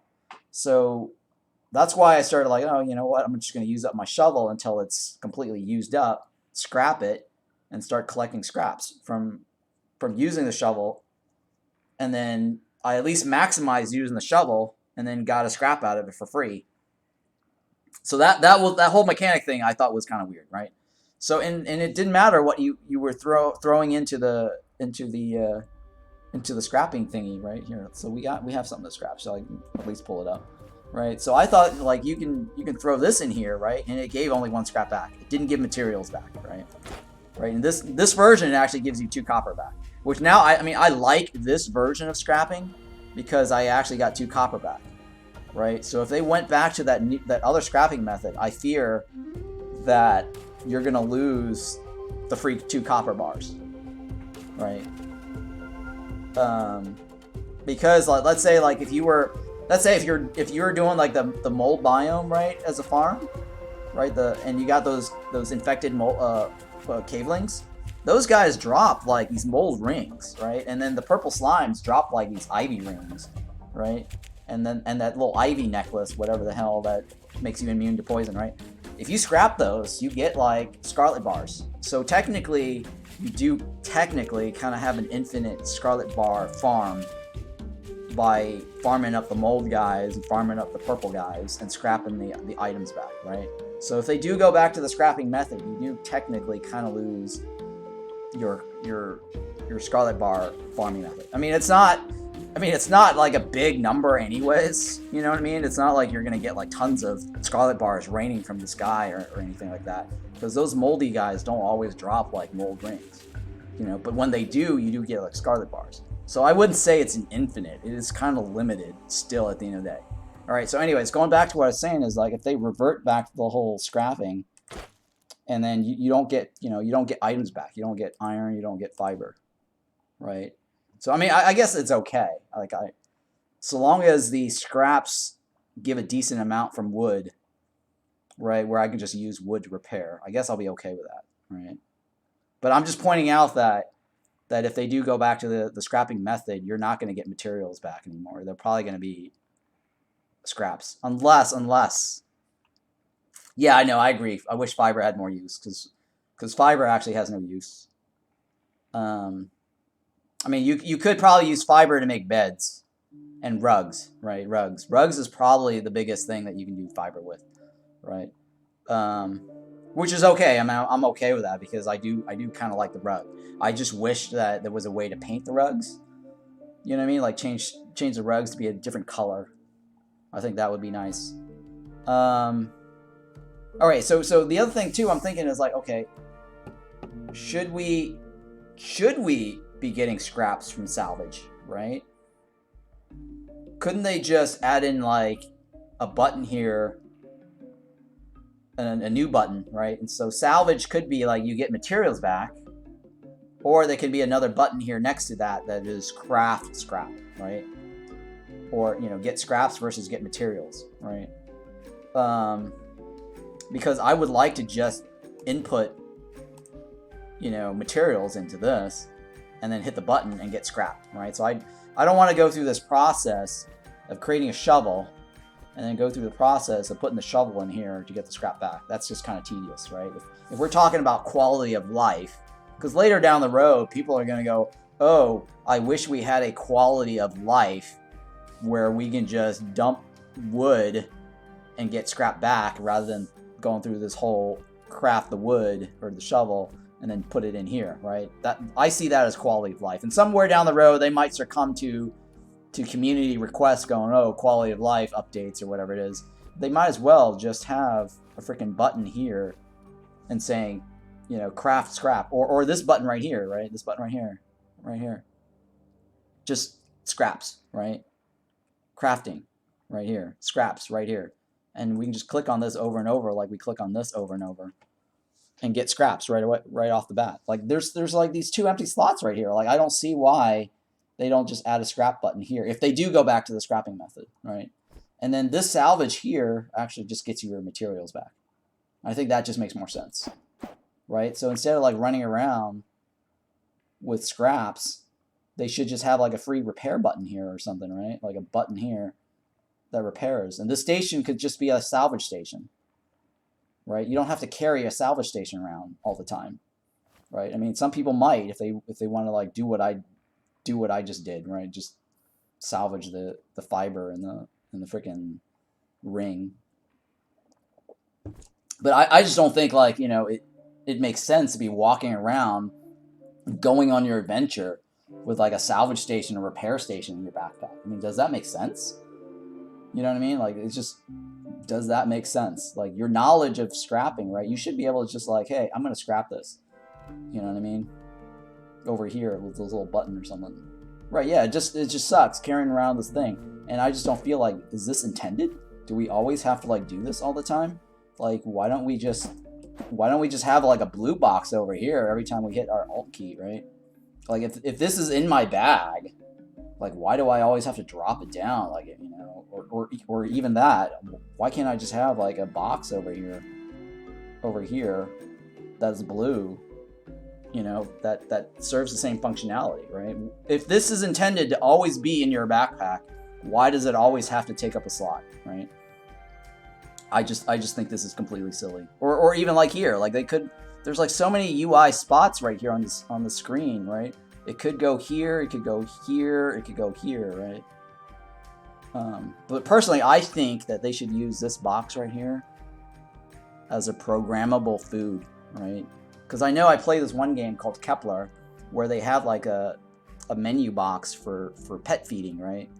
And then it's like choose the food that you want to feed your pet, right? And you can stick it in the pet feeder menu box right here. It had like some pet feeder box, and then if you choose the item and you dragged it over here, it auto feeds your pet while you're walking around the world, right? So I feel like, you know, I don't want to have to like constantly click on my food, right? Even though my food is in my inventory, that's fine, right? I would rather have this, you know, food sitting here in this little bin here or something like that. And I'd like to have like a food, like an auto food, right? Maybe like 2 slots or 3 slots or something, right? And all I do is just drag my food into these slots and it auto eats based on, you know, my hunger bar, right? So the first slot's gone, it'll just take whatever's in the second slot, right? So you could program it. So let's say I have like a bunch of those Caveling breads or mold breads or whatever the hell. I think it was a Caveling bread or whatever it was called, right? The brown bread, the rock bread or whatever it is, right? I would probably like go, okay, well I have tons of these little extra Caveling bread. I want to stick that in my first slot, and then my main food here, I'd stick it in my third slot or something like that, right? So I use up all the Caveling first before using my main food, right? That's the reason why I think like a little UI here says food, right? Titled food or auto eat, right? Maybe call it auto eat, and then you just stick in like the food here. So every time you're walking around and your hunger bar goes down, it just knows to auto eat for you. Alright, so I don't have to. Oops, oh shit. I clicked on this potion too. See, that's the reason why I like to auto eat, because here I was trying to like eat my food and I accidentally drank my potion. And they also need to do it where it's like, if you're full in health, like why the hell did it let me drink my potion? That was just ridiculous. Right? Because I know I was full because of this glowing. This gives me one health per second. So I shouldn't be able to like click on this, right? It should just gray out, say, hey, you're full. Why are you popping in a healing potion? Right? So these are little things that they could fix. But yeah, it looks like this map does not have a giant mushroom. I said I was gonna go cut through this, right? I was gonna cut through this just to verify. Yeah, no giant mushrooms on this map. It's kind of disappointing. Alright, so let's go back to that. Here, wait, did I see this? I think I did see this area down there already. Yeah, I already looked at this area. Yeah, I kind of feel like it's a waste of time searching for the mushroom. This might not be worth it. Where am I going? I have to move this map over here. I'm going towards this section right here, just to confirm that there's no mushroom on this world. Alright, well, let's head on over there.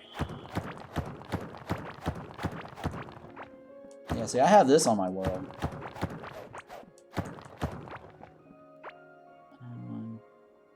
And I didn't encounter that. I have like two alt worlds too, and I haven't fully explored my alt world.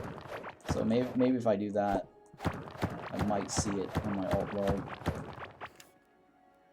But yeah, I don't have that gate.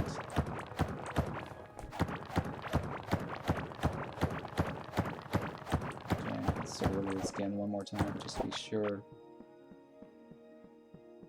I don't see anything here, right? I mean, it could be in the dark somewhere, right?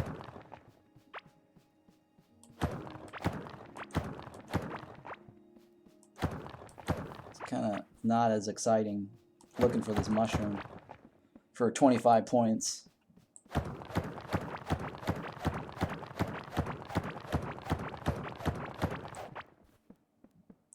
Statue in the wilderness that drops the -100. Oh yeah, you're talking about the one that the ancient guardian one.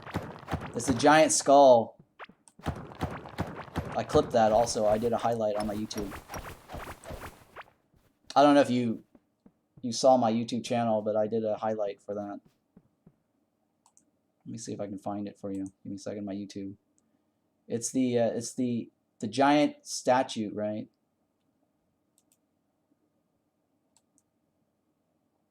It's a giant skull, actually. It's a skull. Here we go. Let me click on share. So this one right here. Yep, be sure to hit the subscribe button if you're at my YouTube channel. So I will be posting some more of these videos. I mean, I do make like custom videos for my YouTube channel that I don't have on my Twitch. So I do like offline videos. So yeah, be sure to follow my thing on my YouTube, because I'm gonna make it like a the mining power level trick that I was talking about earlier in a separate custom video. And I'm going to go over all the different mining things as well that other YouTubers are not actually touching up on. And I was going to do like a video for fishing. That's why I was trying to get all the fishing items this morning to complete my collection stuff to show off for the video. Alright, so I'm here, right? I just did a cut across through this. And then we're looking at this one right here, right? Just to verify. Oh, these little pockets here. Huh, it's in the dark too. It is technically possible for it to be in the dark over here too. I don't know. I don't know, guys. I mean, if this little spot right here was in the dark, it could technically be in any one of these gutters, and we might have missed it. But I feel like it's kind of a waste to go through all that. Well, I mean, I guess we can go through it just because we've already cleared most of the gutters. Alright, so I'll do one more pass in between the gutters.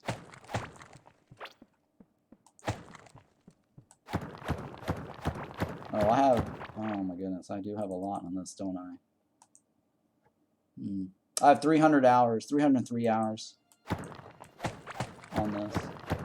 I don't know, is that a lot? I don't feel like that's a lot, though. 303 hours is not that a lot. Is that a lot? What do you guys have? Hey, thanks for the follow. Appreciate that. What do you guys have as your... I don't feel like 303 hours is a lot. I think that's normal. I'm just efficient at my gameplay, I think. Maybe. Maybe. I'm not sure about that. Because I did waste my time like going around doing other bullshit stuff. Just, you know, exploring for no reason. Exploring random places for no reason. Well, now, I mean, it wasn't terribly bad that I explored the clay biome early on. You have 250. Okay, yeah, so I'm not that far off from you. Oh, you did a lot of AFKing. I didn't do a lot of AFKing. I mean, the only AFKing that I did was on stream. I did AFK on stream, and then the 6 hours, 5 to 6 hours I just recently did for my mining. And then any other hours I did, they weren't AFK. They were actually legitimate playtime. So out of the 303 hours, I mean, they were legit, for the most part, playtimes. You have 30 on this account and 200 on the other one? Oh, okay. That's good to know. Interesting. You have another account? How do you have like 2 different accounts? You bought this game twice. Wow, I'm impressed.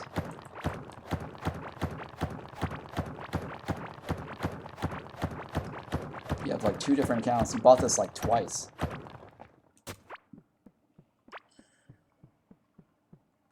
That's pretty hardcore.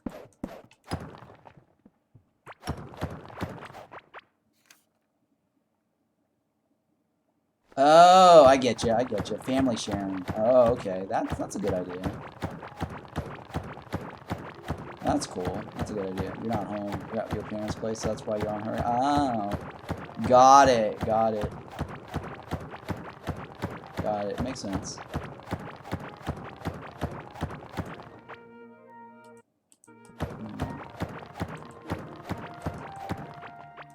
Yeah, I'm not seeing any giant mushrooms here, guys. This is not... This world's kind of crappy. Besides a nice little cool statue, though. I wouldn't keep this world. I'm sure I can find a better world that has a giant statue. Or that little Stargate. I really like that Stargate. Alright, let's go out. I'm deleting this world. I'm deleting this world. I'm sure I can find another giant statue. So we're getting rid of Amber 1. Alright, so let's go back to our main world. NGL? What's NGL? NGL, I still have no clue what the fuck to do. I just beat Azura as Azius, and that's like the best thing because you spelled Azius wrong, but and that's the best thing ever happened in your life is beating the guy. Oh yeah. NGL, not gonna lie, got it. Yeah. I mean, beating that boss was thrilling. Like it, kiting. Like I definitely think I had the most fun of all the bosses. The bird boss is probably the most fun for me.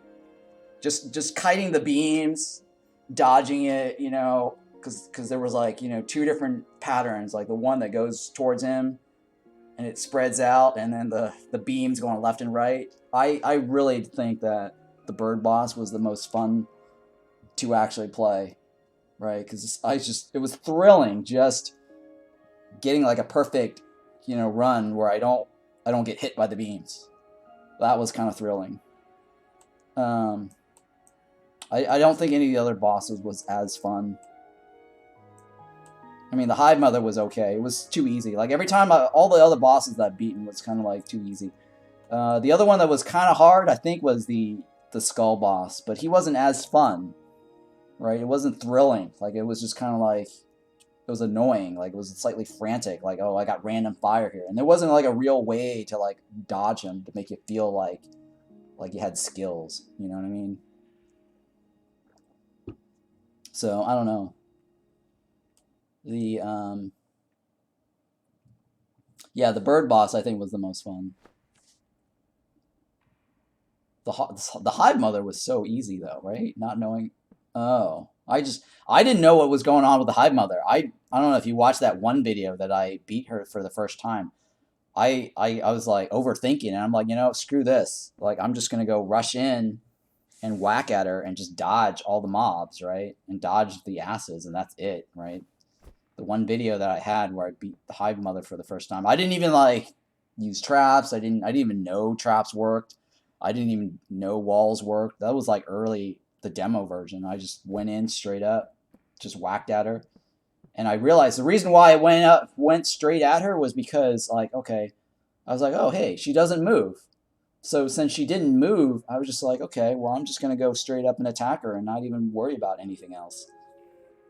And then if she starts sending, like, ads at me, I'm just like, either, kill it or just, avoid it, kite it, right? So anyways, let's take a look here at my map here. Because you were saying, like, the runes, the rune structure, right? Like, I don't have, like, the runes, like, there might have been, like, one over here somewhere. I don't think it shows up on this map.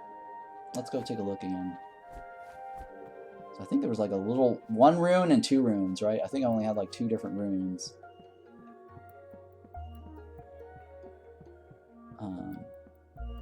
The ancient runes, because like we were talking about, like the Stargate, right? And I definitely don't have the Stargate on this map. I'm pretty sure I don't. Like, I've cleared out my entire biome, and I would have seen it or recognized it. And I don't even see that on my main, or sorry, my offline. This run, right? So there's one rune here. And I thought this was what people were talking about, right? The gate, right? I was like, are you talking about this as the Stargate? I mean, I can kind of see this being a Stargate, or pieces of a Stargate, right? But the arch, right? Yeah, the arch was a cool rune, right? I don't have that on this world. And this doesn't even show up as This doesn't even show up as a point of interest here on my map, huh? Interesting, right? It doesn't even show up. It was just a dead spot. So this does not show up on my map. But yeah, I'm gonna walk around here and see, because I don't see a rune. Oh yeah, okay, right. That's the one I have. And then we're gonna go. Oh, I didn't clear all my blocks, huh? So let me clear out all these blocks. Oh, it's in your way? But yeah, the one that I just showed you, like, I don't know what to do with that either. It's in my way, too. I think the archway one, the little gate, that is cool, right? That I can do something with. I think just having like a railway go through that until they add in the boats. So when they add boats, I'll put water through that. But until then, I think running like a railroad through that is cool. Let me clear all this out, because I did say like I cleared my entire dirt biome, but I have little spots here and there. And I want to get rid of all these little random spots here and there.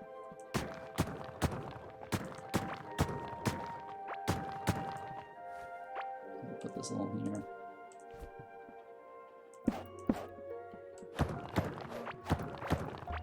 Okay.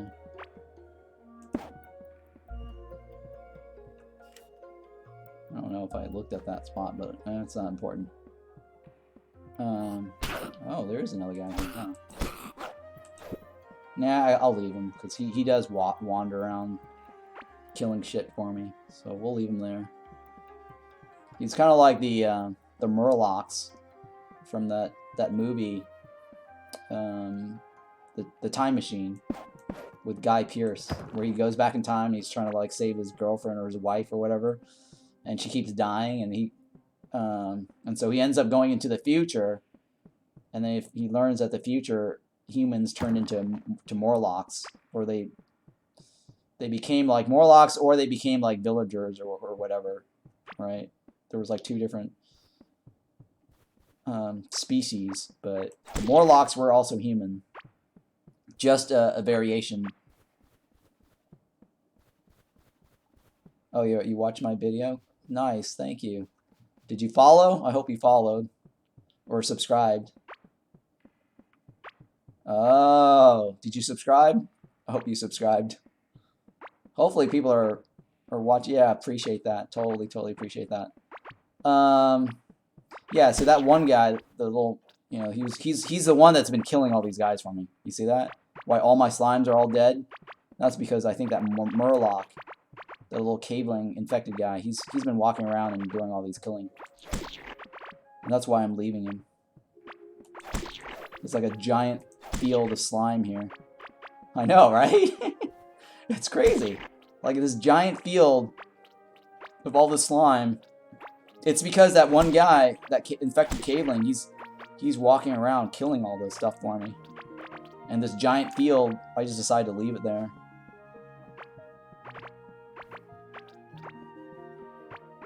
What piece are you missing? And I'll tell you how to get it. What piece are you missing? The clear crystal, right? Clear crystal comes from the from these mazes, right? I think mine came from this one. I got one from this one. This is the one where you see like the roots and everything inside it, and then you got the chest, right? It's got this shape, right? So look at this shape. You want to get that maze, and then I think I got the other one. The other one from one of these other mazes. There's another maze up here somewhere. Here we go. I think I got the other one from here. Yeah, it's from one of these mazes. It's always from the maze. It's always from the mazes. So if it has a chance to drop inside one of the mazes. Now, if this one I think is 100% chance. I think this shape right here is 100% chance. I think I'm not quite sure. I'm just guessing that I think this one, because in everybody's screenshots that talk about clear crystals, they always seem to show this particular maze. So this might be 100%. But I was looking up on the wiki, and they say they have a chance to drop in a chest in the mazes. Oh, okay. So the chip blade, what you want to be looking for, you want to be looking for something like this. It looks like a Lego set. It will be sealed though, right here. Mine, this is open. So it should be dark black completely, and it has a Lego set. I have one that is sealed because I was going to make a YouTube video. Like a separate YouTube. I mean, I posted online basically how I found the chip blade. There was a video where I found it, but I wanted to make a separate video that actually talks about it, right? That actually says, like, you know, what this room is and why, you know, you want to look for the room that looks like this, and how you open it. I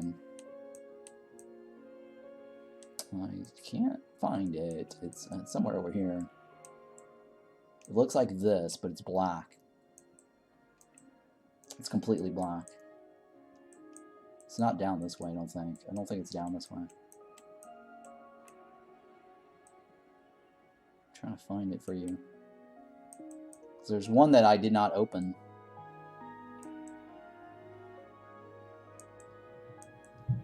There's one that I did not open.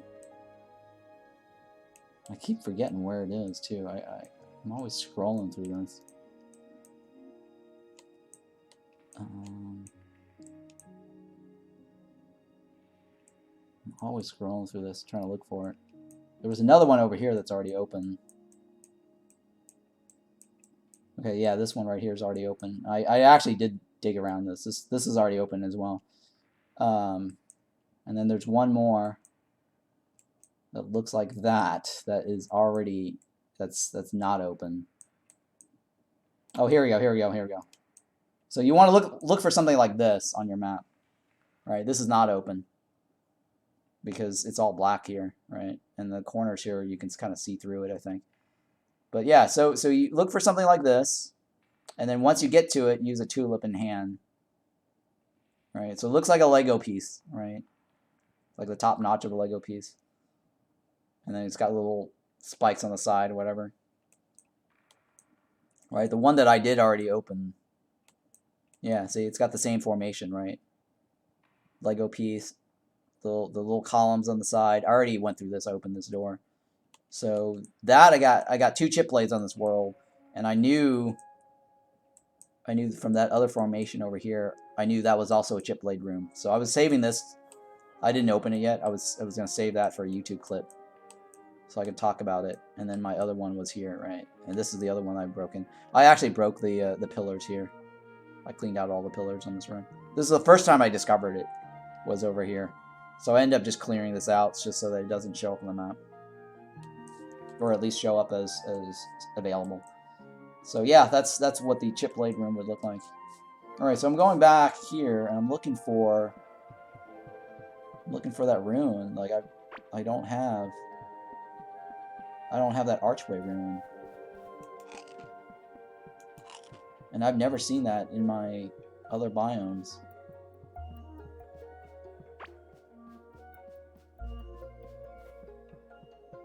There's supposed to be like a... Oh, here. See, that guy, he's the one that's walking around killing shit for me. And this used to be my mushroom. Right here, right? There used to be like a mushroom, like, shining, like, right here.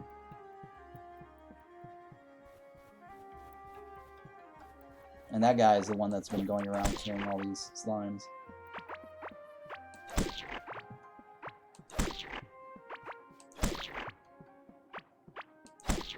Yeah, I'm walking around all this area and I don't see any point of interest. I mean, I would have recognized it had I seen it.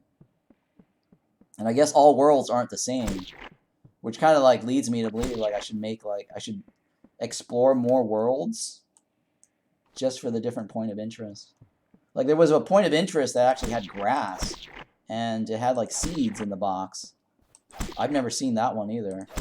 Because while I was searching for the giant mushroom, I came across like a one world that, I mean, that's probably, a good reason to search for giant mushrooms on the new worlds. Just to explore the new world. To see what it has. But I didn't like that last one because it just had way too much water. Way too much water. See, this one didn't have as much water. Right, but the last one had like giant ocean here and here. It was way too close to the core.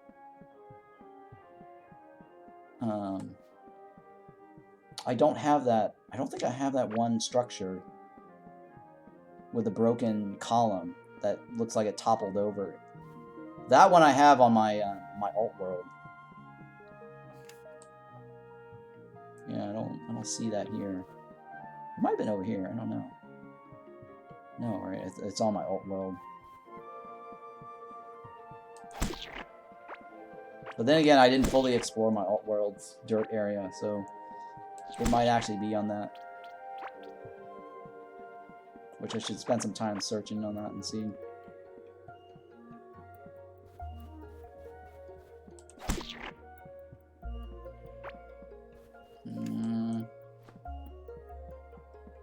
Yeah, I don't see any other structures here.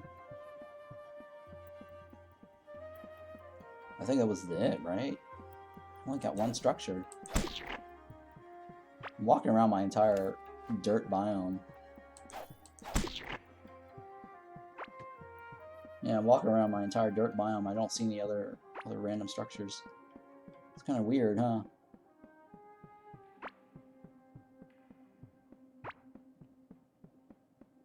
Yeah. Oh, look at this. Oh my goodness, my factory. Oh. I was going to use some of this to create light beams. I think some of them escaped.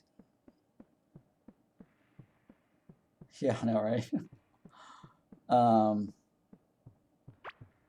It is lagging too, right? I don't know if you noticed this or not, but there is definitely a lag.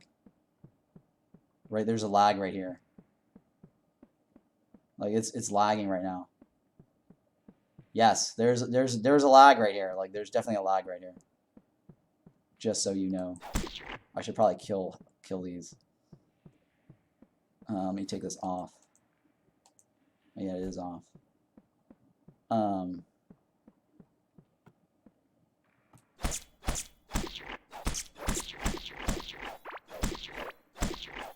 Let me see here. I was gonna create some light beams. Hang on. I should probably use it for light beams. I'm thinking here how I'm gonna do this light beam trick. With all these mobs. Okay, let me think here. Because they are coming out. And it is lagging as I get closer to that area. Oh my god, look at all this. I should probably collect all that.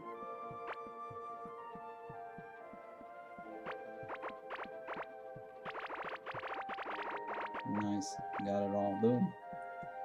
So I got this here, and I was going to use that to create light beams around my base. I'm thinking here, where do I want to do the light beams now? I guess I could try to do the light beams now, because they are kind of building up. So when I'm saying light beams, right? Notice like right here in this area, like I'm not having to put torches down. This whole entire section right here going up are all brightly lit. That was because I actually was using the slime mob, and I dragged the slime all the way down here, straight down, and I kept attacking this direction, and I got the light beams, and I kept subtracting the rails of the path so they don't they get reduced down to that little area here. And so I was thinking of like re-extending this over this direction, and then having light beams across this way. So actually we'll have like a width of 30, right, with the lights, and just keep going this way. And then the same thing here, as I was going to probably use these guys and create light sources along this path here. And then just redo my base or something. I'm thinking here. Well, I definitely want to redo my base, because I was telling you this before I world hop again. I want to set up like a nice little box area where I can actually come back properly to the world, dump my stuff, have a nice storage bin. So let me think here, how do I want to do this? Because I have all this light source here, but my core is over here. So that means I need to either trash some of this area here, or just get rid of the walls and then use this light beam to come down this way. I mean, it kind of sucks that I have to get rid of my farm, but I don't like the side-to-side farm. It's the verticals actually is more efficient. Yes, that is correct. That is correct.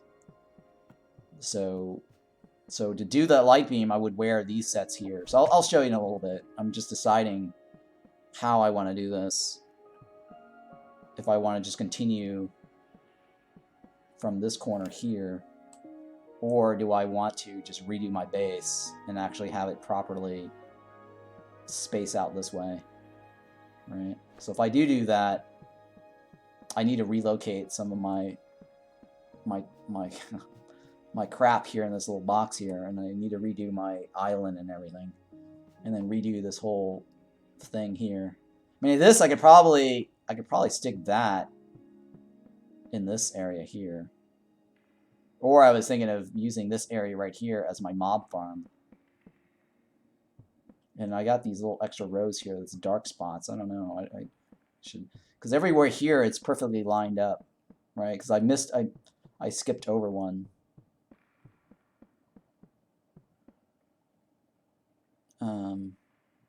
So it's kind of like little alternating dark spots, which looks kind of weird. But if I'm going to have my mob farm in this room anyways, I think I might be able to still get finish off the lighting. Let me think about this first. I guess what I can do right now is I'll extend this beam further this way, and then redirect, because I have all the slime here. It is very slow right now, guys. It is very, very slow. You definitely can see the lag. Like, I don't know if you noticed the visual lag. So I guess okay, so what I'll do is I'll start my light beam session here. They weren't actually perfectly lined up. I mean, they were perfectly lined up to this point right here. Right, because I think some of them were not perfectly lined up. Yeah, I don't know. Let me think about that. Because I have to figure out where I want to also move my temporary storage out of the way while I create beams into this room. And how far that reaches, right? Because I have all this here. I could get rid of all this. This is not. I don't like my horizontals. I'm thinking here.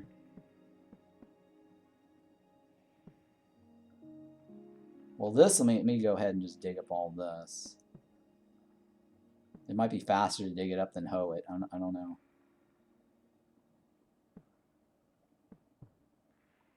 Right? I don't know. I want to move this out of the way. Let's move the water into the light area.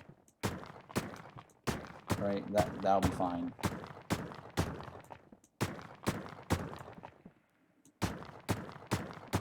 So I can preserve the water. Oof.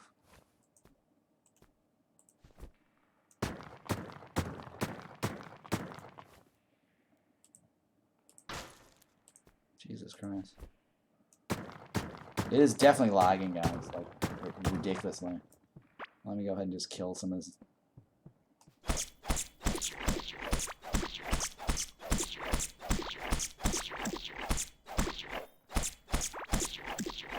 Yeah, it's lagging like crazy.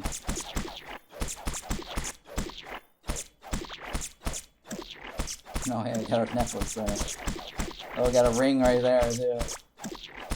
Look at that, necklace and ring. What a nice little mob farm there. Alright, that should be fine. Let's leave it like that. Alright, so I'm gonna fill this up.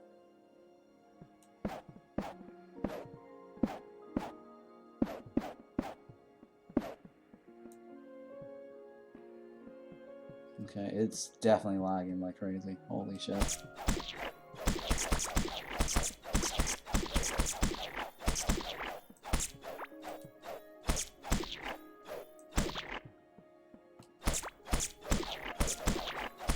Wait, how is that you leveled your combat skills? I leveled my combat skills using this right here, basically. I should have probably like switched to my alt to do this so I can get some vitality. to clear this out, but it's not as lagging anymore now. Just watch my my combat videos on my YouTube, right? If you're not subscribed to my YouTube channel, you know, check that out. I leveled up my vitality and my range using my recent power level video with the Hive Mother, and then my my melee was completely using the slime mobs. I did the melee with the slime guys.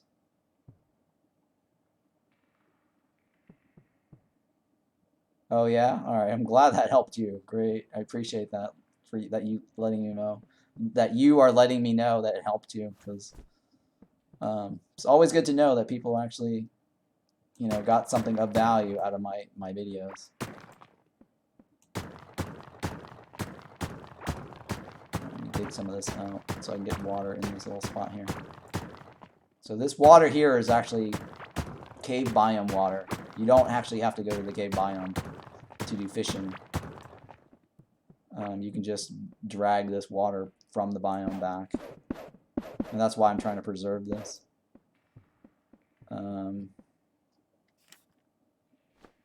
Yeah, the mold water, the infected water, yeah.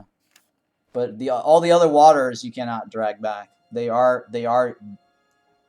specific to their biomes, right? So this right here is no biome. So no biome is not dirt biome. I mean, everyone, you know, we all call it dirt biome, but technically it is no biome, right? Because there is no biome like right here. This section right here is no biome water.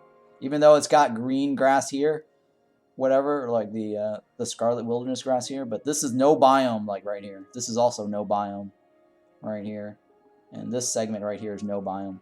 So a good patch right here is no biome, which is the same as dirt biome, right? Just as an FYI, right? So if you stand like right here, you're gonna catch the same water or fishes or junk that is here in this little biome right here. It's the no biome water. And we tested earlier this morning that the tile itself right here, we did this, like there was an actual separation between no biome and biome. So right here is the Azeus wilderness biome, right? This one tile here, and this one tile, water tile right here, is no biome tile, right? And so there is no distinction in terms of like connection, right? Like even though this is connected to this is still Azeus water, and this is actual no biome water, right? You can't drag Azeus wilderness water over to the no biome and assume that it's going to be, you know, Azeus water or whatever it is. So even though like this whole lake right here is no biome water, but this one tile right here is always going to be the Azeus wilderness water, right? And it doesn't matter if you're standing on the no biome. So if you're standing here like on a no biome and you cast your fish over to this right over here, you will still catch Azeus water, right? So if you're standing in, if it says like Azeus wilderness like right here, and then you cast your line into this, you're going to get no biome water or no biome fishing stuff. So it's actually not based on your tag, because the wiki actually says like the tag has to say Azeus wilderness or scarlet. That's not true. So the wiki is inaccurate. You have to test to see if the water is actually the biome you want. So the best way to test it is actually put a bridge over it and then stand on that water tile. And then if it says no biome water tile, then you can take out the bridge and then put, you know, cast your line into it. So all you got to do is just check the biome that you're of the water that you're standing on top of with your bridge. And that's how you can tell. All right, so let's go back to this because I'm trying to figure out how I want to do this light now that I cleared that out of the way. And I think I might want to move this over, because originally I was going to have this as my mold farm.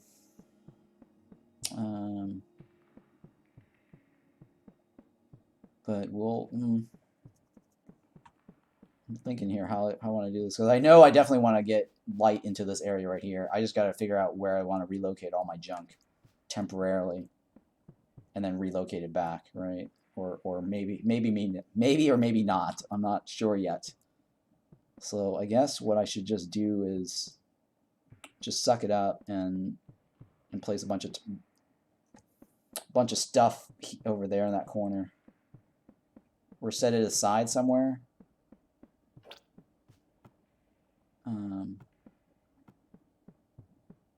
But yeah, it is lagging a little bit, huh? Because I am noticing the lag. And even though I've moved away from the slime, it's lagging like crazy.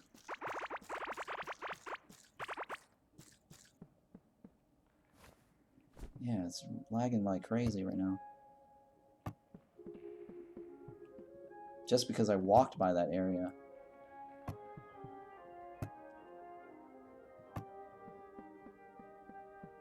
Let me just get rid of all this stuff in my inventory first. I don't know why I'm doing this, because I'm gonna have to relocate half of this crap anyways.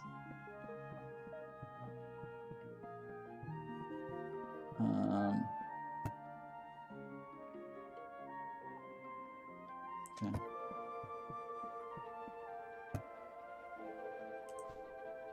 Oops. Let me see if I can kill these guys some more.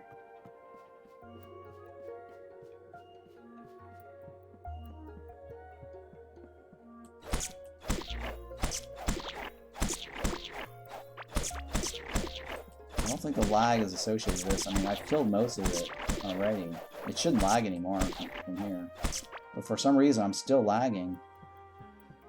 And so let me escape. And if there's like a memory leak or something. Hopefully it's not a memory leak. But I'm still lagging for some reason, even though I cleared most of those mobs. Unless it's still calculating the mobs that I had from the top.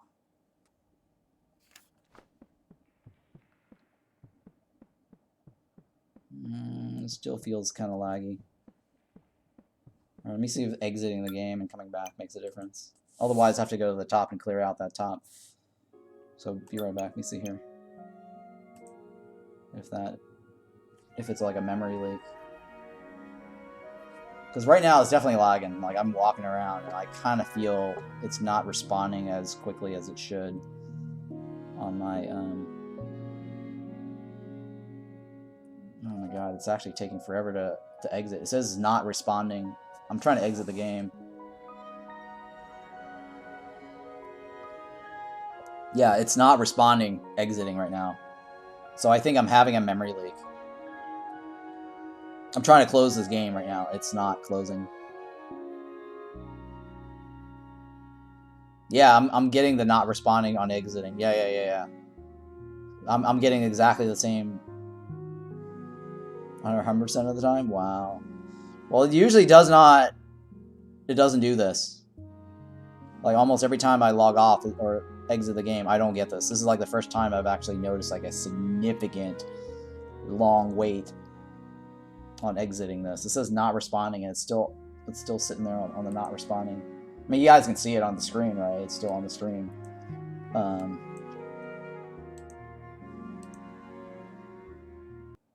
Yeah, I mean, you know what? I'm gonna open my task manager to see what's going on here.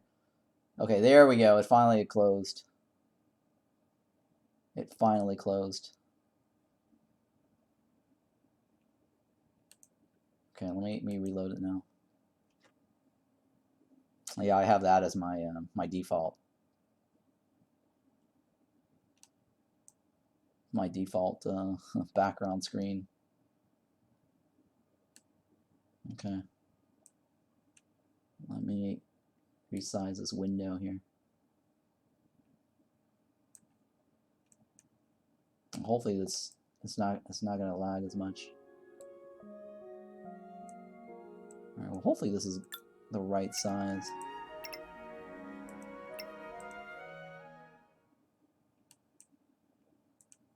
But yeah, those mobs started building up, and it only assigns the mob into memory when it actually walked over there. Yeah, it's not as bad. It's not as bad, but you found a blue statue, or you found you found the stupid statue. Got it. It's not as bad right now. I think it's probably because I walked over to the top slime factory.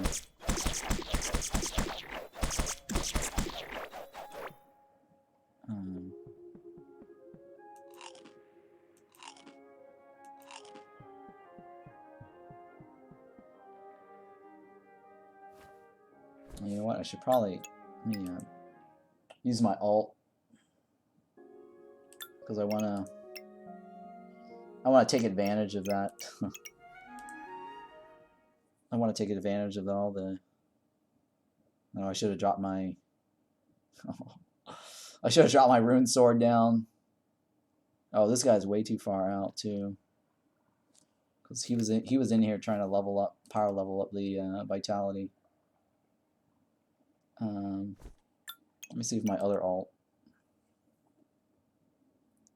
is available. Well, first of all, let me drop off my rune song, because then I don't have to worry about durability. And plus, the rune song is, for the most part, the best weapon.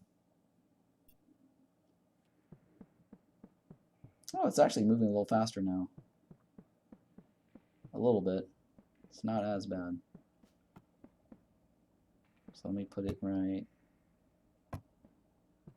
Can't put it in that bin, huh? Okay, let me put it right here. Let me switch it out. So, because if I'm gonna go up there and kill all those mobs, that's a lot of vitality I could be capitalizing on. I just feel like it's always a waste when I don't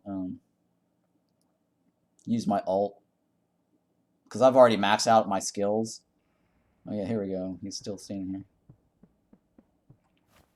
And you know what? I'm gonna probably pick up some of this wood here, because then I can also benefit. Yeah, I can also benefit crafting. So let me craft like a ton of bridges, and I'll probably craft some chests, some regular wooden chests, because I need to relocate some of those items that I have up there. I wish there was a way to like click on this, just like say I want all 800 become bridges, instead of having to go through all this. But at least he's leveling up in crafting, rather than my main building tons of bridges.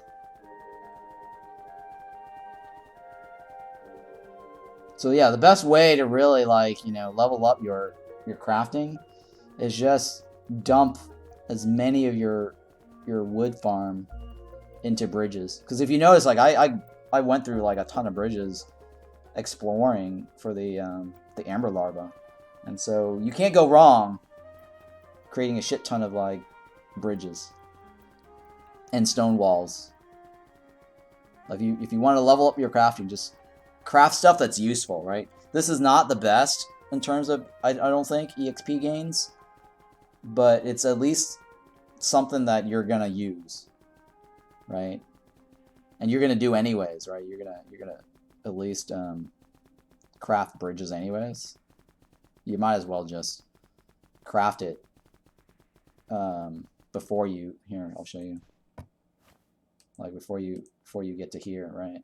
So keep crafting like bridges as much as you can until you get to this, and then you switch over and do like rails or something.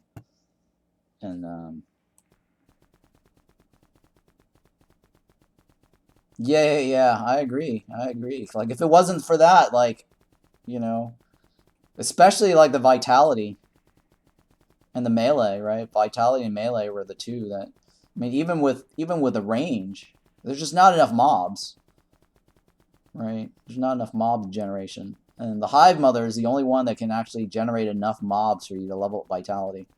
I mean, I'm assuming that developers don't expect people to get to max 100 until the third biome or something that they add into the game, right? Update 1, 2, and 3, right? They're gonna add 3 more biomes. So maybe like, you know, they're trying to pace it out. I mean, by the time like the game releases and all the biomes are available, like I think that in that regards, like, you know, it'd be fair, right? Because we haven't seen the other, right? So technically, they're not expecting you or expecting anyone to max out at 100. It's just that we as a player are so like, you know, antsy, right? We just want to get it out of the way. We just want to like max out as soon as possible. So we're all about min-maxing.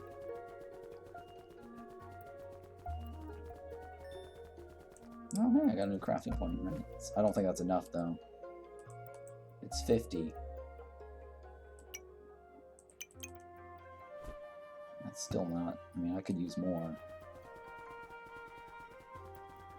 I definitely can use more. I'm just going to dump all this into bridges.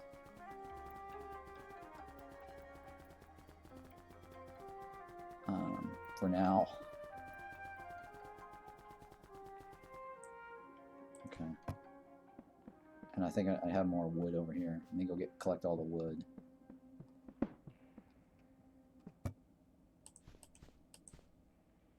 Alright, because I can use more torches too. Or at least on this guy, anyways. And I need to move all my junk from that other box to or that other room to this room. And I'm kind of worried about leaving it out in the open, so I need to probably put up some walls. I don't know if you guys noticed the trick. For some of you guys who weren't here this morning, I had a trick earlier this morning with the whole wall thing. It was a really cool trick, by the way, if you guys missed out on the video this morning. I was demonstrating how you can use the door trick to go through the walls. It was a pretty cool trick, by the way. I can show it to you again in a little bit here, because I'm gonna create a storage room right here, a temporary storage room, to store all my stuff to protect it from mobs breaking the chest. Because the mobs do break the chest. Like I noticed, like the larva mobs actually break the wooden chest. Because I AFK'd actually during a stream, like a few days ago, when I was clearing the clay biome, and I stumbled across a chest in the middle of the room, and then the fat larva guy just came in and just blew up the chest. He just started smacking on it. So you definitely want to protect all your chests. But yeah, let me see if I can set this up right here for you, so you can see the neat little trick here. I guess I'll remove this. Actually, no, I'll leave that there. I don't know if that's good. Yeah, I guess we'll do that one right there. Okay, we'll do this right here. Okay. All right, that should be fine. All right, so I'm going to show you this little trick. Light up the little base here. So for those that missed out on the trick this morning that I was showing you earlier on stream, you can do this. So instead of having like a moat around your base, like a water platform, you can do it like this, right? So here, you go inside your room. And so you want to leave your base. So that's a nice little neat trick in case you guys want to, have like a room that's completely protected from the outside world. Because usually, like the Caveling, infected Caveling, will break through this wall. Like I noticed that he did that. Yeah. So yeah, the infected Caveling will break this wall if there's actually so So if I was standing like on this other side like this, right, the infected Caveling will actually try to break through this wall and come at me. Because for some reason they detect me through this wall. That's why you have this little trap here, just to like, you know, slow them down. And then if while they're here trying to break through the wall, they actually can get killed. Because I noticed that, because I noticed like over here, like I used to have a door right here. They actually ended up coming across or breaking the wall. Like the wall did break. Or sorry, not the wall, the door, right? So this is not a really 100% safe room. The infected moldling can go through. So what's your question? If you can warp through mold walls such using a trick? You probably can. Yeah, you probably can go through the mold walls. But if the mold walls is very thick, it won't work. If it's thick, it will not work. And I'll show you in a little second here. Because I did a teleport trick earlier.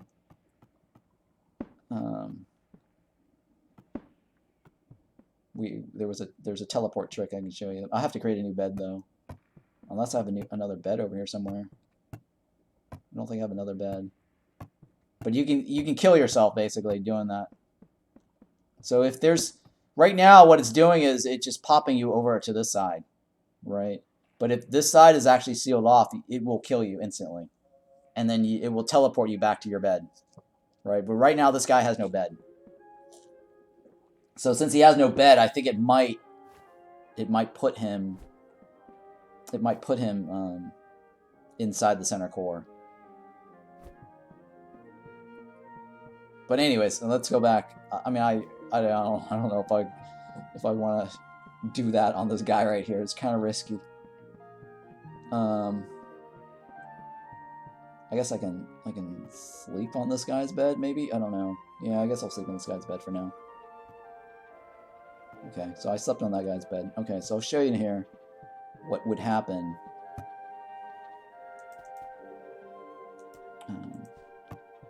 Right, so let's say hypothetically that's my bed, right? So let's say if you had your bed like all the way out over here somewhere, right? Because I was showing that this morning. Pop, okay. Alright, so we'll do this again. Pop, okay. So watch this, guys. Watch this, guys. Give it a few. Give it a few. It's always entertaining seeing that. Oh, that was a horrible nightmare, right? So I'm back here, and I get to keep all my items, right? Normally, like, you have to go back and, you know, dig up your tombstone. So this is a nice little teleport trick, right? So if you were, like, traveling out in the world, you drop your bed here, you use your recall, right, your recall stone, to get back to base, right? You get back to base. And then you want to go back to your bed, right? You want to go back to your bed. Give it a few. Give it a few. There we go. Instant death, because the game doesn't know where to put you, right? They're not going to put you inside the wall, right? Because otherwise they would have normally popped you onto the other side, right? So then if your bed was over here and you slept in it before you used your recall back to the core, using that little teleport door, it's like, you know. So I think that door, I mean, like, you know, like that gateway would be really cool if you had that gateway, right? That little Stargate that I showed you, or that little one map, and you create like a Stargate. You walk through that underneath that arch, and you had this little thing here. That's just kind of like, you know, a nice little witch and wardrobe. Or what's that movie? The Lions and the Witches and the Wardrobe or whatever? What is that movie called? Lions, Witches and Wardrobe? The Lion, the Witch, and the Wardrobe, right? In that movie. Or I think in the Magician, right? I think in the TV show The Magician, they had it where you Narnia, right? Yeah. Well, in the Magician, right? You go.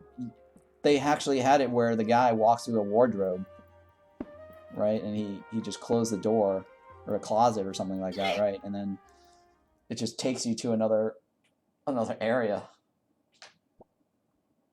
So, anyways, I mean, my durability doesn't get killed, right? Because I notice, like, here, it doesn't kill the durability. I mean, I think this durability was because I got hit by mobs. Because otherwise, this would have already been red. Right, when I keep going through that. I mean, let's take a look at the end, right? Right here, right? This is what my durability, right? And if I go through that again, I'm pretty sure that I don't lose durability. Because normally, like, when you die, right, when you die, you lose durability. Yeah. It's always hilarious watching that. The death scene, yeah. Yeah, see, my durability hasn't changed on my items. So, and then you keep all your stuff too. Anyways, so let's not die. Let's go back. I need to go back into that room.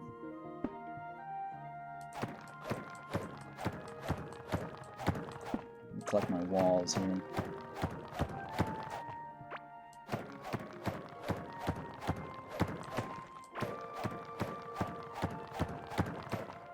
And just put this back right here.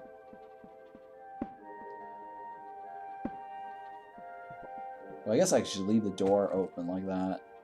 I mean, I could probably automate this with like a lever or something, a lever, a switch basically, and so that's always open when I come out. I don't know, or it could be like an open.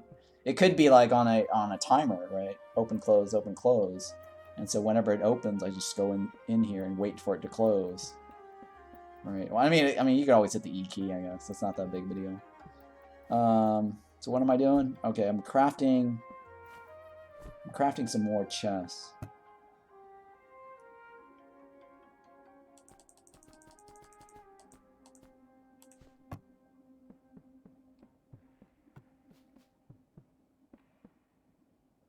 Oh no. Those would probably be solid all the way through. You would probably die instantly all the way through. I haven't tested, but I'm pretty sure. I'm pretty sure you're gonna die doing that. Alright, so let me put all my stuff here.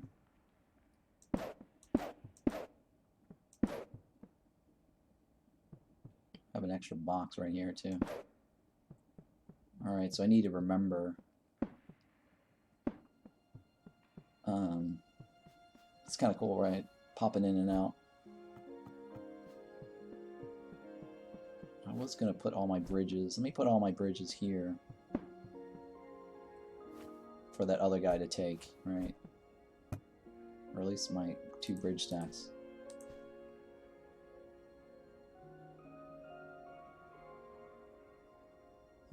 Yeah, I'll take this out, I guess.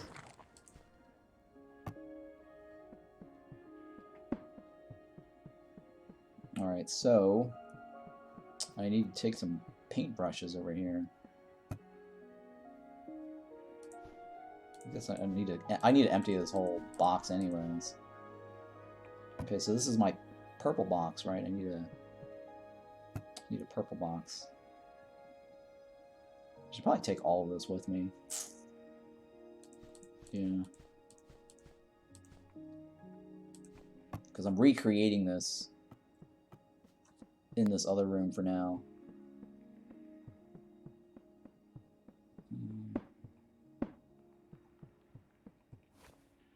Okay, so here.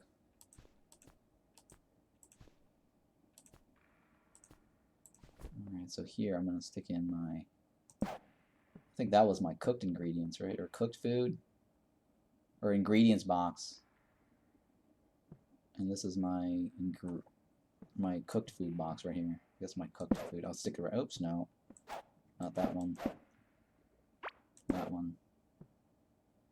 Right, so ingredients. I think it's ingredients. And then I had like another box. Another box over here. Well, let me just move it over here. Because I want to match it up to what I have on the outside. And I think I had like a bunch of these boxes over here. because I need to relocate all those over here. I had like a couple of boxes this direction too.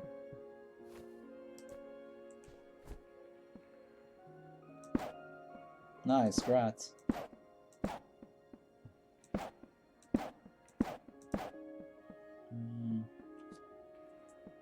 Alright, so let me see what else can I do here. Guess I can stick this box over here.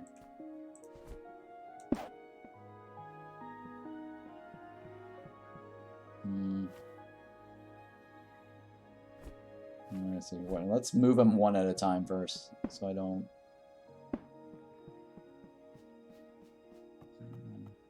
The reason I'm clearing all this out is because I'm gonna redo my base. I wanna clean out my base and move all this out. So let me put my brushes. So I think it was like what, red? I had red brushes and then a blue. All right, how many reds did I have? I had like 3 red boxes and 1 blue.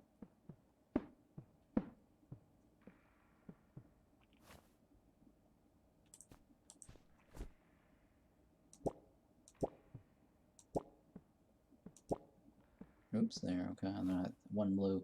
I think I might, that 1 blue though, I think it was a fish box, right? I'll probably just use this as, I wish I could paint these. I wish I could paint these. I don't think I can. I don't think I can. Yeah, damn it, I can't paint these. It's really crappy. Yeah, I can't paint these either. Can't paint that one, can't paint that one, can't paint that one. Nope. Could have sworn that it says Glorm's boxes can be painted, but, or Glurch's box, but I guess it's not. Yeah, so I guess you can't. All right, well, let me put this in here. Oh, it's supposed to be blue, right? Blue box. Let me just put all my paintbrushes in here for now.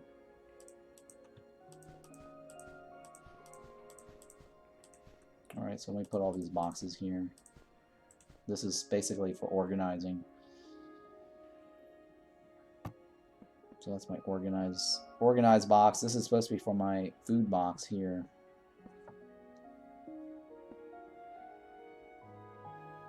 You know what? Oh, if that's my food box, let me just move.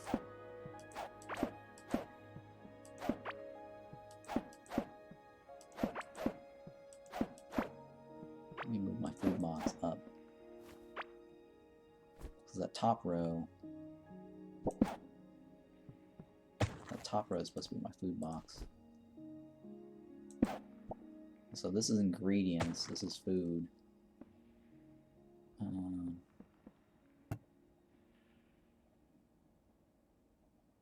Yeah, let me put that here. Well, I kind of want a different color than that one. Maybe purple. Yeah, okay, that's roughly purple, but it's good enough. Let me see here. Do I want to use a purple box for that? Might be better to use a purple box.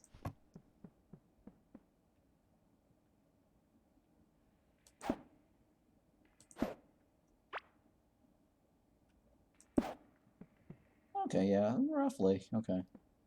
It's good enough. We'll go with that. Put this back here. Alright, so I'm going to relocate all my food first. This is fish, right? Fish is... That's supposed to be where all my fishes go.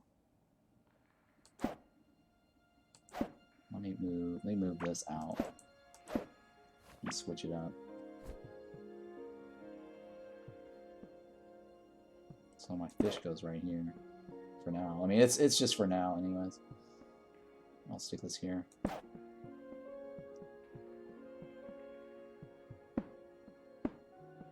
It's just I need to transfer all those out.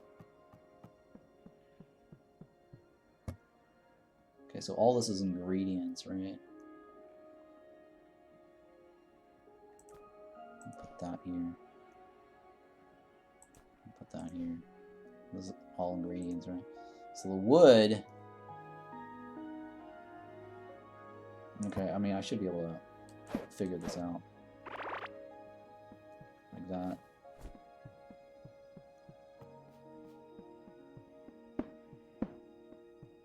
Alright, so this was my ingredients box. Alright, and I stick... Yeah, I guess I can stick that in there, that's fine. Let's just go ahead and dump everything in there.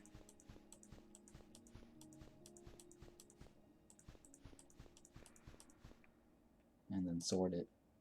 There we go, it's fine. We'll just leave it like that for now. Sort it. Okay, the fish was going in here. And then this box here stores all my thing.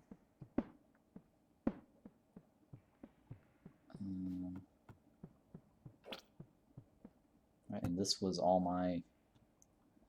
Well, I need to be specific with this one because it's in the order of where I got them from. Right.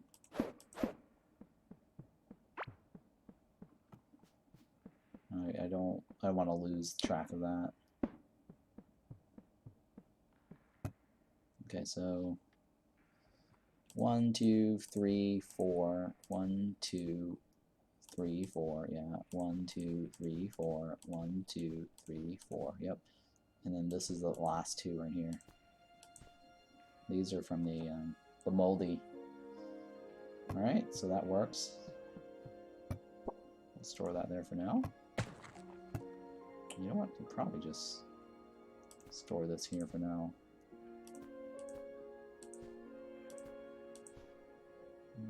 Sort this out. And this bin is supposed to be food bin.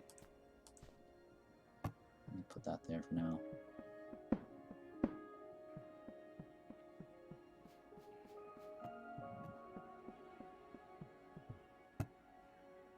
Okay, and then this one. All right, let's pop this one first. Oh yeah, I should have filled up my bar here. Ugh. Yeah, I should have filled up my bar. So now I got all this other stuff here. Well, that's fine. Whatever. We'll sort the food item.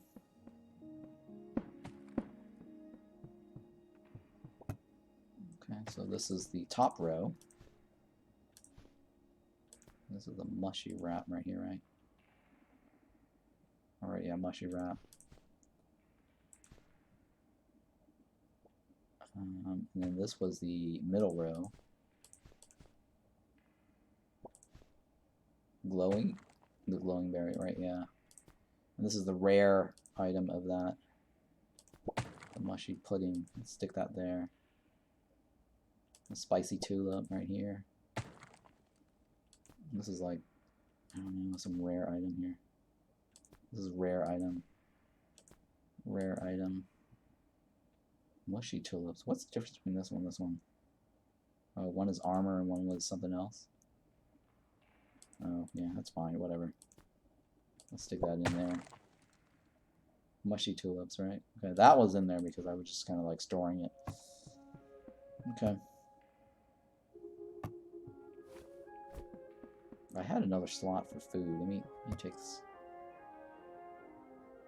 Let me take the slot, put it over here. This is fine.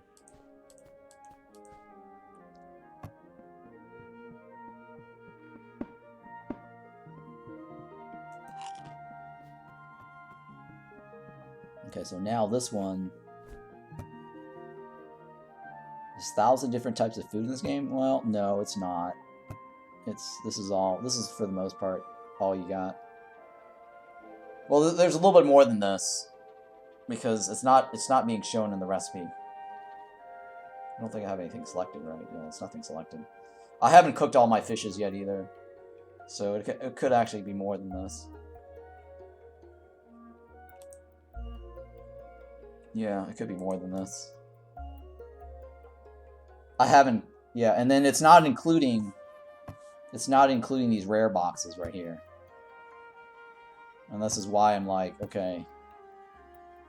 Because the reason I'm showing this for like this is because I need to transfer these carefully out one by one. Because the reason I stack like this is because the recipe books right here don't include the rares, right? So I had to set it up like this. So that's why I cleared up my inventory, because I'm having to set it up like this manually, because these two creates this, and that's not stored in the inventory in the cookbook. So that's why I'm having to do this in my chest, because I want to retain this information.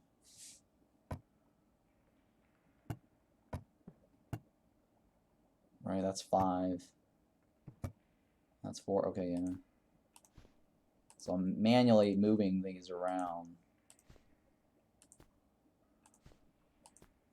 Because these are the ingredients that make up the one at the bottom. And I don't want to lose this information. And that one was it came out from something. Yeah, epic shiny mold seed. Yeah, this is a epic version of that one. So there's a chance that you can get epic.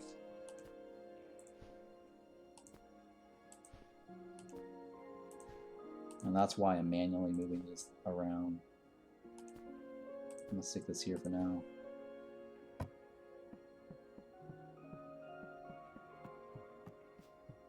And I'm having to like recreate it over here.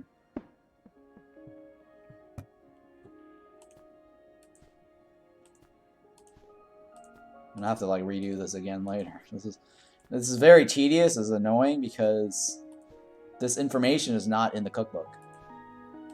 And so I want to know like what ingredients are used for what particular recipe, and that's why I'm storing the recipe, the cooked version at the bottom.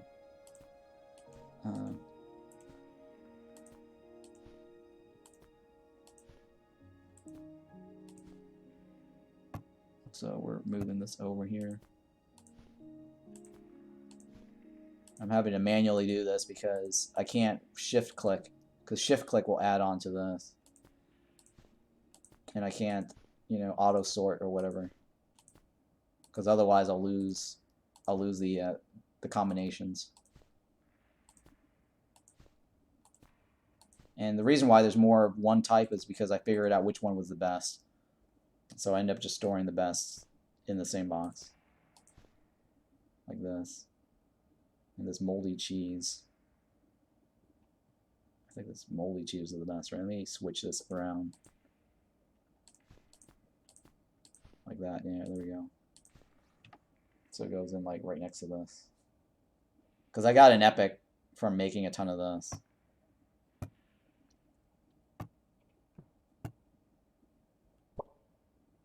Right, so I got epics. Like this guy pairs up with this guy, I think. This is like epic puffy stone dip. I don't know where this one came from. I don't know where that one came from. It might have been from, oops, from this one.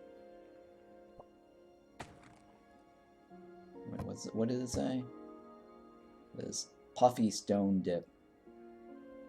Oh, it's not one of these. Puffy stone dip. Yeah, well, I know where it is. It's probably in the other box. Let me pop out in this way. Oops, close that door here.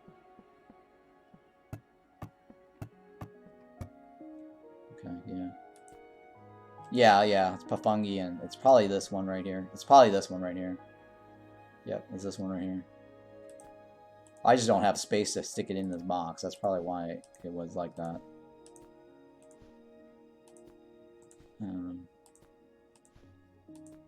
And these I just ended up getting extras because of the 20% chance.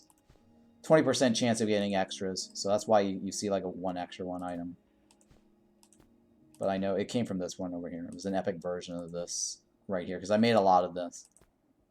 And usually like when you make a lot of something, you have a higher probability of getting an epic version. which is, oh, I don't have, this is not my main character, so I don't have that talent to show you. I'm just using this guy to move stuff around.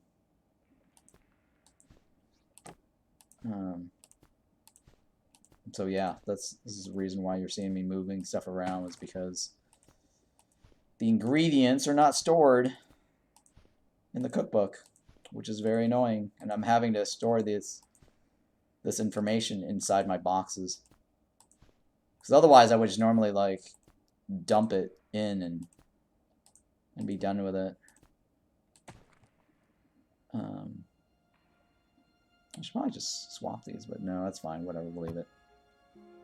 Okay, so that one is fine. I'll move my fishing rod back. Let me get out of here. I think that's the only thing I had to manually move. Oh yeah, and this bin right here. Okay, we just pop this one. I don't... It's not a big deal. And let's pop all these.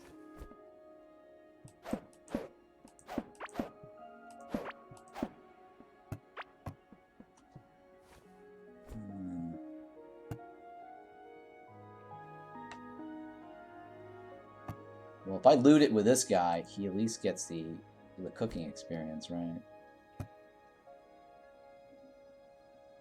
Maybe I should come back to it last. I don't know if I should mess with it right now.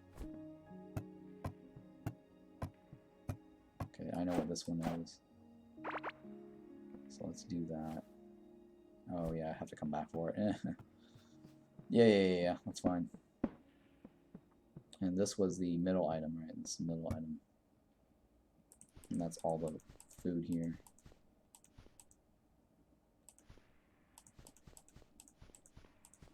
I think it was some of this.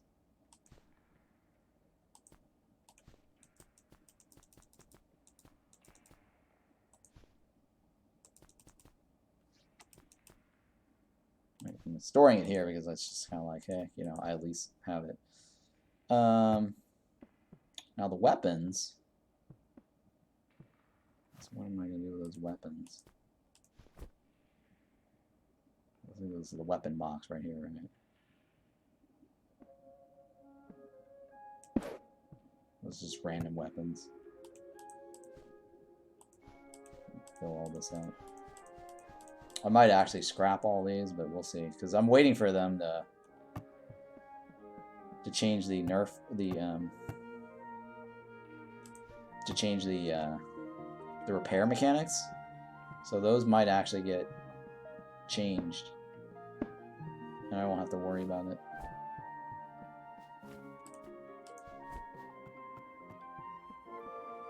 Alright, so decoration here. Campfire decoration. This is my decoration box right here, yeah. What about this one? Okay, I'm gonna move that one too. Should be fairly easy. That's all my fishing stuff, right? Should be able to move that too. Oh, no. Alright, I'll have to come back for that. That's fine. So what was I doing? I was putting the moldy. Let me change this to the moldy one.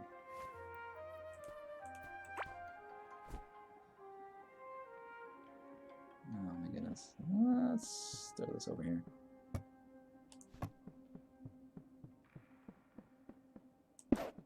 Alright, so these are all the moldy items.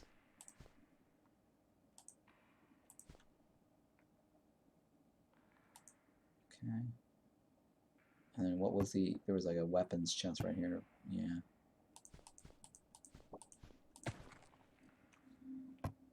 And then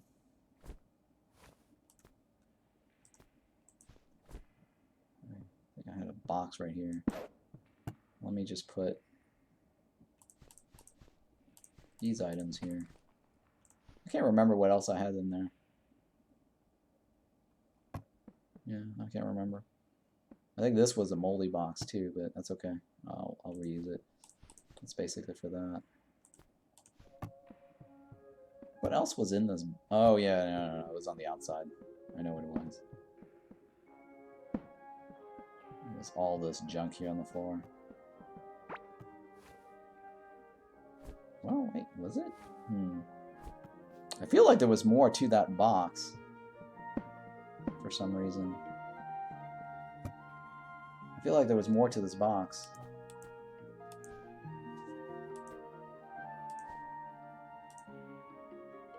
Yeah, I feel like there was more to this box.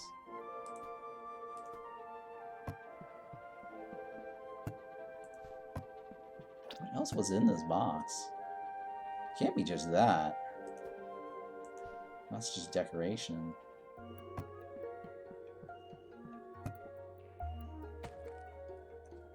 Yeah, like a moldy thing in here.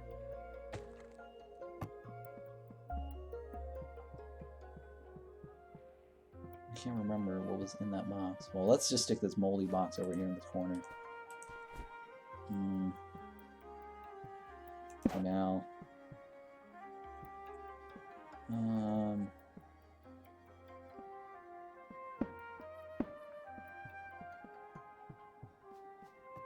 So what was in here? Okay, that one's different. That's all my extra junk. This is extra junk, right? What was this? Okay, let me move the extra junk. Extra good junk, I guess, for my alts.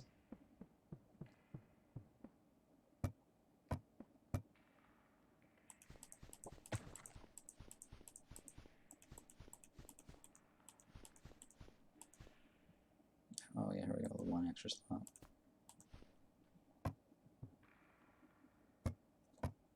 Okay, well, I don't know what I'm going to do with this other box here. We'll stick this over here for now. Oh, I can't. Okay, well, that's fine. Let's find a tile.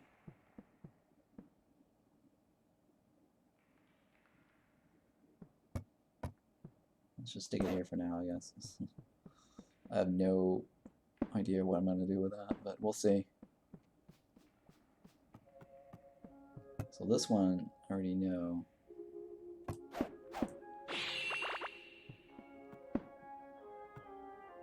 Wait, why did it go Ching? Oh, because the rune song was in there. Oh, right.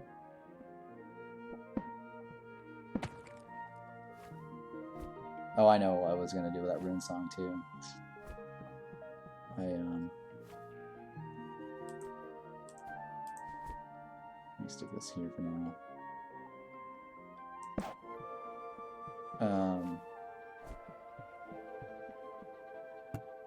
There's nothing in this one, right? Okay, yeah, that's fine. Let's stick all that in here. Oops.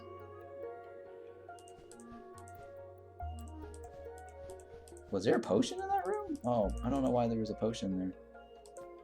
No, that was my potion. The lamp right here, right? That's normal. Okay, the rune song, I was going to use that. How to respawn Cavelings? Yeah, to get... You're talking about the Forgotten Rune Cavelings? Yeah, to respawn the Forgotten Rune Cavelings, just make it dark, right? Go to the Forgotten Runes area, you know, find where all the dirt grounds are, or the stone grounds, stone grounds, and just make sure that the area is completely dark, and they'll spawn in that area that's dark. So they do spawn in those areas.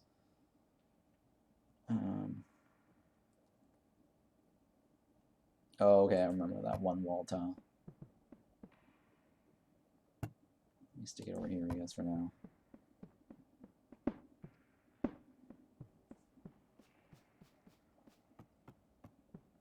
Oh, and I was gonna go.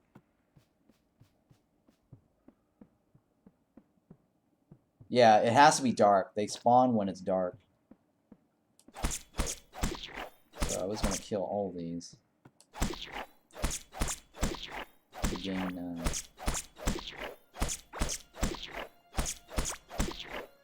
to gain vitality and melee.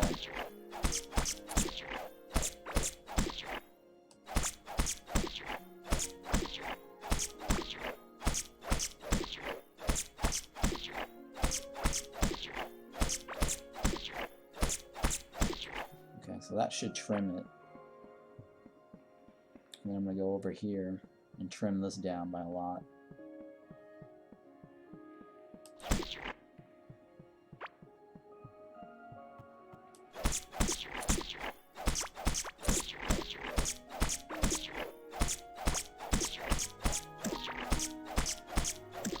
Actually, it might be even faster to go right here, right?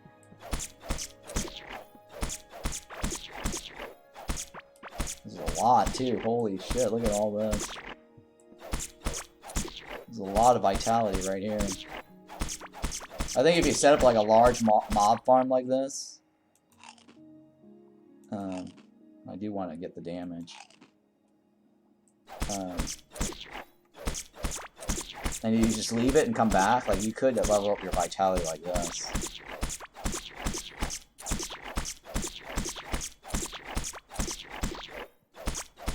I mean, technically, it's better if he did it with his ranged weapon. Because melee, you can level up infinitely. Well, it doesn't really matter, actually. Without just punching, basically. And I personally think, like, you know... Well, that one guy was bottlenecking everybody else.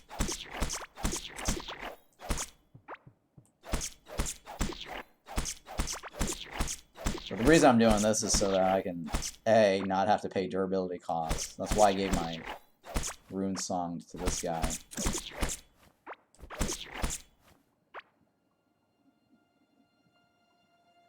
Why does it look different from here than in here? I guess the background, huh?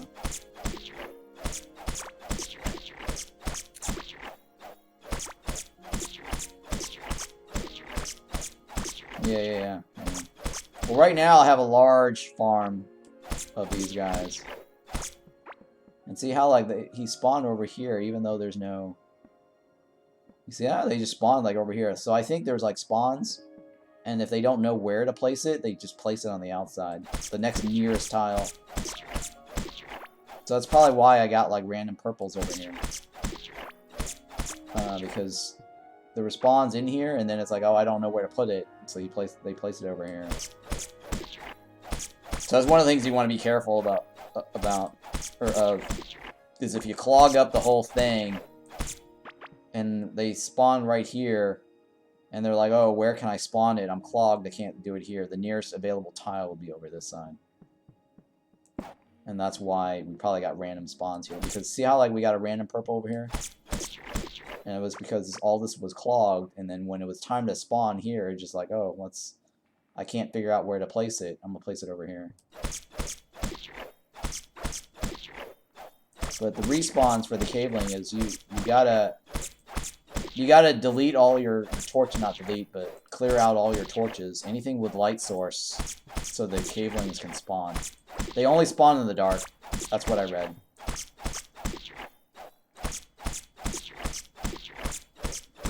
Yeah. So you gotta clear out your torches. Or light sources or whatever. Yeah, so they jumped over because they had nowhere to go on the spawns. It's kind of like the same when I went into that wall, and so it didn't know where to place me. So it placed me through the walls, right? And I guess the way the game works is that it didn't want to go 2 tiles over. It decided just to kill me off instead of, like, pushing me over two tiles through the walls.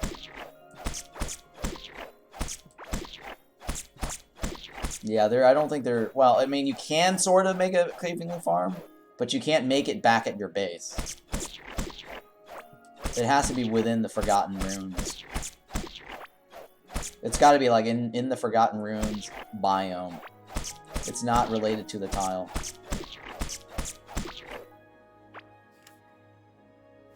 The skull fragments? Yeah, I wish there was a... I know what you're talking about, too.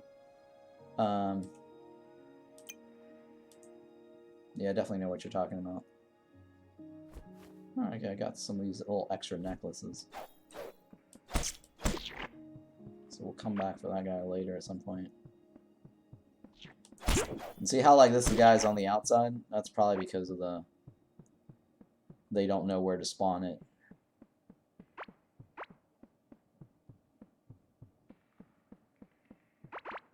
That's the I don't know where to spawn these mobs problem.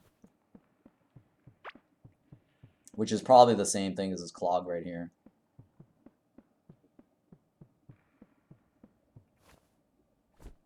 Alright, well... I have extra of these necklaces. Ooh, look at that. I got scarlet bars. 10 scarlet bars. How about that? Let me sort this. Alright, so I need to move my figurine. Okay, that was my original. I don't want to delete that one, right? Well, actually, now that I am done with this character, I don't necessarily need to be on him still, right?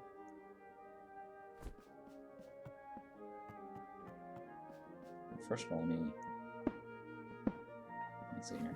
Oh, you know what? I can probably remove this box right here, right? Can still be okay. I gotta relocate each of these things.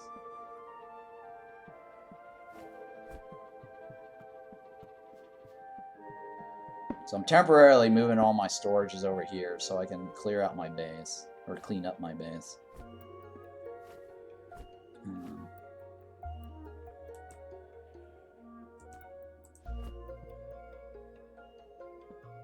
This is the original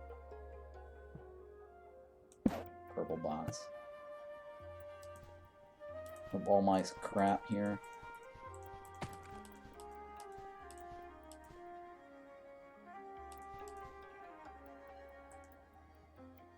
I feel like there's more to this. Why does it feel like I'm light on this? I don't know why I'm light on that one. Well, here I'm just going to put all the tables in there. And this corner used to be the figurine corner, right? So this is the figurine corner. Let me switch this box out. Oh, you know what? I'll leave that box there. That's fine. I'll leave that box there. That's my figurine box, right? This is where all my gem storage boxes, right?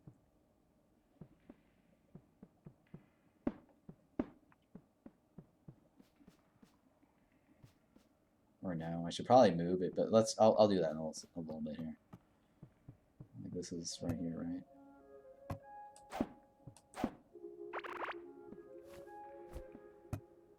This is my figurine box. Oh shit, I'm short one.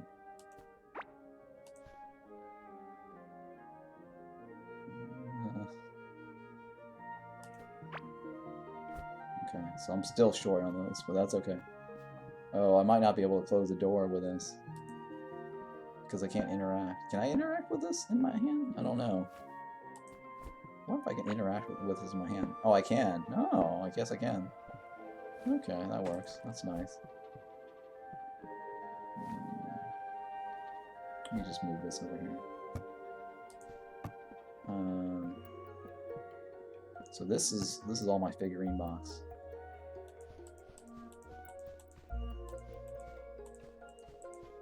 Take this out.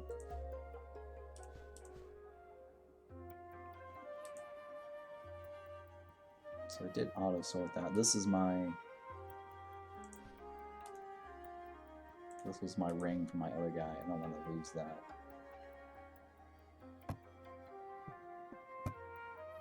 Okay, so this one, let me unload all this here then.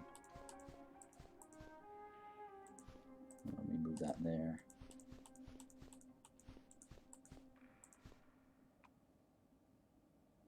Okay, so sort that. Are those figurines listed somewhere? Yes, these figurines are listed. If you go to the wiki page, you can get all the figurines listed. Well, no, they're not listed in the same location. They're listed in the mob So you have to go through each of the mobs, but the figurines are not like organized in a figurine section, right? It won't. I had to like figure out all the different figurines by clicking on the different enemies and different bosses, and it shows you like what they drop.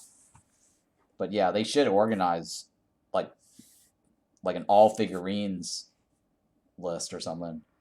I think that would make more sense or nice to show like an all figurines box.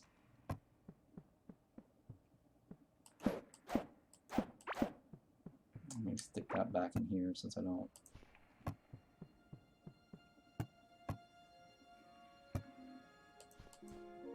Because this box right here is all my ingredients box. And then this right here. Let me stick it right here.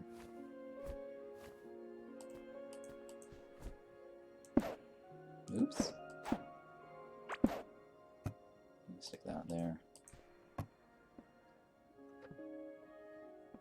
This is all the moldy on the left, right? This is decorations, right? This is decorations.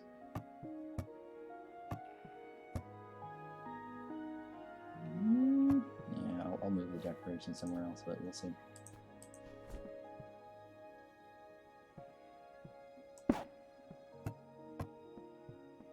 I'll have like more moldy stuff here in a second, right? I think I moved out all the moldies. I don't know. Well, this is a decoration box, so I'll stick that. I'll stick that in here, I guess, for now. What was this box? I can't remember what this box was. Oh, that's just crafting tables. Well, that's the extra weapons, right? Extra weapons. Okay, let me stick that in there. And then... Wait, where was my necklace? There was that rare necklace. There we go, that one. I just don't want to lose it. Right here. Oh, hey, I did actually already have it right here. Alright, that's fine, whatever. That's not important. So let me go back out.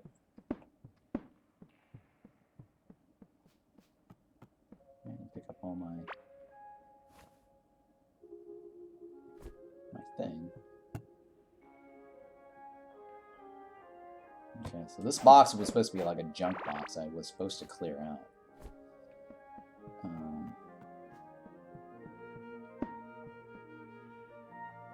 I know that was supposed to be like a clear me out box, right?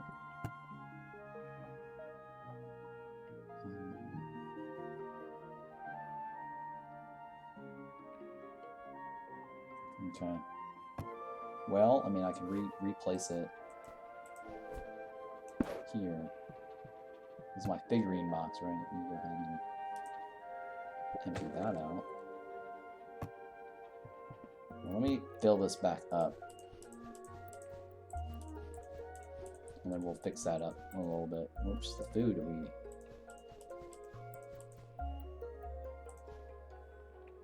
this is mine, right? Oh, it's figurines. Why didn't it move? Why did it move this one? Oh, okay, because that was by itself. Yeah, yeah. Nope. I'm good. So here, ingredients. There we go. Let's stick this here in this corner here.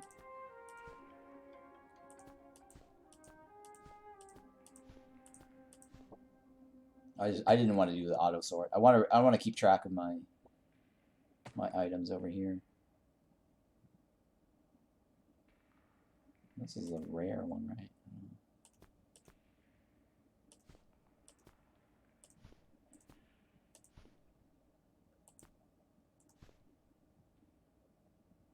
Well, it should be fine. It's good enough. Okay, so we'll that's fine. Whatever. I'll leave it.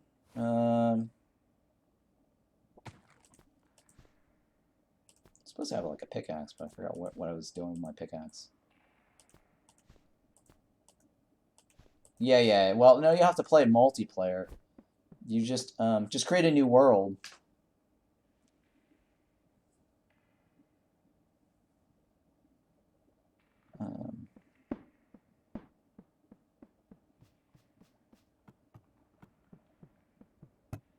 Okay, this is the these both are the rare stuff, right? Yeah, these are the collectibles.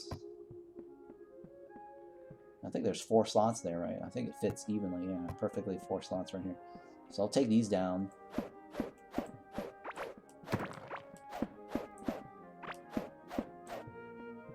And I'll take this box out.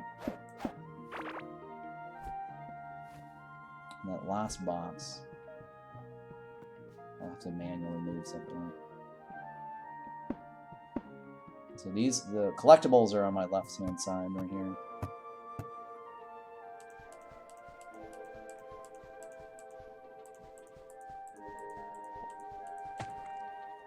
Alright, and then this bin right here, put this for now. I think my pedestals, I don't have my pedestals stored anywhere. I guess I'll store my pedestal in here for now.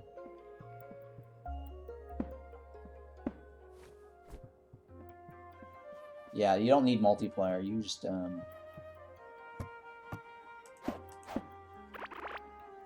you can just create a new world and switch between worlds, right?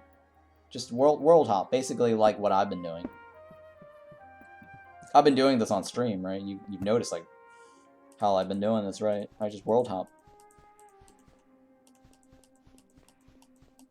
Like how I've been farming my thing, right? I've just been world hopping. Well, that one I don't need to keep. I don't know why I haven't, but we'll see.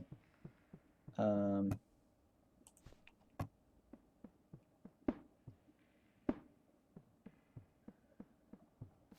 need to somehow get my merchant into this room. I don't know if the merchant fits in this room or not. It has to be no bigger than 8x8, I think. And this is definitely bigger than 8x8. Yeah. I mean, what I could try to do is put the merchant in this corner down here somewhere. Like have my merchant rooms maybe like come down off of this room right here. Because I definitely need to move my merchant out. So we'll work on that too next. Trying to get this cleared out.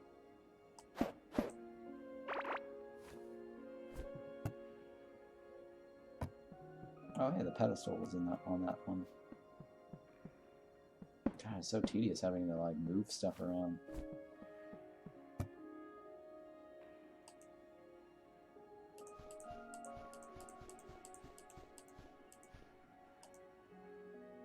Okay.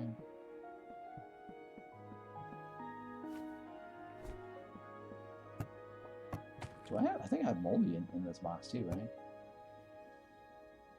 I could have sworn I had like moldies in here. Do I only have like 2 moldy boxes? That can't be right. I have 2 moldy boxes.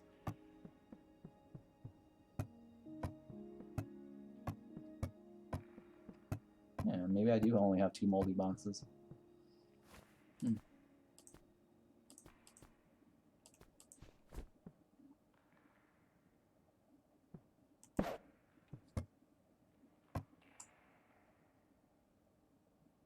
Shared on off the sides? I'm not sure what you mean.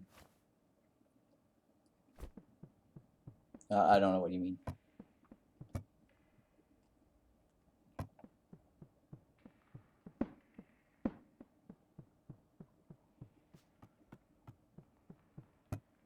Alright, so move this.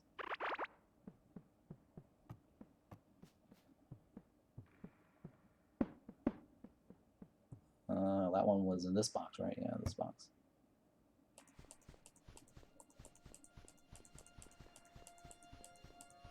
Take this out. And this bin right here. I guess I'll stick that right here.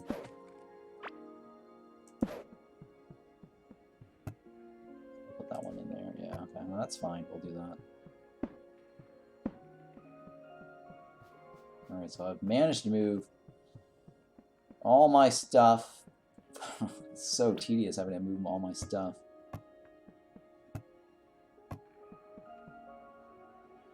Okay.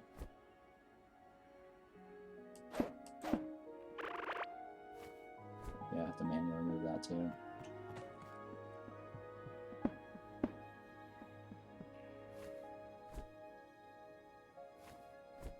I think I didn't need these boxes down here, right?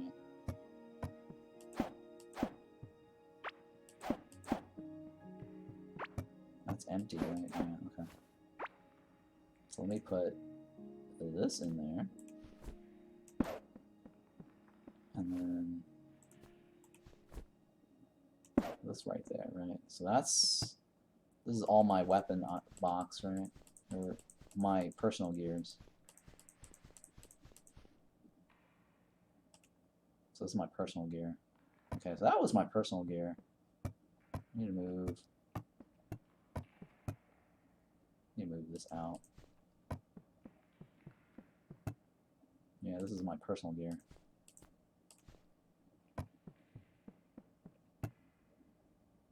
Now this is supposed to be my fishing box right here. I don't know what the hell that was for. I think these are for my alts. But this is like my fishing stuff here in this corner right here. And I have another ring somewhere, but I can't remember what that slot was for. So we'll just stick that there for now. I can't remember what the slot was for. Okay. So all I'm doing right now is I'm just relocating my junk, so I can redo my base. Because the only thing that's really of a problem right now is just my stuff. My stuff is being taken up.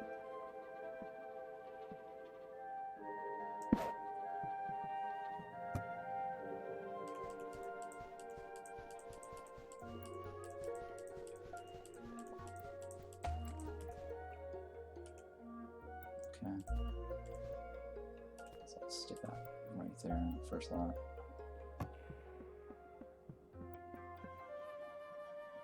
Could have sworn I had more moldy chests than that. I don't know what happened to the other moldy chests.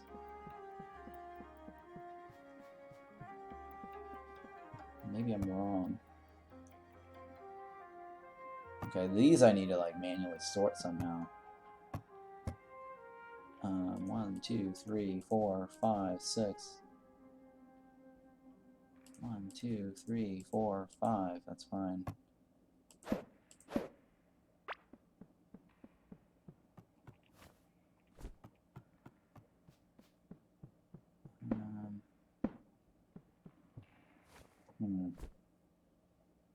That was my... Okay, that's empty. That's supposed to be empty. That's supposed to be something, right? Yeah. So these are fine. This is supposed to be empty. I need to like set up a box for all my fishing stuff. This is what that's what I'm carrying right now, is fishing stuff.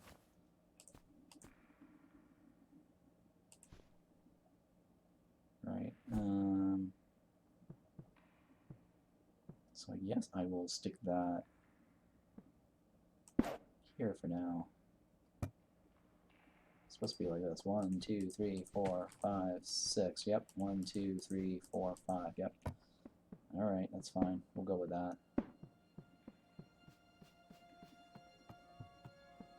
And this one was 1, 2, 3, 4, 5. 1, 2, 3, 4, 5, 6. 1, 2, 3, 4, 5, 6. And we take the box. Or at least the distance between here and here is not that far, which is I'm okay with. Okay, so this is fishing. 1, 2, 3, 4, 5, 6. Yep, 1, 2, 3, 4. Oops. 4, 5, 6. And this starts off like right here. pretty sure there's a hole here. This was like the Caveling box, right? The Caveling row. This is all the items you can get from Caveling. This is all the items that you can get from. I feel like there should be one more here. But this is the yellow water. And this is the moldy water. So I guess it makes sense to have only 4. Alright, this is the yellow water. So I guess that's fine.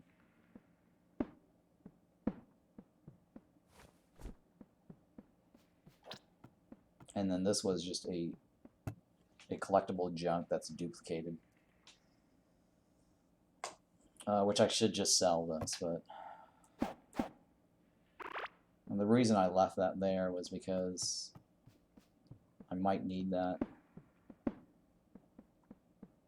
when I am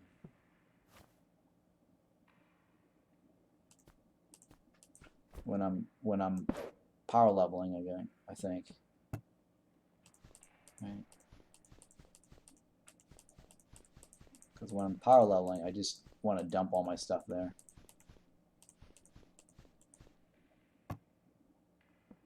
So we'll just leave that there for now.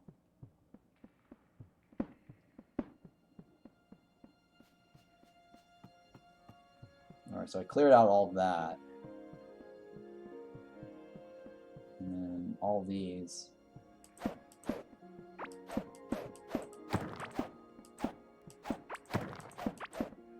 I need to redo somewhere else.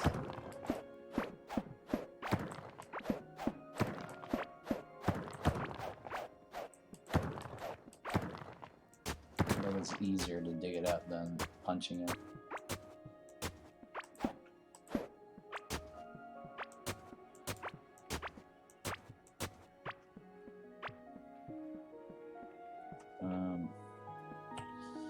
Yeah, let me remove some of these too. I don't need access to any of these. I don't need that there either. I need to clean this up too. Working on cleaning up my base here, guys. So this used to be all the storage stuff, right? Yeah. Oops. All the different things I can use to craft my base.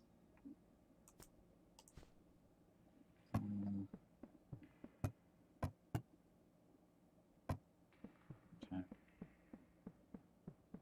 We're gonna get out. I'll leave it in the last slot then, right?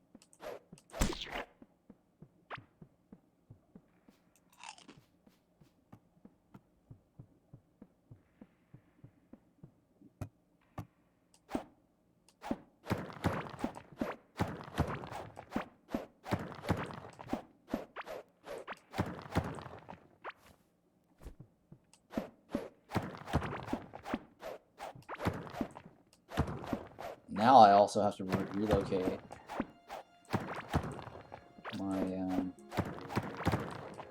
my mob farm.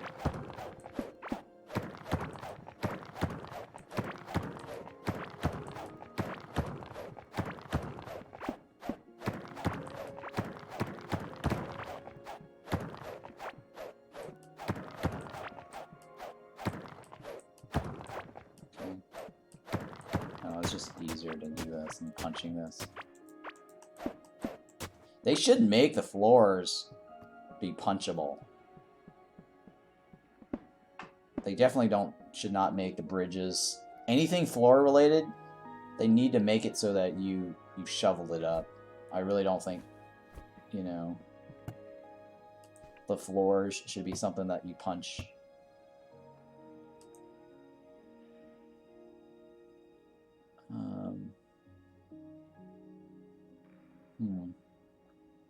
What can I remove out of this box here that fits more? Oops. I guess the recall, right? That's not. Look at the recall. Let me stick the recall here then. Yeah, you totally know what I'm talking about then, right? Yeah. Floors should not be something that you punch. Floors should be something that you use a shovel to remove. And it's really annoying because you accidentally punch the floors, and I just hate that. It's not like you punch the slime, right? You can't punch the slime. You shouldn't punch, you shovel up the slime. Or you can't punch the I mean, the bridge is you punch the bridge and you fall out. Okay, so here, just like this. Where is it? I think it's, oh, you can't do it from this screen. You have to do it from the main menu screen. The delete option should show up like right here. But you can't do it within the game. They won't let you.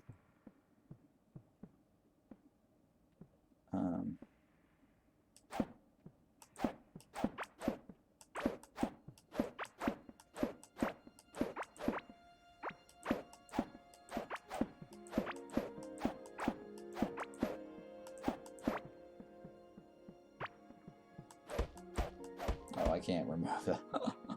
I forgot. My guy's not strong enough.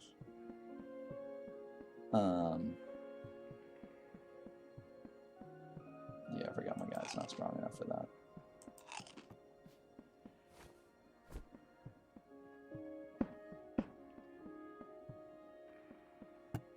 Okay, the pedestal shouldn't go there because I actually know there's a pedestal spot over here. I think there was an could have sworn there was an empty.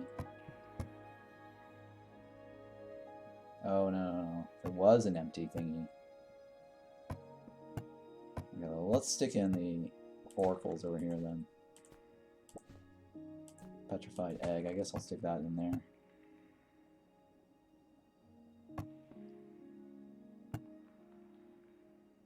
Okay, well, whatever. I'm pretty sure this doesn't have a wooden pedestal in there, yeah. So let me stick the wooden pedestal over here. I think the tombstone. I had an extra tombstone over here. Okay, cool. I can decorate with that. The slime? I think the slime box is here, right? Oops, food right here. So slime right there for food. This is all fishes. All the fishes you can get. Right, 1, 2, 3, 4, 5? 5 biomes, right? Yeah, I think there's currently 5 biomes. Yeah, there's 5 biomes. Okay, yep. So let me go back. Out. So what have I gotten here? I need to clean this up too. All right, so now I need to relocate all my. Oh my God, I don't think my room over here is big enough to store those extra boxes.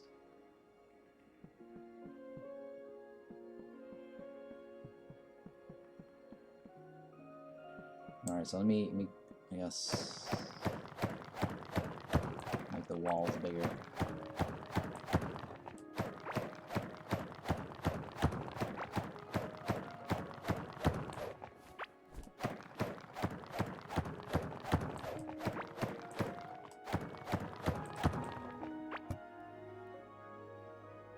Okay, I don't think I stored any of those rings in here.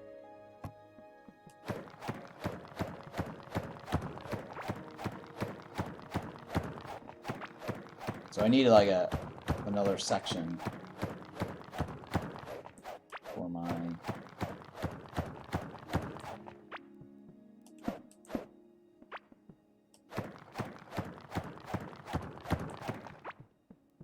let's see here, I get some walls here.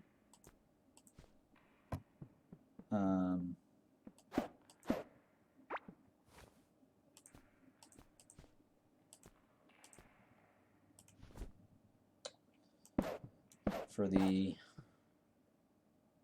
materials.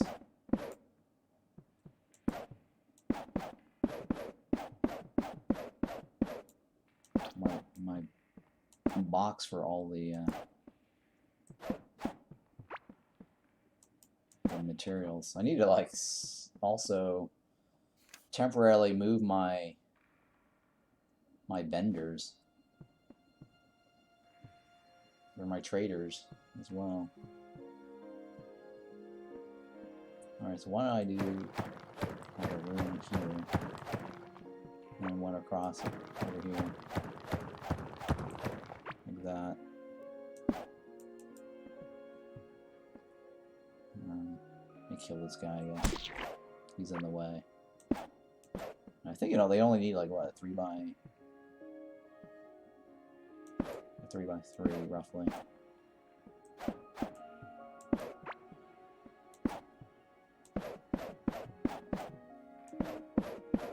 I think one of the guy, I want his room to be slightly bigger because he's got all the chests for the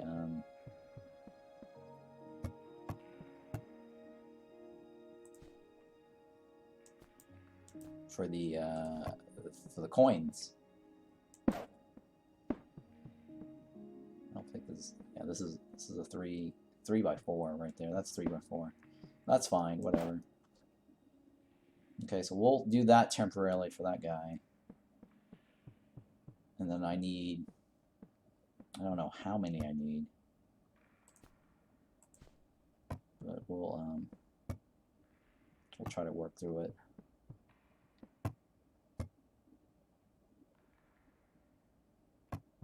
Okay.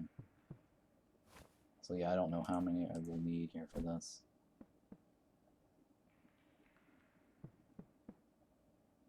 Okay, maybe this was, I think, for gears or something. Why don't we use those for gears? And then these are the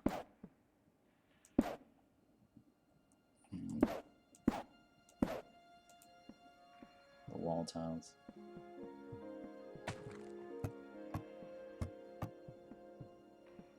Do I have another green box? I don't know if I have another green box. Well, it won't matter really. I mean, I'm relocating them, so I don't think it really matters. Okay, so this is all dirt. Alright, so let's take them one at a time. Okay, this is a half, so let me take this out. Yeah, that should be easy.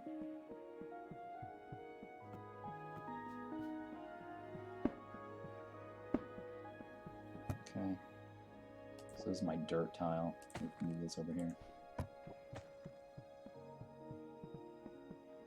So we'll paint this dirt. We'll dump all the dirt in there. Easy. And then I think we have a bunch of more dirt here. So let me change this for now. Okay, and then nothing in this one right now. Let's hang on. Because I do know something. I need to fill that up with something later. Let's go ahead and stick this in here for now. These are the paintable walls and the paintable floors. And this one, I'll stick that there for now. Yeah, let's stick that for now. I guess I'll stick the green. Where's a dark gray? Let me stick that dark gray in there for now.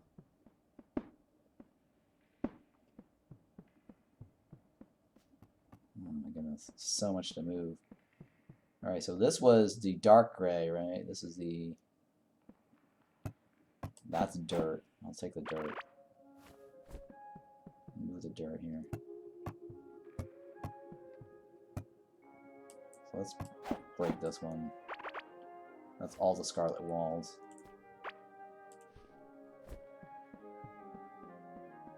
Or the green walls, the grass walls.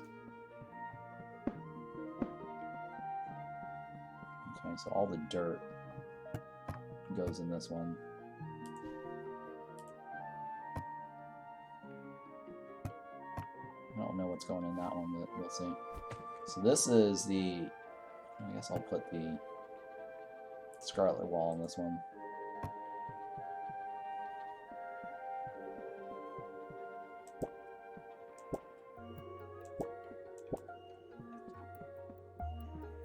So the other one will be for stone or whatever.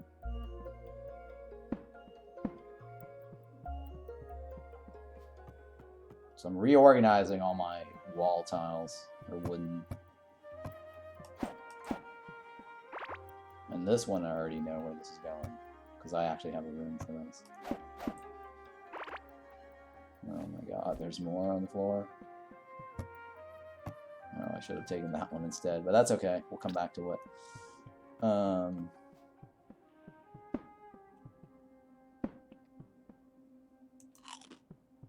Okay. So this one was all the stone tiles.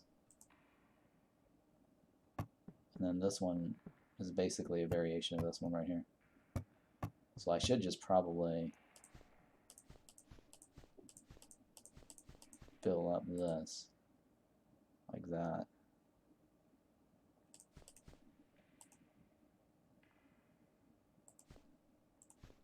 Take a door out, I guess. No, you know what? I'll leave this there. Put the door here. And I'll put all the floors and the fences here. And that should work for now. Okay, and let's do that there for now. And what was this for? I think this is empty, right? Yeah, it's empty.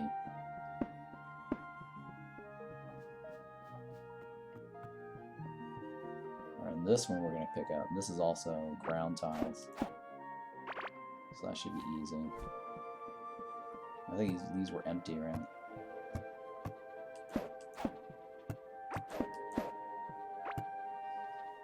The reason I had this here was because I was testing out.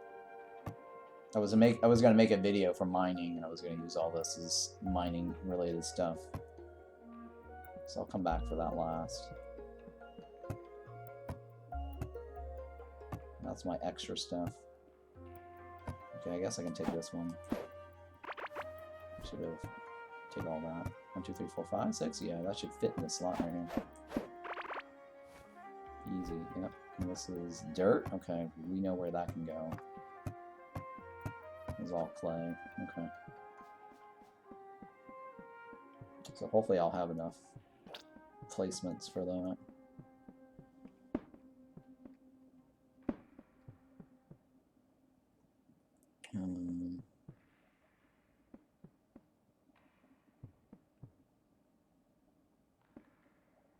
Yeah, so what am I doing? This is dirt. I have another set of dirt over here later.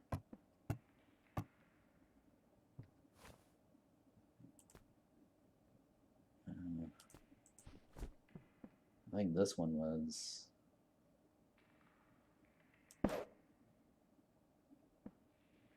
Yeah, first one was supposed to be yellow, right? I think for the ground tiles. Because I don't have a place for the ground tiles. So let me change the paint color here.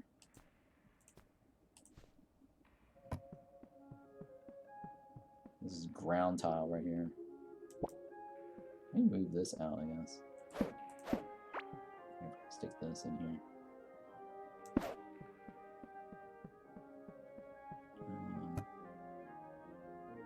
Put that in there.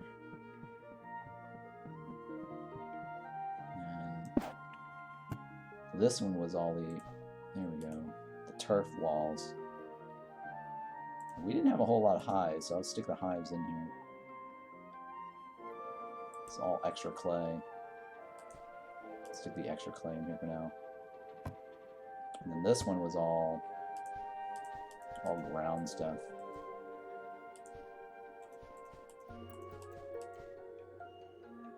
Alright, all ground. Let me see here, don't I? Yeah, okay, here we go. Oh. I do have extras of this, damn it. Now, let me move this out. There we go. There we go. So that fits evenly with all that. Did that sort? Yeah, that did sort the way we sort of want it, I guess. This is the Caveling bed. I was going to stick it over here, I guess. I don't know if there's anything else I want to do with this structure here. Or in this little box here. Okay, so this one... Okay, that's all my stuff here for... So I don't know what I'm going to do with these other ones. I guess I'll stick that there for now. Okay, so I have an extra box here for that. I think I should probably, you know what? I guess I will place this with the silver ones.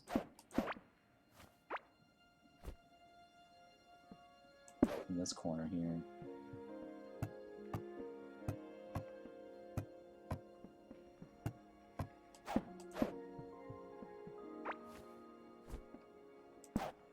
Like that. Because then I can actually put weapons or something in there. 1, 2, 3, 4. Or, hang on, let me move this out. Maybe like right there.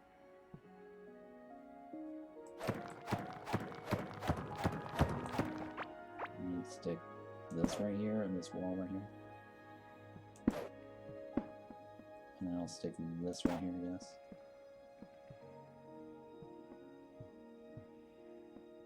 Okay, well that should be fine. I mean, I don't see anything I can do differently for now.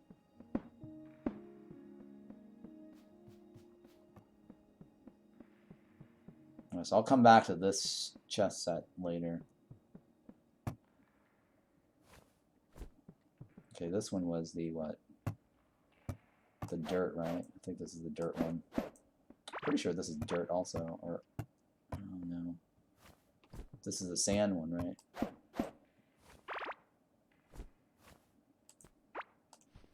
Okay, perfect. Perfect. Okay, that turned out perfectly, actually. So let's move. Let's move all my. Oops, where's my dirt? Dirt goes in here. Hang on. Yeah, dirt goes in here. And then sand. Let's go sand in here, I guess. We're gonna probably need more than this, but this is a temporary storage room for now. Until I can figure out what I'm going to do with the other spots. Or what how big my room is gonna be. I'm just temporarily moving there because I want to clean out. I want to clean all this out and put light beams throughout my base.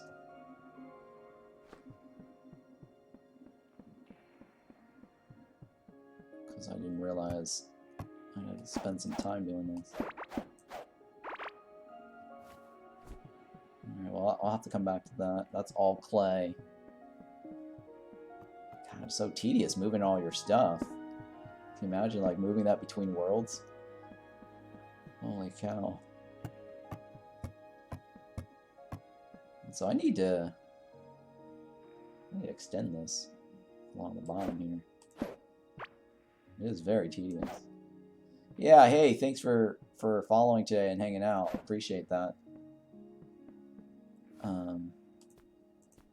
Yeah, imagine if they patched the light beams so they weren't permanent anymore. Oh god, that would be horrible. Yeah, good night. Appreciate you hanging out today. That would be horrible if that happened with the light beam. The light beam change. That's gonna make me sad. I'm sure, like, I'm not the only one doing this, right? With the whole light beam thing. I can't be the only one. thinking about this light beam idea.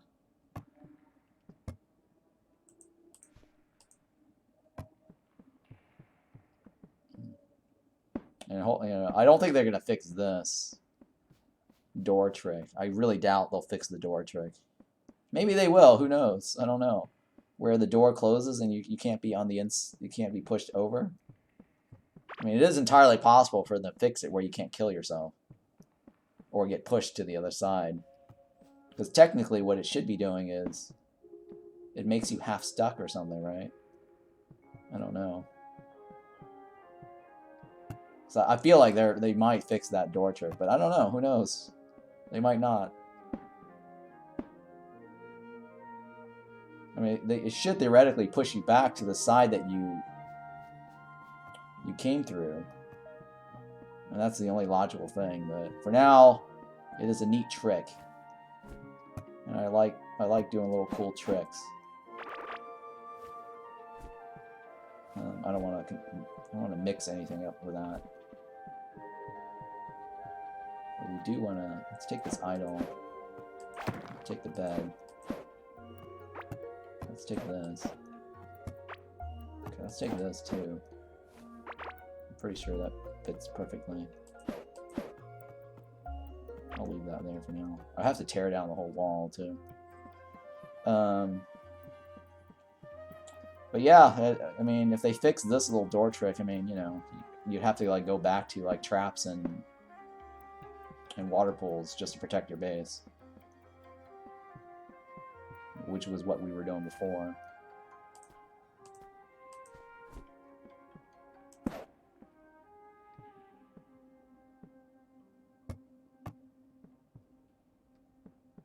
Okay, I think it was this one, right?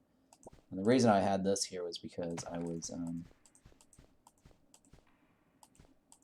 experimenting with the different wall types.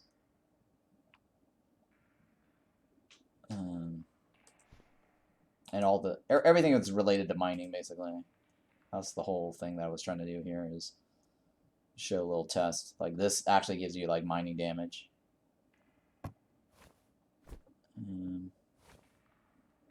Alright, so this one was the idle guy. This is his bed over here. And that's his bed. I guess I'll stick his idol here. I guess I'll stick the chest right there. And I was gonna stick this chest right here. I actually have 2 more chests. I do have 2 more chests. I don't know how I'm gonna stick that in there. I guess I can stick one right here, right? One? Yeah. I'd have to get rid of this. I mean, technically I don't have to. I can stick it right here. That works too. I'll stick a chest right here, and I'll stick a chest right here. Yeah, I think they will. It's kind of exploit trick. I can see it allowing people to get locked in area further as the game progresses. Kind of like how you used to be able to like get to high jungle temples and tier. Yeah. I think they might. This little trick here, they might, or at the very least, they'll fix it where it doesn't move your character. But we'll see. I mean, when that happens, I mean, it's not that big of a deal. We'll just have to like go back to like this little trick here, put like a moat around your base and a lot of spike traps. It's cool though, right? Just to go in and out. It's definitely cool. Oh yeah, I forgot to move the coins.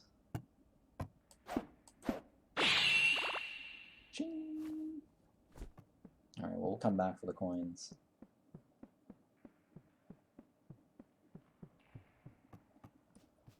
Ooh. Oh. In and out.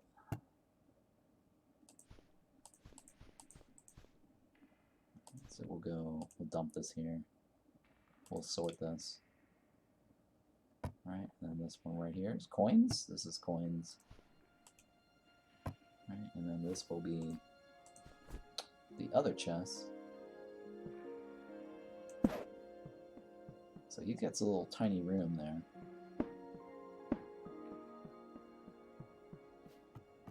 It's so tedious moving all of my shit around.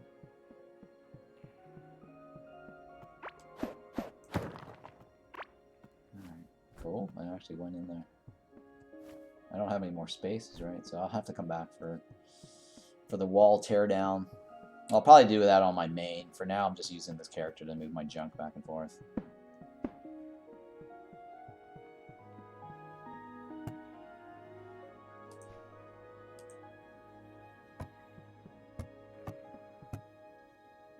Somehow there we go.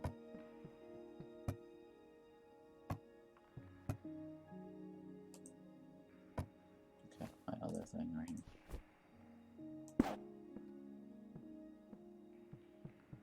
So these bins,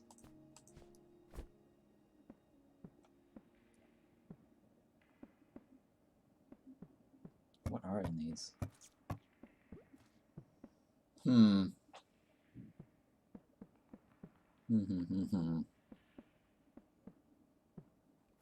Alright, I don't know. I'll have to think about what I'm going to do with those. I'll have to think about it.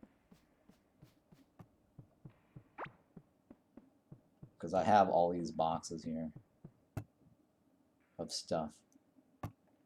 These are all my extras too. Yeah, all these are extras. This is the only box that's kind of like unique. That's actually my keeper.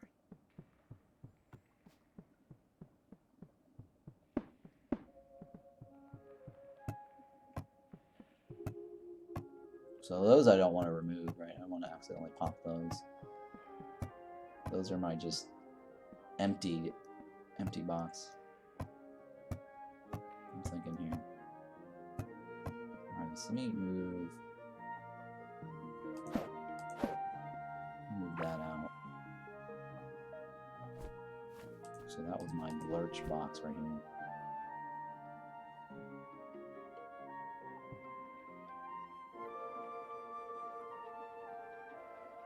Actually, you want me to use the tight one. I'd rather use the tight one. The tight one looks better. Okay. So this is my box of stuff that I used to have that I wanted to keep. And this was the other Titan box. So let's stick that there for now. And I guess this stuff right here is... Well, I know eventually I'm gonna have more like tiles. Well, stone tiles will fill up right here, so I guess I'm okay with this right here. That's the scarlet wall color. This is the clay one, right? And I actually ran up to here just for...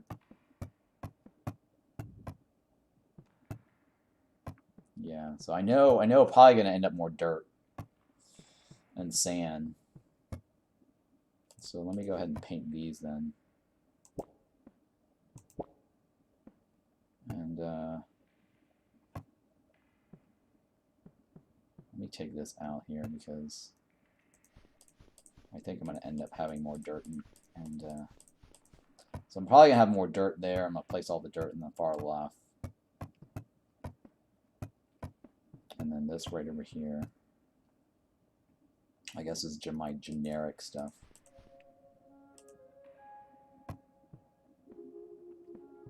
And then my box of weapons or in gears. I guess I'll stick it in these things over here. I don't know. We'll paint the colors in a little bit.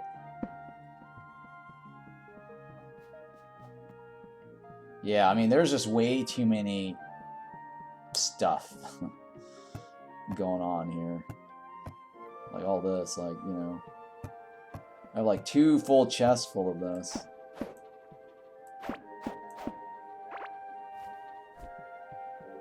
And I don't think I'm gonna use the red color anymore. because it saves more space using.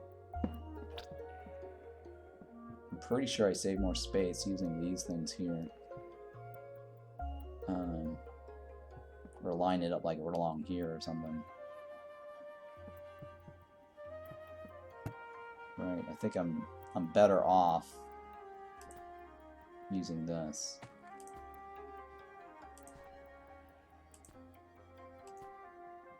And then I guess we'll use blue box or something, right? Yeah, we'll use the blue. Well, purple actually looks better because it's epic, but yeah, I guess we'll use the epic paintbrush instead. So I'm pretty sure like I'm gonna have all my epic boxes in there.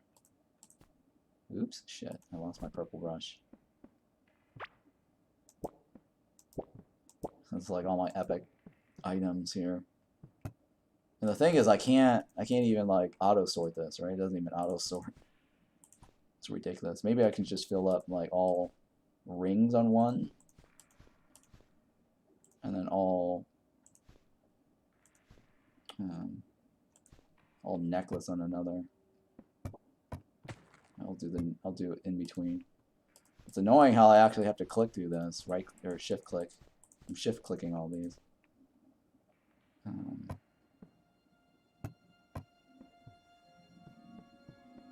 And I don't want to use this brush anymore. I want to use a different brush for my extras. I guess this is my extras over here. Oops, here we go. That's my extras. Turn them into ancient crystals back. I mean, I could probably like salvage it, but the reason why I have all those epics is because I want to do channel points giveaway, right? And so anyone who wants stuff can redeem their channel points to, you know, because these things, like, you really can't get these as a new player, and you probably can't get this until you're like, you know, 3 or 4 weeks into your leveling. I have an extra rune song, yeah, but I'm saving that for my alt. I was gonna make like a YouTube video for it, so that's why I have like the materials for my rune song.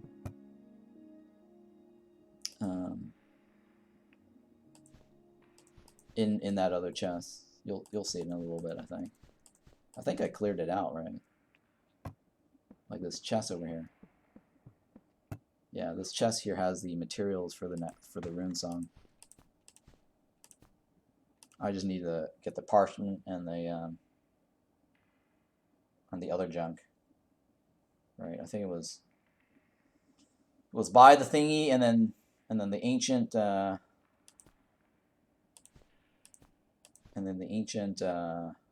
gem, and then the 10 or 20 whatever 30 bars. Oh yeah, and this one I was gonna stick all my rings. Didn't I stick all my rings in here? Okay, yeah, I still have ring slots. There we go. So I have more necklaces than rings. And then these are my extras. Okay, that's not an extra there. And that's kind of, well, I guess I'll leave that there. It's kind of an extra. I mean, it is an extra, but it's useful for my alt to use for power leveling. Right, so I don't need this here. Put this away. And then I'm going to eat my food. Let me put my orb here. Oops. Alright, I'm almost done, actually.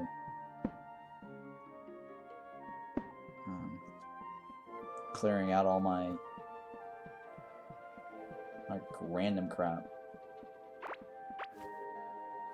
Almost, anyways.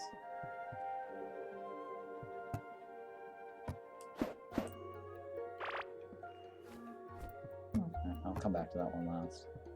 This guy, he's gotta teleport back. I need to go 30 tiles away from this. Or if I exit, I think when I come back, he should He should appear in his room.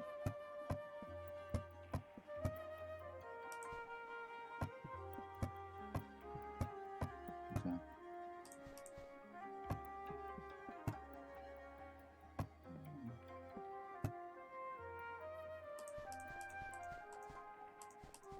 These are all my miscellaneous extras.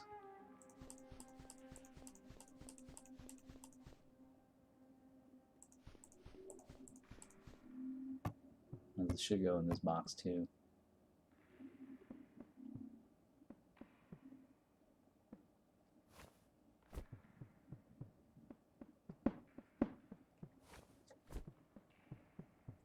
Wait, did I might have accidentally put the Titan bin in there. Yeah, I might have actually accidentally put the Titan box in there.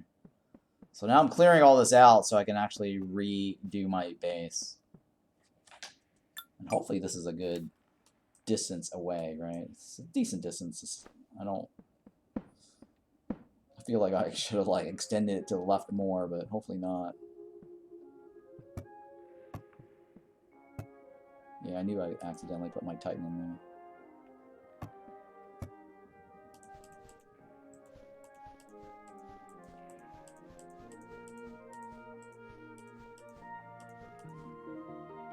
Okay, let's do that in there, I guess.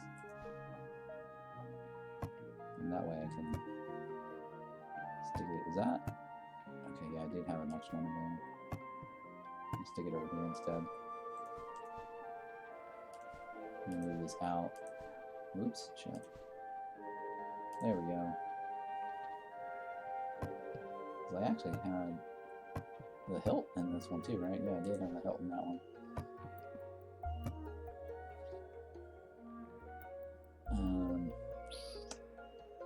That one I can move into this one. Yeah, let's go with that one. Okay.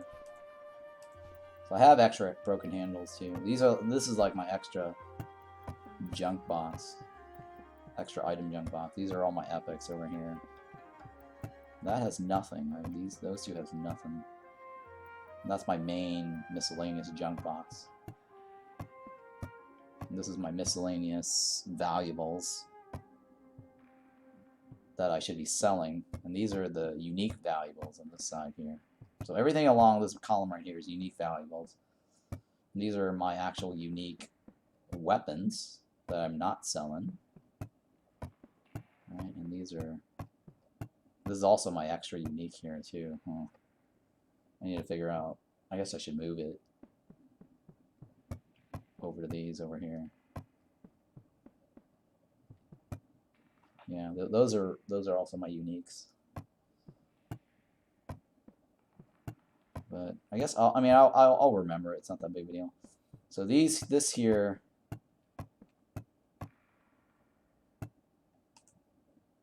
are my tiles, which eventually will probably expand because I'm gonna get a lot of dirt soon. I'm gonna dump it in here, and these are ground tiles, which is not a big deal. And I'll probably end up getting a ton of these stones, so I'll fill up the stones along this path here. Let me put the Titan chest back in here. You know what? I'm gonna put. Or I probably should have taken the 3. Damn it! Freaking A. That should have been. Because this bottom row here is probably gonna end up having tons of more wall tiles. More wall tiles on the bottom. Alright, so far, this is my decoration box, basically. And then that could be like whatever Titan or ancient chest. I guess I can throw that in there later. I could have sworn I had like moldy boxes. More than one moldy box. I don't know how I missed it. Yeah. Well, let me clean out this.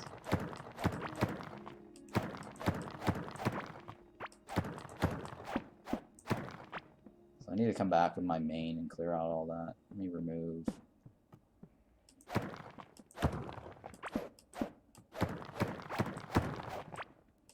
Remove some of this guy's thing here. Oh, I put the paintbrush thing in that guy's room. Oh, come on, move, dude. Give me a figurine. No, just. Oh god, he just won't move. Oh, here we go. It's fine. I'll have to come back for all the flooring. I'm not gonna decorate the floor in that other guy's room since it's only temporary to move him out.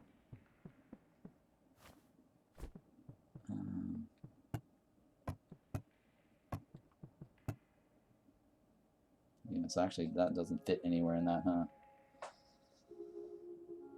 Well, this, I guess I'll stick that out there because we do kind of want that.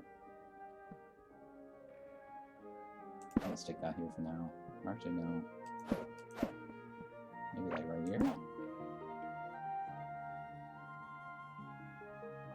Yeah, maybe right there. I don't know. Or right here. I can always stick that there. Now, that's kind of hard to see, isn't it? That little corner spot.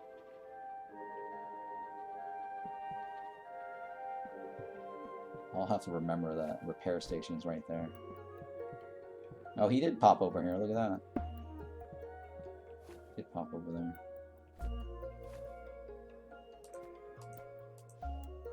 Okay, cool. And then your oil. Let's stick where the oil here. That's it. It's good enough. Let's close the door on him. Alright, so this goes in there. Okay, that's my rug spot right there. That's fine. This extra bed. I don't know where I'm going to stick my extra bed. I could stick it right here. No, I don't know if I should stick it right there, though. Where do I want to stick my extra bed?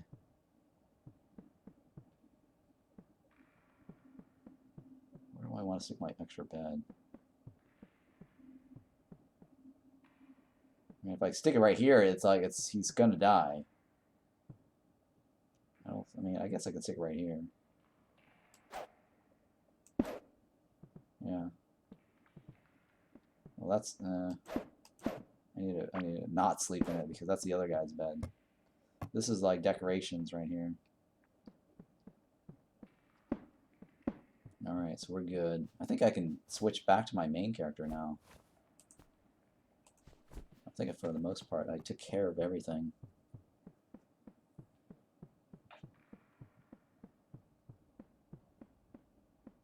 Yeah, I think I took care of everything. Alright. Finally. I took care of everything.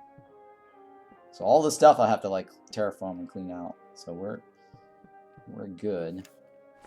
Switch back to my main. And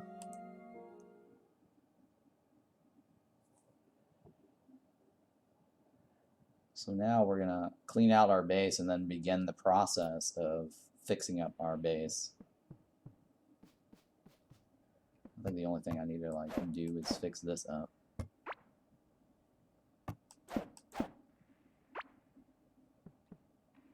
Oh, you know what? I don't think I... Yeah, if I break it, I don't actually get the food. That was a bad idea. I should have picked up the food. Yeah, see, I wouldn't have gotten the rare item unless you actually clean it out. If you break it, you don't actually get the extra food. See? Yeah. So whatever I was doing before, that was a bad idea. I need to like manually take out the food to be able to proc the bonus items.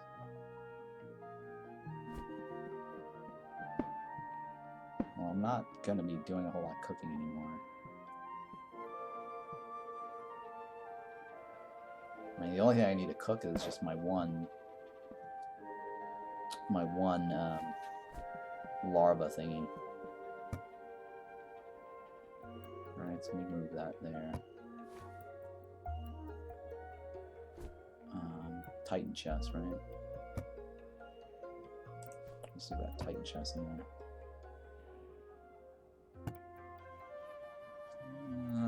What else do I have on me?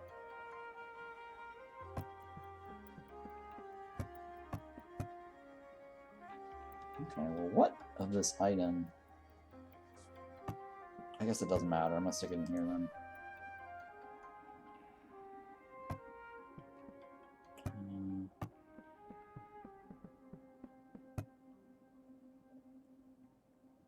Okay, so Lurch's eye. Where do I stick Lurch's eye? I forgot. Or Lurch's beam. I think it was one of these, right? Yeah, it's Lurch's beam. Let me take all this out. And remember that's in the tiny little chest instead.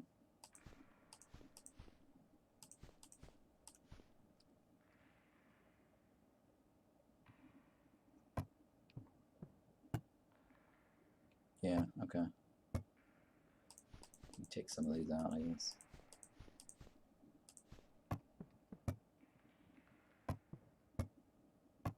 Like, oh wow, all my bins are full, huh? Look at that. Almost. Okay, cool. Alright, so this one, I need to sell to this guy. Alright, let me sell. Well, I don't need to sell to him now. I mean, I could probably dump some of these out.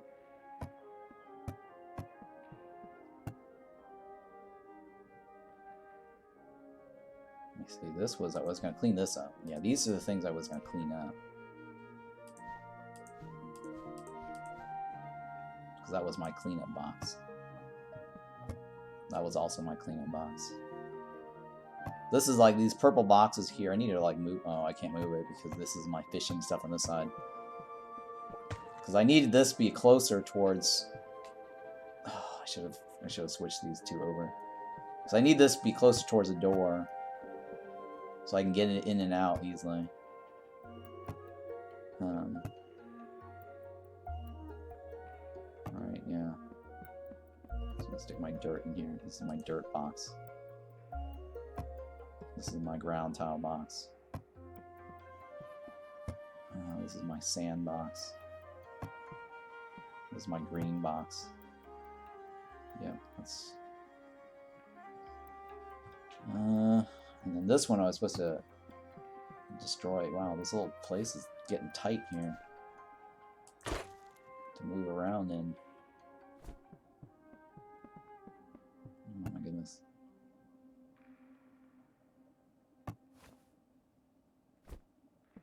Okay. Alright, I think everything is fine, right? This is my, yeah, okay, that is my necklace there.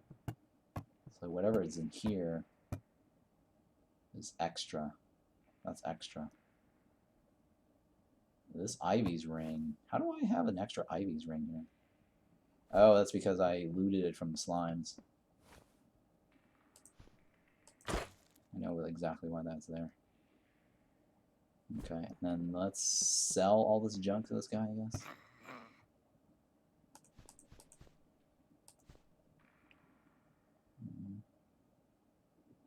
Yeah, just want to confirm. And then I have all this moldy food, or food in general. So what's this one? Rare one. This is crunchy.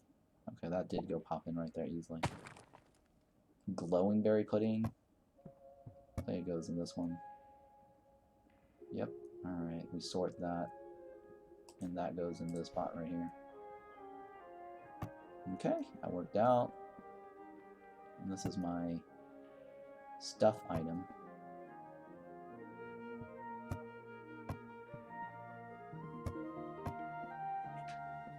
Okay. My stuff item here, I think I might have to, because I am starting to run out of space for these, but I'm leaving the shovel here because I might actually have to repair that later. You know what, I'll take this out, because that's my tools. We'll stick that here for now. We'll stick that on the bar, that on the bar. Oh, my rune song. Where's my rune song? Oh my god, where did I put my rune song? Where did I put my rune song?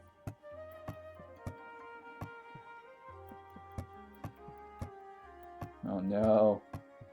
I lost my rune song. Oh, here we go. My rune song. Oh yeah, so this was my necklace.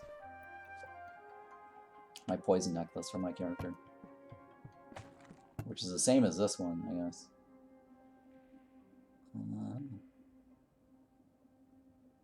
Okay, yeah, this is fine. I mean, this is supposed to be for my fishing. Right, that's my fishing rod stuff area. I mean, I could stick the fishing. I'm gonna pull my fishing out and put it with here. These were my fishing stuff here.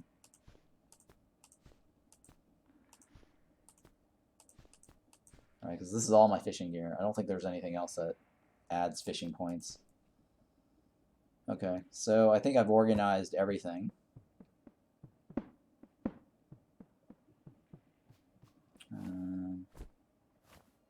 Yeah, pretty much organized everything. This is my combat set. And yeah, okay, we're good. So now, I don't need a pickaxe, but so I guess I'll have to just go through all this. I wonder if I get experience points for knocking down walls. Oh, I do. Look at this. You see that? I got rare items from knocking down the walls. So I must get the experience.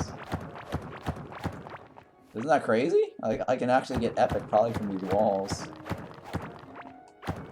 Yeah, I could probably get epics from these walls. That's wild. Oh, that's right, my flooring actually was using sand for my flooring.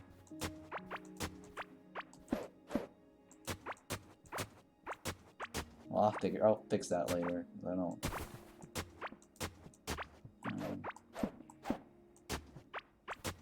Because I do probably just want to fill it up with ground tiles. You know what? Let's do that now, because I do have a ton of ground tiles in the bin. Before it was too cheap to go replace it, or rather I was too lazy. It's not cheap, I was just lazy. It wasn't replacing my thing.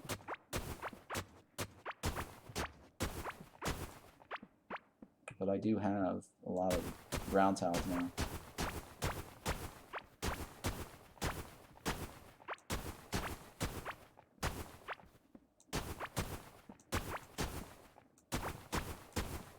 So I'm gonna fill those in later.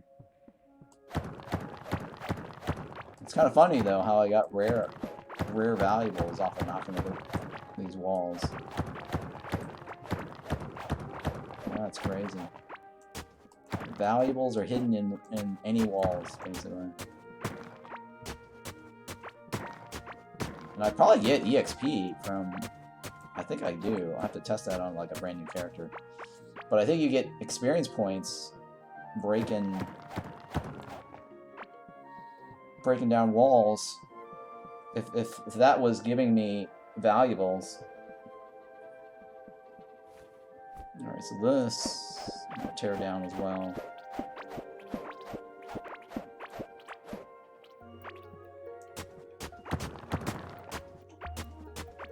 I might not have to do that because of my light beam.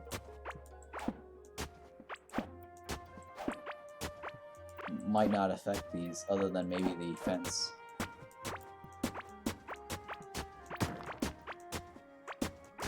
But at least I knew these areas here was definitely a solid slime farm.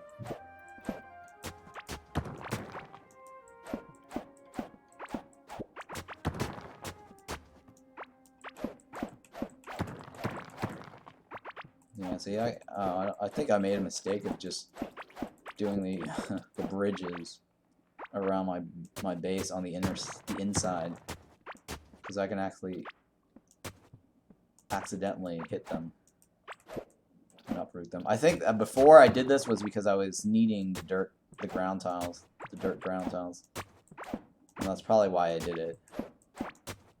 And I didn't realize that Glorm could be used as a thing for dirt. Do slime spawn on top of traps? They do, yes. They do. It's a free way to, like, you know, get all the slimes in one place. I mean they spawn on top of traps, they spawn on top of conveyors.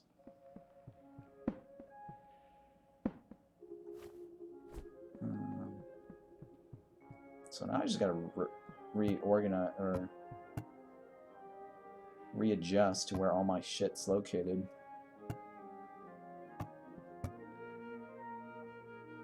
Oh, wooden walls. I need to stick in a thing here for wooden walls.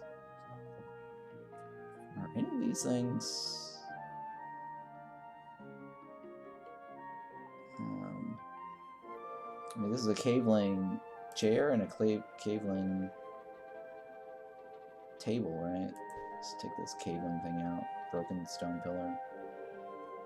Caveling throne. Let's take the throne out. Let's go ahead and sort this. Because I was going to use this box right here for my Caveling junk. And then I can put my wooden door in here. There we go. Caveling dark tiles. You know what? I'll take this out. Broken stone pillar. I'll take that out too. So this is the stuff that I actually can craft. I think I can't craft that one. That's an item that I can't craft. I think this item I can't craft either. Like, these are all the stuff I can craft. Right, and then this stuff is over here, stuff like I can't craft. Alright, so this one I can craft. Let me take that out. Alright, so everything here I can't craft. That's unique. And then everything in here I can craft, right? I think the decorative torch. Yeah, I can craft the decorative torch. So all this here are stuff that I actually can craft. And then all the stuff in this box here I cannot craft.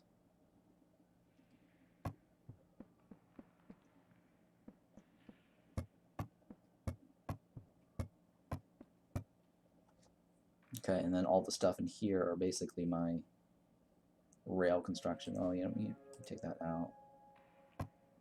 Because I have a little box right over here for that. There we go. My cooking. Okay, well, I don't have a smelter thingy running anymore. Alright, this is my... I know where... I need to clean these up, right? These were the stuff I needed to clean up.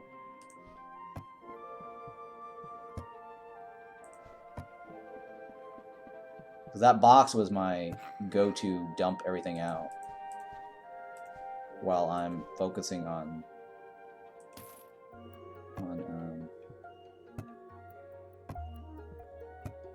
adventuring. So it was like a quickie dump everything box.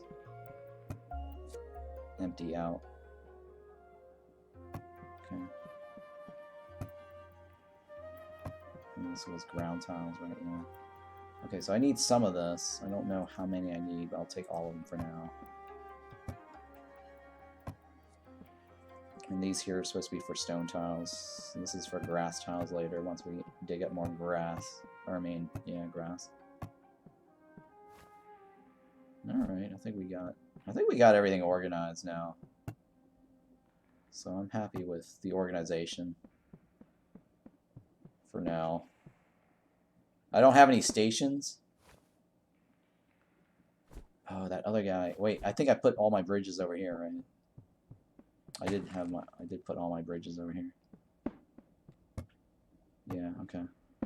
Cool. So let me go back and fix up one of these.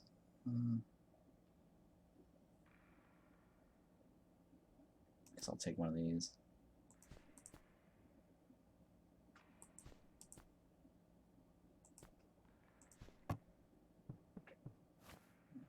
Sure. Get wood back. Alright, so all my wood related stuff is going to be here. So let me move this here.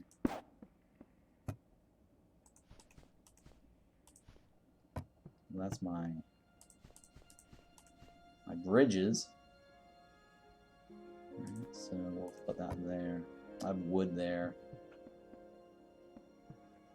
I need to probably get another box for wood out somewhere.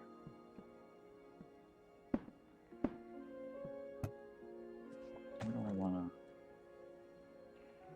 to... I need to get my crafting table out. I'm going to move my cooking station over here. Or my cooking pots here. There we go. Oops, that's not my crafting station, is it? Yeah, okay. It is.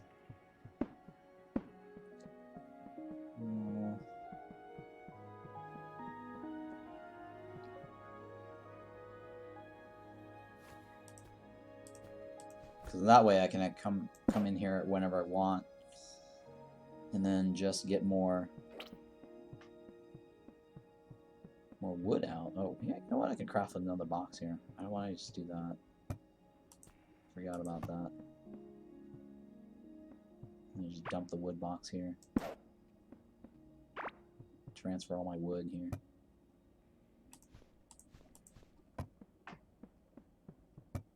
Okay.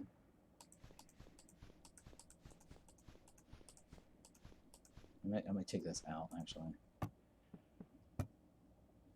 Stick it in here because that's for planting and extending my. Oops. Shit. For extending my rail system. So I'll stick that here for now. There we go. I think this is all the stuff I wanted.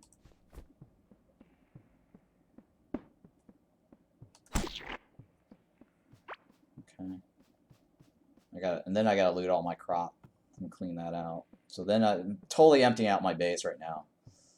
And then redoing it. I'm gonna redo my entire base.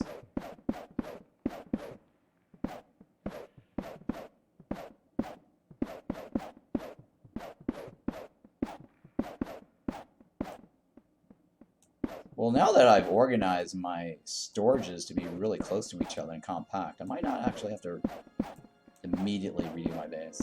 I could probably continue doing my Amber search. I don't need that there either. Let me just clean this out. Actually, no, I need my harvest gear for that. I'm pretty sure. Oh shit! I accidentally did that. Oh, I do need to carry this with me too, don't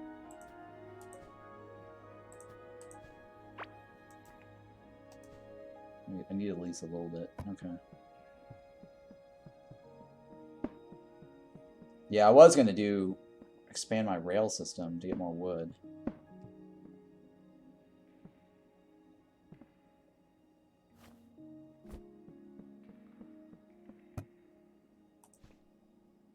Okay. That's my... Okay, so this is my dump everything box. Do I have a different... I don't think I have a different box for that, right? This is my hive mother chest. Which one's this? This is the Glorm chest. This is the Glurch chest. I'm not using the Glurch chest. And I'm not using the hive mother chest to color code it. So I should probably use my Glurch chest as a color code.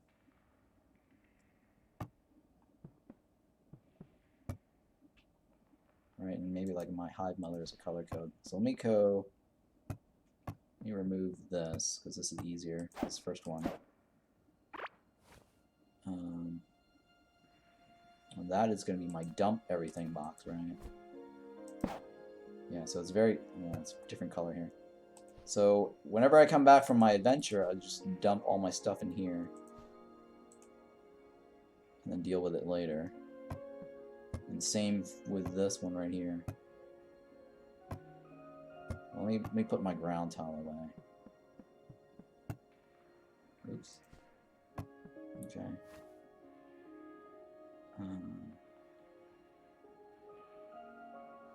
Yeah, okay. Everything looks fine. Alright, so this right here is also my... going to dump everything when I come back from my adventure into this box here. And this is the box where I just want to clean out everything. Let's reorganize this. Yeah, okay, cool. Alright, so every time I do my world hopping, I'll teleport back here, like right here at the spot, dump everything here, or go down here and just dump every one of the walls, basically. Yeah, I'll just come down this way, dump everything I need in these two bins right here. Stone, dirt on this one. Yeah. Actually, I need to probably move. Let me swap this out, actually. Get rid of the sand out. That's all clay, right? Let me put the sand on the first column here. And that way I can have dirt on the second column here.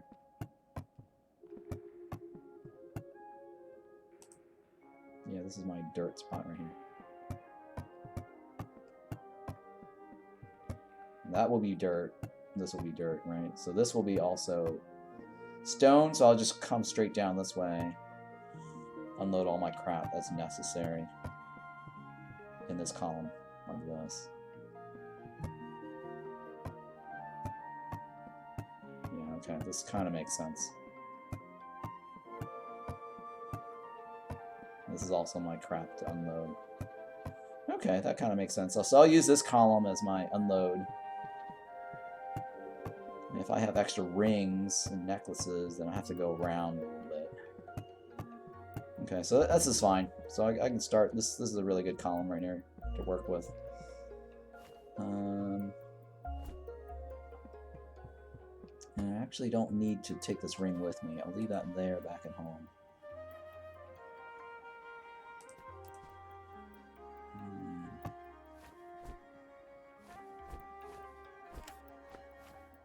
Yeah, okay. I'll leave that back at home. So everything is fine now for my adventuring.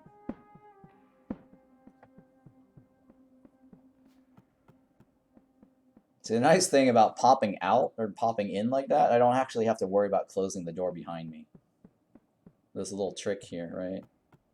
So every time I leave, right, I don't have to like worry about closing the door behind me. It's actually closed. And so whenever I go into my base, I just pop out and I'm not having to worry about mobs getting into my base because this door is going to be closed. It's automatically closed. That's also automatically closed. It's just a matter of like, it just closed and I pop out, right? So that's kind of nice. So eventually I'm going to have to redo the mob farm down here, but that's going to take a while anyways. I'm not worried about that.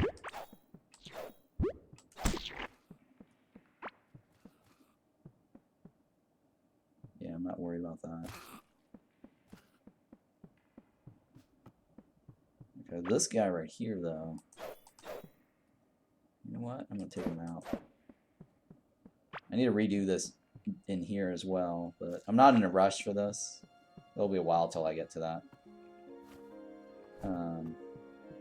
I just need to get to my farmer's gear, right, and then clean out that crop.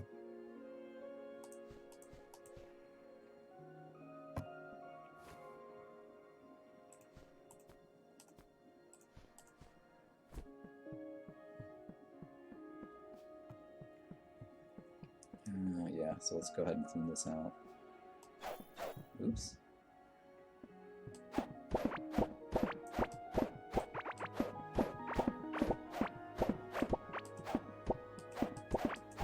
You know what? I could probably just stand here and go like this. Right?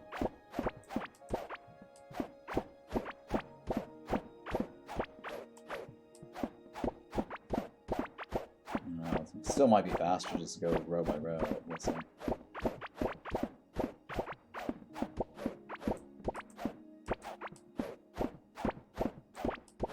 So yeah, I'm gonna end up redoing my farm somewhere else later, because I've realized that the horizontal plots aren't as great as the verticals. I think the verticals is the best, and I might just use that top side, or where the light beams were, for a new farm. But I'm not in a rush to make a new farm, because I'm not gonna harvest anything anytime soon. I have like all that other junk available to me as well, so we'll just clean this out for now. And this is my ingredients box, right? Here we go. And I got all my seeds here, so let me dump that in there. Okay, so that worked out. Okay, the hollow, I guess I will stick you somewhere here. Maybe I'll stick you in his room. You and him can share the same space. I have no need to talk to that guy right now because I think I have plenty of meat already. Okay, so I do want to cook this one larva. I don't know what I'm going to cook him with. I guess I'll cook him with one of these regular ones. Does this... I don't think the recipe... I don't think this cooking recipe shows the larva, right? The Amber Larva. I don't think the Amber Larva shows up on this. God, that kind of sucks, huh? Because last time I used this guy, I think. Alright, I'm pretty sure... No, I think I did the Golden Heartberry. So let's go... I don't know if I should use another Golden Heartberry.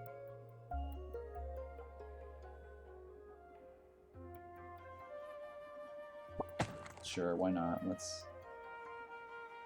use a Golden Heartberry. I was thinking of using this because it's an epic. Combining two epics maybe might give me a better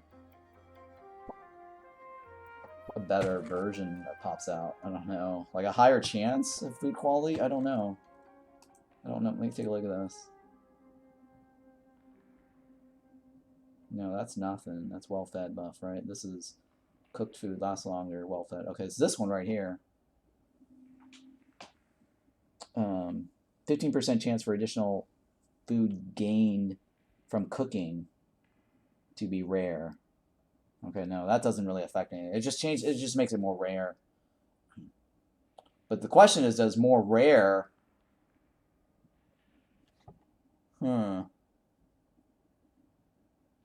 Does more rare make this... make this 55 or 60 or something, right? Maybe I need to put 5 points in this.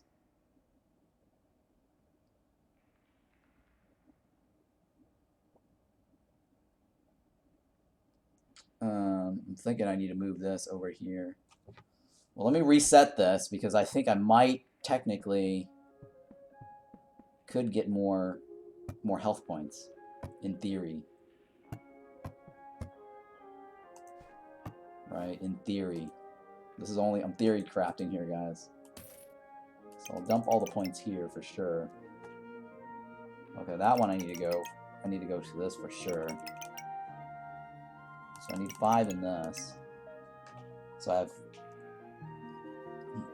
have 5 points left. I need to split it between this and this. Well-fed is 20% stronger. I think I want to tilt more on that one.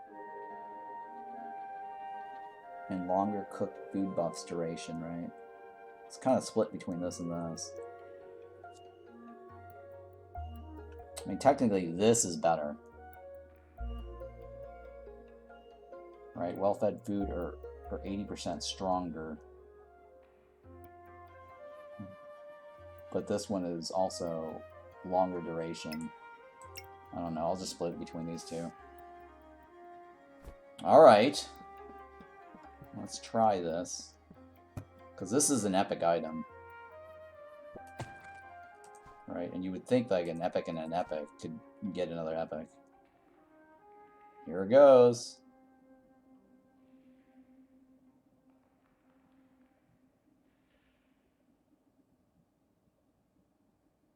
Okay, it didn't... It came out to be like a... Oh, it came out to be like a green. It's not any better. Having like 2 epic items. That's kind of shitty. I think I should have stuck with my golden one then. So, anyways. Nope, nothing special. I did not get an extra thingy.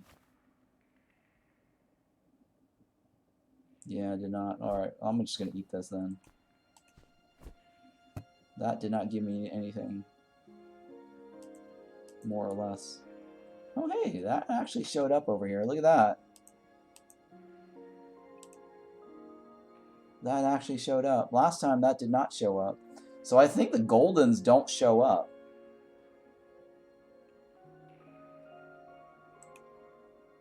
That's new, though.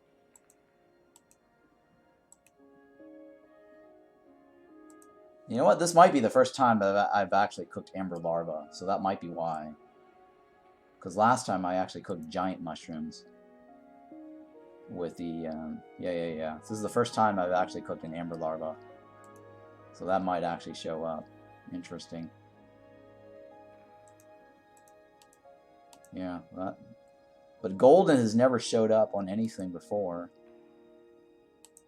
I've actually mixed golden before. I don't know. I mean, maybe. I don't know. Have I mixed golden with something else before? Have I mixed golden with this one before? Let's find out. Hang on, I don't know if that's the best crit food. Let's see here. It's Karok. Let's find out if golden Karok has ever worked before. That's new. Okay, let's find out if maybe the golden does show up over here.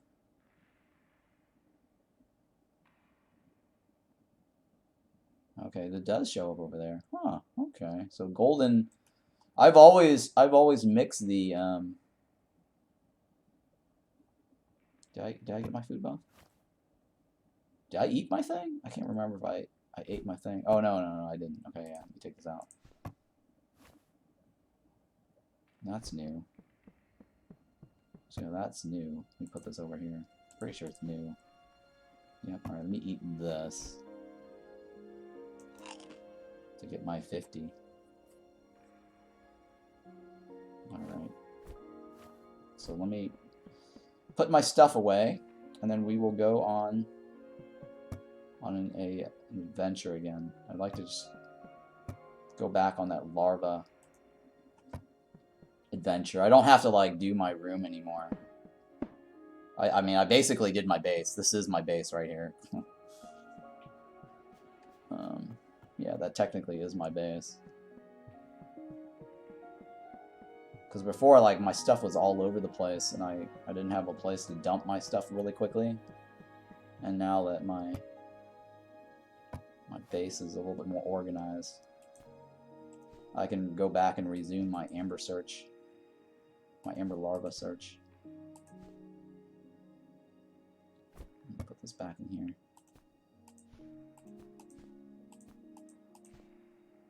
Okay. Alright, so let me AFK here. I'm going to take a real quick bathroom break, and then we will come back and then continue our Amber Larva search. Because I said last time I was going to hold off on starting up a new world until I can organize my character. And so now my base is like pretty much restricted to this area. And I'm okay with that for now. Alright, so let me go ahead and BRB right here, guys. Be right back real quick.